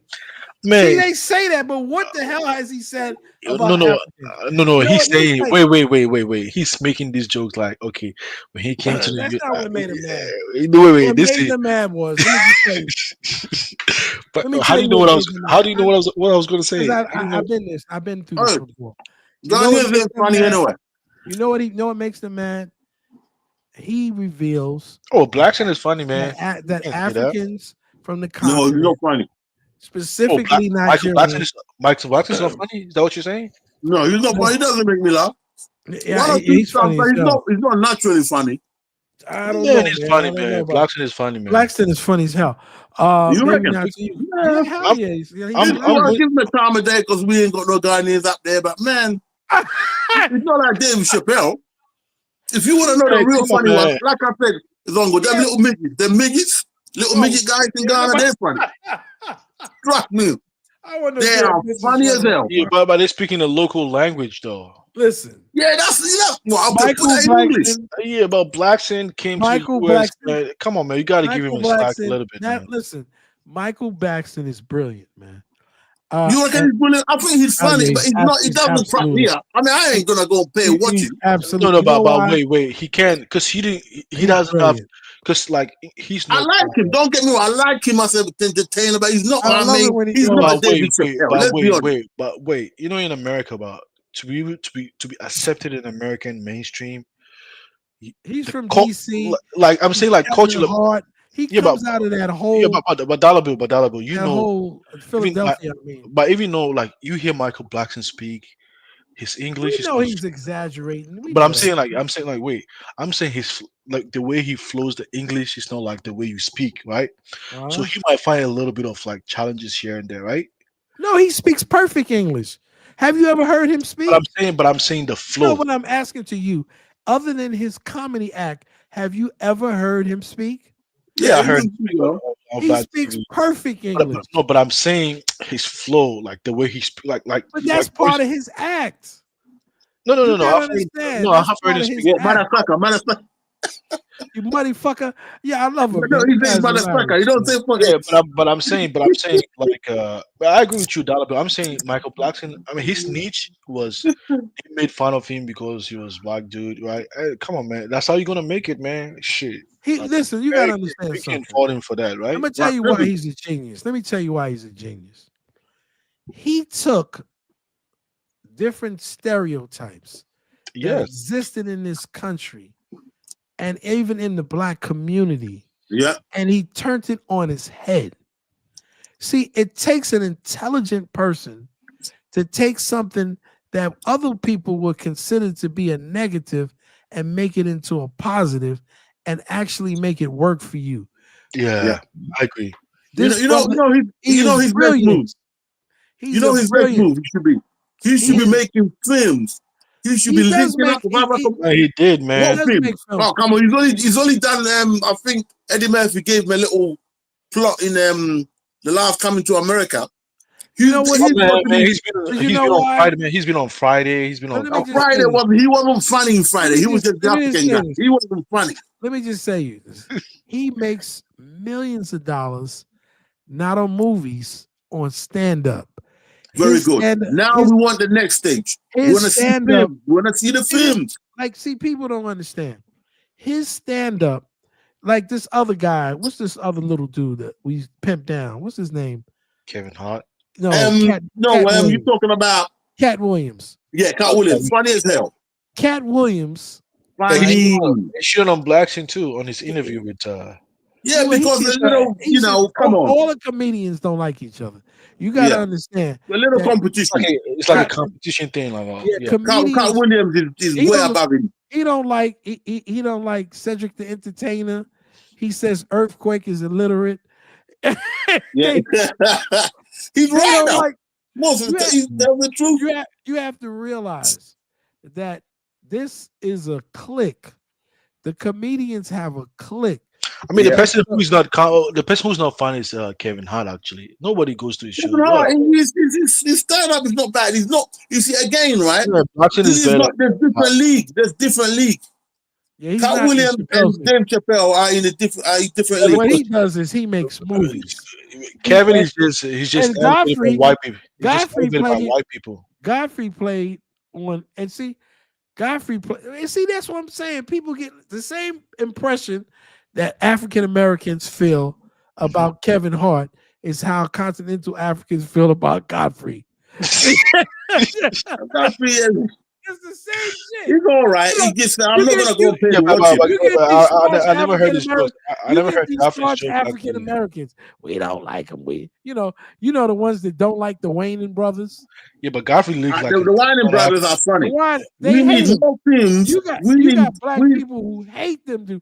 They did a movie called White Chicks. Man, yeah, that's funny. That's funny as hell, bro. But now you think Colin? Yeah, we watch it here. Do you think Colin would sit down for an hour and look at white chicks? Yeah, that was funny. That was funny though. Right? You know, it blew up here not because of the black people, because of the white girls watching it.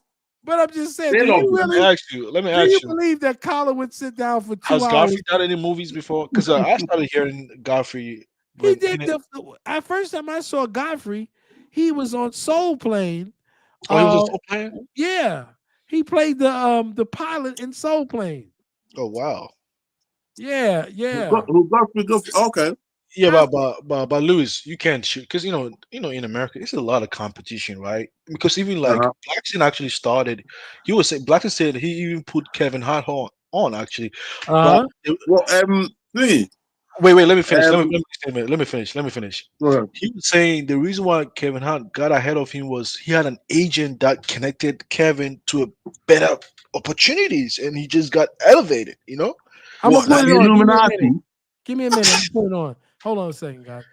I'm going to present my screen, man. I'm going to present my screen. You're gonna love it. But Carla got to turn off like the. Hold on. He can't turn that off. I'm gonna share it right now. Oh, Princip is still there. Princip still at work though. Yeah, here we go. Here's Godfrey and Soul Plane. Where are you gonna show it? Soul Plane wasn't that good actually. Can you see it? What you mean? Can you control your? Y'all can't see it. Can you see it? Yeah, we can see it. Coming up though. Here it is. Yeah, okay. Why don't you go secure the cockpit, homie? Ah, that's it. Is that him? Yeah, that's him. Right next to Snoop Dogg.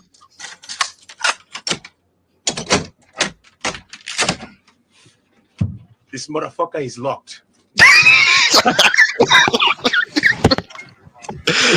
Oh my And god! that was yeah.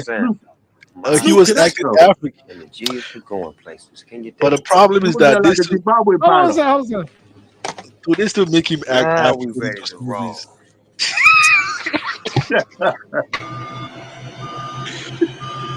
They got the wheels stolen, didn't they? Oh, nigga got switches in this motherfucker, huh? Shit. And they work. What?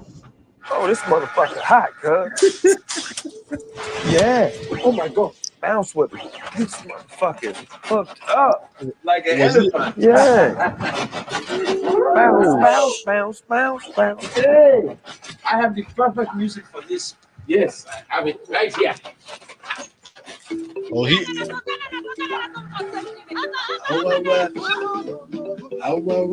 Hey man, hold on, man. Hold the fuck on.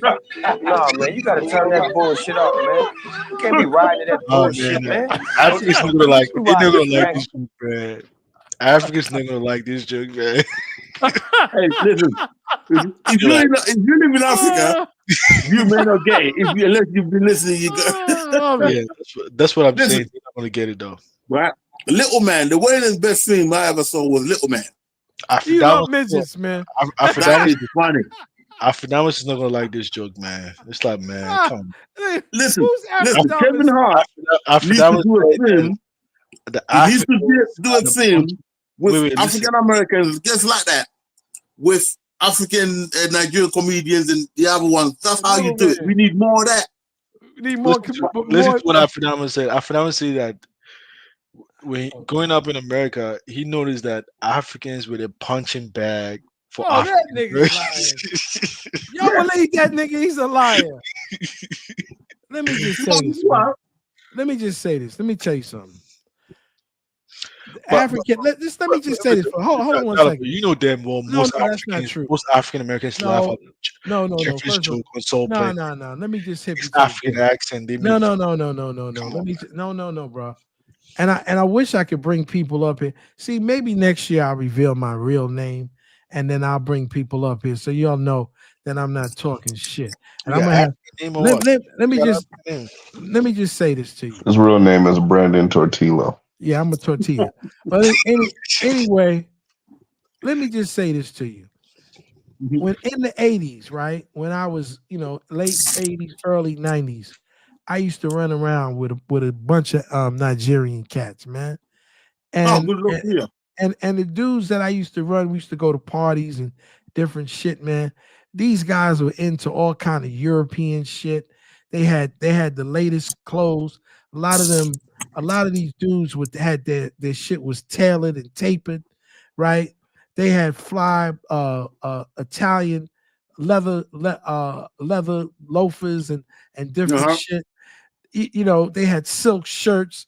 I don't know who these cats that y'all are talking about. I was 23 years old going to all of these parties with young African brothers, man. They were sharp. They had Mercedes. They had BMWs. Their parents used to clock them cash back home, and we go to the parties, man, and party all night. The best party. Hey, the 80s was good, bro. I don't care what anyone says. One of the best parties that I ever went to was one of those African funeral parties. Man, I danced the night away, man, with so many beautiful women. We were all dressed to the nines, man. So I gotta tell you, I don't know who these. You see, Afrodamus must just have been a damn lame, He, and I don't know how people even follow him, because to this day, most of the cats that I know, from Africa, they know European fashion. They know about Giorgio Armani. They know about wine. They're internationally known. They've been to Europe. They've been to Canada. They've traveled all around. Even you've been around. You're not no damn lame. I don't even know how you, a cat like yourself, who's been to Cyprus, you've been all over the world. You've been to more countries than me. You understand? You've been to all these countries. Oh, me? Yeah. How could you? I've only ever traveled to 2 countries. You know that? How could you? Yeah, you Zongo. How could you accept some bullshit from a lame ass MF like Afro dumbass, man? You could tell he's a damn lame, man. You could tell he didn't get no coochie, man. Listen, be honest with yourself. Please don't do that, man. No, I'm just telling the truth. I don't Listen, want to all of the cats that I roll with had their own car, right? They used to go to school. They like European clothes. They like to get their hair dapped up. Okay. They all had little Yohimbi so they could knock out 4 or 5 chicks during the week. I didn't know no lame African dudes, man. But I'm saying that nobody was playing on no African cats because they had cars, they had BMWs. I don't know the dudes you knew, man. I'm from New York. I don't. So when Afro dumbass talks these lies, he must have been in the library somewhere with lames, okay? Because the guys that I hung out with, they had fly honeys. We used to party all in New Jersey. We partied all over Brooklyn, Manhattan, and the Bronx. We had a good time. I didn't know one African dude that didn't have a foreign car. So what are you talking about, man? But Dollar, what I'm saying is that he's a liar. Don't trust him. He's been here for He's the Johnny come lately. He's a liar. No, he's been here a long time. He's been here like 20-something years. He's a lame. Listen, 20-something years. And he still don't know how to dress. Listen, he's a lame. The hat he wears. You can look at that old junky hat. Listen, that hat don't look right at all. Listen, do you know how many? Wait. You want to act American? Do you know how many African dudes? No, he can't dress. He can't dress, bro. Do you know how many African dudes, man, tall, slender, rocking these fly Italian suits, okay, and Giorgio Armani stuff, man? I don't know. I don't know country boys like him, man. I hung out with a bunch of Nigerians, and none of them were lame or look like him. None of them. Ghanaian boys, man, from Nima, man, from Zongo. All of the African dudes that I knew were players. They all had, you know what? They came. Let me tell you something. Louis, if you see my pick and roll, they all had cars. They all had cars. I didn't, he's one of those African guys with a bus pass. I didn't know no cats with bus passes, man. I knew cats that had cars and had money, man. And you would know them because they know about international flavor.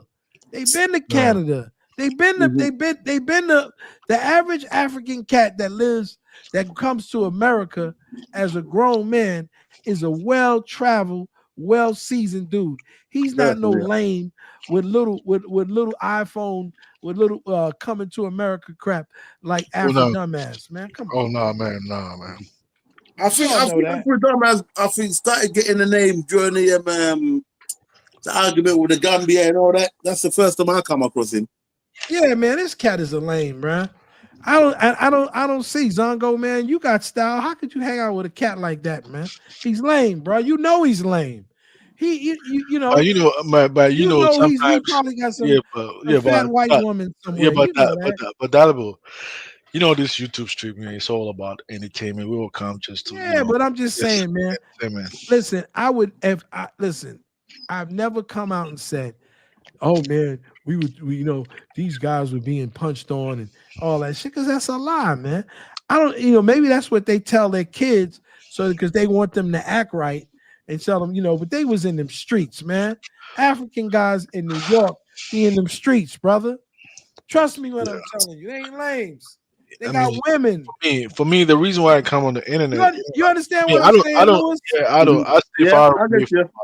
I don't. These guys, man, have been to Montreal. They done been to Quebec. They done been all over the joint, man. They got fly. They got fly cars. They wear silk shirts.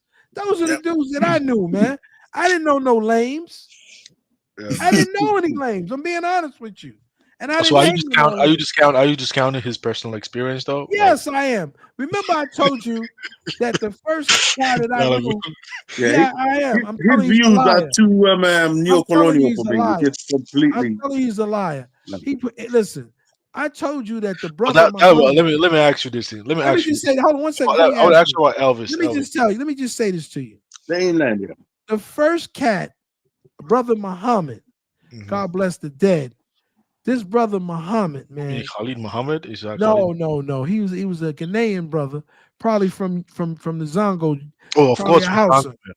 This cat. Let me tell you about this brother. He was my personal tailor. Back in the days, we used to wear pleated, like the pleated in the front. In Ghana, the Zongos know how to do very good at tailoring. This guy used to tailor all of my shit, man. All of my suits, all of my and when we step out and party and shit, man, he had all kind of Italian. He had been to Italy. He knew all about fashion. He knew about all about European cuts. This is what I'm trying to tell you. I don't know these niggas. My dad himself was a tailor. My dad used to be a tailor. So you know he had fly shit. He knew about. Listen, back in those days, if you knew how to have Italian suit and knew how to cut an Italian suit and take the fabric out to the district downtown, and I come back to Muhammad's place, and in 2 weeks or a week, because he had other clientele, he'd have me some fly, baggies, pleated in the front, come down skinny all the way down to the back. Louis, me papa, Gemini not you, me papa. Man, and we used to go out. We used to go out there and party, man, with the honeys. These are the dudes that I knew. I didn't know no BS cats like lame dudes like Afro Dumbass. I never met them. Listen, you know what's happened is that the poorer ones in Africa recently been traveling. Before it was the middle class and the upper class. So the last, I always want to know how long you've been in the country so I get an idea of your, right? Because the last 20 years is when the poor ones started coming. Exactly. And listen, Louis. I'm telling you fact, bro. Louis, let me tell you something. Come on, man. Let me tell you how up. You know what you know what Yohimbi is, right? Yohimbi is a bark. Yohimbi is a bark that grows in China and in Africa. Okay. So I never forget, back in the days, we twist up a bark from a lumber. It's a bark from a tree. From a lumber. Okay, I get what you're saying. From a tree. I get what you're saying. And so the first time, I remember we were having this conversation, man, because I used to keep 3 or 4 chicks on rotation. And my brother was telling me, man, he's like, man, back home, man, we got this bark that we bite off and we chew it, man. And you're talking about it, man. Yeah. I know what you're talking now. You're talking about the chewing stick. And they chew it and you spit it out. That's how we call it in Ghana. And then he take his hand like he's clapping his hand like that. Man, listen. These are the cats that I knew. I didn't know lame dudes. I didn't hang out with lame cats, man. They take me, we go to party, they be feasts, they be honeys, man. And we go out, man, looking dressed to the nines, man, having fun. We party with all kinds of cuties, man. I didn't know people like this Afro Dumbass sitting around laming up. The last couple migrants. Yeah, with that kind of dress, man, you ain't couldn't get a visa to come to Europe. Exactly. These dudes are well traveled. They didn't come to America first. They were in Europe, man. They knew about Italian knits and Italian. But that's true. They knew about Italian shoes and Giorgio Patonis and these dudes know how to. Lewis is I right. didn't know lames, bro. Back in the days, to go to like nobody was Europe. It wasn't easy. It got to be from the upper class or upper middle class. That's what I'm saying. Most of these dudes I knew, they were all like 6 feet tall. I was from the upper middle class. They all drove imported cars. They knew all about fly cologne, getting money, and dealing with beautiful women. I didn't know little punks like that, the Afro Dumbass. I just didn't know them. You understand? Those are not the people that I would roll with. So I don't know what he's talking about. Ain't nobody was on these dudes, man, trying to make them these guys were internationally known, bro. Talking about, man. Come on, bro. You remember that song internationally known by Melly Mel and Furious 5? I know Melly Mel and Furious 5. Oh, get out of here. I played with them many times. Oh, he's my favorite rapper, man. That guy will always be up there in the top. The first to do it. So Melly Mel will always have my back, man. I knew dudes, man, that traveled, man, all over, man. They had honeys all over the place. They had cars. So I don't know this whole idea of this victim. But let me ask you though. Let me ask you. Dude, I never met one. I'm saying. Never met one. Come on. Especially them cats from Ghana. You see a cat from Ghana, man. Some of these dudes be like 6'3", 2 something chisel. Who's running up and punking them? Nobody. Yeah, man. That was back then. Recently, have we seen the quality of Ghanaians who coming in recently? Those cats now. He's not even a Ghanaian. This cat, he's a pygmy from Ghana. I'm from Zambia. Nah, man, stop it, man. Now you regurgitating Carla's statement, man. When I heard Carla say that, I'm like, damn. I had to Google pygmy. What pygmy? When I saw what pygmy was, you can tell a lame. See, listen. You can tell a lame. Carla is wild, just like Louis. You can tell a lame. Man, you can tell a lame when you see a lame, right? Yeah. I never met no cats from Africa who didn't have game, and some of these dudes have more women than me, man. But Louis, lately you be getting a lot of traction because you speak foul. You know, a lot of people like. No, I don't speak foul. Why are you upset? I just don't. There's certain things I won't put up with. I won't have any South African coming up there trying to talk down on the rest of Africa when you still got a white man in your backyard. I ain't having it. You don't control anything, right? Because like. Come on, man. You know. So we need to knock it straight on the head. That's why I'm just a straightforward talker. We spend too much time talking about things that are not really important. The main thing we're gonna focus on industrialization. Yeah. Listen, let me just tell you this. Yeah, Akufo-Addo wanted. I got two boys. Listen, I got one boy. I got one boy just graduated. Another Nigerian dude. His name is Charlie. I can say Charlie because that's the name everybody knows. This cat, man, I known him since he was a little boy. He's like 21 now. The guy is 6'3", and he don't even work out, man. He's just solid, muscular dude. Even the other dude, young cat that I got now in my classroom, man, this dude is built like a. He don't even play sports. Listen, listen, we got two Africans on our team in New York City. Precious Achua, okay, and OG Anunoby, right? OG Anunoby, man, I think he's by way of England. I think he was born in England. I don't know if he was born or raised in England.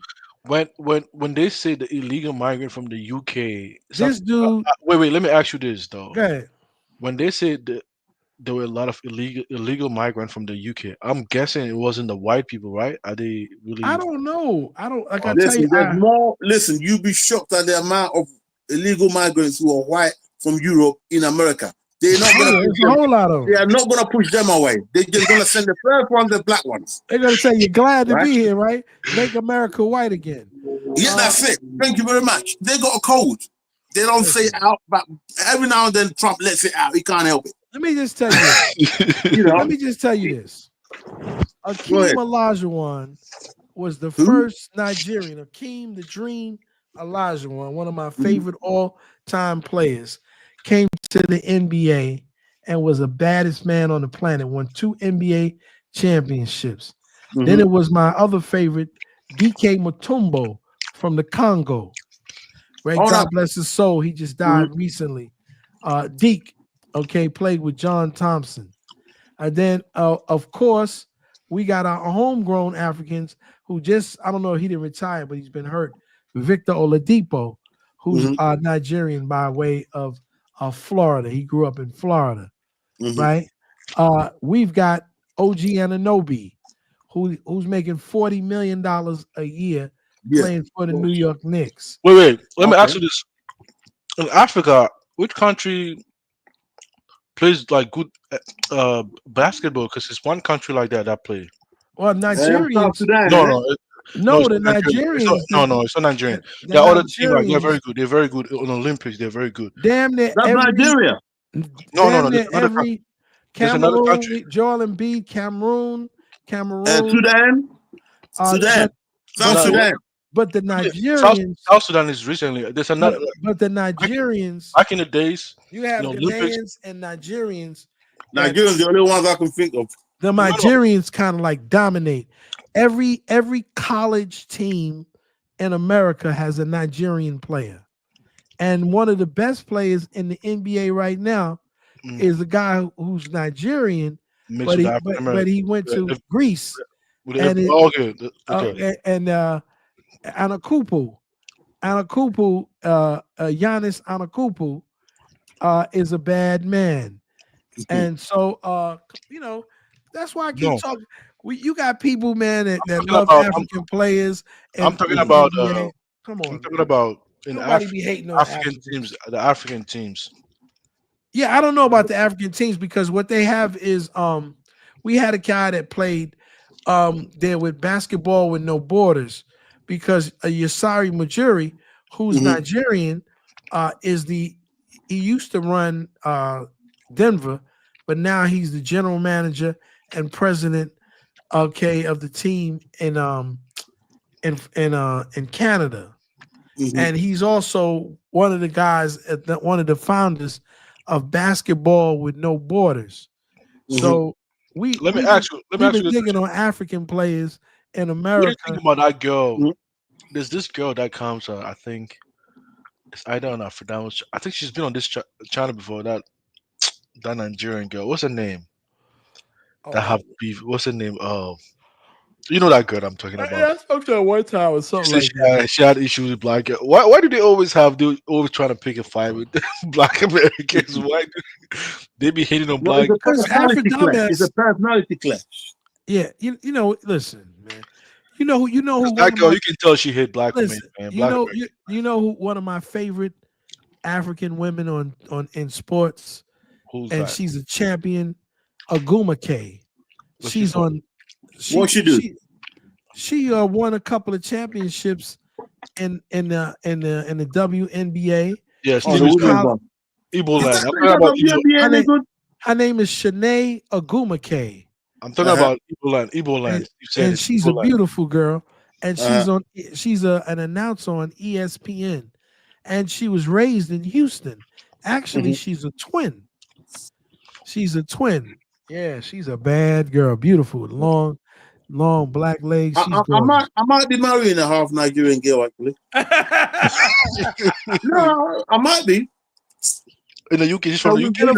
Of course, Aman, right? Aman. Oh, you did a DNA test because when I did my African ancestry on my matrilineal side, they say I'm from Mende actually. Are you a Mende? You one of my brothers, huh? I wasn't surprised you're Mende. Yeah, you one of my brothers, right? Oh, for real? Mende, right? Yeah, so I'm just saying, man. Afro Dumbass is full of shit, and Tyreek is full of shit. They should marry each other, man. I think really. Yeah. Now I think that Tyreek, he knows he's pushed it too far. He can't control it now. You know that. Yeah, you know what it is. He can't, and neither can Afro Dumbass. He's probably listening right now. Probably going that dollar bill. I'm proud to hear the man out. I understand from where he comes from, but his view on life is too anti-African. Yeah, you know what it is? I think he's a nerd, and because he was a nerd and kind of like thrown off, he's got these complexes and stuff. But man, let me tell you something. Women like African men, African American women like African men, and those who have game. You know that yourself, Zongo. Don't have no problem. Listen, if I was in America, I would have been married a long time ago. Trust me. When I drive my tour bus in America, when I drive my tour bus, I chat the African American ladies there. Oh, Yeah, you got there have no issue with you. They love your Listen, accent. man. So If I was there, I would have been married. I mean, I'm talking beautiful ones. I I think just shut them up.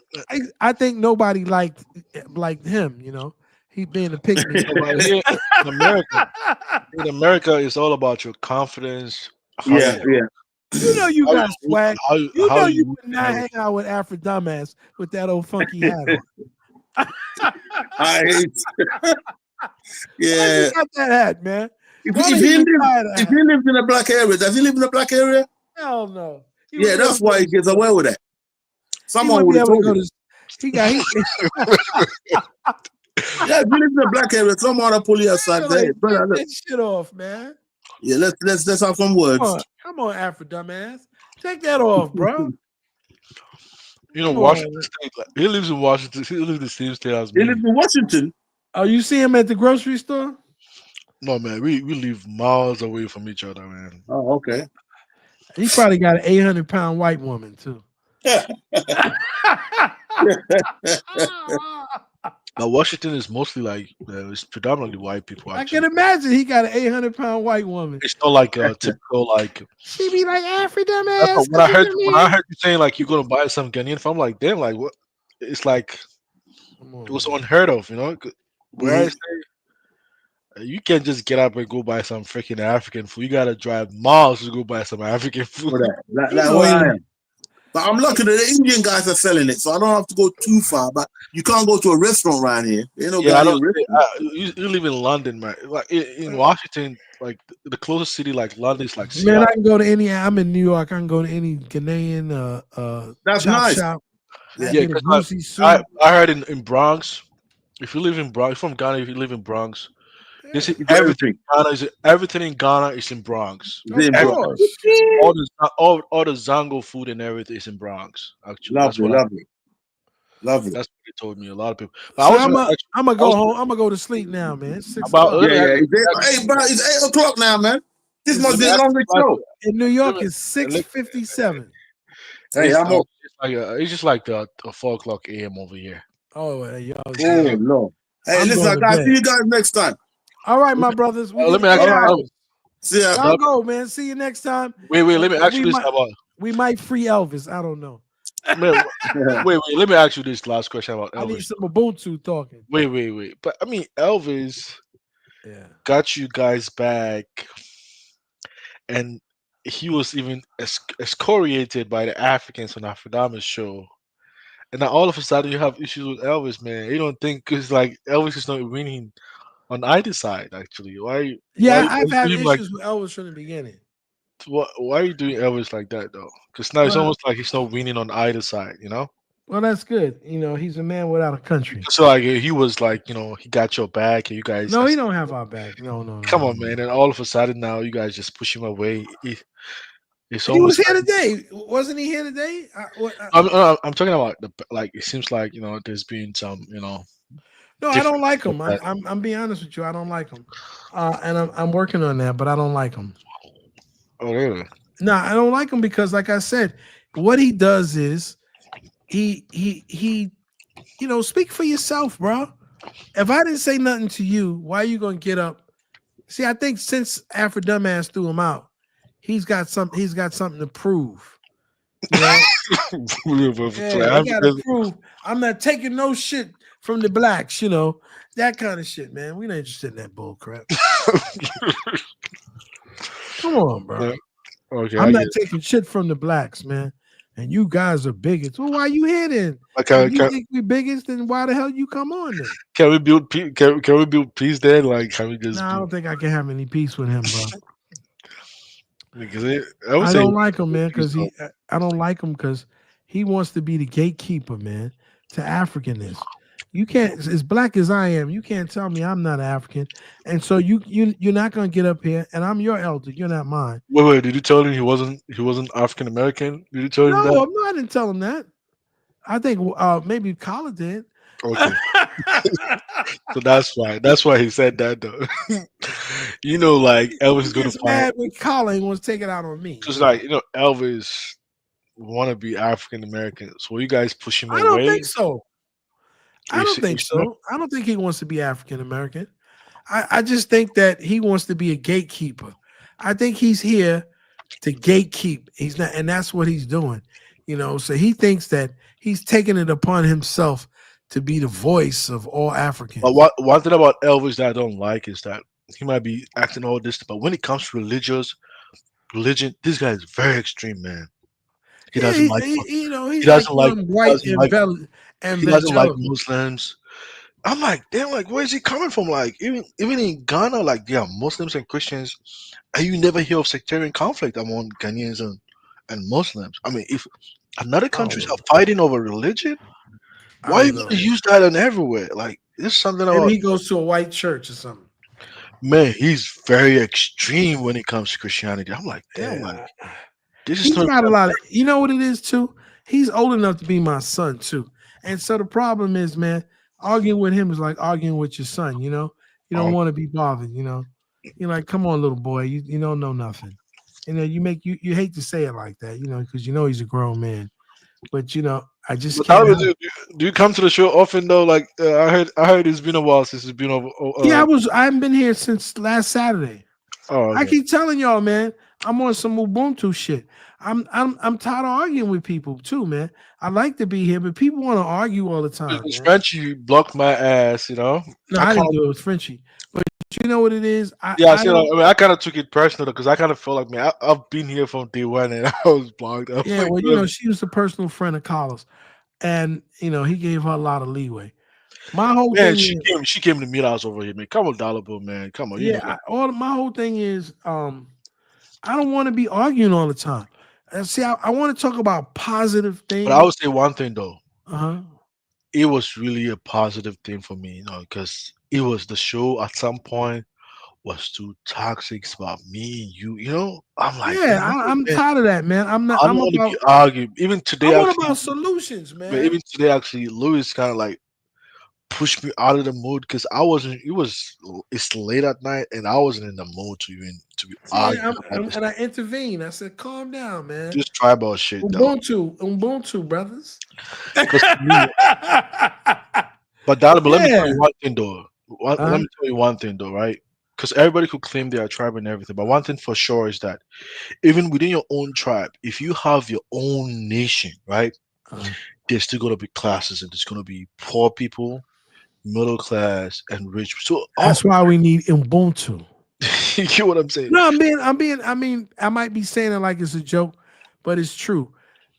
You have to find a common ground and learn how to respect everybody else's position in life, right?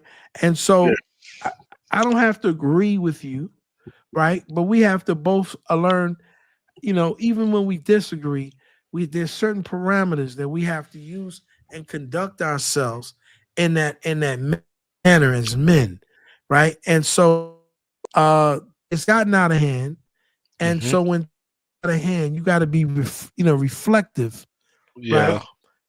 Because I'm not on a mission to hate people, and I don't want people to hate me for nonsense. That's not what I'm about, right? Everybody knows me in my personal life, knows that I'm a very positive person, and that's what I want to be made. You know, the Steve guy, Steve says, he says Elvis is always neutral. Do you know that Steve guy? So. You don't know him? Listen, no, I do know him. I don't see, even Baruti thinks that Elvis is neutral. I don't see him that way. I see Elvis as an interloper. I see him. Elvis is a snake, man. I don't trust that. Yeah, without a doubt. You said it first, and I had to learn. Elvis had me fooled for a long time. Then I realized, when I realized that he was a snake, there were a night that he didn't come on and everything was nice and quiet. There was no fighting, nothing. Nobody got triggered, nothing. You know why? Because it was Elvis inciting all of the stuff. He is. He's he's the instigator. Yeah, man. He likes to instigate, and then what he does is he throw rocks and then he hides his hand. Man, I might come on. Because for me, this show is really entertainment. But I might come and I love to entertain, but I want to learn. Yeah, And I but want I'm people to saying learn. in the past, I should Yeah. come, and just throw jabs about Africa. But that's not who really I am in I real know life. that, You get man. what I'm saying? And neither am I. But Elvis, I mean, He loves it. he He came loves on it. Afrodama's platform, and he was like, man, he came there to create, man, Issues. and Afrodama's lit his ass, man. You know, to today, even this girl doesn't like him. What is her name? What's her name? Chantel. Chantel doesn't. Oh, she don't like me either. You know, Chantel created a whole college page. That woman's crazy. I saw that. I'm like, what the hell is going on? Like, Chantel Something's created a wrong whole, with Chantel. and I was she listening did to a Chantel. show. I went to a show, and I'm like, Chantel, man, I like you, man. Why are you doing this, man? Just create your own channel, man. I'll come and support I you. think she's in love with Colin. You think so? Yeah. No, I think the way you guys treated her, it was really unfair It to her. wasn't me. I Come on. protected her. That's But my you know woman. she's African American. She wanted African American to support her. You know? No, what she want me That's to what she do. wanted. That's what she wanted. See, what she wants me to do, I'm not doing. Cause I don't. no, but Dalabo, you gotta get it though. Cause you know Africans can always go in their African circles, and she might probably not be received. So when she come on African American circles, she want her people to also accept. This is not rocket Yeah, well, science. I don't agree with her. I'm not an FBA, and Oh, okay. I don't agree with that FBA politics. You're right. You're right. I think She's the best, the she's best a place to go to hospital. disciple Yeah, of yeah, Tariq, and I'm not for that. You understand? If I yeah, have yeah. an individual argument with a person, right? I'm having an individual argument with you. I'm not having it with a whole group of people. And she wants this to paint everybody with Yeah. the same, and I don't agree with that. And because she makes rumors about me, she says that I'm a Caribbean. Oh, her show about you though. I'm like, Yeah, I'm a I'm, Caribbean. I'm like, I'm this. man. Even I was. Elvis, Did you hear man. She's Dollar like, Bill say he's the first? Yeah, I'm a first generation New Yorker. My mother has two parents, right? And so I'm not ashamed. I'm my father's son, and my mother's father is her father's daughter, and she has one oh mother. man. Someone says drop the link. Amara Dumbaya, man. Yeah, Someone. I'm going to sleep. You ain't dropping no link. I'm dropping a show. I'm not gonna be arguing with these fools. I'm just saying, everybody, see, I don't live my life that way because I don't sit around and worry about what other people do. I keep my eyes on the prize. That's why I've been able to do what I've been doing all of these years.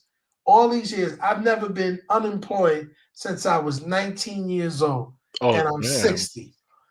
You understand? I was able to buy my own house, send 2 children to college, okay, and help thousands of kids get their education.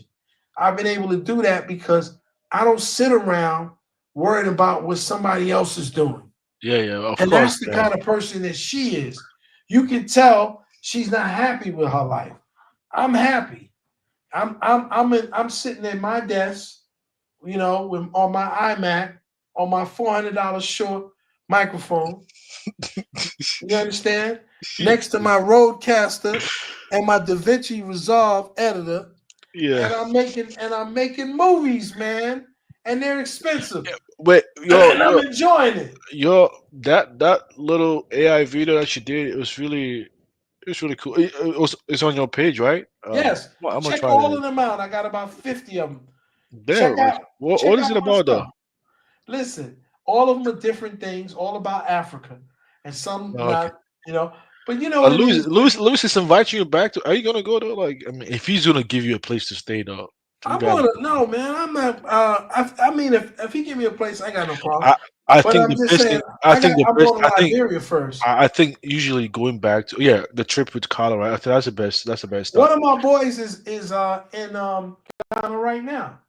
Yeah, I think usually. I mean, man, because even Africans themselves, when they come to America, man, they don't come and you get what I'm saying. They still connect with Ghanaians Yeah. or their own people. Like for me, I'm from when I was coming from Ghana, man. I didn't connect with no even someone from Togo. No, I connected with Ghanaians on campus. Then from there, you get what I'm saying? So you can't just go to Africa just like that because we're all Pan Africans. Nah. If you know someone I know a lot who of people. knows who But knows my your whole thing culture, is, whenever I go, even if I go in the United States, I like to go to a hotel or Airbnb. You know why? okay. Because I like to come in when I want to come in. I like to do what I want to do. If I want to mess up something, I had a girlfriend. She was mad because I said, "Listen, Man, I agree with you, man. I agree, I pay man. people extra for that." Yeah, even me, like when I was, because Yeah. I stay like almost like an hour drive away. When I used to go to Accra, man, I'm always in an Airbnb, man. I don't even go to family house, nah, because I always want to have my privacy to do my own thing, go outside, Yeah. come anytime The that I want. only time I go and stay somewhere is when I go to my son's house. That's different. You know, that's my boy. But other than that, man, I do my But own yeah, thing. you can stay at your own place, but then to navigate, if you know someone who can help you Yeah, to I don't want navigate, people to tell me when I'm gonna come in, when I'm not gonna come in.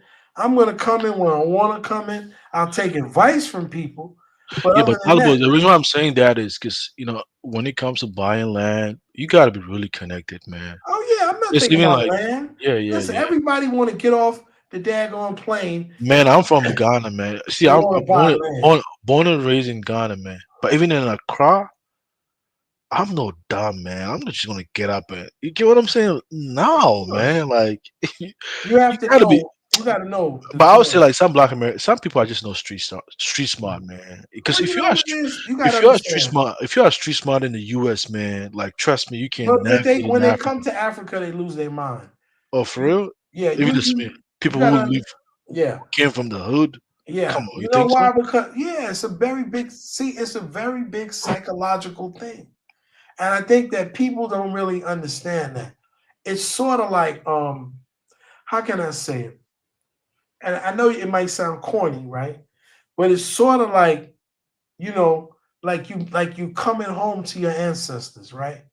It's a real psychological. Like your Like, extended family. yeah, your ancestors, man, who were sent in to this world through the slave trade. It's a very spiritual. You can liken it almost to people who are Muslim who take a Hajj, okay, or a pilgrimage to Mecca. It's that for some people, it's that spiritual. You Yeah, understand what you're I'm right. saying? Yeah, I agree. So you'll see the people crying in the dungeons and going through all this stuff, and you don't understand, but it's almost like a spiritual thing that your ancestors are back in the place where they came from. It takes on a large significance, and so that's why when people used to say certain things to me, it triggers me off. Yeah, yeah. You I understand what mean, I but mean? Taliban, you come from New York, man. You more like most New Yorkers are more exposed, man. So Yeah. they I can mean, come really on, that triggers me off, man. navigate, You man. don't know all the things But that. I was kind of surprised, the coffee guy, man. Coffee man, he's from New York, man. Man, come on, man. He was making But some it's crazy mixtapes in Ghana, man. I'm but like, it's damn, a like spiritual, it's a spiritual thing that some of these people go through, man. And you can liken it to a trance. You can I believe it or not, you can liken it to a trance, man. If you understand what I mean, if you ever seen a person in a trance, it's very it's a big psychological thing. I'm not, and I know that I'm gonna have to guard myself on that because I know it's gonna be a very man, it's everywhere, emotional man. thing. Everywhere you go in life, the moment a person tell you got to buy the property quickly, oh, let's make, it's Oh a yeah, I scam, don't want to man. do nothing like that. But I'm just It's saying, a damn scam, man. it's an emotional. I know my people, and I know for a lot of people, it's so emotional for them to come back to the land of their forefathers. Yeah, but Means a Dalibor, whole lot to like back home in Africa, man, people would just scam you with no, I'm not saying man, everybody's people like that. scam you here. And let me Yeah, but tell you, I'm let me just say with this. no Half the little people, remorse. but let me just say it. Half of the people don't even care they scam. I'm gonna be honest with you. That's what I'm saying. Half of the people don't care because it's not for them, it's not what it's about. People who are diehard Pan-Africanists who love being black and love wanting to be in their Africanness, they're on a different spiritual level. Man, Dollar Bill, man. I met this guy, because like I told like one of my homeboy from Cali, right? It's one of his friends from Atlanta, Georgia. He said his dad. I mean, he's over here, but his dad is still in Atlanta. He went to Ghana in the Western region, because I've never been to Western region. Because when Europeans came, like the Europeans, that's actually where they really settled. For the most part, the Europeans really stayed in that central Western region in Ghana. Okay. So those people, like, they've been in contact with the Europeans far more like the people from Middle Belt. But anyway, I'm just saying his dad came. He wanted to open a bank account. It was like a Pan African bank. They had the name of the Pan African Bank or something like that. I swear to God, they stole his money, man. They stole his money. They stole his money, and I told him, man, his dad was Pan African too, man. And I'm like, I spoke to his dad, and I told his dad, man, I'm like, damn, I wish I knew you earlier, because this Pan African thing, man, you can't be just practicing that, If Nkrumah was there, I get it, man. But you gotta understand, in this country, right? When people have been like that for many years, you can't tell them, man. This is what they're on. You got people who study African studies. I'm keeping it real, man. And for them, this is their life, man. Could you imagine them? Like, it's like a lifelong journey, coming back to their ancestors, bro. And other people might look at it and laugh, but they don't understand the psychological thing that goes on. It's awesome. And so they become gullible. Some of them become gullible, and I don't know what to say, but that's just the way it is. And Yeah, for man. some people, they've been. You got to realize, man. You see the Vlad? You see the Vlad video? You got to realize this. You see the Vlad video about Michael Blackson? Yeah, What Ghana did to him? yeah, but this is one thing you got to understand. You saw that? Yeah, I did. Listen, you got to understand this. Yeah, you really in touch though. Listen, you got to understand this. Most African Americans who want to go to Africa have already been ostracized by their family members for them saying that they want to go to Africa and Africa is the motherland. Most people would prefer that if they stayed in America, the lady Africa One, the one that has Yeah, that she's selling it. Yeah, I heard she was telling. I heard that on Dinah show. Do you know that when she told her mother that she was going to Africa, the last memory she has of her mother is her mother breaking down in tears and crying? Why? What? Yeah, I'm keeping it real, bro. So when I tell you, when some people get up there and Afro Dumbass says some of the things and he says, calling people blacks and all this, you got people who went after that, who have went against their own family and said, hell no, I'm with my brothers in Africa. And then they got this fool on the internet talking about you, the blacks and all that, man. Some of them Pan Africans, I think it's mostly. Be lucky they not young. They snatched his ass out the. I think it mostly accounted because, because if you stayed in the hood, I'm not saying I'm not like even stereotyping people from the hood, right? Like you made like like, I mean, how do you call it, like dollar? If you go to the club, sometimes like how some of like this Negroes are. I'm not saying everybody, like they always on their guard. You get what I'm saying? Like they always 30 years ago, let me tell you this. When black people were walking around with little patches on their medallions with the continent on their chest, and Afro Dumbass was around 30 years ago talking that shit, they probably would have beat his ass to death. Yeah, but yeah, I agree. Man, I think I would say even mostly black men that are above 30 years, man, they're way mature. They don't act crazy, man. It's mostly the younger ones, man. Yeah, these young dudes, man. If the black guy is like 30 years, man, like so far in my own personal experience, man, I never had bad experience. I had an uncle. used to have a spear in his living room. And you want to laugh? You want to laugh? I couldn't wait to get me a spear. I got one too. Oh, for what though, man? Come on, man. I saw my uncle with a spear. He had a spear, right, like a display in his living room and shit. And I grew up and I said, man, when I grow up, I'm gonna have me a damn spear. What you gonna use that for, man? To catch some It's thieves or what? ceremonial. I got all kind of masks. Yeah, what I'm gonna but do is I'm gonna take. I think on one of my Instagram, I'm gonna make a little movie and show you some of the masks that I have on my wall. I got all kinds of African masks and stuff, man. I couldn't wait, until I got to be older, man, that I could actually have stuff. Man, but Dalo, you gotta go to I Africa. love it. Man. You gotta go to got to, Africa, yeah, man. without question, bro.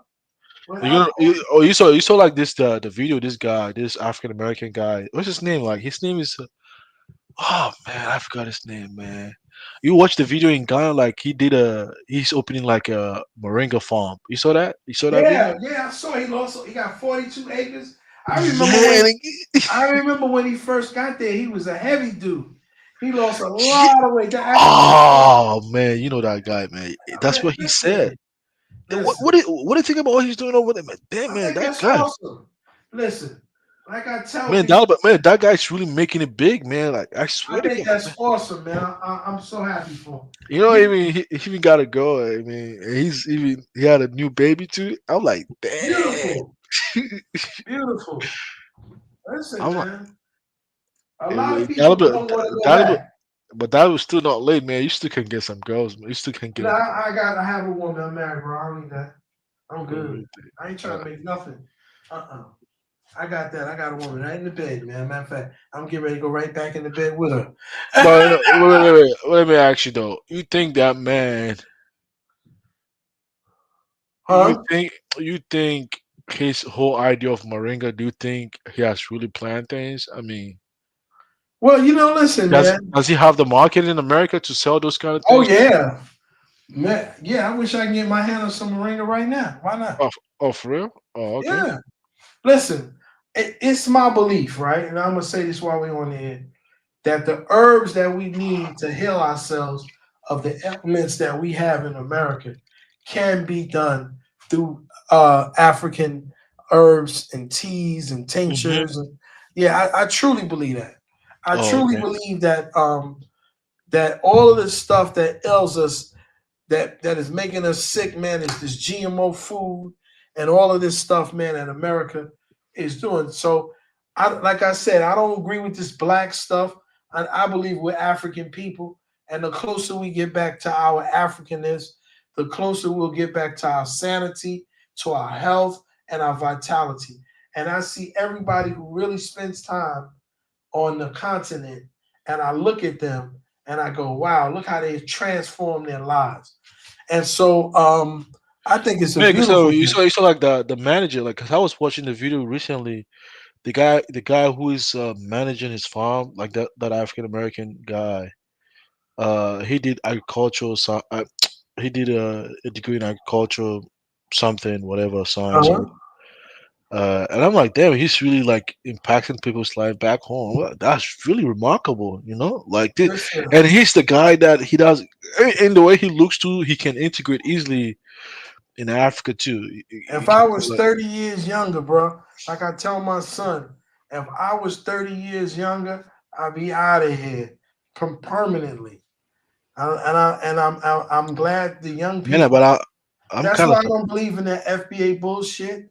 That's why I'm not with Tariq Nasheed. I'm not into all of that dumb shit. Man, you should follow this guy, man, on YouTube. His name is something Walter, man. Something Walter. Yeah, I know Walter. From he's from Kansas City, right? Missouri, right? Light-skinned dude, man. Got a bald head. Oh man, you really tap in. I'm up on all my stuff, bro. You really tap in, though. You really tap in. Man. You saw the video. You saw the video. You know, I got a guy from northern Nigeria.